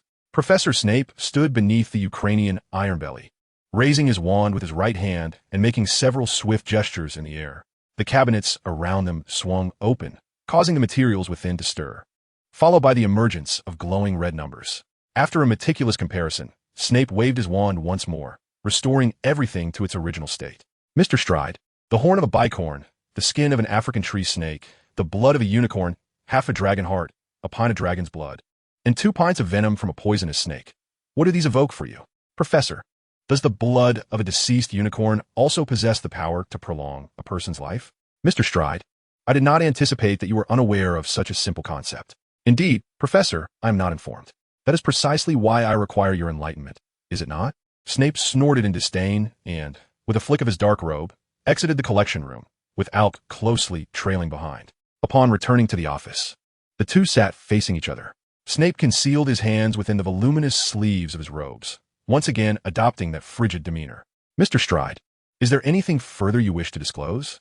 Nothing more, Professor, Ike replied, shaking his head before inquiring. Do you know what he intends to do with these materials? Snape nodded, his tone remaining unaltered as he stated, You are already aware of the purpose of unicorn blood. The heartstring and blood of dragons, owing to their intrinsic properties, enhance a wizard's physical prowess. Naturally, this is merely the most rudimentary application. If one were to incorporate the venom of serpents, the skin of toads, the bones of centipedes, the silk of spiders, the shell of scorpions, the eyes of pufferfish, and the eggs of bird snakes, and then distill them, a potent potion would emerge. Consuming this elixir can prolong a person's life. Hence it is known as the elixir of life. However, it lacks the extraordinary capabilities of an immortality potion. It can extend life for a mere year at most, and its efficacy is only realized upon the initial consumption. The concoction's preparation is intricate, requiring several months of meticulous effort. So, Professor, does this mean he will not take any further action for the time being? Snape nodded. Indeed, Mr. Stride. Chapter 71. The gift upon departing Snape's office. Ike remained furrowed in thought. The intentions of the young Voldemort were now unmistakable. He sought the elixir of life to sustain his existence. Following his skirmish with Ike, his condition was significantly worse than the previous year. Given his already fragmented soul, the devastating blow he had suffered would have compelled him to resort to desperate measures to pilfer materials from Snape had he not been driven to the brink of collapse. Yet, there was a glimmer of good news. At least for the next few months, Ike need not worry about his own safety, which indeed lightened his burdens considerably. Since confirming that Voldemort was still alive, Ike had been on edge, perpetually tense. Now, however, he could finally enjoy a peaceful and delightful Christmas holiday. Time swiftly passed, and by the 25th, Ike awoke to find a multitude of gifts piled beside his bedside table, a significant increase compared to the previous year. Professor McGonagall had once again gifted him transformations today, while Professor Flitwick presented a notebook filled with harmless prank spells, such as elongating a person's nose or transforming ears into rabbit-like appendages that emitted wisps of smoke. Hermione bestowed upon him Ancient Runes Pronunciation Guide, perhaps motivated by his constant engagement with a comprehensive study of ancient runes. The gifts from Harry and Dumbledore delighted Ike the most. 2 large bags filled with cockroaches, sufficient to last him a considerable duration. Dressed in his robe and shoes, he wrapped himself in a blue Ravenclaw scarf, casting a warming charm that rendered the wintry scene outside, with its blanket of snow, utterly inconsequential to his comfort. Perhaps due to the 2 recent attack incidents. The castle's decorations were particularly lavish this year. Garlands of mistletoe and holly adorned the corridors, staircases, and classroom doorways. Even the portraits on the walls donned cheerful red Christmas hats, the source of which remained a mystery. The Great Hall was resplendent, more majestic than ever. A dozen Christmas trees adorned with silver frost are positioned in the corner, while the ceiling is similarly adorned with garlands of mistletoe and holly intertwined. The ceiling resembles white clouds, drifting with snowflakes that feel pleasantly warm as they land in one's palm. All the decorations emit a gentle, soft white glow intermittently. The Christmas trees even tremble slightly, as if shaking off the accumulated snow, scattering tiny specks of light across the floor. Small wizards gather in clusters, and occasionally, owls swoop in to deliver belated gifts, prompting exclamations of envy or playful teasing. Perhaps due to the recent inter-house competition, Ike has become much more familiar with Chio, a first-year student from Ravenclaw. At least they have enough topics to discuss to avoid awkward silences. After a brief exchange, Chio is called away by other Ravenclaw girls, and Ike finds himself content with this, or perhaps he has simply grown accustomed to it. In contrast, the Gryffindor table is considerably more boisterous. The Weasley family remains, with the twins playfully teasing Ron, occasionally including a grinning Harry. Hermione is engaged in conversation with her dorm mates, along with Padma, who has run over from the Ravenclaw table, their laughter ringing like silver bells. A cursory glance reveals that only 2 individuals at the Ravenclaw table are enjoying their breakfast in solitude, one being Ike, and the other the eccentric first-year, Luna Lovegood. However, upon Ginny's arrival in the hall, Luna is whisked away, leaving Ike entirely alone. After breakfast, he spends the remainder of his time in the library, and soon it is time for the evening feast. This year's banquet is even more sumptuous. Ike spots a few French dishes. He samples some foie gras, which is rich and flavorful, though it resembles duck liver more than anything else. A few bites suffice. As compared to the exquisite French cuisine, Ike prefers steak and lamb chops, with roasted meats complemented by special chocolate milk that is truly invigorating. Naturally, as Ike prepares his chocolate milk, those around him instinctively shift aside, creating a considerable space. Dumbledore, also subject to disdain, faces even more scrutiny than Ike. Professor McGonagall merely adjusts her seat closer to Professor Sprout, while Professor Snape's disapproval is palpable, his face etched with disdain and aversion. Undeterred by the lack of recommendations, Dumbledore remains cheerful, mirroring Ike's indifference to others' opinions. The 2 even raise their glasses in a distant toast, sharing a knowing smile. This action further darkens Snape's expression. The most animated presence at the feast is Professor Lockhart, who, despite being widely recognized as a charlatan throughout Hogwarts, struts about like a peacock, regaling everyone with tales of his glamorous exploits, much to the annoyance of Professor Flitwick, who appears on the verge of casting a hex to silence him. After the main course, an array of desserts graces the long table. Ike picks up a mango pudding and savors it delightfully. Among the many desserts, Ike has a particular fondness for mango pudding, often accompanied by a scoop of vanilla ice cream. After all, these delicacies were rather expensive in Ike's previous life. A single pudding that could be consumed in one bite cost around $10, allowing for only the occasional indulgence. Perhaps it was the brand that was amiss? Ike suddenly pondered. Soon, 8 empty boxes appeared before him, struggling to resist the temptation as he gazed at the towering stack of puddings on the table. Ike took several deep breaths to suppress the urge to grab another, opting instead to pour himself a glass of lemonade, taking a small sip. A cup of lemonade after a meal had become a habit.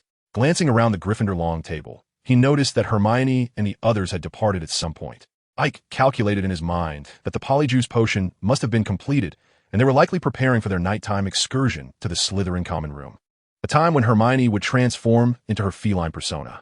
Reflecting further, he decided that it was better to avoid unnecessary complications, especially since he was curious to see what Catgirl Hermione would be like. After finishing his lemonade and exchanging pleasantries with the others at the long table, Ike left the Great Hall. He needed some time to digest, as there was a small gathering in the Ravenclaw common room later. Roger had prepared numerous magical fireworks, filling 2 large boxes. Fortunately, they were not the type that required strenuous effort to ignite. Otherwise, they might have blown the common room to smithereens. Upon entering the dormitory, he spotted a shivering owl perched outside the window, its claws clutching a small box. Ike quickly opened the window to let the poor creature in, casting a warming charm for its comfort before taking the box. It was an ordinary cardboard box, inscribed with Ike's name, and felt surprisingly light in his hands, leaving him wondering who had sent it. With a flick of his wrist, the seal was undone. As he opened it, Ike's face turned ashen. Inside lay the lifeless body of Xiao Hong. Chapter 72. I will train you. A remarkable escape? Could little Voldemort truly possess such skills? Faced with Xiao Hong's corpse, Ike felt a chill run down his spine. He had witnessed the formidable prowess of Voldemort in his 6th year. The two were indeed on entirely different paths. The original Voldemort thrived on sheer power, firmly believing that nothing could not be resolved with a single Avada Kedavra. If it could not, he would simply cast it again. Little Voldemort, however, operated through cunning. From the outset, he had orchestrated chaos through Ginny, and when Ike uncovered his plot, he had paid a hefty price to extricate himself from the confines of a Horcrux, subsequently seeking potion ingredients to concoct a life-extending elixir. Now, he had abandoned even his last trace, shrouding himself completely in darkness. Ike was convinced that when little Voldemort emerged next, it would not be merely for petty mischief. He would undoubtedly be the prime target. A declaration of war, indeed. With a wave of his wand, a strand of fierce flame descended upon the box, incinerating both it and Xiao Hong's remains in an instant. Supporting himself with his arm, Ike gently rubbed his forehead, his mind racing with speculations about little Voldemort's potential future actions. Abandoning Xiao Hong signified that little Voldemort had found a new vessel.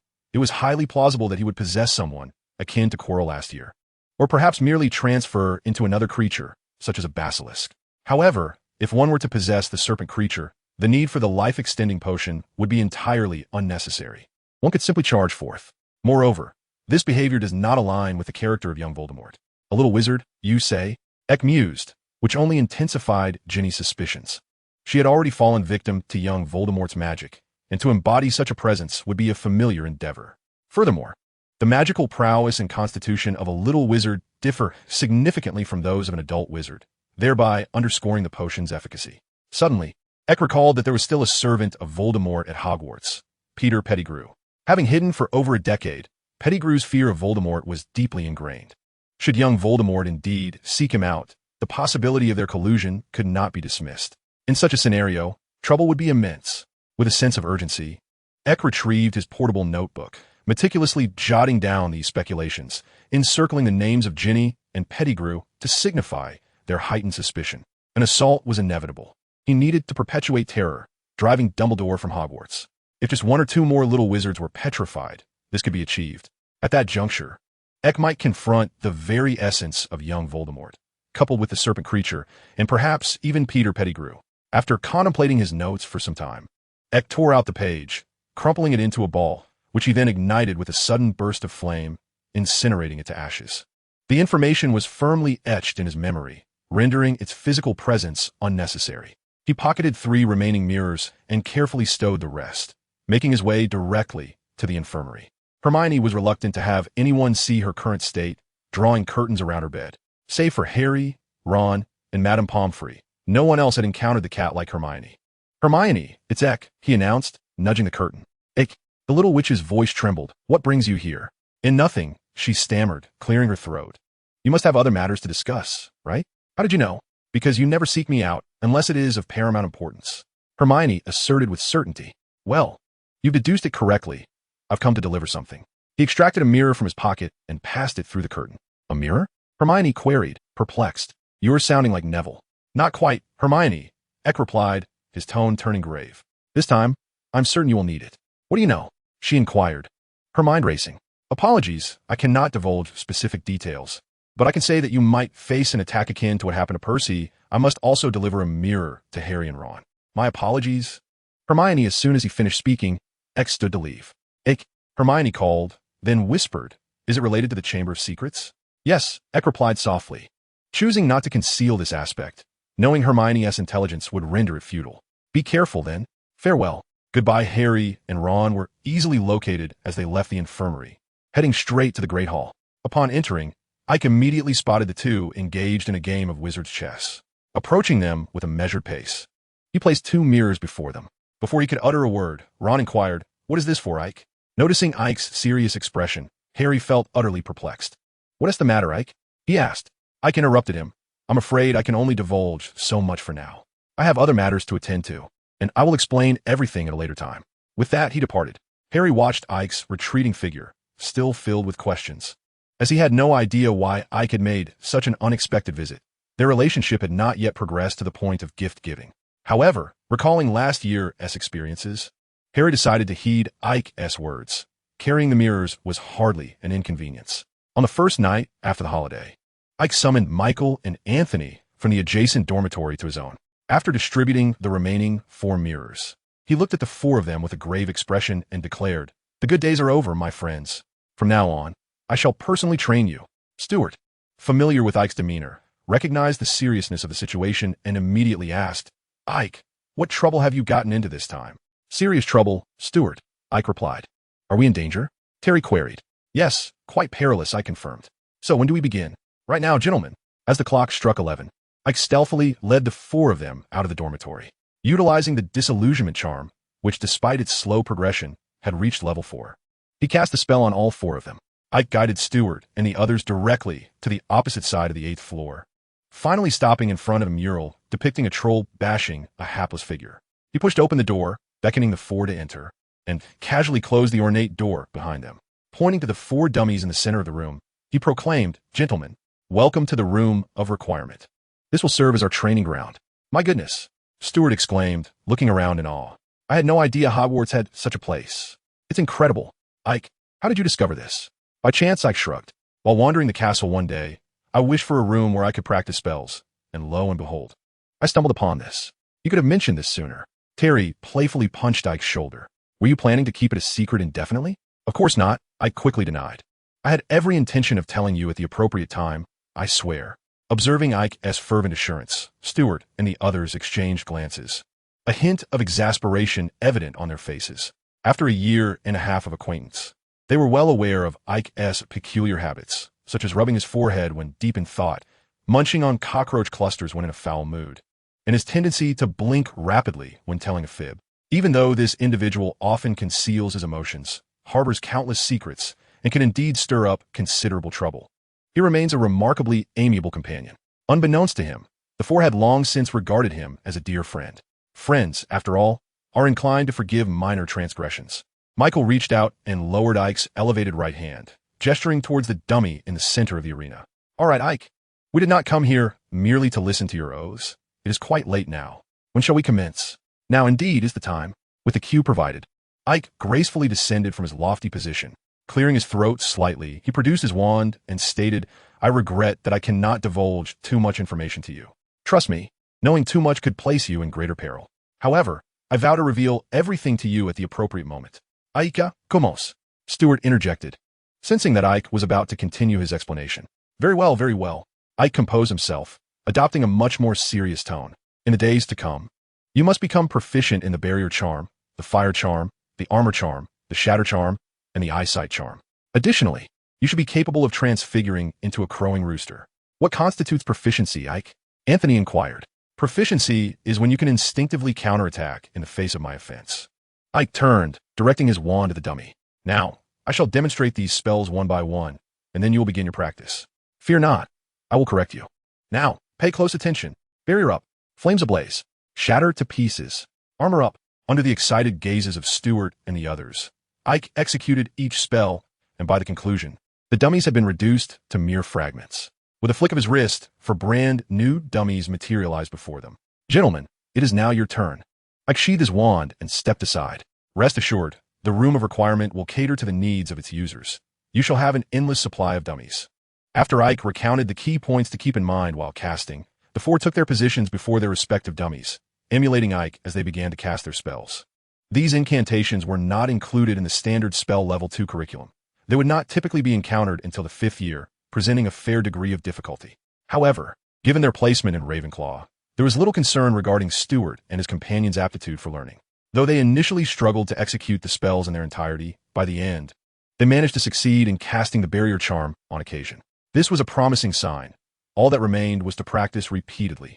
According to Snape's assertions and Ike's estimations, they had ample time to hone their skills. In the days that followed, Ike clandestinely brought the four to the room of requirement after dinner to practice their magic. Their progress was evident.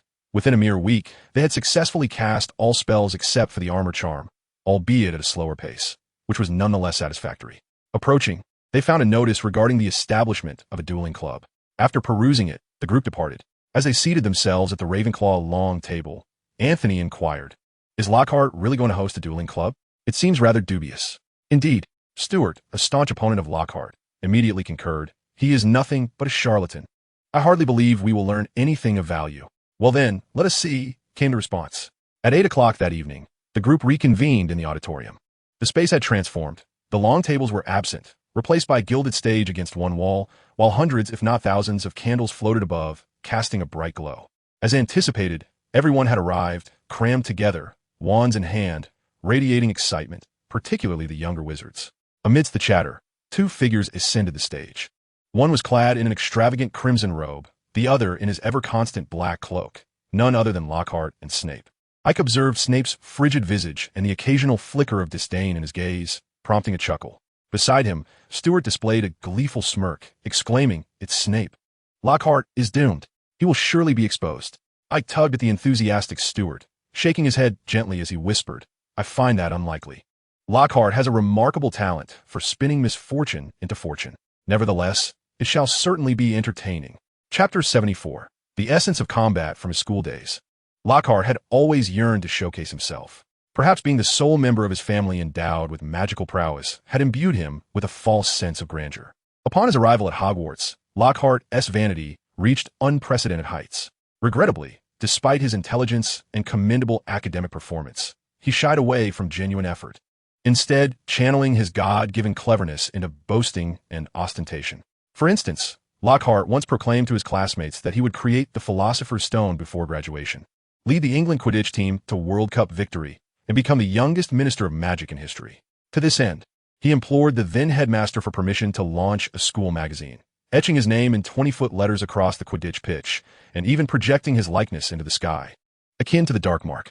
In that era, Lockhart's antics were met with universal disdain. However, nearly all the professors believed that if he directed his intellect towards his studies, he might indeed achieve something remarkable. And so it proved. When Lockhart devoted himself to writing, he became one of the most successful authors in the magical realm. Yet, due to an extended hiatus from practicing magic, Lockhart's magical abilities had deteriorated to an unfathomable extent, nearly beyond recovery. The sole exception was the memory charm, which, due to frequent use, remained at a commendably high level. In truth, Lockhart was acutely aware of his predicament, yet years of adulation had inflated his ego further.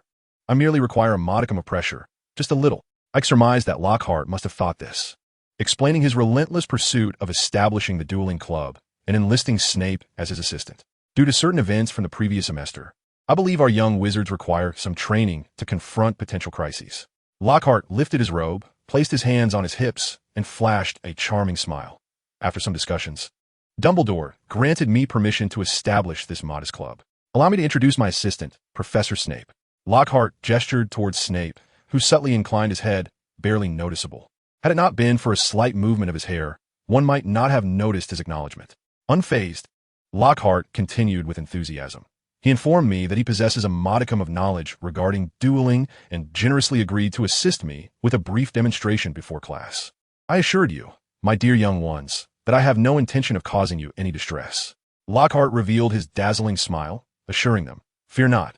I shall return your potions master to you in pristine condition. Now let us commence." As his words echoed, Lockhart and Snape positioned themselves opposite each other and bowed slightly before raising their wands to their chests. As you can see, we hold our wands in the standard dueling stance. Upon the count of 3, we shall unleash our first spell simultaneously. 1, 2, 3, almost in unison. Both raised their wands above their shoulders, releasing a spell. Disarm. Snape's wand emitted a brilliant red light that struck Lockhart fiercely, causing his wand to slip from his grasp and spin into Snape's hand, while Lockhart himself was propelled backwards, crashing against the wall with a resounding thud. Much like a cartoon character, he slowly slid down the wall and curled up on the floor. Witnessing this spectacle, save for a handful of Lockhart's devoted fans, nearly all the young wizards erupted in cheers, uncertain whether they were celebrating Lockhart's misfortune or the sheer elegance of the duel. If struck by the disarming charm, one would, as I did, lose their wand. Professor Snape executed the spell remarkably well. Of course, I had already discerned this. If one wished to counter it, it would require little effort. Perhaps noticing a further chill in Snape's demeanor, Lockhart turned his gaze towards the young wizards in the audience. Clapping his hands, he exclaimed, "Well, that concludes the demonstration. Next, I shall divide you into pairs to engage in duels, just as we just witnessed." With that, Lockhart descended the stage, weaving through the crowd, efficiently pairing the excited young wizards. He quickly formed groups with remarkable swiftness. Snape also descended and promptly called forth Harry and Malfoy, forcibly pairing them together while nudging Harry towards the stage, declaring, "Malfoy, come here.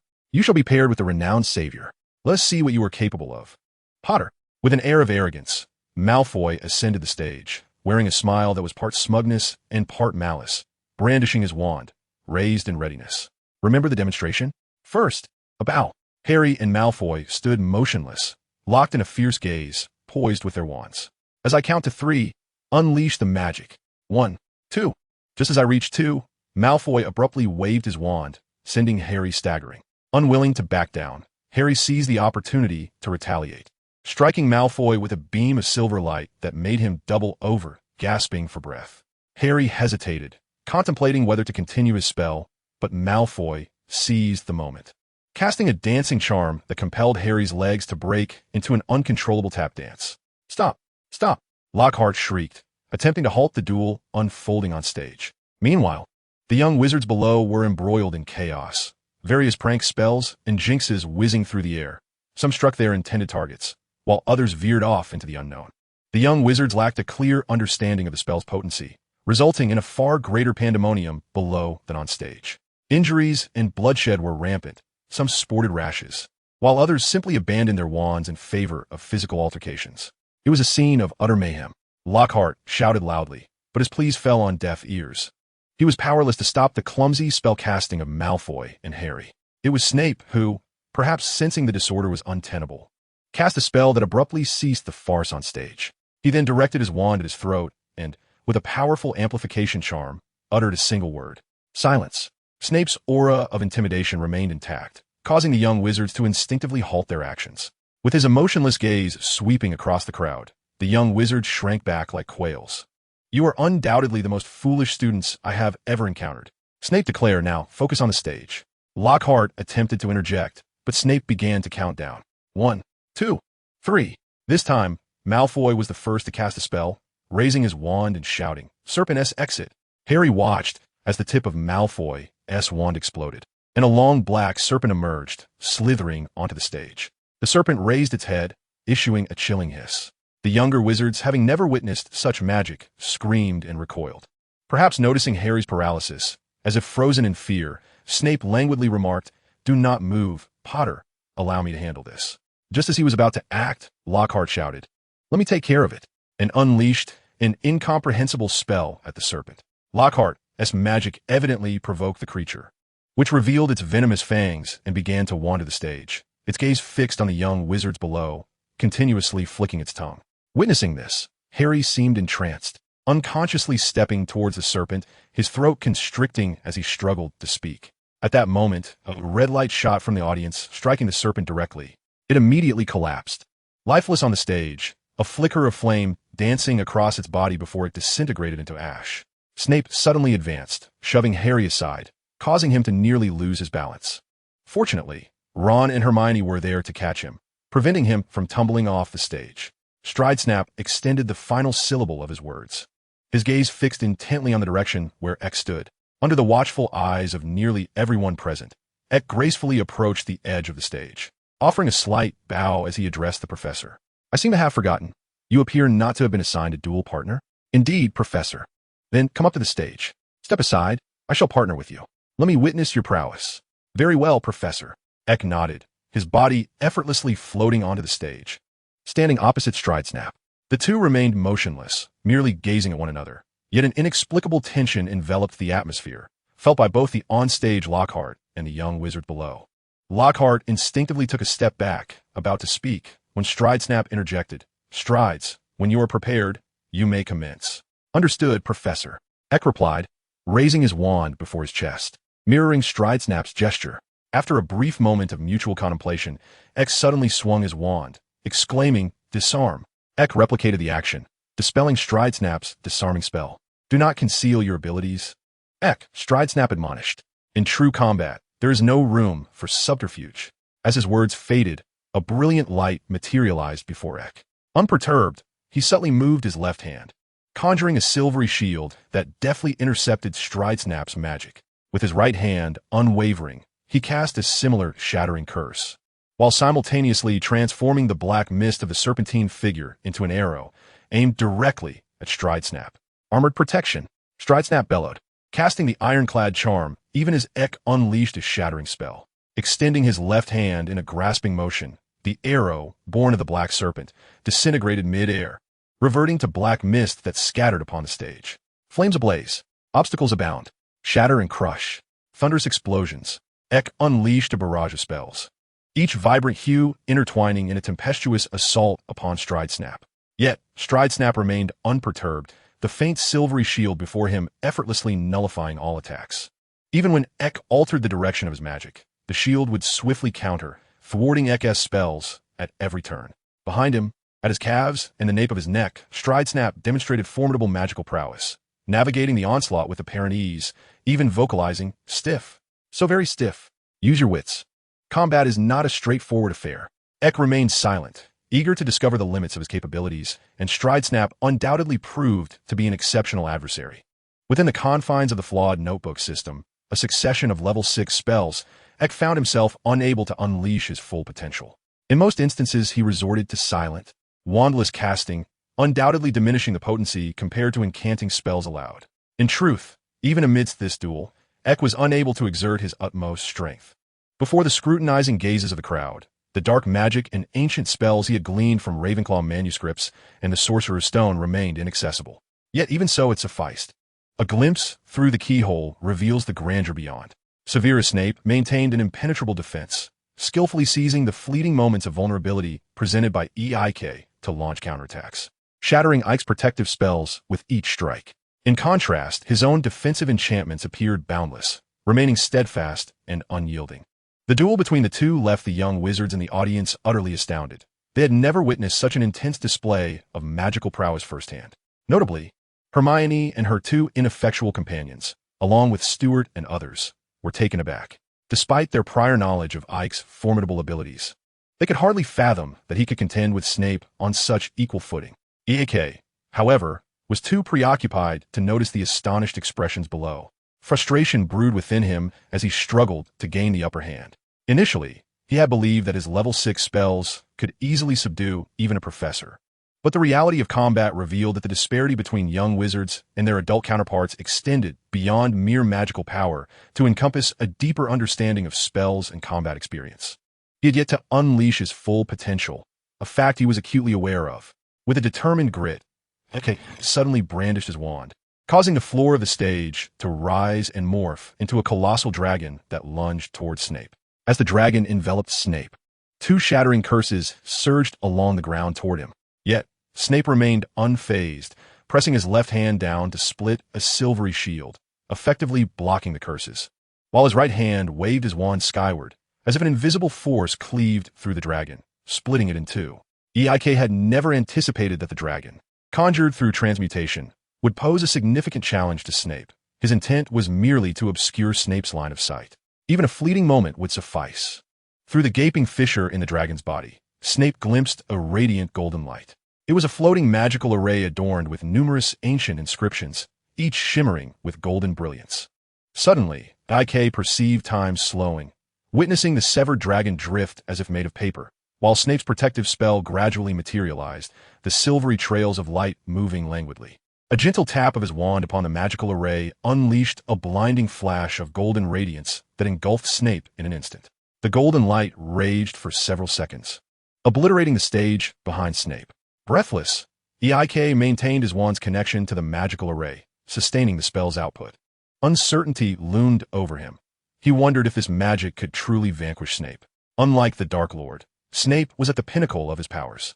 His strength far surpassed that of a fragmented soul trapped within a Horcrux for decades. Even the Dark Lord had managed to escape at the last moment from such magic. How could Snape not?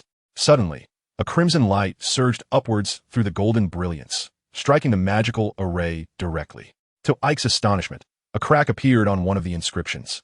A sharp sound akin to shattering glass resonated, and the magical array abruptly disintegrated. In that instant, another crimson light struck Aike, causing him to involuntarily release his wand. Looking up, he beheld Snape catching his wand deftly in midair. His complexion remained unaltered, clad in his customary black robe. However, the stage beside him and behind him had transformed into a desolate ruin. Ignoring the panting Aike, who was propped up on his knees, Snape surveyed the audience with his frigid gaze. With a flick of his wand, the shattered stage gradually restored itself to its former glory. "Professor Lockhart, I leave this to you," he coldly addressed the now distant Lockhart before striding directly to Aike and inquiring, "Can you still walk?" Observing the beads of sweat that adorned Aike's forehead, Snape nodded, descending from the stage and making his way towards the hall's exit. "Follow me. My office." Stuart and others, who had rushed over, waved their hands. Aike offered a faint smile and turned to follow. Chapter 75, A Second Visit to the Lavatory. Snape's office retained its eerie atmosphere.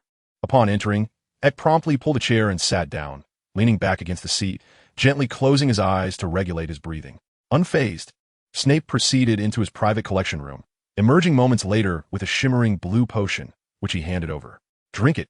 His tone remained as icy as ever. Aike accepted the vial and tilted his head back to consume it. To his surprise, the flavor was delightful, imbued with a subtle fruitiness reminiscent of juice, yet possessing a smoother texture. "What is this, Professor?" Aike inquired.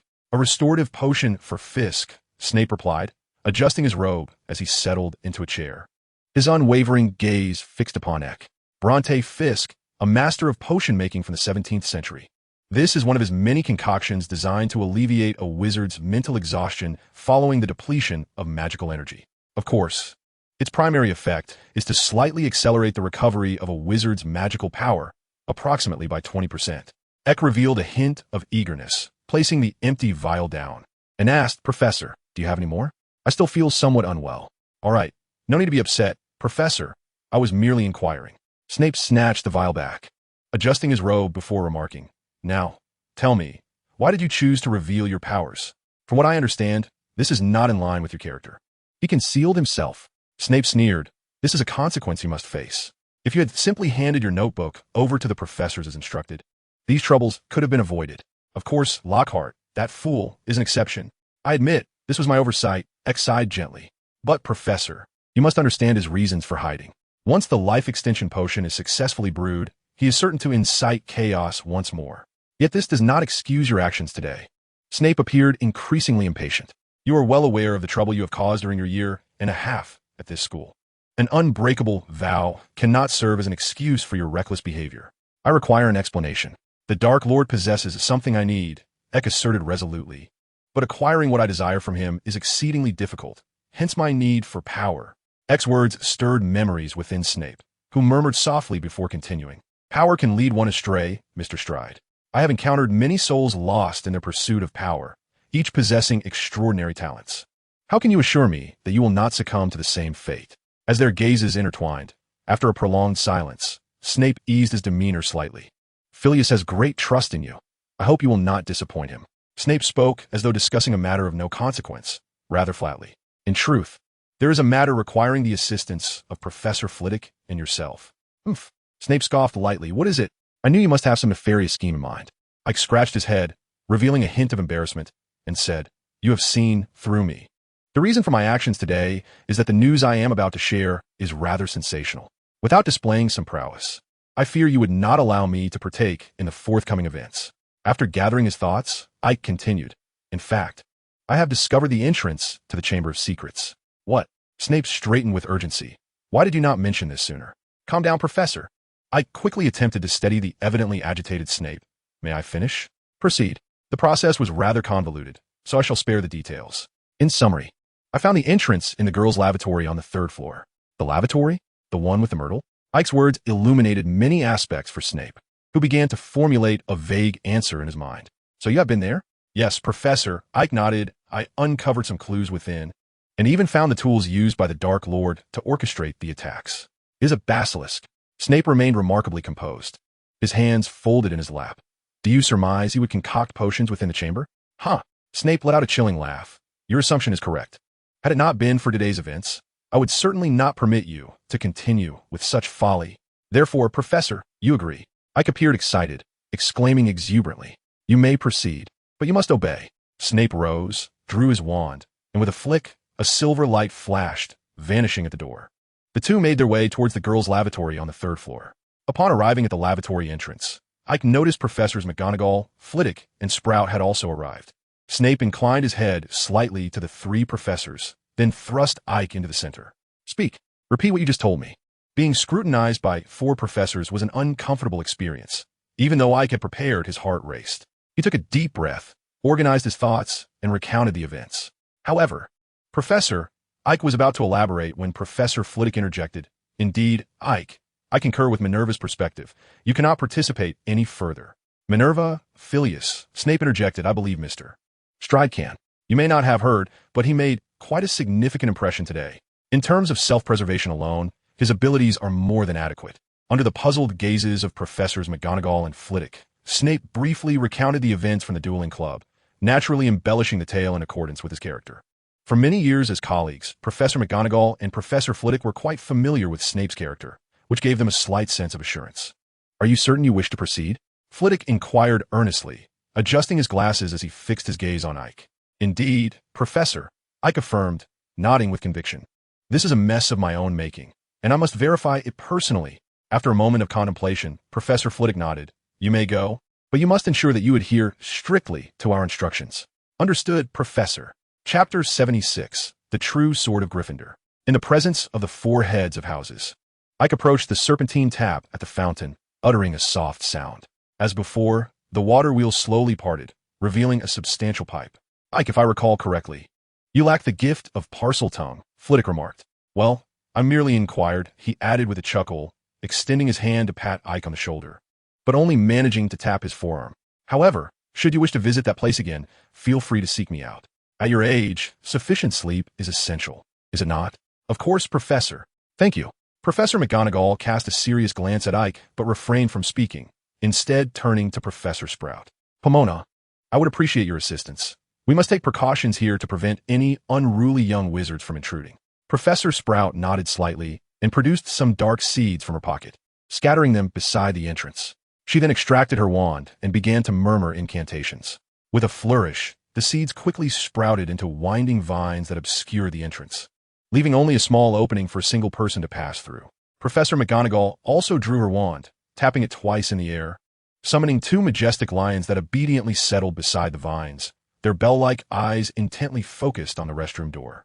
That should suffice, Professor McGonagall remarked with satisfaction, turning to Ike.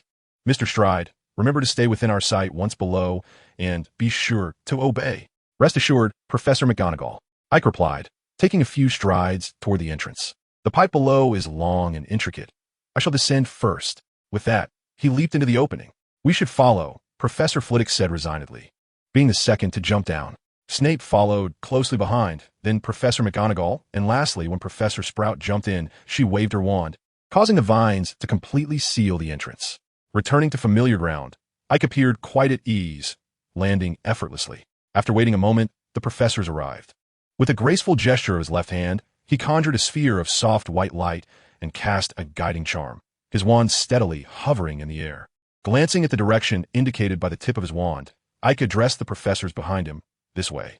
Excellent illumination and guidance charms. Ike, Professor Flitwick praised. Snape merely scoffed, sweeping his cloak aside as he strode ahead. Ike shrugged and quickly ran a few steps to take the lead, dutifully fulfilling his role as the guide. With the support of 4 esteemed professors, Ike's courage surged. He hastened his pace and soon arrived at the site of the enormous serpent's shed. It was evident that Snape was intrigued by this relic, as he reached out and touched it. It appears you were not mistaken.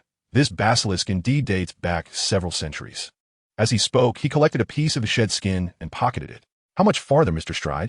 Professor McGonagall inquired, her wand firmly in hand. Proceed, Ike replied, continuing onward. After a brief interval, they finally reached the wall adorned with 2 entwined serpents. With a soft hiss, the grand door creaked open, and Professor McGonagall stepped inside, followed closely by Professors Flitwick and Sprout. Only Ike and Professor Snape remained at the rear. Extinguishing his illumination charm, Ike also withdrew his wand, remarking, "There is no need for light inside. Though dim, it is not so dark as to obscure our vision." Snape nodded in agreement, gripping his wand as well. "Do not stray from my side, understood?" "Yes, Professor," Ike affirmed. Upon entering the chamber, the professors heightened their vigilance, keenly aware of their surroundings. "Are you certain he will be here?" Snape queried in a hushed tone. The prospects seemed bleak, Snape continued, but eliminating the basilisk would be a significant achievement. "I have yet to add one to my collection." Ike remained silent, his focus entirely on the environment, meticulously scanning for any clues. Regrettably, even upon reaching the colossal statue of Slytherin, he had uncovered nothing. "The basilisk resides within the statue?" Professor McGonagall asked. "Indeed, Professor," Ike confirmed with a nod. "Then, once you release the basilisk, step aside. The rest will be left to us, Mr. Stride," McGonagall instructed sternly. Ike nodded in compliance, stepping forward slightly to recite a lengthy string of praises to Slytherin in Parseltongue. A resounding rumble echoed as Slytherin's mouth gradually opened. Ike prudently retreated to a nearby stone pillar, while the 4 professors spread out, adopting a defensive formation that subtly resembled a pocket of resistance. "Is it asleep?" Ike murmured, soon realizing the error of his assumption. It was not inside. The 4 professors shared this epiphany, swiftly turning their attention to the entrance of the chamber. Before long, a piercing noise accompanied by a chilling hiss heralded the emergence of a colossal figure. Listening to the serpent's language, Ike's expression darkened as the basilisk incessantly chanted, "Kill Ike! Kill Ike! Step aside, Ike!" McGonagall shouted, leading the charge. With a flick of her wand, the colossal serpents on the pillar seemed to come to life. And under her command, a dozen snakes formed an orderly barrier before the group. Raising her wand, McGonagall gestured in the air, and the giant serpents surged toward the basilisk, colliding with the monstrous creature. However, it was evident that these transfigured serpents were no match for the basilisk, swiftly succumbing to its overwhelming might, with 2 or 3 being crushed in the blink of an eye. Initially, it was not anticipated that such a rudimentary spell would yield any results. Professor McGonagall merely employed these distractions to draw the basilisk's attention, striving to prevent its gaze from falling upon the group, while simultaneously creating opportunities for others to attack. Professor Sprout once again scattered a multitude of seeds, and with a flourish of her wand, robust vines abruptly emerged, ensnaring the basilisk's body while it engaged in combat with the giant serpents. Professor Flitwick nimbly surged forward, unleashing a torrent of spells upon the creature's head, aiming directly for its most threatening yellow eyes. However, the basilisk was colossal, and though Flitwick's incantations struck true, they fell just short of their mark. "Subdue it," he shouted, prompting the giant serpents and the vines to intensify their assault, tightly binding the basilisk. Seizing the moment, Flitwick cast a swift spell, striking the creature's left eye with precision. With a tremendous roar, the basilisk thrashed wildly, breaking free from the bindings of the serpents and vines in an instant. It crouched low and lunged forward, its remaining eye wide open, fixated on Flitwick's diminutive form. A seasoned combatant, Flitwick ducked just in time, evading the attack. The other professors followed suit, retreating to regain control of the vines and serpents. "Sectum Sempra," Snape shouted, and Eck was astonished to witness the basilisk stagger under an invisible force, its advance momentarily halted. Professors McGonagall and Sprout seized the opportunity, summoning more giant serpents and vines to firmly pin the basilisk to the ground. Flitwick, with impeccable timing, cast another spell at the basilisk's remaining right eye. Now blinded in both eyes, the basilisk grew increasingly enraged, yet McGonagall and Sprout strengthened their hold on their magic, rendering the creature incapable of escape. Moreover, Snape conjured a pair of colossal hands crafted from rubble, gripping the basilisk's head and tail, even obscuring its eyes. Professor McGonagall raised her wand high, maintaining the transformation spell, and slowly approached the creature. With a flick of her left hand, she called out, "Sorting Hat, fly to me." To X's astonishment, the tattered hat suddenly soared into the chamber from the entrance, landing gracefully in McGonagall's hand. She gently tossed the Sorting Hat aside, reaching inside to retrieve a pure silver sword adorned with rubies. With a swift flick of her wrist, the sword was drawn, while the Sorting Hat floated delicately towards Eck, settling atop his head. "Ah, young one, I remember you. A Ravenclaw lad." The Sorting Hat chuckled merrily. "Take a good look, for such a scene is rare. Do you recall the last time Minerva wielded that sword?" "It was decades ago." "Decades ago?" Eck began to inquire further, but he saw that Professor McGonagall had already arrived at the basilisk's head. With her left hand raised, she swung the sword down with great force. The giant hand summoned by Snape was cleaved as if it were mere tofu, and the sword continued its relentless descent, striking the basilisk's head. With a twist of her wrist, McGonagall guided the blade to slice through the creature's tightly shut eyes. "Pomona!" Professor McGonagall exclaimed, and the vines tightened, ensnaring the serpent's head and pinning it firmly to the ground. Stepping onto the creature's head, she made a swift motion with her wand, causing it to vanish. Grasping the sword with both hands, she raised it high, the tip directed downward, and plunged it fiercely into the top of the serpent's head. With a resounding thud, the massive serpentine body quivered, yet Professor McGonagall remained steadfast, firmly anchoring the serpent's head beneath her foot. Momentarily, the creature ceased its struggles, lying motionless on the ground, with the hilt of the sword protruding, its ruby gleaming resplendently. Chapter 77, Opening and Closing. How nostalgic it is. I crouched nearby, observing Professor Snape busily dissecting the serpent, when suddenly the Sorting Hat above his head emitted a sound of admiration. Nostalgic for what? Ike appeared somewhat bored and forlorn. He had initially contemplated secretly hiding a fong from the serpent, but under the scrutiny of the four professors, he found it impossible to do so. Given Snape's nature, even a single scale from the serpent would not be spared for Ike. Moreover, following Professor McGonagall's triumphant act of vanquishing the serpent, the Gryffindor's sword had vanished. Ike attempted several times to draw the sword from the Sorting Hat, only to be met with a round of derisive laughter from it. How he missed the sight of Minerva wielding the Gryffindor sword. The Sorting Hat seemed to quiver with excitement. Who knows how long I have awaited this day. It had been many years since anyone besides Minerva had drawn this sword. Truly, no one has? No.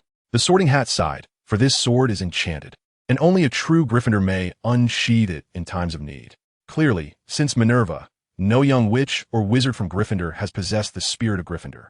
Ike had little reaction. He yearned to inform the incessantly chattering Hat that without him, a young wizard would have drawn the Gryffindor's sword this year, and many more would follow. His thoughts were now consumed with how to procure a piece of the serpent from Snape, at the very least a tooth. For using an object to pierce a Horcrux is both precise and swift. Professor Flitwick waved his hand and led Ike a little further away, saying, "There's no need to be overly anxious. I merely wish to have a conversation with you. Speaking of which, you must have found that gift by now. It's quite impressive. At your age, I certainly did not possess your abilities." Professor Flitwick chuckled, adjusting his glasses perched on his nose. Ancient magic, the magic of the Four Founders era, and the magic we use today are fundamentally three distinct forms of magic. The difficulties you encounter stem from not having discovered the right approach. How is your ancient runes? I often see you engrossed in that book, detailed explanations of ancient runes. Yet compared to myself and the older students, your proficiency is not significantly lacking. In application, you may even excel slightly. Otherwise, you wouldn't have been able to create that combination of the magical array and ancient runes. To speak more, to write more? But Professor, ancient runes can evoke magical responses. Indeed, Professor Flitwick stated thus, "I believe the most prudent course of action for you at present is not to pursue the acquisition of new spells, but rather to endeavor to forget magic altogether." Forget magic? Ike was somewhat bewildered, sensing that Professor Flitwick was engaging him in a riddle. "Indeed, I have observed that even in mundane situations, you habitually resort to magic for resolution, which has engendered a dilemma. You are adept at releasing magic, but inept at retracting it. While frequent usage of magic can indeed enhance a wizard's control over their magical abilities, it can also foster an unhealthy dependence on it. Professor, I struggle to comprehend. Is this not a detrimental notion? Ike, thoroughly perplexed, inquired hastily.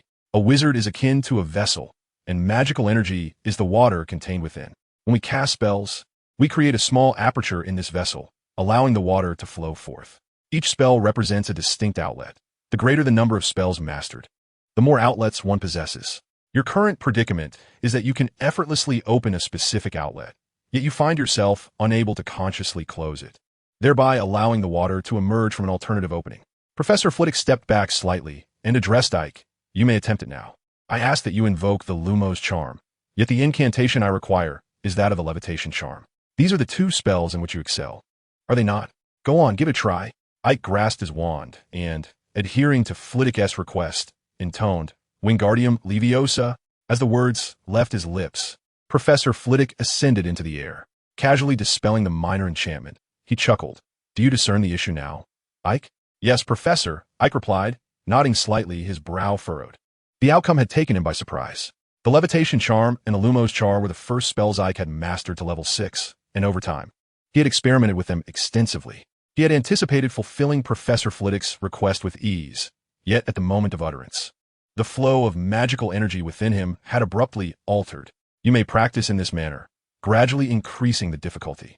Not only will this benefit your control over magical energy, but it will also serve to confound your adversaries in battle. Consider this. When you pronounce the incantation for an explosive spell, yet the actual magic unleashed is that of a fire spell, would that not leave your opponent in disarray? Nodding instinctively, Ike felt a lingering sense of unease, though he could not pinpoint the source of his discomfort. Very well, Professor, I shall practice, he resolved, recognizing the utility of this method. Once proficient, he could confront his nemesis, using the incantation for a fierce fire spell while actually casting Avada Kedavra. Surely, it would catch him off guard. Be advised, this is no simple endeavor, particularly for you. You have ingrained certain spells into your very instincts, and regaining control over them will prove quite troublesome. I will succeed, Professor, Ike declared with a radiant smile, to which Professor Flitwick nodded in satisfaction. The two continued their conversation, while Professor Snape, on the other side, had finally dealt with the basilisk, leaving no trace of serpent's blood behind, having tidied up meticulously. Ike even took a moment to crouch down and inspect the area closely. Apart from some rubble, there were no remnants of the basilisk to be found. Sooner or later, I shall rid it completely.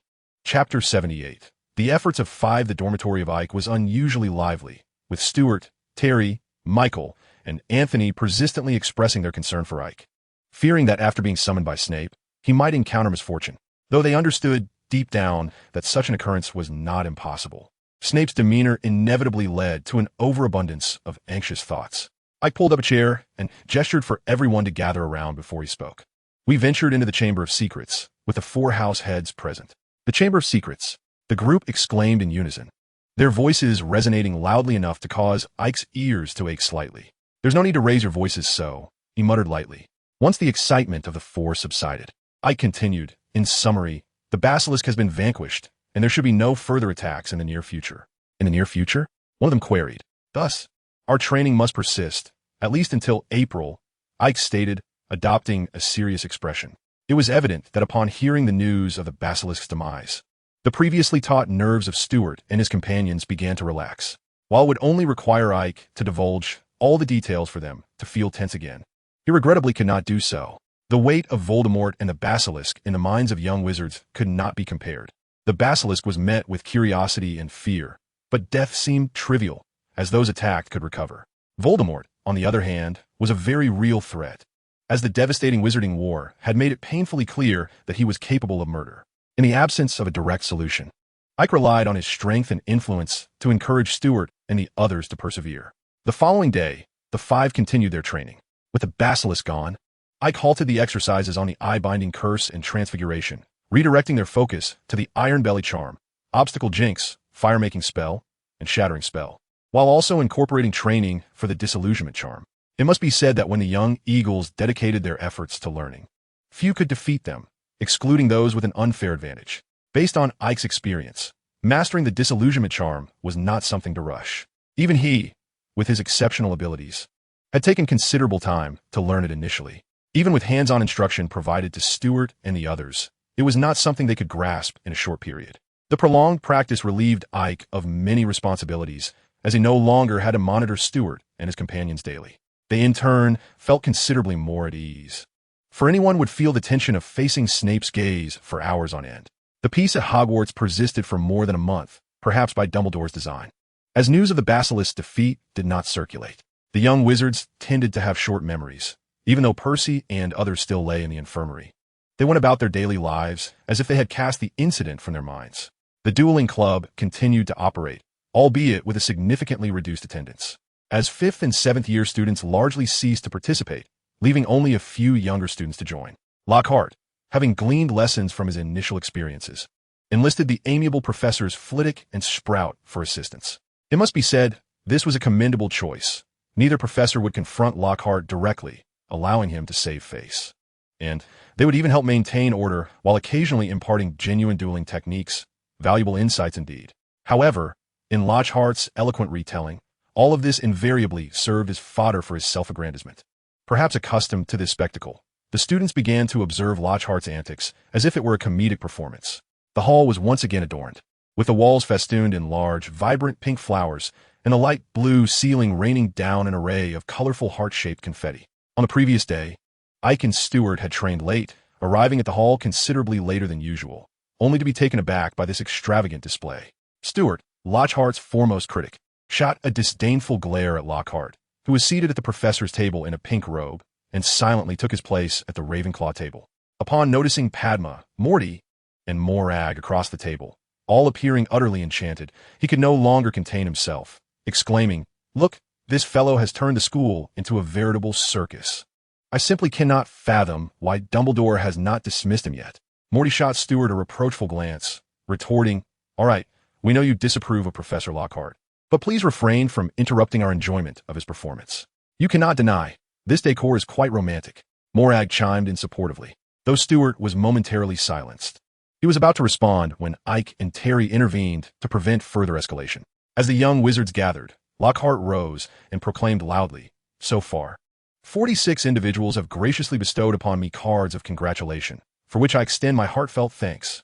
Yes, I took the initiative to arrange this delightful surprise. And there is even more to come." With a clap of his hands, 12 diminutive figures with grim expressions, adorned with golden wings and bearing harps, entered the hall. Oblivious to their somber countenances, Lockhart merrily announced, "Welcome our enthusiastic, friendly, card-bearing cupids. Of course, the fun does not end here. I believe my colleagues would be more than willing to join in. By the way, why not ask Professor Snape to teach you the art of potion making for love potions? Or seek Professor Flitwick's expertise in enchantment magic? Trust me, their skills in these areas will astonish you." Ike observed the thunderous countenance of Professor Snape and the shrinking demeanor of Professor Flitwick at the head table, sensing that if Lockhart continued his discourse, a malevolent curse might very well come flying from an unknown source, resulting in a most embarrassing spectacle. Especially Snape, didn't they notice his expression? Prompted by Ike's remarks, Stewart and the others hastily quickened their pace in eating, and after a few minutes of hasty consumption, discreetly departed. It was clear that the day promised no peace, and avoiding further training seemed prudent. Chapter 79, The Valentine's Day Farce. They paid no heed to the occasion, carelessly traversing various locales. Upon delivering the greeting cards, they brazenly compelled the recipients to endure their discordant and clumsy serenades. The outcome left the recipients visibly embarrassed, while bystanders faced an overwhelming assault on their senses. Even these diminutive miscreants harbored no fondness for their task. Yet, alas, Lockhart's generosity was too bountiful to resist. Ike and his companions languished in their dormitory for the entirety of the morning, finally succumbing to hunger at midday and venturing out for lunch. 46 greeting cards? I dare say at least 40 of those were self-sent. Trust me, he is quite capable of such folly. The leader of the naysayers, Stewart, was jostled by a hasty little figure who indignantly retorted. Ike refrained from interjecting. In truth, he found himself unable to contribute to the mockery of Lockhart. Stewart and Terry delighted in the matter, able to discuss it for hours on end without redundancy, whether the tales were rooted in truth or mere fabrication. Even the misdeeds of others were deftly attributed to Lockhart by these two. It was best to let them be when their enthusiasm surged. Any interference, be it an agreement or contradiction, would only serve to further ignite their creative musings, extending the discourse for several more hours. Silently trailing behind, he listened to their banter while gradually making his way towards the auditorium. Upon descending the stairs to the first floor, he encountered a chaotic scene in the corridor. The leader of the naysayers' eyes lit up. Aside from disparaging Lockhart, reveling in the commotion was also one of Stuart's pastimes. He and Terry seized Ike, pulling him forward. As they pushed into the throng, they beheld Harry engaged in a tug-of-war with a diminutive figure. One hand clutched a harp while the other gripped Harry's backpack with a vice-like grip. Harry appeared intent on fleeing, clinging tightly to the other end of the bag. "Let me go. Don't leave. Stay right here." The fabric of the backpack could hardly withstand such a struggle. Suddenly, a loud, tearing sound pierced the air as Harry's bag was ripped in two, scattering books, wands, parchment, and quills across the floor. An ink bottle landed atop the pile, staining everything in its wake. Flustered, Harry scrambled to gather his belongings, hastily using half of the torn bag to bundle them, clutching them to his chest as he prepared to flee.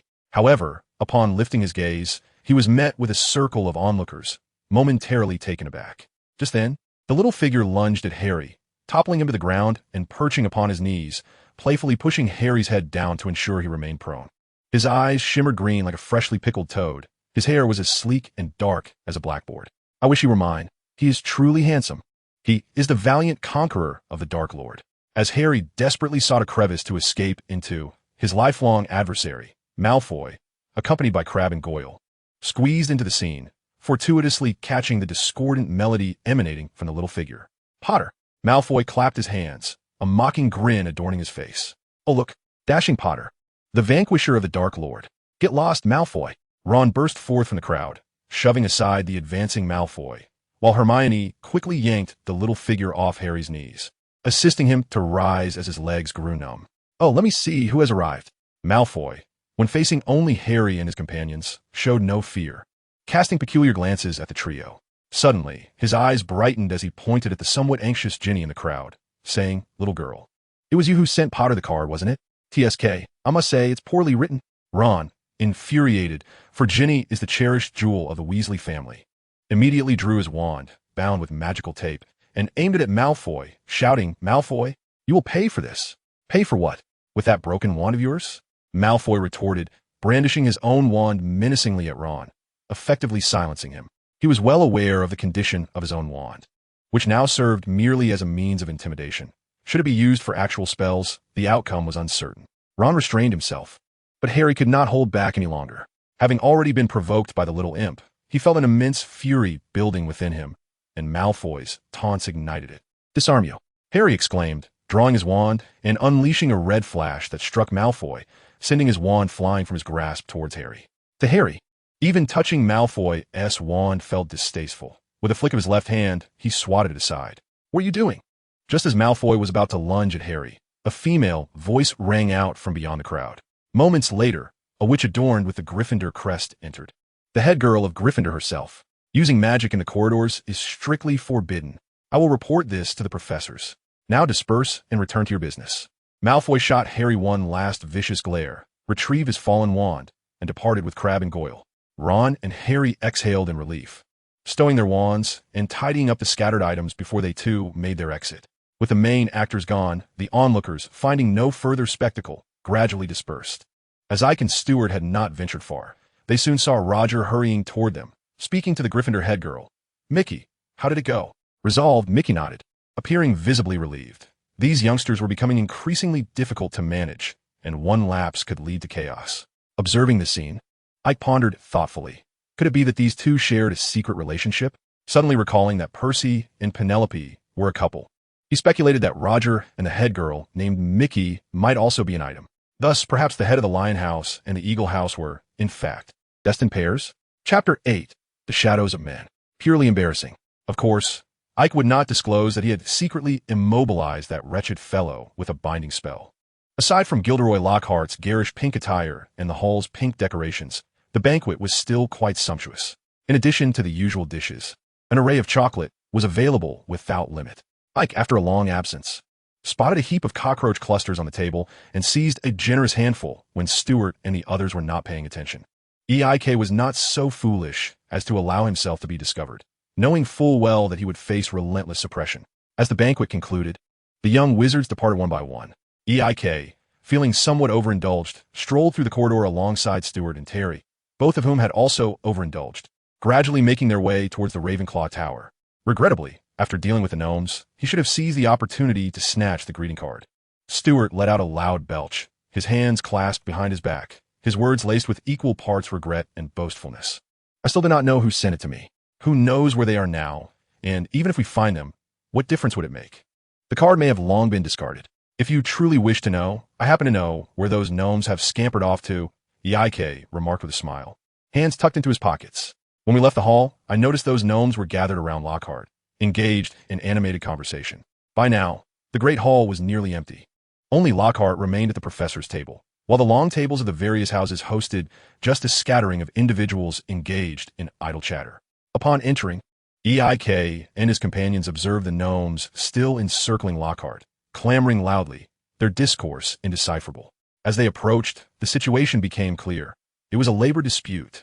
One gnome stood atop a chair, its origins unknown, jabbing a finger at Lockhart with an exceedingly rude demeanor. "We are injured. This is a work-related injury, especially Giggs. Just look at him. Look at what he's become." Lockhart appeared somewhat disheveled, his clothing riddled with wrinkles, perhaps a result of prior altercations. Nevertheless, he maintained a resolute stance on the matter. "Impossible. We signed an agreement." Lockhart slammed his left hand upon the table, while clutching an unknown piece of parchment in his right, exclaiming loudly, "It is clearly stated here. I bear no responsibility for anything that occurs during work hours. Moreover, I have already provided you with more than enough. The funds barely cover Giggs' medical expenses." The gnomes persisted, equally thumping the table in protest. "Enough of this. Given his injuries, he will likely recover before reaching St. Mungo's Hospital for magical maladies and injuries." Lockhart abruptly rose, declaring, "Do not be so greedy. 50 galleons is ample for an amputation." As he spoke, he began to exit, deftly evading several gnomes' attempts to halt him before sprinting away.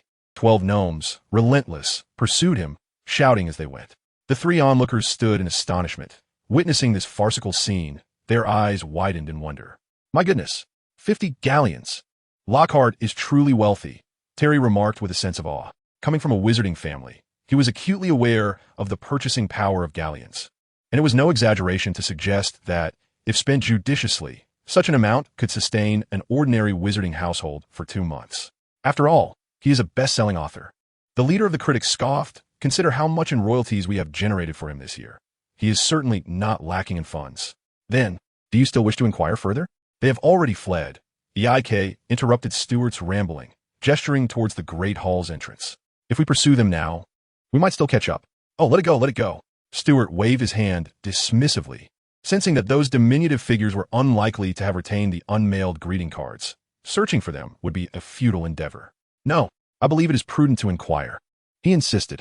Terry, who had been observing with keen insight, interjected, "He certainly harbors ill intentions. Did you not notice?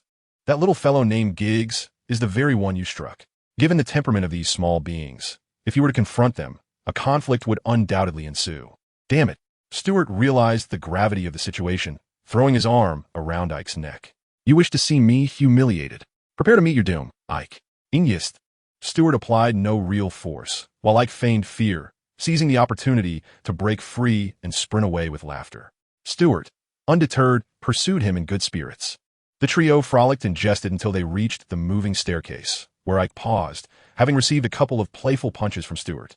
After their spirited chase, the 3 took a moment to catch their breath before ascending to the 8th floor. Although Stuart and Terry had grown accustomed to Ike's peculiar penchant, witnessing him indulge was still somewhat discomforting. Ike was aware of this and discreetly lagged behind, nibbling quietly. In the realm of friendship, one must consider the feelings of others. For tolerating one's bad habits requires reciprocity. Otherwise, one risks losing friends. As they strolled leisurely, Ike suddenly felt a sharp pain at the nape of his neck, akin to being pinched. Just as he was about to swat the restless Jimmy, Ike instinctively extended his right hand, swiftly retrieving his wand from his sleeve. Upon grasping it, he noticed a familiar green light racing towards him from the shadows ahead. With a swift motion, he pushed Stuart and Terry aside and propelled himself forward. A sharp crack resounded as the green light was intercepted, dissipating in a flash. I felt cold sweat trickling down his back, his heart racing furiously. At that moment, he disregarded Professor Flitwick's previous admonitions, flicking his wrist to send a red beam in the direction of the green light. while raising his left hand to conjure a glowing orb that followed closely behind. "Protect yourself," Ike shouted, his eyes fixed intently on the shadowy figure ahead. In the blink of an eye, the two spells collided, erupting in a brilliant explosion of white light, illuminating the area. Ike glimpsed a dark silhouette darting past, vanishing instantaneously amidst the radiance. Rushing forward, he found himself wedged between two walls, partially obscured by a stone pillar. Beyond that point, the corridor lay barren, devoid of any refuge for concealment. Who was that?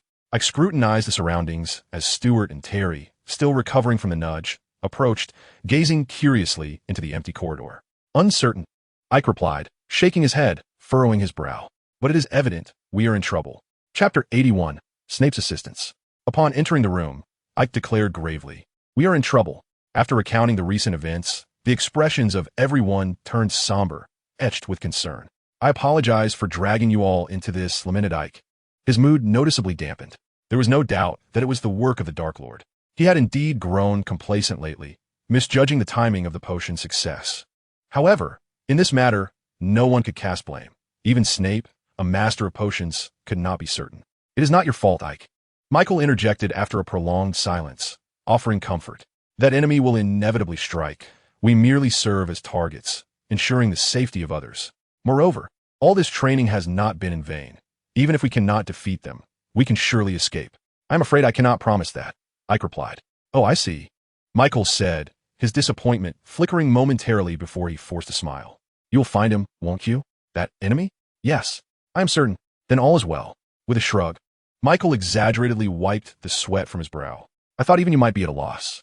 However, your safety, that is of no concern," Stuart interjected suddenly. "As long as we do not stray alone, right? I recall you mentioning that before." Ike nodded. Indeed, he would not dare to attack in plain sight. "Then all is well," Stuart said lightly. "From now until the end of the term, we will ensure we never wander alone. As for you, go do what you must." "Exactly, go on," they urged. Observing the feigned ease of Stuart and the others, Ike felt a surge of emotion welling in his eyes. Closing his eyes to regain composure, he declared resolutely, "I will find him. Trust me." With that, Ike flung open the door, deftly cast the disillusionment charm, and vanished before the four. He moved swiftly, so much so that he missed Terry's barely audible whisper, "You must hurry, Ike. That is the killing curse." Leaving the dormitory, Ike made a beeline for Professor Snape's office. Compared to the previous basilisk attack, the current situation was far more dire. The Dark Lord had not intended to kill previously. He had merely sought to petrify to incite chaos. Now, however, he had resorted to the Avada Kedavra curse, a clear intention to take lives. Uncertain whether Professor Flitwick was aware of the Dark Lord's existence, Ike decided to go directly to the only other informed individual aside from Dumbledore. Upon arriving at the office, he found Professor Snape staring blankly at a photograph, startled from his reverie by the sound of Ike's entrance. He quickly concealed the photograph. "Mr. Stride, you should be in the dormitory at this hour. Why have you barged in?" In but a few strides, Ike approached him, his expression grave. "Professor, I have just been attacked by the killing curse. I will confirm this with Mr. Ackerley and Mr. Butte. Now, tell me who else knows of this?" "Anthony Goldstein and Michael Corner." "Umph," Snape scoffed. "Do you not understand the meaning of confidentiality? They are my friends." Ike retorted defiantly. "I am certain they are in danger. I cannot keep this from them." The office was abruptly enveloped in silence, with the two individuals within fixated on one another. After an extended pause, Snape finally spoke, requesting a comprehensive account of the assault. Ike nodded, recounting the events in meticulous detail from beginning to end. Snape listened intently, his hands clasped naturally upon his knees, remaining utterly still. Once Ike concluded, another moment of silence ensued before Snape remarked, "It appears he has successfully brewed the elixir of life and discovered a new Horcrux." "That presents a dilemma for you, Mr. Stride," Snape stated calmly. "For reasons of safety, the professors cannot intervene in this matter. We must prevent him from resorting to desperate measures and indiscriminate slaughter." "I understand," Ike replied, fully grasping Snape's implication. In this regard, they shared a consensus, as few other wizards possessed Ike's level of magical prowess. Snape slightly inclined his head, seemingly pleased with Ike's response. He raised his hand, and with a flick, a small vial, emitting a magical luminescence, soared from his private collection. After handing it to Ike, Snape cautioned, "This is Felix Felicis. Do not let me discover you using it in some peculiar manner." Ike promptly tucked the vial away, patting his pocket. Observing this, Snape's irritation flared. "You would do well to wear it on a chain around your neck. Do not expect a second vial. I will, Ike hastily assured, acutely aware of Snape's generous gesture. This extraordinary potion, which bestows 12 hours of good fortune, is notoriously difficult to brew. Even the slightest misstep could lead to failure, and it is a rare concoction that only a select few potion masters can create. Noticing Ike lingering in the office and examining his surroundings, Snape felt an uncontainable ire rising within him. "Mr. Stride," he intoned darkly, "what are you looking at?" "No need. No need." Ike quickly rose. "I can manage on my own." Approaching the door, he abruptly halted, turning around with a serious expression. "Professor, will my friends be safe?" "Hogwarts is the safest place in the British wizarding world. No one will face life-threatening dangers." Chapter 82. Course Selection. It seemed Snape had conferred with Dumbledore. As the following day, Ike distinctly sensed an increase in the castle's security.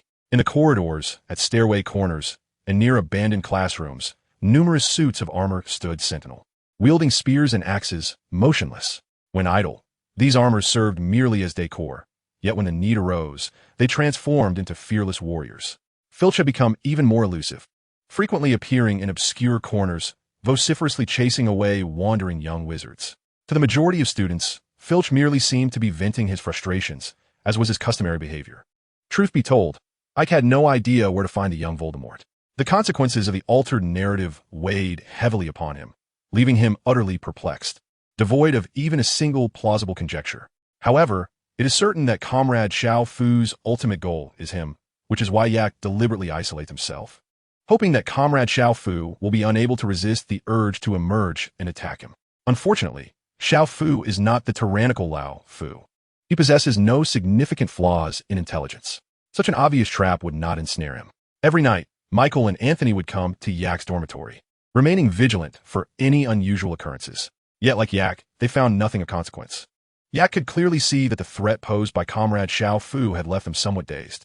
Consequently, their anxiety grew, even impacting their studies. During potion class, Yak mistakenly mixed the ingredients in the wrong order, nearly causing the cauldron to explode. This incited Snape's ire, and after a cutting retort, he deducted 10 points from Ravenclaw. "Yak, take a seat." Terry gestured toward a chair. "What's the matter?" Yak forced a smile, glancing at the still serious four. "You need a rest," Yak, Stewart advised. "In just a week, you almost blew up the cauldron in potion class. That is not like you at all." "Everyone is quite anxious," Terry added. "But you don't need to exhaust yourself so much. Every night, you sneak out while we're asleep, correct?" Seeing Yak nod, Terry continued, "We all know you're eager to catch that villain, but you must realize this is not a simple task. Without any leads, you're merely engaging in futile efforts, Yak. I understand, but this time is different. He truly will." Yak was interrupted by Stewart, who pulled a scrying mirror from his pocket. "He will cause harm." "Yes, but you've prepared for this. This mirror was a gift from you to us. Unless it is faulty, we are still safe." "But didn't T react last time?" Yak replied. "Last time, he was T targeting us," Yak, Terry interjected. "You didn't T bring your own mirror that day, did you?" Yak fell silent, lowering his head momentarily before raising it again to say, "I understand. Rest assured, I'll be mindful of my situation. Such occurrences in potion class will not happen again." "Good to hear." Stewart clapped his hands, a smile breaking on his face. "Now, let's take a break. You need a proper night's sleep. Perhaps when you awaken, there will be new clues." Yak longed to inform them that his sleep quality was, in fact, excellent, and the effects of the sleeping charm were unparalleled. The mishap in potion class was merely due to his distracted thoughts. However, upon seeing the four faces that revealed a hint of concern, he refrained from voicing his thoughts. After a peaceful night's rest, the following day did not unfold as Stewart had suggested. No clues presented themselves, and it was an ordinary day, just like any other. Yak relaxed the taut string of anxiety within him and refrained from aimlessly wandering the castle. He realized he had made a grave mistake, not believing in the capabilities of others. A traveler is not omnipotent. It is impossible for one to excel in every endeavor. In terms of spellcasting prowess, Ike does indeed surpass many of the seventh-year wizards. However, he remains significantly distant from the likes of Professors Snape and Flitwick. Not to mention Dumbledore. The duel with Snape at the dueling club clearly illustrated this disparity. In this world, there exists the so-called child of the dimensions. After a tranquil month, Hogwarts flourished with verdant flora, and nothing unexpected transpired. Such a serene period even led Ike to entertain the illusion that his friend, Comrade Fu, would no longer stir trouble. Has it truly come to this moment? Stewart glanced at his parchment, nearly forgetting that the latter half of the year would usher them into their third year. Divination, arithmancy, care of magical creatures, ancient runes, and Muggle studies. Ike Terry, how will you choose? Certainly, Ike nodded.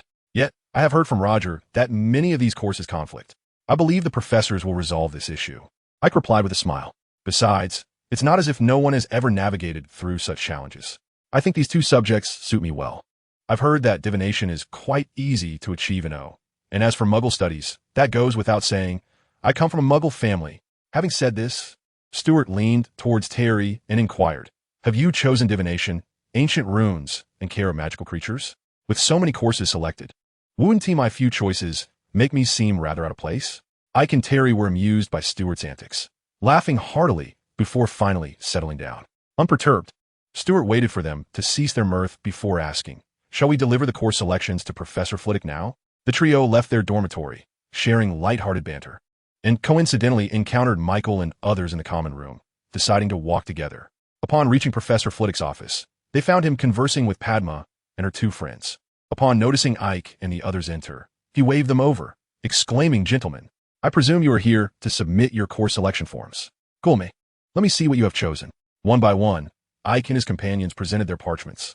As Professor Flitwick perused each form, he remarked, Trelawney's divination is a favorite among students, with nearly everyone opting for it. Arithmancy is commendable as well, and care of magical creatures is perfect for those who adore magical fauna. Oh, ancient runes. Excellent choice. Although it poses challenges, it will undoubtedly enhance your magical abilities significantly. Muggle studies is also quite respectable. Professor Flitwick meticulously recorded each student's chosen courses without missing a beat. All right, children, I have noted everything down. You may now relish a splendid weekend. He adjusted his glasses and then turned to Stuart, saying, Mr. Stride, please hold on a moment. I need to confirm something with you. With a shrug directed towards Stuart and the others, I gestured for them to wait outside for a while, remaining alone with Professor Flitwick. Once the office was devoid of anyone but Ike and Professor Flitwick, the professor inquired, Mr. Stride, are you certain you wish to select all of these courses? You should be aware that some of the courses may conflict with one another. All right, I understand. Professor Flitwick smiled and noted down Ike's course selections. Now, you may go and seek out your friends. Chapter 83, The New Victim. In the realm of magic. If Ike were to choose the most astonishing magical creation, it would undoubtedly be the Time Turner. While the Philosopher's Stone, which grants immortality, is indeed extraordinary, having enabled Nicholas Flamel to live for over 6 centuries, when juxtaposed with the ability to reverse time, the Time Turner holds a more enchanting allure. Is there not a saying that proclaims, time is revered, space is sovereign, power reigns supreme, and destiny is paramount? Perhaps it leans towards the melodramatic, yet it aptly conveys the essence of the matter. As far as Ike is aware, during the 7 years at Hogwarts, only third-year students have the opportunity to engage with the Time Turner, with the prerequisite of enrolling in all courses. Once a young wizard opts for the complete curriculum, the professors must first evaluate the student's eligibility. Upon approval, a letter is sent to the Ministry of Magic, affirming that this student is a model of excellence in both academics and conduct, pledging never to utilize the Time Turner for purposes beyond study. Following the receipt of this application, the ministry dispatches personnel to the school to review the student's academic records and any points awarded or deducted since their enrollment to confirm the professor's assertions. Ike is not entirely certain if he will be granted a Time Turner, yet upon reflection, it appears he has not committed any transgressions over the past year, and his grades are impeccable. If Hermione can attain one, he surmises he should encounter no issues, provided the professors do not oppose. As April unfolds at Hogwarts, a palpable tension fills the air, primarily stemming from the 5th and 7th year students, as their OWLs and Newt's examinations loom near. In the corridors, the Great Hall, the library, and even the common rooms, one can observe upperclassmen diligently studying, books in one hand and potions in the other. This year, unlike previous ones, the school has chosen not to hide colorful eggs in the grounds outside the castle for the energetic young witches and wizards to find. Instead, the eggs are placed directly on each student's bedside table. This decision has led to some grievances, yet does not deter the students from burying the eggs themselves and later unearthing them, feigning surprise. The feast remains lavish, with copious amounts of lamb and ham adorning the long tables, and a magnificent turkey roasted to a golden hue, exuding an irresistible aroma. Bread and mashed potatoes are artistically arranged to resemble rabbits, with 2 cherries serving as eyes, garnering unanimous praise from the young witches. Most delightful of all is a golden roasted lamb, a dish reserved for grand feasts, slightly different from Ike's recollection, but still delectable in essence. At the professor's table, Dumbledore's eyes twinkled with mirth, forming a stark contrast to Professor McGonagall seated beside him. In truth, aside from Dumbledore and Lockhart, the other professors appear rather somber, particularly Snape, whose face remains as frigid as a glacier. Lockhart was undoubtedly the most exuberant among them, adorned in a sky-blue robe intricately embroidered with golden patterns, engaging in lively conversation with Dumbledore, occasionally revealing his dazzling white teeth. However, a mere glance was enough for Yak to redirect his attention to the delectable feast before him. Ham, lamb, mashed potatoes, each bite elicited a pleasurable squint of his eyes. This was one of the rare moments when Yak felt utterly relaxed. Simply savoring the food and feeling satiated was more than sufficient. The lively banquet continued for over an hour before guests began to depart one by one. Yak, sipping lemonade, sat quietly on a stool, awaiting Stuart to conquer the final piece of lamb on his plate. In matters of dining, Yak and Terry were no match for Stuart. Only Michael, when in top form, could rival him. In most instances, Stuart was unquestionably the ravenous champion among the second years of Ravenclaw. Yet, when considering the entire school, Stuart paled in comparison. At least Ron from Gryffindor had a far greater appetite. After roughly another 20 minutes, Stuart finally concluded his culinary battle. Patting his round belly, he expressed immense satisfaction. "Let us go, friends. There's an essay party waiting for us in the common room. Senior Roger has prepared new fireworks. It's his hobby," Terry remarked with a smile. "At least Roger's interests are quite normal, unlike your peculiar fondness for cockroach clusters. Isn't a pile of cockroaches delightful?"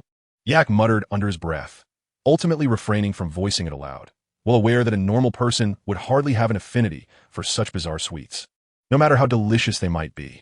Leaving the hall, the five friends ambled slowly towards the 8th floor.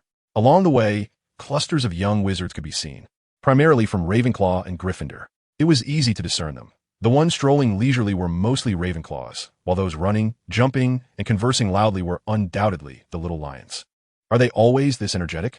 Michael mused as he observed 3 or 4 Gryffindors racing past him, feeling somewhat exasperated. Having spent over a year in Ravenclaw, Michael had, to some extent, developed a common misconception among the Eagles, that Gryffindors were merely a bunch of muscle-bound brutes. Of course, Yak shared a sliver of this notion, believing that among all the Gryffindors, only Hermione was truly sensible.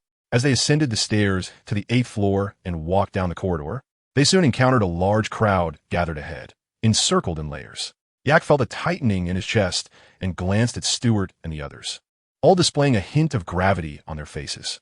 Hurrying forward and pushing through the throng, he caught sight of a tall, lanky figure sprawled on the floor. His eyes were wide open, as if witnessing something terrifying, while the ground was littered with spent fireworks, and he clutched one in his hand, alongside a pink lady's hat that floated eerily above his chest. It was Roger. On the adjacent wall, a line of red letters shimmered with an eerie luminescence, resembling flowing blood. "Come find me. This is the first." Chapter 84, The Curse. With one victim already claimed, Stuart and the others felt slightly safer. However, we cannot entirely dismiss the possibility of Comrade Voldemort suddenly succumbing to madness and orchestrating a new assault in plain sight. "What brings you here?" Stuart inquired. "I need to confirm a few matters." Ek shook his head, once more signaling for the 4 to depart hastily. Despite their evident concern, Stuart and the others resolved to heed Ek's instructions and made their way against the tide of the crowd. From his pocket, he retrieved the spectacles gifted by Dumbledore, which offered him a modicum of comfort. The remnants of magic still coursed through Roger's veins, slowly, yet undeniably present, indicating that he was still alive, which was indeed a positive sign. Ek harbored a deep-seated fear that Comrade Voldemort might strike decisively. Such an eventuality was not beyond the realm of possibility. For the moment, all seemed well, but the future was uncertain. At that juncture, a Ravenclaw student raised their hand, their voice tinged with palpable dread. "Professor, we are without a head boy." Professor McGonagall glanced at the student and then at the motionless Roger on the ground. Before she could utter a word, Professor Flitwick arrived. "I apologize for the inconvenience. Phileas." Professor Flitwick nodded gently, clapping his hands to capture the attention of the young Eagles. One by one, they followed Professor Flitwick towards the Ravenclaw Tower. Ek remained stationary, lost in thought as he gazed at Roger and the bloodied inscriptions on the wall. After a brief, chaotic moment, only Professor McGonagall remained by Roger's side. "Mr. Stride," Professor McGonagall said, "please assist me in transporting Mr. Davis to the hospital wing. Dumbledore and the others await us there." Ek nodded, drawing his wand, and with a flick, Roger's body levitated. He then trailed behind Professor McGonagall, heading towards the hospital wing. Upon their arrival, Dumbledore, Snape, Sprout, and Madame Pomfrey were already present. Madame Pomfrey took Roger and placed him onto a hospital bed, commencing a series of examinations. Shortly thereafter, Professor Flitwick arrived, and after a brief wait, Madame Pomfrey sighed in exasperation. Noticing her demeanor, Dumbledore inquired, "Poppy, how is Mr. Davis?" "He is alive, but that is all I can ascertain," Madame Pomfrey replied, her face etched with worry and confusion. "I cannot determine the cause of his condition. It may be dark magic, perhaps a curse. I cannot be certain, for I have never encountered anything like this." Dumbledore, in contemplative silence, approached Roger's bedside, drew his wand, and murmured an incantation. The tip of his wand emitted a celestial blue light, which he gently touched to Roger's forehead. The blue radiance rippled like water, expanding in concentric circles before dissipating into Roger's body. "I have a preliminary understanding of the affliction," Dumbledore stated, retracting his wand. "This is a curse, malevolent, cruel in nature." "What kind of curse, Albus?" Professor McGonagall interjected, breaking Dumbledore's reverie. "Long ago, I journeyed alongside that individual, seeking the true essence of magic. In Istanbul, we inadvertently became entangled in a troublesome affair. That was the first occasion I encountered this curse." Adjusting his glasses with a gentle push, Dumbledore continued, "We are all aware that beyond the walls of the illustrious Hogwarts lies the land of Africa, where apart from the esteemed Wakanda School of Magic, the legacy of voodoo persists. These two represent the most significant branches of magical heritage on the continent. However, within certain smaller tribes, primitive forms of magic have been handed down from ancient times. Due to the peculiar nature of these spells, which often contradict our understanding of magic, many perceive them as strange and malevolent. Yet in my view, these magics—" "Albus," Professor McGonagall interjected, sensing Dumbledore's digression. "My apologies, Minerva." Dumbledore chuckled lightly. "Where's I? Ah yes, curses. Indeed, a very primitive yet malevolent curse. Its sole purpose is to prolong life. It possesses the ability to tether one person's life force to another, albeit unilaterally. The cursed individual's vitality gradually nourishes the other. This process unfolds over the span of 1 to 2 months, until the life force of the cursed is entirely drained. Throughout this ordeal, the afflicted individual, much like Mr. Davis, remains blissfully unaware, awakening only at the moment of their complete depletion. But alas, it is but a fleeting instant. In that brief moment, all the accumulated agony of the cursed over these months culminates in an explosive release, sacrificing their final breath for the one who cast the curse. Is there no way to break this curse, Albus? Professor McGonagall inquired. Dumbledore shook his head solemnly. To my knowledge, the only means of release is the demise of the caster. A profound silence enveloped the infirmary, so quiet that the breaths of those present could be distinctly heard. Mr. Stride, Dumbledore directed his gaze towards Aike, his expression neutral. You must act swiftly to locate him. While this curse may last 1 to 2 months, the vitality lost is not easily restored. If too much time elapses, Mr. Davis may permanently forfeit a part of himself. Aike was not surprised by Dumbledore's candidness in front of so many. Those gathered in the infirmary were steadfast supporters, well aware of Aike's circumstances. In truth, the absence of Lockhart had already led Aike to anticipate the unfolding of this very scene. I understand, Aike nodded, then counter, but Professor, must this burden rest solely upon my shoulders? Indeed, Mr. Stride, Dumbledore affirmed. In this matter, no one else can intervene. He continued, do you recall the blood-written words on the wall? I do. Come find me, this is the first. Sacrifice your cherished life as an offering to the dark deity. Under the power of magic, you have forged a pact of life and death. Dumbledore produced a wand that resembled a human finger, pointing it at Aike. The tip radiated a soft white light that enveloped him. Under the glow, Aike was astonished to observe tendrils of crimson mist materializing within him. The mist gradually coalesced, ultimately forming 2 serpents entwined above his head. Indeed, as I suspected, Dumbledore sighed. The covenant of life and death. Only one of you can survive. Chapter 85, The New Prohibition. Do not worry. We shall ensure your safety, Professor Flitwick reassured, gently patting Ike's shoulder. He understood that his student was both resilient and intelligent. Yet in this moment, Aike required a modicum of comfort from his mentor. I am sorry, Phileas, Dumbledore sighed, his words heavy with gravity. As I mentioned earlier, we cannot offer Mr. Stride much assistance. Albus, goodness, Professor McGonagall exclaimed, astonished by Dumbledore's statement. Are you jesting? Not at all, Dumbledore replied, shaking his head. The covenant of life and death is an extraordinary form of magic. From the moment it takes effect, both parties must rely solely on themselves. Any assistance given to one side will influence the final outcome. It is as if an unknown entity serves as a judge, weighing each action on a scale that tilts in favor of your side. Each act of assistance diminishes the weight of the other side. If Mr. Stride were to defeat the caster with our help, he might ultimately perish due to insufficient weight, even if victorious. To my knowledge, such a scenario can indeed occur. Ike remained silent until Dumbledore finished, then lifted his head, determination evident in his gaze. I will do everything within my power. Professors Flitwick McGonagall and Sprout exchanged looks of concern, while Snape maintained his customary icy demeanor. A slight smile graced Dumbledore's lips as he adjusted his glasses. Well then, Mr. Stride, we can only wish you success. Ike nodded, casting one last glance at Roger before turning to leave. Just as he reached the door, he heard Dumbledore's exaggerated voice behind him. I almost forgot. Obtaining magical artifacts or extraordinary creatures through your own efforts does not count as assistance from others. Getting old. My memory truly fails me. No sooner had he spoken than Ike had vanished from sight. How'd it go, Ike? Stewart inquired as he entered. I cannot divulge too much, Ike replied, shaking his head. In summary, the situation is quite troublesome. And you? Terry asked. I have a pressing matter to attend to, Ike said, settling into a chair with a sigh. But must be undertaken alone. He is coming for me. As long as you remain together, I believe you'll be safe. But what about you? Do not worry about me, Ike smiled. As long as I can locate the assailant, I will deal with him effortlessly. Although it was inappropriate to say so, he could not guarantee their safety while they were together. The expressions of the four friends turned somber, as if lamenting their lack of strength to assist Ike, or perhaps feeling hurt by his bluntness. Ike observed their faces, fully aware of their sentiments. Yet, there was little he could do. He spoke only the truth. Comrade Xiao Fu remains concealed this time. Who can predict when he might launch another Avada from the shadows? What if this time, Yak fails to react in time? Humans inevitably experience moments of complacency. Yak cannot guarantee that he can consistently safeguard those accompanying Stewart, just as he cannot assure that they will not encounter an ambush when he acts alone. Nonetheless, the probability is significantly reduced. Moreover, the professors are present. Trust me, as long as we remain united, there shall be no danger. Strive to stay with the crowd. One must, under no circumstances, wander off alone.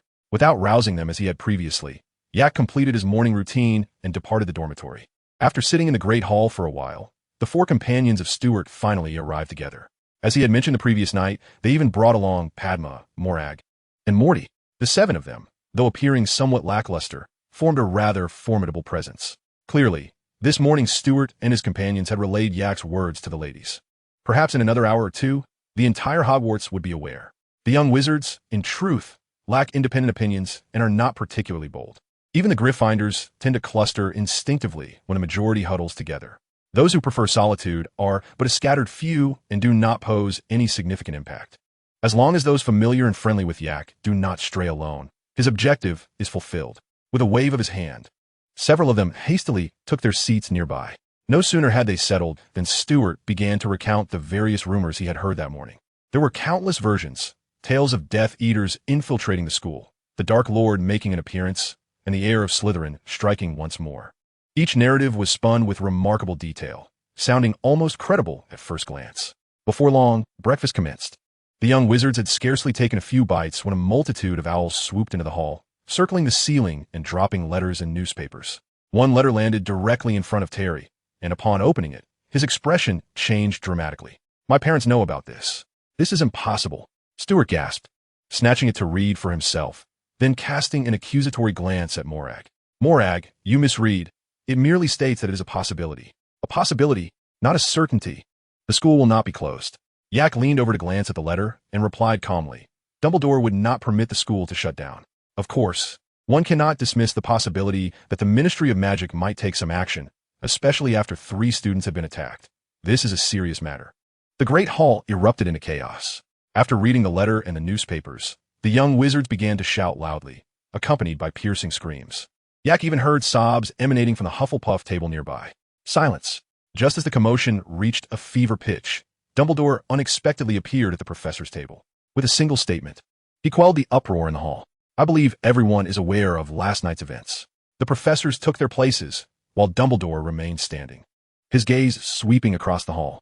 Indeed, Mr. Davis was attacked last night. However, Hogwarts will not cease its classes or close its doors. I assure you, Hogwarts remains a bastion of safety dedicated to the protection of every student. However, in these uncertain times, I must emphasize several crucial points to prevent further incidents.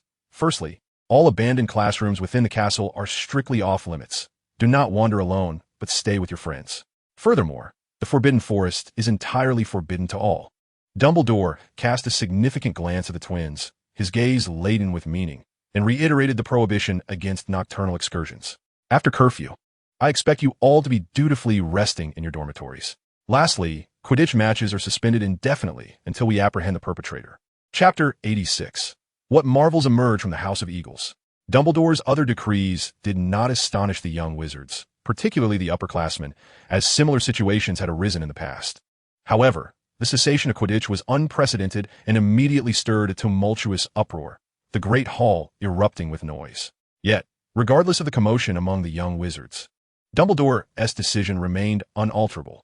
Thanks to Ike's reminder, the reactions of Stuart and others were relatively composed, as Hogwarts' least experienced Quidditch team, the Eagles, while fond of the sport, rarely exhibited fanaticism. This contrasted starkly with Gryffindor and Slytherin. Following breakfast, the castle entered a state of lockdown, with an increased presence of knight armors in the corridors.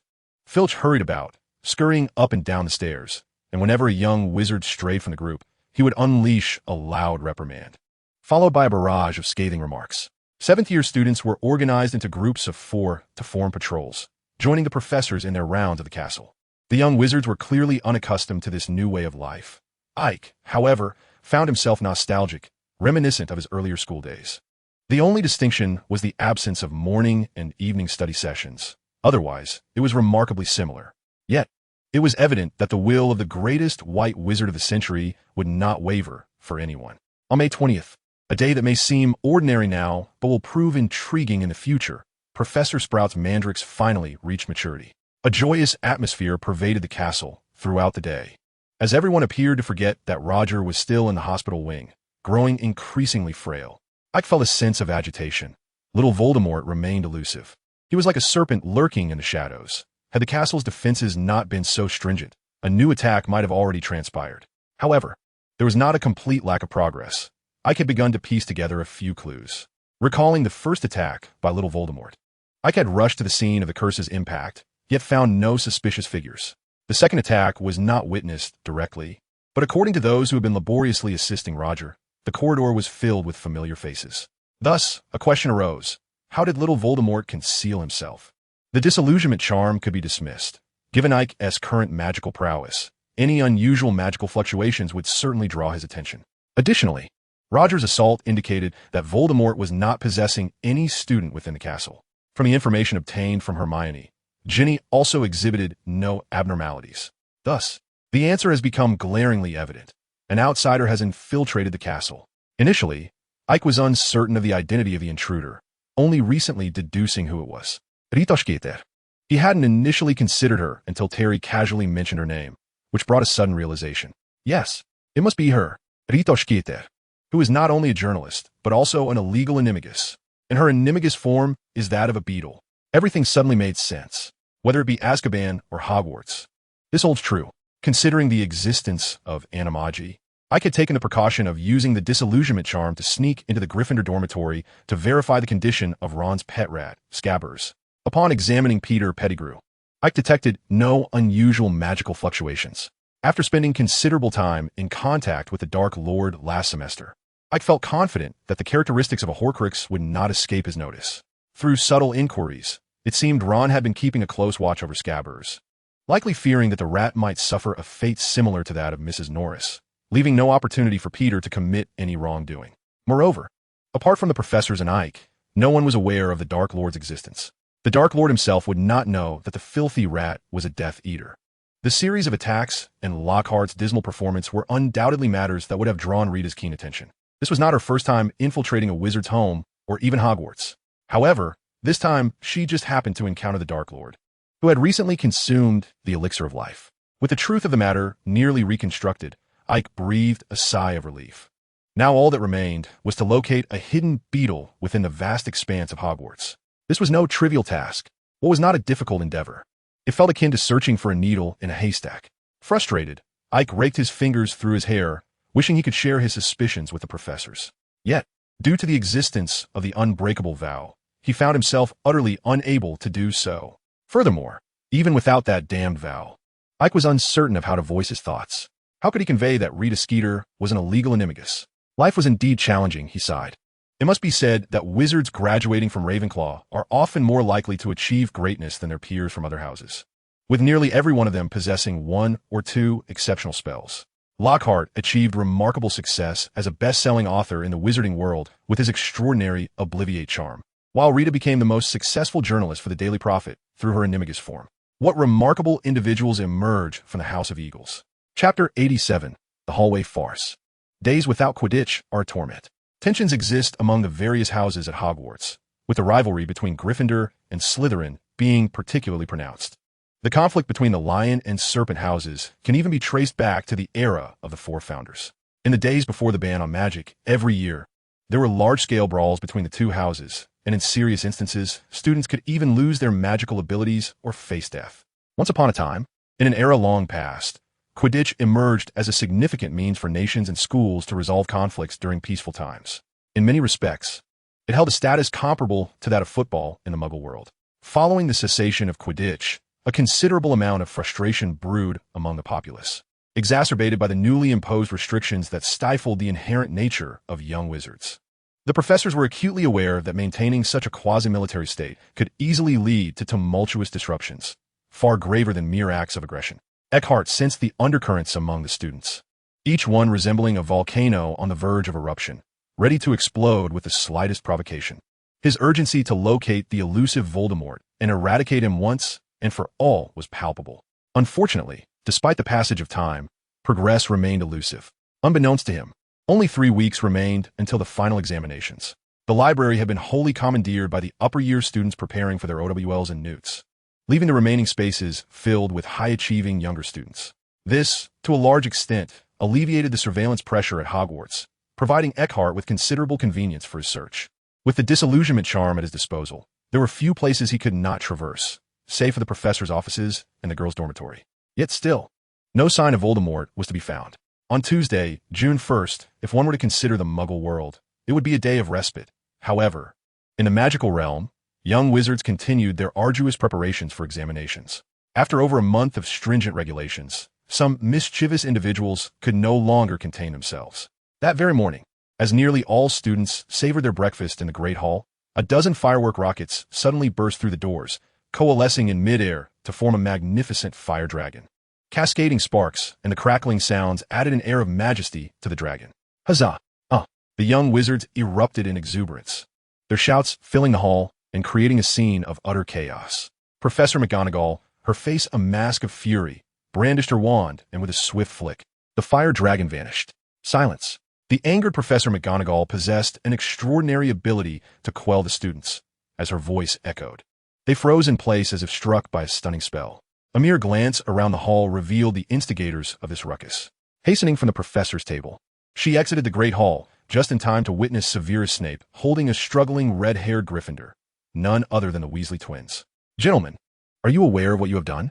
The twins writhed in Snape's grip, unfazed by McGonagall's grim demeanor. "Professor, the atmosphere has been unbearably oppressive lately," Fred exclaimed. "Indeed, everyone's had enough," George chimed in. "Thus, we made a decision." The two harmonized, seemingly oblivious to the deepening scowls on McGonagall's and Snape's faces. It was at that moment that the remaining students still in the Great Hall rushed over, barricading the entrance with steadfast determination.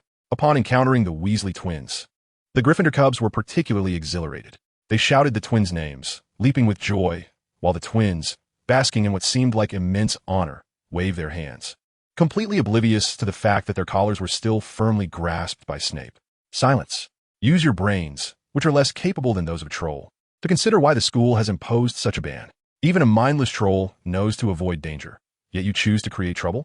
Professor McGonagall stood by silently, observing Snape's venomous reprimand directed at the twins, her fury evident. The little wizards behind her huddled together like frightened quails, too intimidated to make a sound. Harry, Ron, and Hermione had immediately guessed that the twins were behind the fireworks dragon and had rushed to the door to witness the spectacle, now positioned right behind Professor McGonagall. Despite the twins' relentless teasing of Ron, which had cast numerous shadows over his childhood, Ron's heart was filled only with concern in that moment. As Hermione often remarked after their escapades, Ron was genuinely worried that the twins might be expelled. It seemed reasonable to deduct 100 points from Gryffindor as a consequence. Finally, Snape ceased his incessant tirade, his gaze shifting to Professor McGonagall. At this moment, the twins' expressions shifted, visibly marked by guilt and regret. A flicker of compassion crossed McGonagall's eyes, only to vanish swiftly. Regaining her composure, she surveyed the empathetic faces of the young wizards behind her, especially the Gryffindor cubs, and spoke sternly. I hope you understand. Every decision made by the school is for your safety. Do not forget, you are students, and learning is of utmost importance. Mischief and pranks, when conducted safely, are not prohibited at Hogwarts. But you must understand what the current situation is. The danger has not yet subsided. After the professor departed, the crowd gradually dispersed, leaving only a handful of Gryffindors lingering beside the twins. Sensing the mix of reproach and consolation in the gazes directed at them, Fred and George bowed their heads. The Gryffindors were at a loss for words. Most remained silent, offering a pat on the twins' shoulders before departing one by one. Ultimately, only Harry, Ron, and Hermione remained before the twins. Fred, George, are you both all right? Harry's face was etched with concern. Snape and McGonagall's attitudes had been unmistakable, and even he sensed that the twins' actions might have been excessive. As Professor McGonagall had pointed out, Ravenclaw's Roger Davies still lay in the hospital. It's nothing. At least everyone was happy just now. And that is enough for us. George slightly turned to Fred. Don't you think so, Fred? Of course, Fred replied, bending slightly and placing his hands on Harry's shoulders. Listen to me, Harry, we are Gryffindor. Gryffindor has always been about freedom, bringing joy to you. That is our freedom. However, we have been deducted 200 points, Hermione remarked, her brow furrowed, with utmost seriousness. The holidays are approaching, and it seems impossible for us to recover our scores. Enough, Hermione. Ron interrupted her with a hint of impatience. There's no point in discussing scores now. Even if those 200 points weren't deducted, do you truly believe we would have a chance? Ron. Hermione shot him an angry glare, while Harry and the twins hurriedly positioned themselves between the two. The tension in their relationship had escalated recently, often leading to arguments over the slightest comments. For reasons unknown, Ron persistently countered Hermione's words, which infuriated the young witch. Harry, caught in the middle, felt quite distressed. He wished to avoid discord between his two dear friends, but found himself at a loss for words to mediate. Their differing viewpoints lay at the heart of the conflict. Hermione believed that the current regulations at Hogwarts were justified and that all efforts should be concentrated on studying, preparing for the impending final examinations. If time permitted, she thought it prudent to preview the next year's subjects. Conversely, Ron was entirely opposed to this notion. He was preoccupied with assisting Harry in uncovering the mastermind behind their troubles, rather than engaging in preparations for examinations weeks in advance. For reasons unbeknownst to him, Ron harbored significant animosity towards Ike, frequently disparaging him. During such moments, Hermione would invariably come to Ike's defense, igniting yet another quarrel. Calm down, both of you. Fred and George chimed in, each taking hold of one friend and guiding Hermione and Ron in opposite directions. Harry stood still, glancing first at Hermione, then at Ron, before eventually sprinting toward Ron. As a friend, he felt that, in this instance, the fragile Ron required his support far more than the resilient Hermione. The Gryffindors, ever the optimists, remained undeterred by their position at the bottom of the House Cup standings. It did not diminish their admiration for the twins. At the very least, the twins had accomplished feats that many wished to undertake, but were too afraid to attempt. This alone was sufficient to render them a source of pride for Gryffindor, perhaps for all houses, except Slytherin. The atmosphere in Ravenclaw had also become somewhat more jovial, particularly among the younger students, as the common room was bustling with life for the first time in a month. Hufflepuff was similarly lively, as they, located adjacent to the kitchens, even commenced a small celebratory feast. As for Gryffindor, the situation was even more vibrant. The cherished butterbeer and leftover fireworks had been generously offered by the twins, creating a raucous celebration throughout the Gryffindor Tower. Even though Percy exerted every effort to maintain order, loudly fulfilling his duties as prefect, he could not disrupt the jubilant atmosphere of the Little Lions. In such a setting, no one paid heed to Percy, who had just returned from the hospital wing and was eager to assert his presence, just as no one noticed Hermione quietly slipping out of the common room. As she pushed open the door to the common room, the fat lady was nowhere to be seen, perhaps having ventured inside to join the celebration. Hermione mused to herself that this must be the case. As Hermione traversed the desolate corridor, her mind felt eerily vacant, enveloped by an inexplicable sensation. The gentle evening breeze mingled with the moonlight outside, casting flickering shadows on the corridor walls, distorting her silhouette in subtle ways. Suddenly, a cat's meow pierced the stillness, jolting Hermione from her reverie, and she recalled that Madame Loris had been discharged from the hospital. In a flurry, she sprinted through the corridor and down the staircase, only pausing after what felt like an eternity. Hiding behind a stone pillar, Hermione leaned against her knees, panting heavily, cautiously peering around. She saw no sign of Madame Loris or Filch, and her heart eased slightly. Only then did she take stock of her surroundings. In her previous frenzy, she had found herself on the right side of the fourth-floor corridor. Not far off, a wooden door remained firmly shut. Taking a moment to relax in this familiar place, Hermione approached the door, tugging at the handle, but it did not budge. Alohomora! A flash of light from her wand illuminated the air, and the door creaked open. Inside lay an empty space, save for a solitary trapdoor on the ground. Upon examining it, she found it shrouded in darkness. Hermione had no intention of descending. She firmly believed that the devil's snare still lurked below. Even though she had mastered the cushioning charm, such heights posed no real danger. With a tinge of regret, she closed the trapdoor and stepped away from the room, leaving behind a soft sigh. As the professors had remarked, Hogwarts was not safe anymore. Why was he here? After a moment's contemplation, she resolved to follow him quietly. At such a time, wandering alone in the castle was decidedly suspicious. Thus, one led and the other trailed, unwittingly covering the entirety of the fourth floor. Hermione's curiosity deepened. She could not fathom the man's intentions. Was he merely wandering aimlessly? That seemed implausible. Aike too felt perplexed. He could not ascertain what Hermione was doing trailing him for such a length of time. How long do you intend to follow me, Hermione? He inquired suddenly as they reached the end of the corridor. Startled, Hermione emerged from behind a stone pillar after a brief pause, her expression grave. What are you doing out so late? Isn't it the same for you? Aike replied with a hint of exasperation, taking a few steps closer to her. However, Hermione recoiled, resembling a startled kitten. Observing her vigilance, Aike felt a sudden reluctance to continue the conversation, letting out a soft sigh. If you wish to follow, then so be it. Descending the stairs, they continued their journey, traversing the entirety of the third floor, and halfway down the second floor, Ike's patience waned. How much longer will you follow me? Hermione remained silent, gripping her wand tightly, uncertain of what she was bracing against.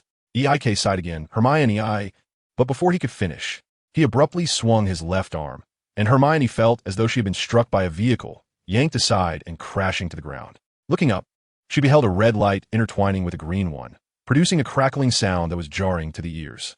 Following the crimson light, one could see Ike gripping his wand with a serious expression, his hair and clothes billowing as if caught in a tempest. In stark contrast, the emerald light revealed a strange woman with golden hair and glasses, her face contorted with malice as she clutched her wand with all her might.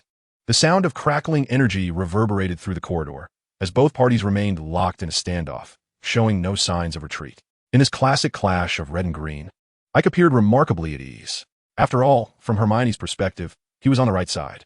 Chapter 89. The Shrieking Shack. Historically, battles on the left side tend to end in defeat, yet Ike was unfazed, even possessing the presence of mind to urge Hermione to leave promptly. This confrontation was evidently beyond her current capabilities, a truth she was well aware of. Rising swiftly from the ground, she dashed past Ike, merely stating, "I'll find a professor," before vanishing from sight. Rita's lips curled into a cruel smirk, her voice shrill and unsettling. She has gone to find a professor, Ike. Are you certain you wish to continue fighting me here? It's not so bad. Ike maintained his magical output, unfazed. Are you not afraid they will uncover your secret? I have never contemplated hiding it, Ike retorted, abruptly flicking his wrist, sending a wave of red energy that deflected the green light aside. In a swift motion, he propelled himself sideways, casting a shattering spell. Rita chose not to intercept Ike's shattering spell, instead crouching low and rolling to evade the spell and the debris it stirred. Observing this, Ike did not flinch. He raised his hand to cast a disarming charm, while his left hand subtly conjured a silent freezing spell in quick succession. Rita succeeded in countering the disarming charm, but was caught squarely by the freezing spell, her body stiffening involuntarily. Seizing the opportunity, Ike swiftly unleashed another disarming charm, sending Rita's wand flying from her grasp. Is that the killing curse? Ike questioned as he caught the wand that had soared through the air. His gaze fixed intently on Rita. To his surprise, she erupted into a harsh, mocking laughter, her expression growing increasingly sinister. Ike, you, before she could finish her sentence, Ike cast a stunning spell, and she collapsed to the ground, unconscious. With a flick of his wrist, a rope materialized, binding Rita securely. Realizing he had been deceived, Ike turned and sprinted in the direction Hermione had taken. On the second floor of the castle, only Professor McGonagall's office was located, and soon Ike found himself at her door, witnessing Hermione still knocking fervently. Enough, Hermione. With such a commotion in the corridor, it is impossible for the professors to be unaware. After several minutes of knocking without a response from Professor McGonagall, Ike understood the reason behind it. The contract spoken of by Dumbledore. There is no need to continue knocking, Ike stated. We have more pressing matters at hand. We? He added, grasping Hermione's arm and tossing his wand into the air. The wand spun gracefully before its tip pointed firmly in a specific direction. We must head that way quickly. If he escapes, it will be exceedingly troublesome to locate him again.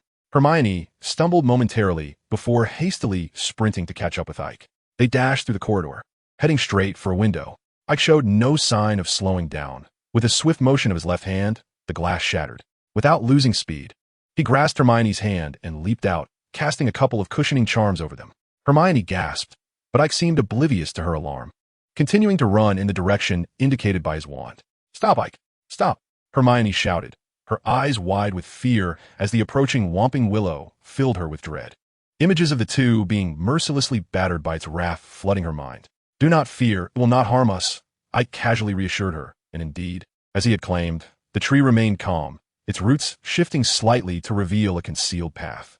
Patting the thick trunk of the willow, Ike ducked beneath its branches, and Hermione, still being pulled along, followed suit with a sense of resignation. They swiftly traversed a narrow passage, emerging into an open area where a dilapidated shack stood forlornly. "Is this the Shrieking Shack?" Hermione exclaimed, recognizing the ramshackle edifice that appeared on the verge of collapse. "It seems this is the place," Ike replied, his gaze fixed intently on her, his tone edged with impatience. "You owe me an explanation. When did this happen? Remember, no matter what occurs, stay behind me." With that, Ike approached the shack's door, raising his wand to his brow, his left hand poised, then pushed. "Stay close." A shattering spell obliterated the decayed wooden door, and Ike stepped inside. Hermione, frustrated, stamped her foot but ultimately followed him. Inside the Shrieking Shack, darkness enveloped them, debris scattered across the floor, and claw marks marred the walls, lending an air of terror to the scene. "Come out, Tom. I know you are here," Ike called out, warily surveying his surroundings. He refrained from carelessly opening any doors, instead standing in the vacant living room. "Ike, you have indeed found your way here." A sinister voice echoed from an indeterminate location, its source impossible to discern. Suddenly, a door swung open, revealing a young man garbed in Slytherin attire, his dark hair framing a grim face. Simultaneously, a foul odor wafted through the air. "I must admit, locating you is no simple task," Ike said, positioning Hermione protectively behind him with his left hand while keeping his wand trained on the young Voldemort, showing no signs of relaxation. "Yet you have revealed your vulnerabilities. The elixir of life, the contract, the curse. I confess, I underestimated you, and you have indeed caused me considerable trouble. However, now that I have found you, your chances are over." No sooner had he spoken than a dazzling red light emitted from Ike's wand, hurtling towards the young Voldemort. Unfazed, the young man casually deflected it with a flick of his wrist. "No chances?" With a sudden, harsh laugh, the little Voldemort inquired. "Ah, Ike, you know nothing of magic. You intend to rescue that wretched mudblood, do you? And protect this one behind you, too? Despite your cleverness, have you not considered, if I do not wish for you to find it, can you truly uncover it?" Chapter 90. The Peculiar Little Voldemort. Hermione's mind was a tumultuous mess. Utterly bewildered by the current situation, initially seeking merely a moment of respite, she unexpectedly encountered Ike wandering alone in the castle. Curiosity compelled her to follow, only to be ambushed by a bespectacled blonde woman. To her further confusion, Ike had then dragged her into the Shrieking Shack. Hermione was certain that Slytherin House had no one by the name of Tom. Who could possibly fathom from whence he emerged? Moreover, what were these potions of immortality, contracts, and curses? Irritated, she ran her fingers through her hair, striving to regain her composure. Clearly, the present circumstances did not permit her to delve into these mysteries, nor could she afford to distract Ike in the slightest. Hermione vowed that once the dust settled, she would extract the truth from Ike at all costs. Ike, unfazed by Hermione's spiraling thoughts, was intensely curious about the current state of the little Voldemort. The recent spell had just struck the previously sealed window of the house, allowing moonlight to spill in and elongate their shadows.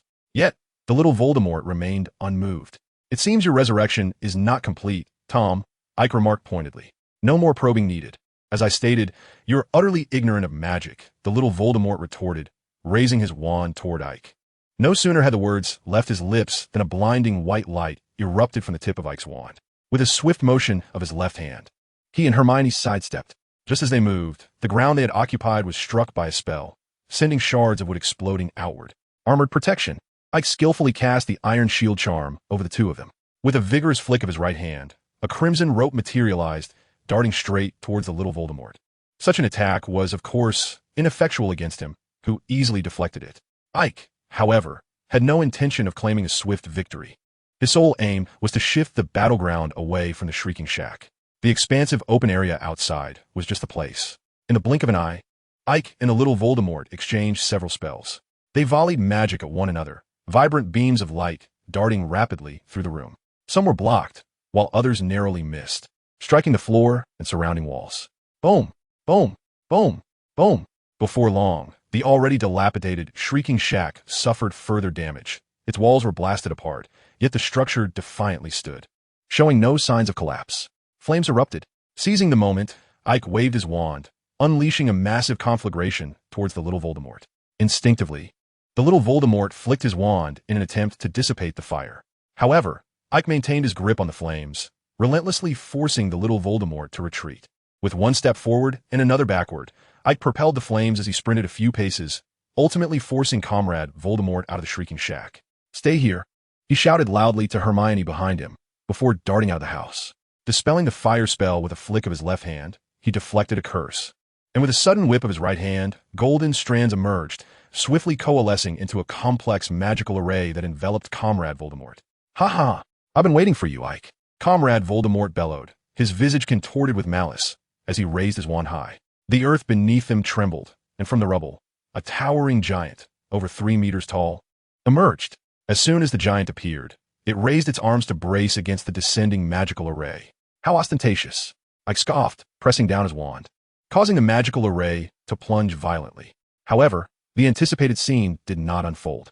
Comrade Voldemort, too, waved his wand, igniting the giant's raised hands with flickering black flames. Though faint, the flames stubbornly obstructed the descending magical array. "What on earth?" Ike exclaimed, momentarily taken aback. He swiftly waved his wand again, and the magical array erupted with brilliance, enveloping both the giant and Comrade Voldemort within its center. The golden radiance persisted for several seconds before gradually dissipating. Observing the reemergence of Comrade Voldemort, Ike felt a sense of astonishment, despite having anticipated the outcome. The giant was gone, yet Comrade Voldemort appeared merely disheveled, with tattered clothing and tousled hair, maintaining an overall robust demeanor. "Hee hee hee," Comrade Voldemort cackled with a piercing, maniacal laughter. "Did you truly believe I would fall to the same spell twice? The Dark Lord never stumbles in the same place. Do you think you are Saint Seiya?" Ike seized the moment to steady his breath, internally cursing as a red light emanated from his wand. "Tanto explosion. Avada Kedavra."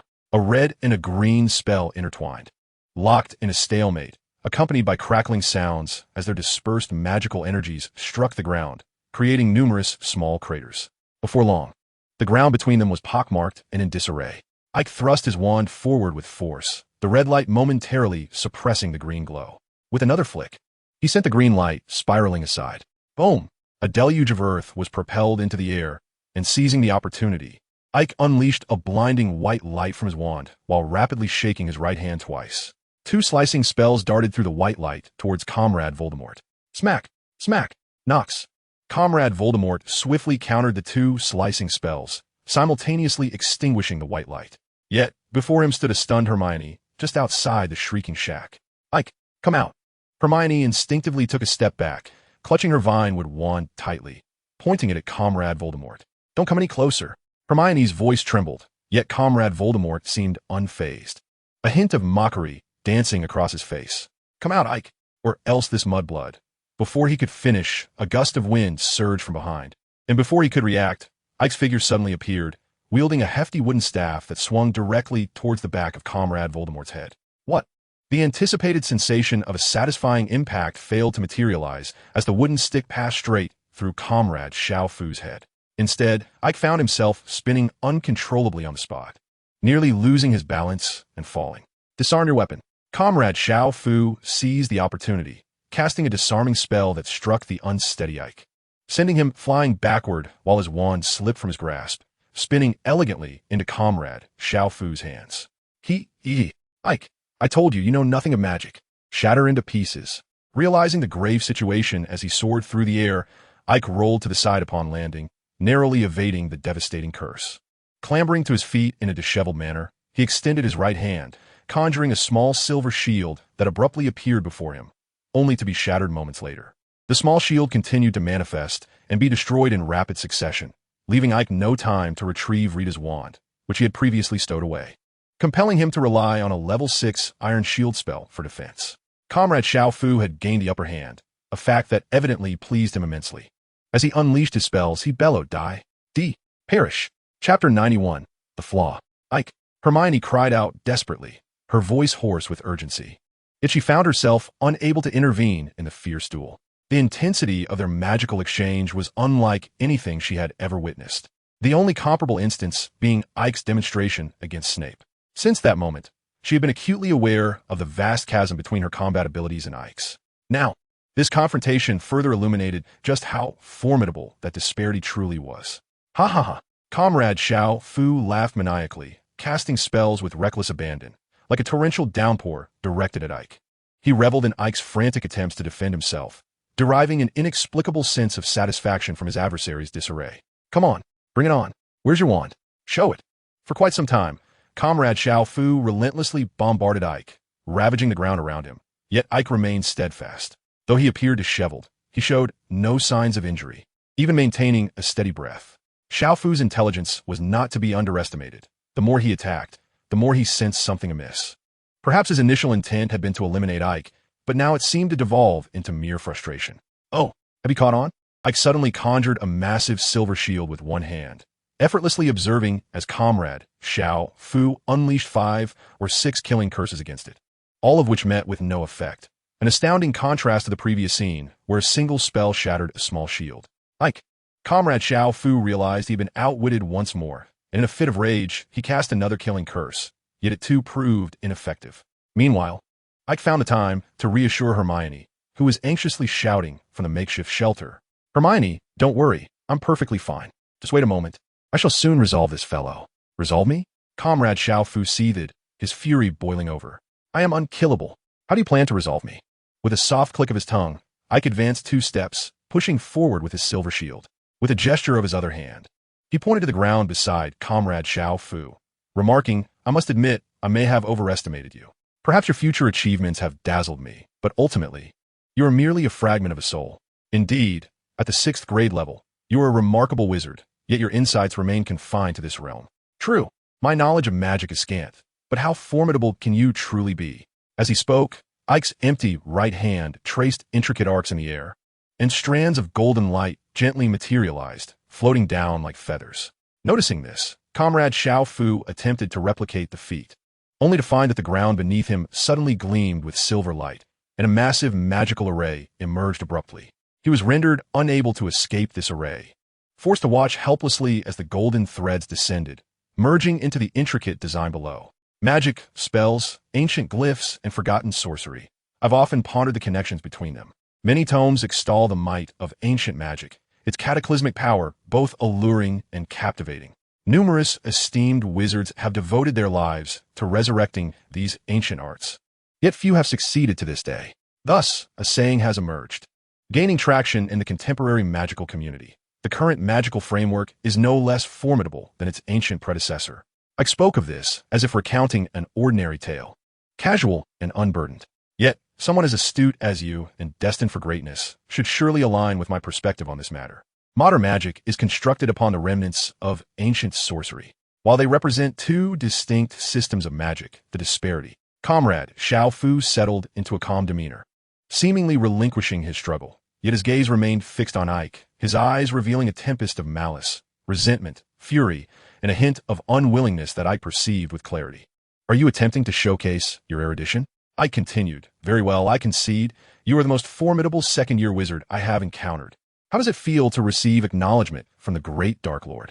A soft chuckle escaped Ike's lips as he dismissed the silver shield before him, deeming it unnecessary. He gestured for Hermione to approach, and the young witch hurried around the massive magical array to join him, aware of the identity of the ensnared youth and eager to keep her distance. As Ike began to speak, Hermione was interrupted by a swift motion from Ike, who deftly summoned the cedar wand held tightly by Comrade Xiao Fu. The wand began to thrash violently in response to the summoning, and Xiao Fu instinctively tightened his grip, only to provoke an even more vigorous reaction.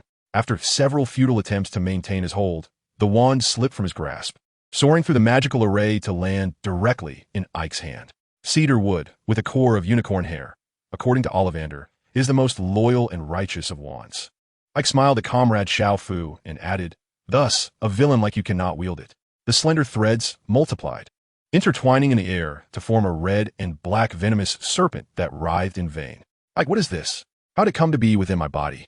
Hermione exclaimed, startled, her voice still laced with venom and fury. "And you placed another one upon Roger, did you not?"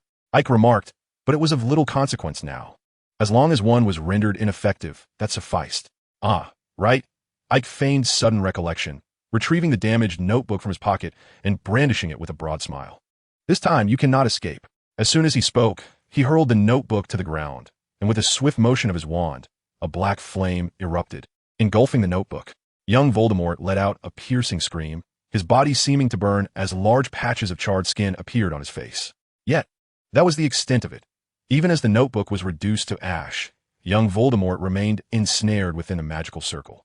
Gasping for breath, he trembled violently, the scorched skin flaking away with each heave, disintegrating into black dust. Ike regarded young Voldemort coldly, then suddenly shook his head gently with a flick of his wand. A soft golden light descended upon the magical circle. In the next moment, brilliance erupted. "Farewell, Tom." Chapter 92.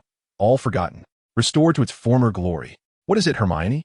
Ike inquired with a smile, gazing at the young witch before him, her expression a tapestry of emotions. "Certainly not," Ike shook his head. "He is merely a fragment of the Dark Lord's soul from his 6th year." 6th year? Indeed. The Dark Lord's true name is Tom Marvolo Riddle. He was in the same year as Hagrid. If you were to ask Hagrid, he would surely confirm it. A glimmer of astonishment flickered in Hermione's eyes, but she quickly seized upon the crux of Ike's words. "A fragment of the soul? What does that mean?" "You see, if this object is not destroyed, that individual will never truly die. Even if the original body is obliterated, there remains a possibility of resurrection. This object, which harbors the fragment of the soul, is known as a Horcrux." Hermione swiftly recalled last year's tumultuous events. "So, the Dark Lord sought to steal the Philosopher's Stone last year?" "Precisely," Ike nodded. "Because of Harry.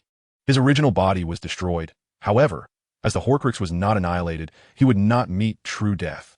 Had the Dark Lord successfully obtained the Philosopher's Stone and concocted the elixir of life, he would indeed have returned unscathed. Perhaps it was the forthrightness in revealing such secrets that eased Hermione's wariness. Gradually, she approached Ike and sat beside him, letting out a gentle sigh before inquiring, "What about the snake you extracted from my mind earlier? How did it come to reside within me?" "To be precise, I did not extract it from your mind." Ike turned to Hermione, earnestly explaining, "It acts upon your soul, and Roger possesses one as well. This is also a most malevolent and sinister form of dark magic, capable of insidiously draining a person's life force to nourish the spellcaster. In the pre-medieval era, many nefarious sorcerers employed this dark art to prolong their own existence. I recall there exists a tome in the library titled The Ancient Grimoire of Dark Magic, which contains pertinent accounts. In truth, I believe there is a significant correlation between the witch hunts of the Middle Ages and this dark sorcery. You see, dark wizards are utterly unrestrained.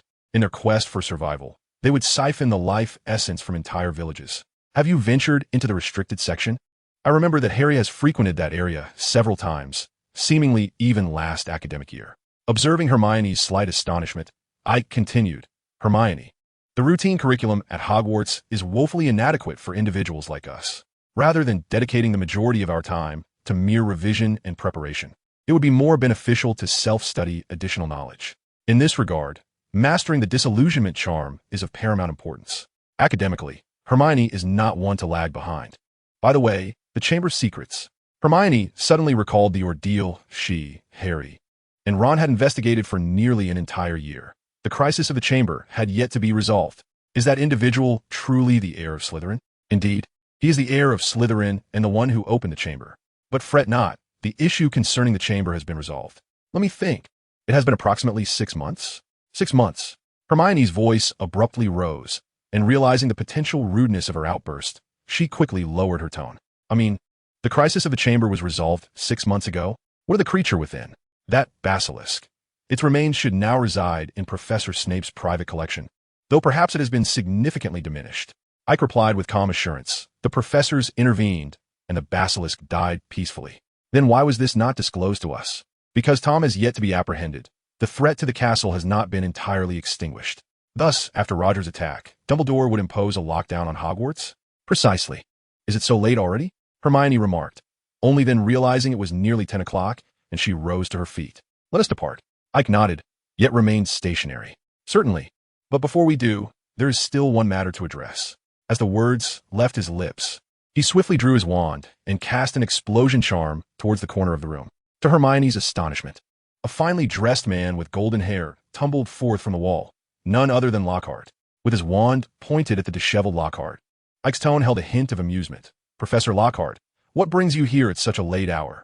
Are you here to admire the scenery? Lockhart chuckled awkwardly, rising to adjust his attire, his signature smile adorning his face.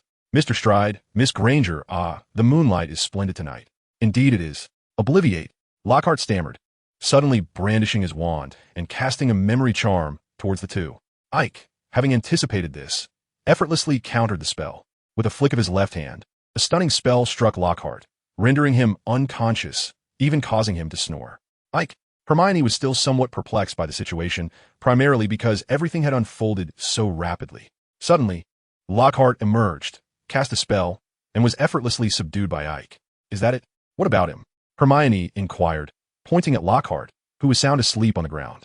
Very well, let us proceed. Hermione followed closely behind.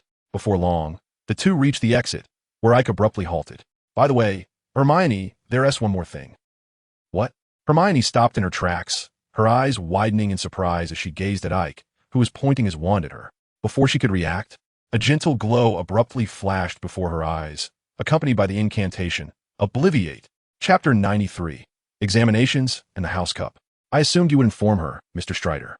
Dumbledore's figure suddenly appeared beside them, his gaze briefly sweeping over the unconscious Lockhart, his tone subtly laced with irony. It seems I must once again begin to search for a new defense against the dark arts professor. Ike paid no heed to Dumbledore's musings, gently tapping Hermione's forehead with his finger, causing her to fall into a deep slumber. With a flick of his wand, the ground rose to form a makeshift bed. It was rudimentary, yet sufficient for Hermione to rest temporarily. This is my dilemma. Ike carefully placed Hermione on the bed, reflecting, as you mentioned, others cannot provide me with direct assistance. Regrettably, that is not the case. Dumbledore shook his head, stating that no one can have complete control over everything. After all, it is humans who act, and humans are the most complex beings in the world. Even the greatest of magic cannot truly discern a person. However, I believe those who revel in chaos will always find their path through the fog. Dumbledore suddenly produced a paper bag, extracting a lively cockroach and offering it to Ike, stating that a sweet treat is the best comfort for a warrior after battle. Ike pondered thoughtfully, a smile gracing his face as he accepted it and promptly popped it into his mouth. In an instant, a rich chocolate explosion filled his mouth, causing his eyes to involuntarily squint. What a pity, no milk.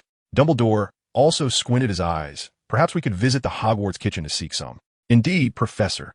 On the morning of June 2nd, the moment Dumbledore announced the end of the lockdown, thunderous cheers erupted from the Great Hall. At that instant, regardless of house or year, everyone exuberantly yelled and screamed, releasing the pent-up negative emotions accumulated over such a long period. Stuart wildly waved his Ravenclaw scarf, shouting excitedly towards Ike. It's over. Ike, it's over. Yes, yes, calm down. Ike wished for Stuart to temper his exuberance a bit, but upon witnessing the even more outrageous behavior from the Gryffindor table, he suddenly felt that Stuart's antics were quite tame. The little eagles were still dutifully wearing their robes, having not been tossed onto the Slytherin table. All right, ladies and gentlemen, Dumbledore said with a smile, gently pressing his hands down in the air, though it had little effect. With a resigned glance at Professor McGonagall, who sat at the head table with a stern expression, I playfully shrugged my shoulders. Silence. Professor McGonagall's voice commanded instant obedience, a mere utterance from her lips, accompanied by a sweeping gaze from left to right, was sufficient to instill a sense of decorum, as if a pin could be heard dropping in the auditorium. Clearing his throat, Professor Dumbledore continued, I am delighted to see the youthful vigor return to your faces. This is splendid, as it suggests you possess the robust spirit necessary to embrace the announcement I am about to make. Indeed, it is true. You must prepare yourselves for the impending final examinations. To be candid, I had contemplated their cancellation. No, before Dumbledore's words could fully dissipate, a wail erupted from the assembly, swiftly followed by a chorus of lamentations. The young wizards had never felt such animosity towards their once benevolent headmaster. Yet, Dumbledore, with a smile, added there's good news. Considering the month-long lockdown, we have decided to postpone the exams by 1 week. Thus, the first subject will commence on June 7th. Regrettably, this means your holiday has been shortened by a week. Concurrently, due to the limited time remaining, this year's Quidditch matches will be entirely suspended. In comparison to the looming exams, the reduction of the holiday was a more bitter pill to swallow. However, that issue was still a week and a half away. The immediate concern was to tackle the imminent final examinations. The joy of liberation? What was that? The Eaglets were not overly concerned about the finals. Even though Ravenclaw had not claimed the top position in quite some time, which merely indicated that the academic prodigy was not in their house. Statistically speaking, Ravenclaw excelled at Hogwarts. Naturally, securing the top rank was always desirable, thus the pressure on Ike was considerable. With flying lessons eliminated, everyone believed he could potentially rival Gryffindor's Hermione Granger. Indeed, this proved to be the case, as Ike managed to unseat Hermione, who had just ascended to the first position, thanks to his remarkable spell-casting abilities. In terms of theoretical examinations, their scores were indistinguishable. On the evening of June 20th, the auditorium once more hosted the annual farewell banquet. Blue banners adorned every corner of the hall, and the faces of the Eaglets were alight with joy. This was an almost foregone conclusion, with the Quidditch matches not resuming. Ravenclaw fast no adversaries. After all, in recent years, the primary obstacle to the Eaglets claiming the House Cup had been Quidditch. Professor Flitwick was exceedingly pleased, as this marked the second time in a decade that Ravenclaw had won the House Cup, apart from Gryffindor's unexpected surge last year. This trophy had almost been synonymous with Slytherin, and had it not been for the Eaglets' valiant triumph in the 84-85 season, the House Cup could very well have been renamed based on the past decade's performances. Nevertheless, in contrast to the other jubilant Eaglets, Ike appeared somewhat subdued. He still perceived this as a form of compromise from the professors. After all, regardless of the circumstances over the course of this year, I have vanquished one of Old V's soul artifacts and added an entire serpent creature to Professor Snape's private collection. If one were to cast aside both conscience and dignity, one could indeed be hailed as the savior of the British magical community. Casting a glance at the ineffectual notebook system in my mind, I couldn't help but smirk. Unsurprisingly, there were no significant changes. Yet, not all was static. The addition of a new skill left me reflecting on how my harrowing experiences over the past year had not been in vain. In comparison, the so-called savior seems trivial. The Patronus charm LV1 has been acquired. Chapter 94. Matters before leaving school. In many respects, the Patronus charm serves as a crucial indicator of a wizard's morality. In the vast majority of cases, those who can successfully conjure a Patronus are regarded as possessing a virtuous heart. Countless examples substantiate this. Many dark sorcerers, consumed by malevolence, find themselves unable to summon a Patronus, instead facing a backlash, devoured by the maggots conjured by their own wands. However, this is not an absolute truth. In my recollections, the malevolent Umbridge was capable of conjuring a complete Patronus. Moreover, I still cannot fully summon my own Patronus, as even the white mist I conjure cannot be sustained for long. Clearly, I must practice more diligently. The second year of schooling has been undeniably fulfilling, and I have reaped considerable rewards. Aside from the killing curse, the fiend fire, and the disillusionment charm, dark magics, and exceedingly difficult spells like the Patronus charm, my proficiency in fundamental spells has reached LV6, with only a few remaining just shy of that mark. It can be said that, purely in terms of spell mastery and potency, I stand alongside some of the most renowned wizards. The only thing lacking is combat experience. Nevertheless, I have witnessed what LV7 magic entails, and the path forward has already been illuminated. It is a realm where magical theory and control of magical power intertwine flawlessly, an achievement unattainable solely through the knowledge acquired in school. Thus, before departing, I retrieved the Ravenclaw manuscript, likely one of the most precious artifacts within Hogwarts. Alongside the runes and magical arrays imprinted from the Philosopher's Stone, these items constitute my most treasured possessions at present. Ah, it seems you have found that treasure, Mr. Stride. Professor Flitwick remarked shortly after the dinner concluded in his office. I had no intention of concealing anything. I was certain that this manuscript had been discovered by many before me, perhaps even by Professor Flitwick himself. This is a positive development. Professor Flitwick nodded, offering me a few delectable pastries. I have always believed that knowledge is paramount for wizards, especially the legacy of legendary sorcerers. I shall do so, I replied, recognizing this as a treasure belonging to Hogwarts. Professor Flitwick chuckled joyfully. Indeed, it is Hogwarts heritage. Yet the knowledge acquired belongs to oneself. Long ago, Ike understood that the professors at school were far from ordinary. It was inconceivable that Professor Flitwick, the esteemed head of Ravenclaw known for his wisdom, could truly be as inconspicuous as he appeared.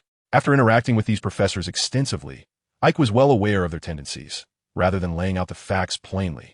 They preferred to engage in indirect hints and subtle suggestions. Perhaps this was meant to encourage students to ponder more deeply?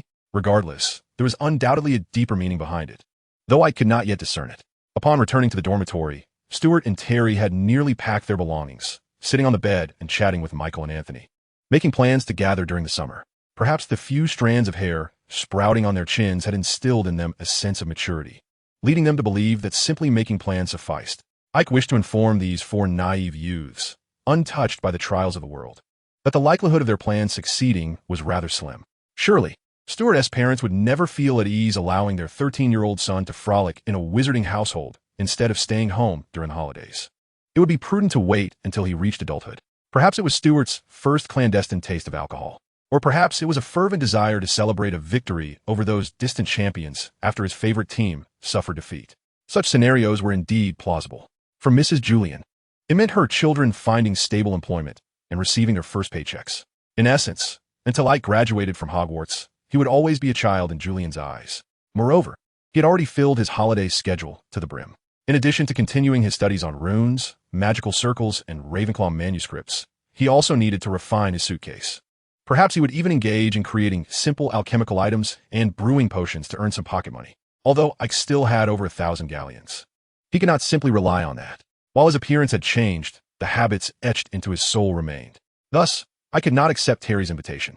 On the morning of the 21st, the young wizards enjoyed their final breakfast at Hogwarts, each carrying their luggage onto the train back to London.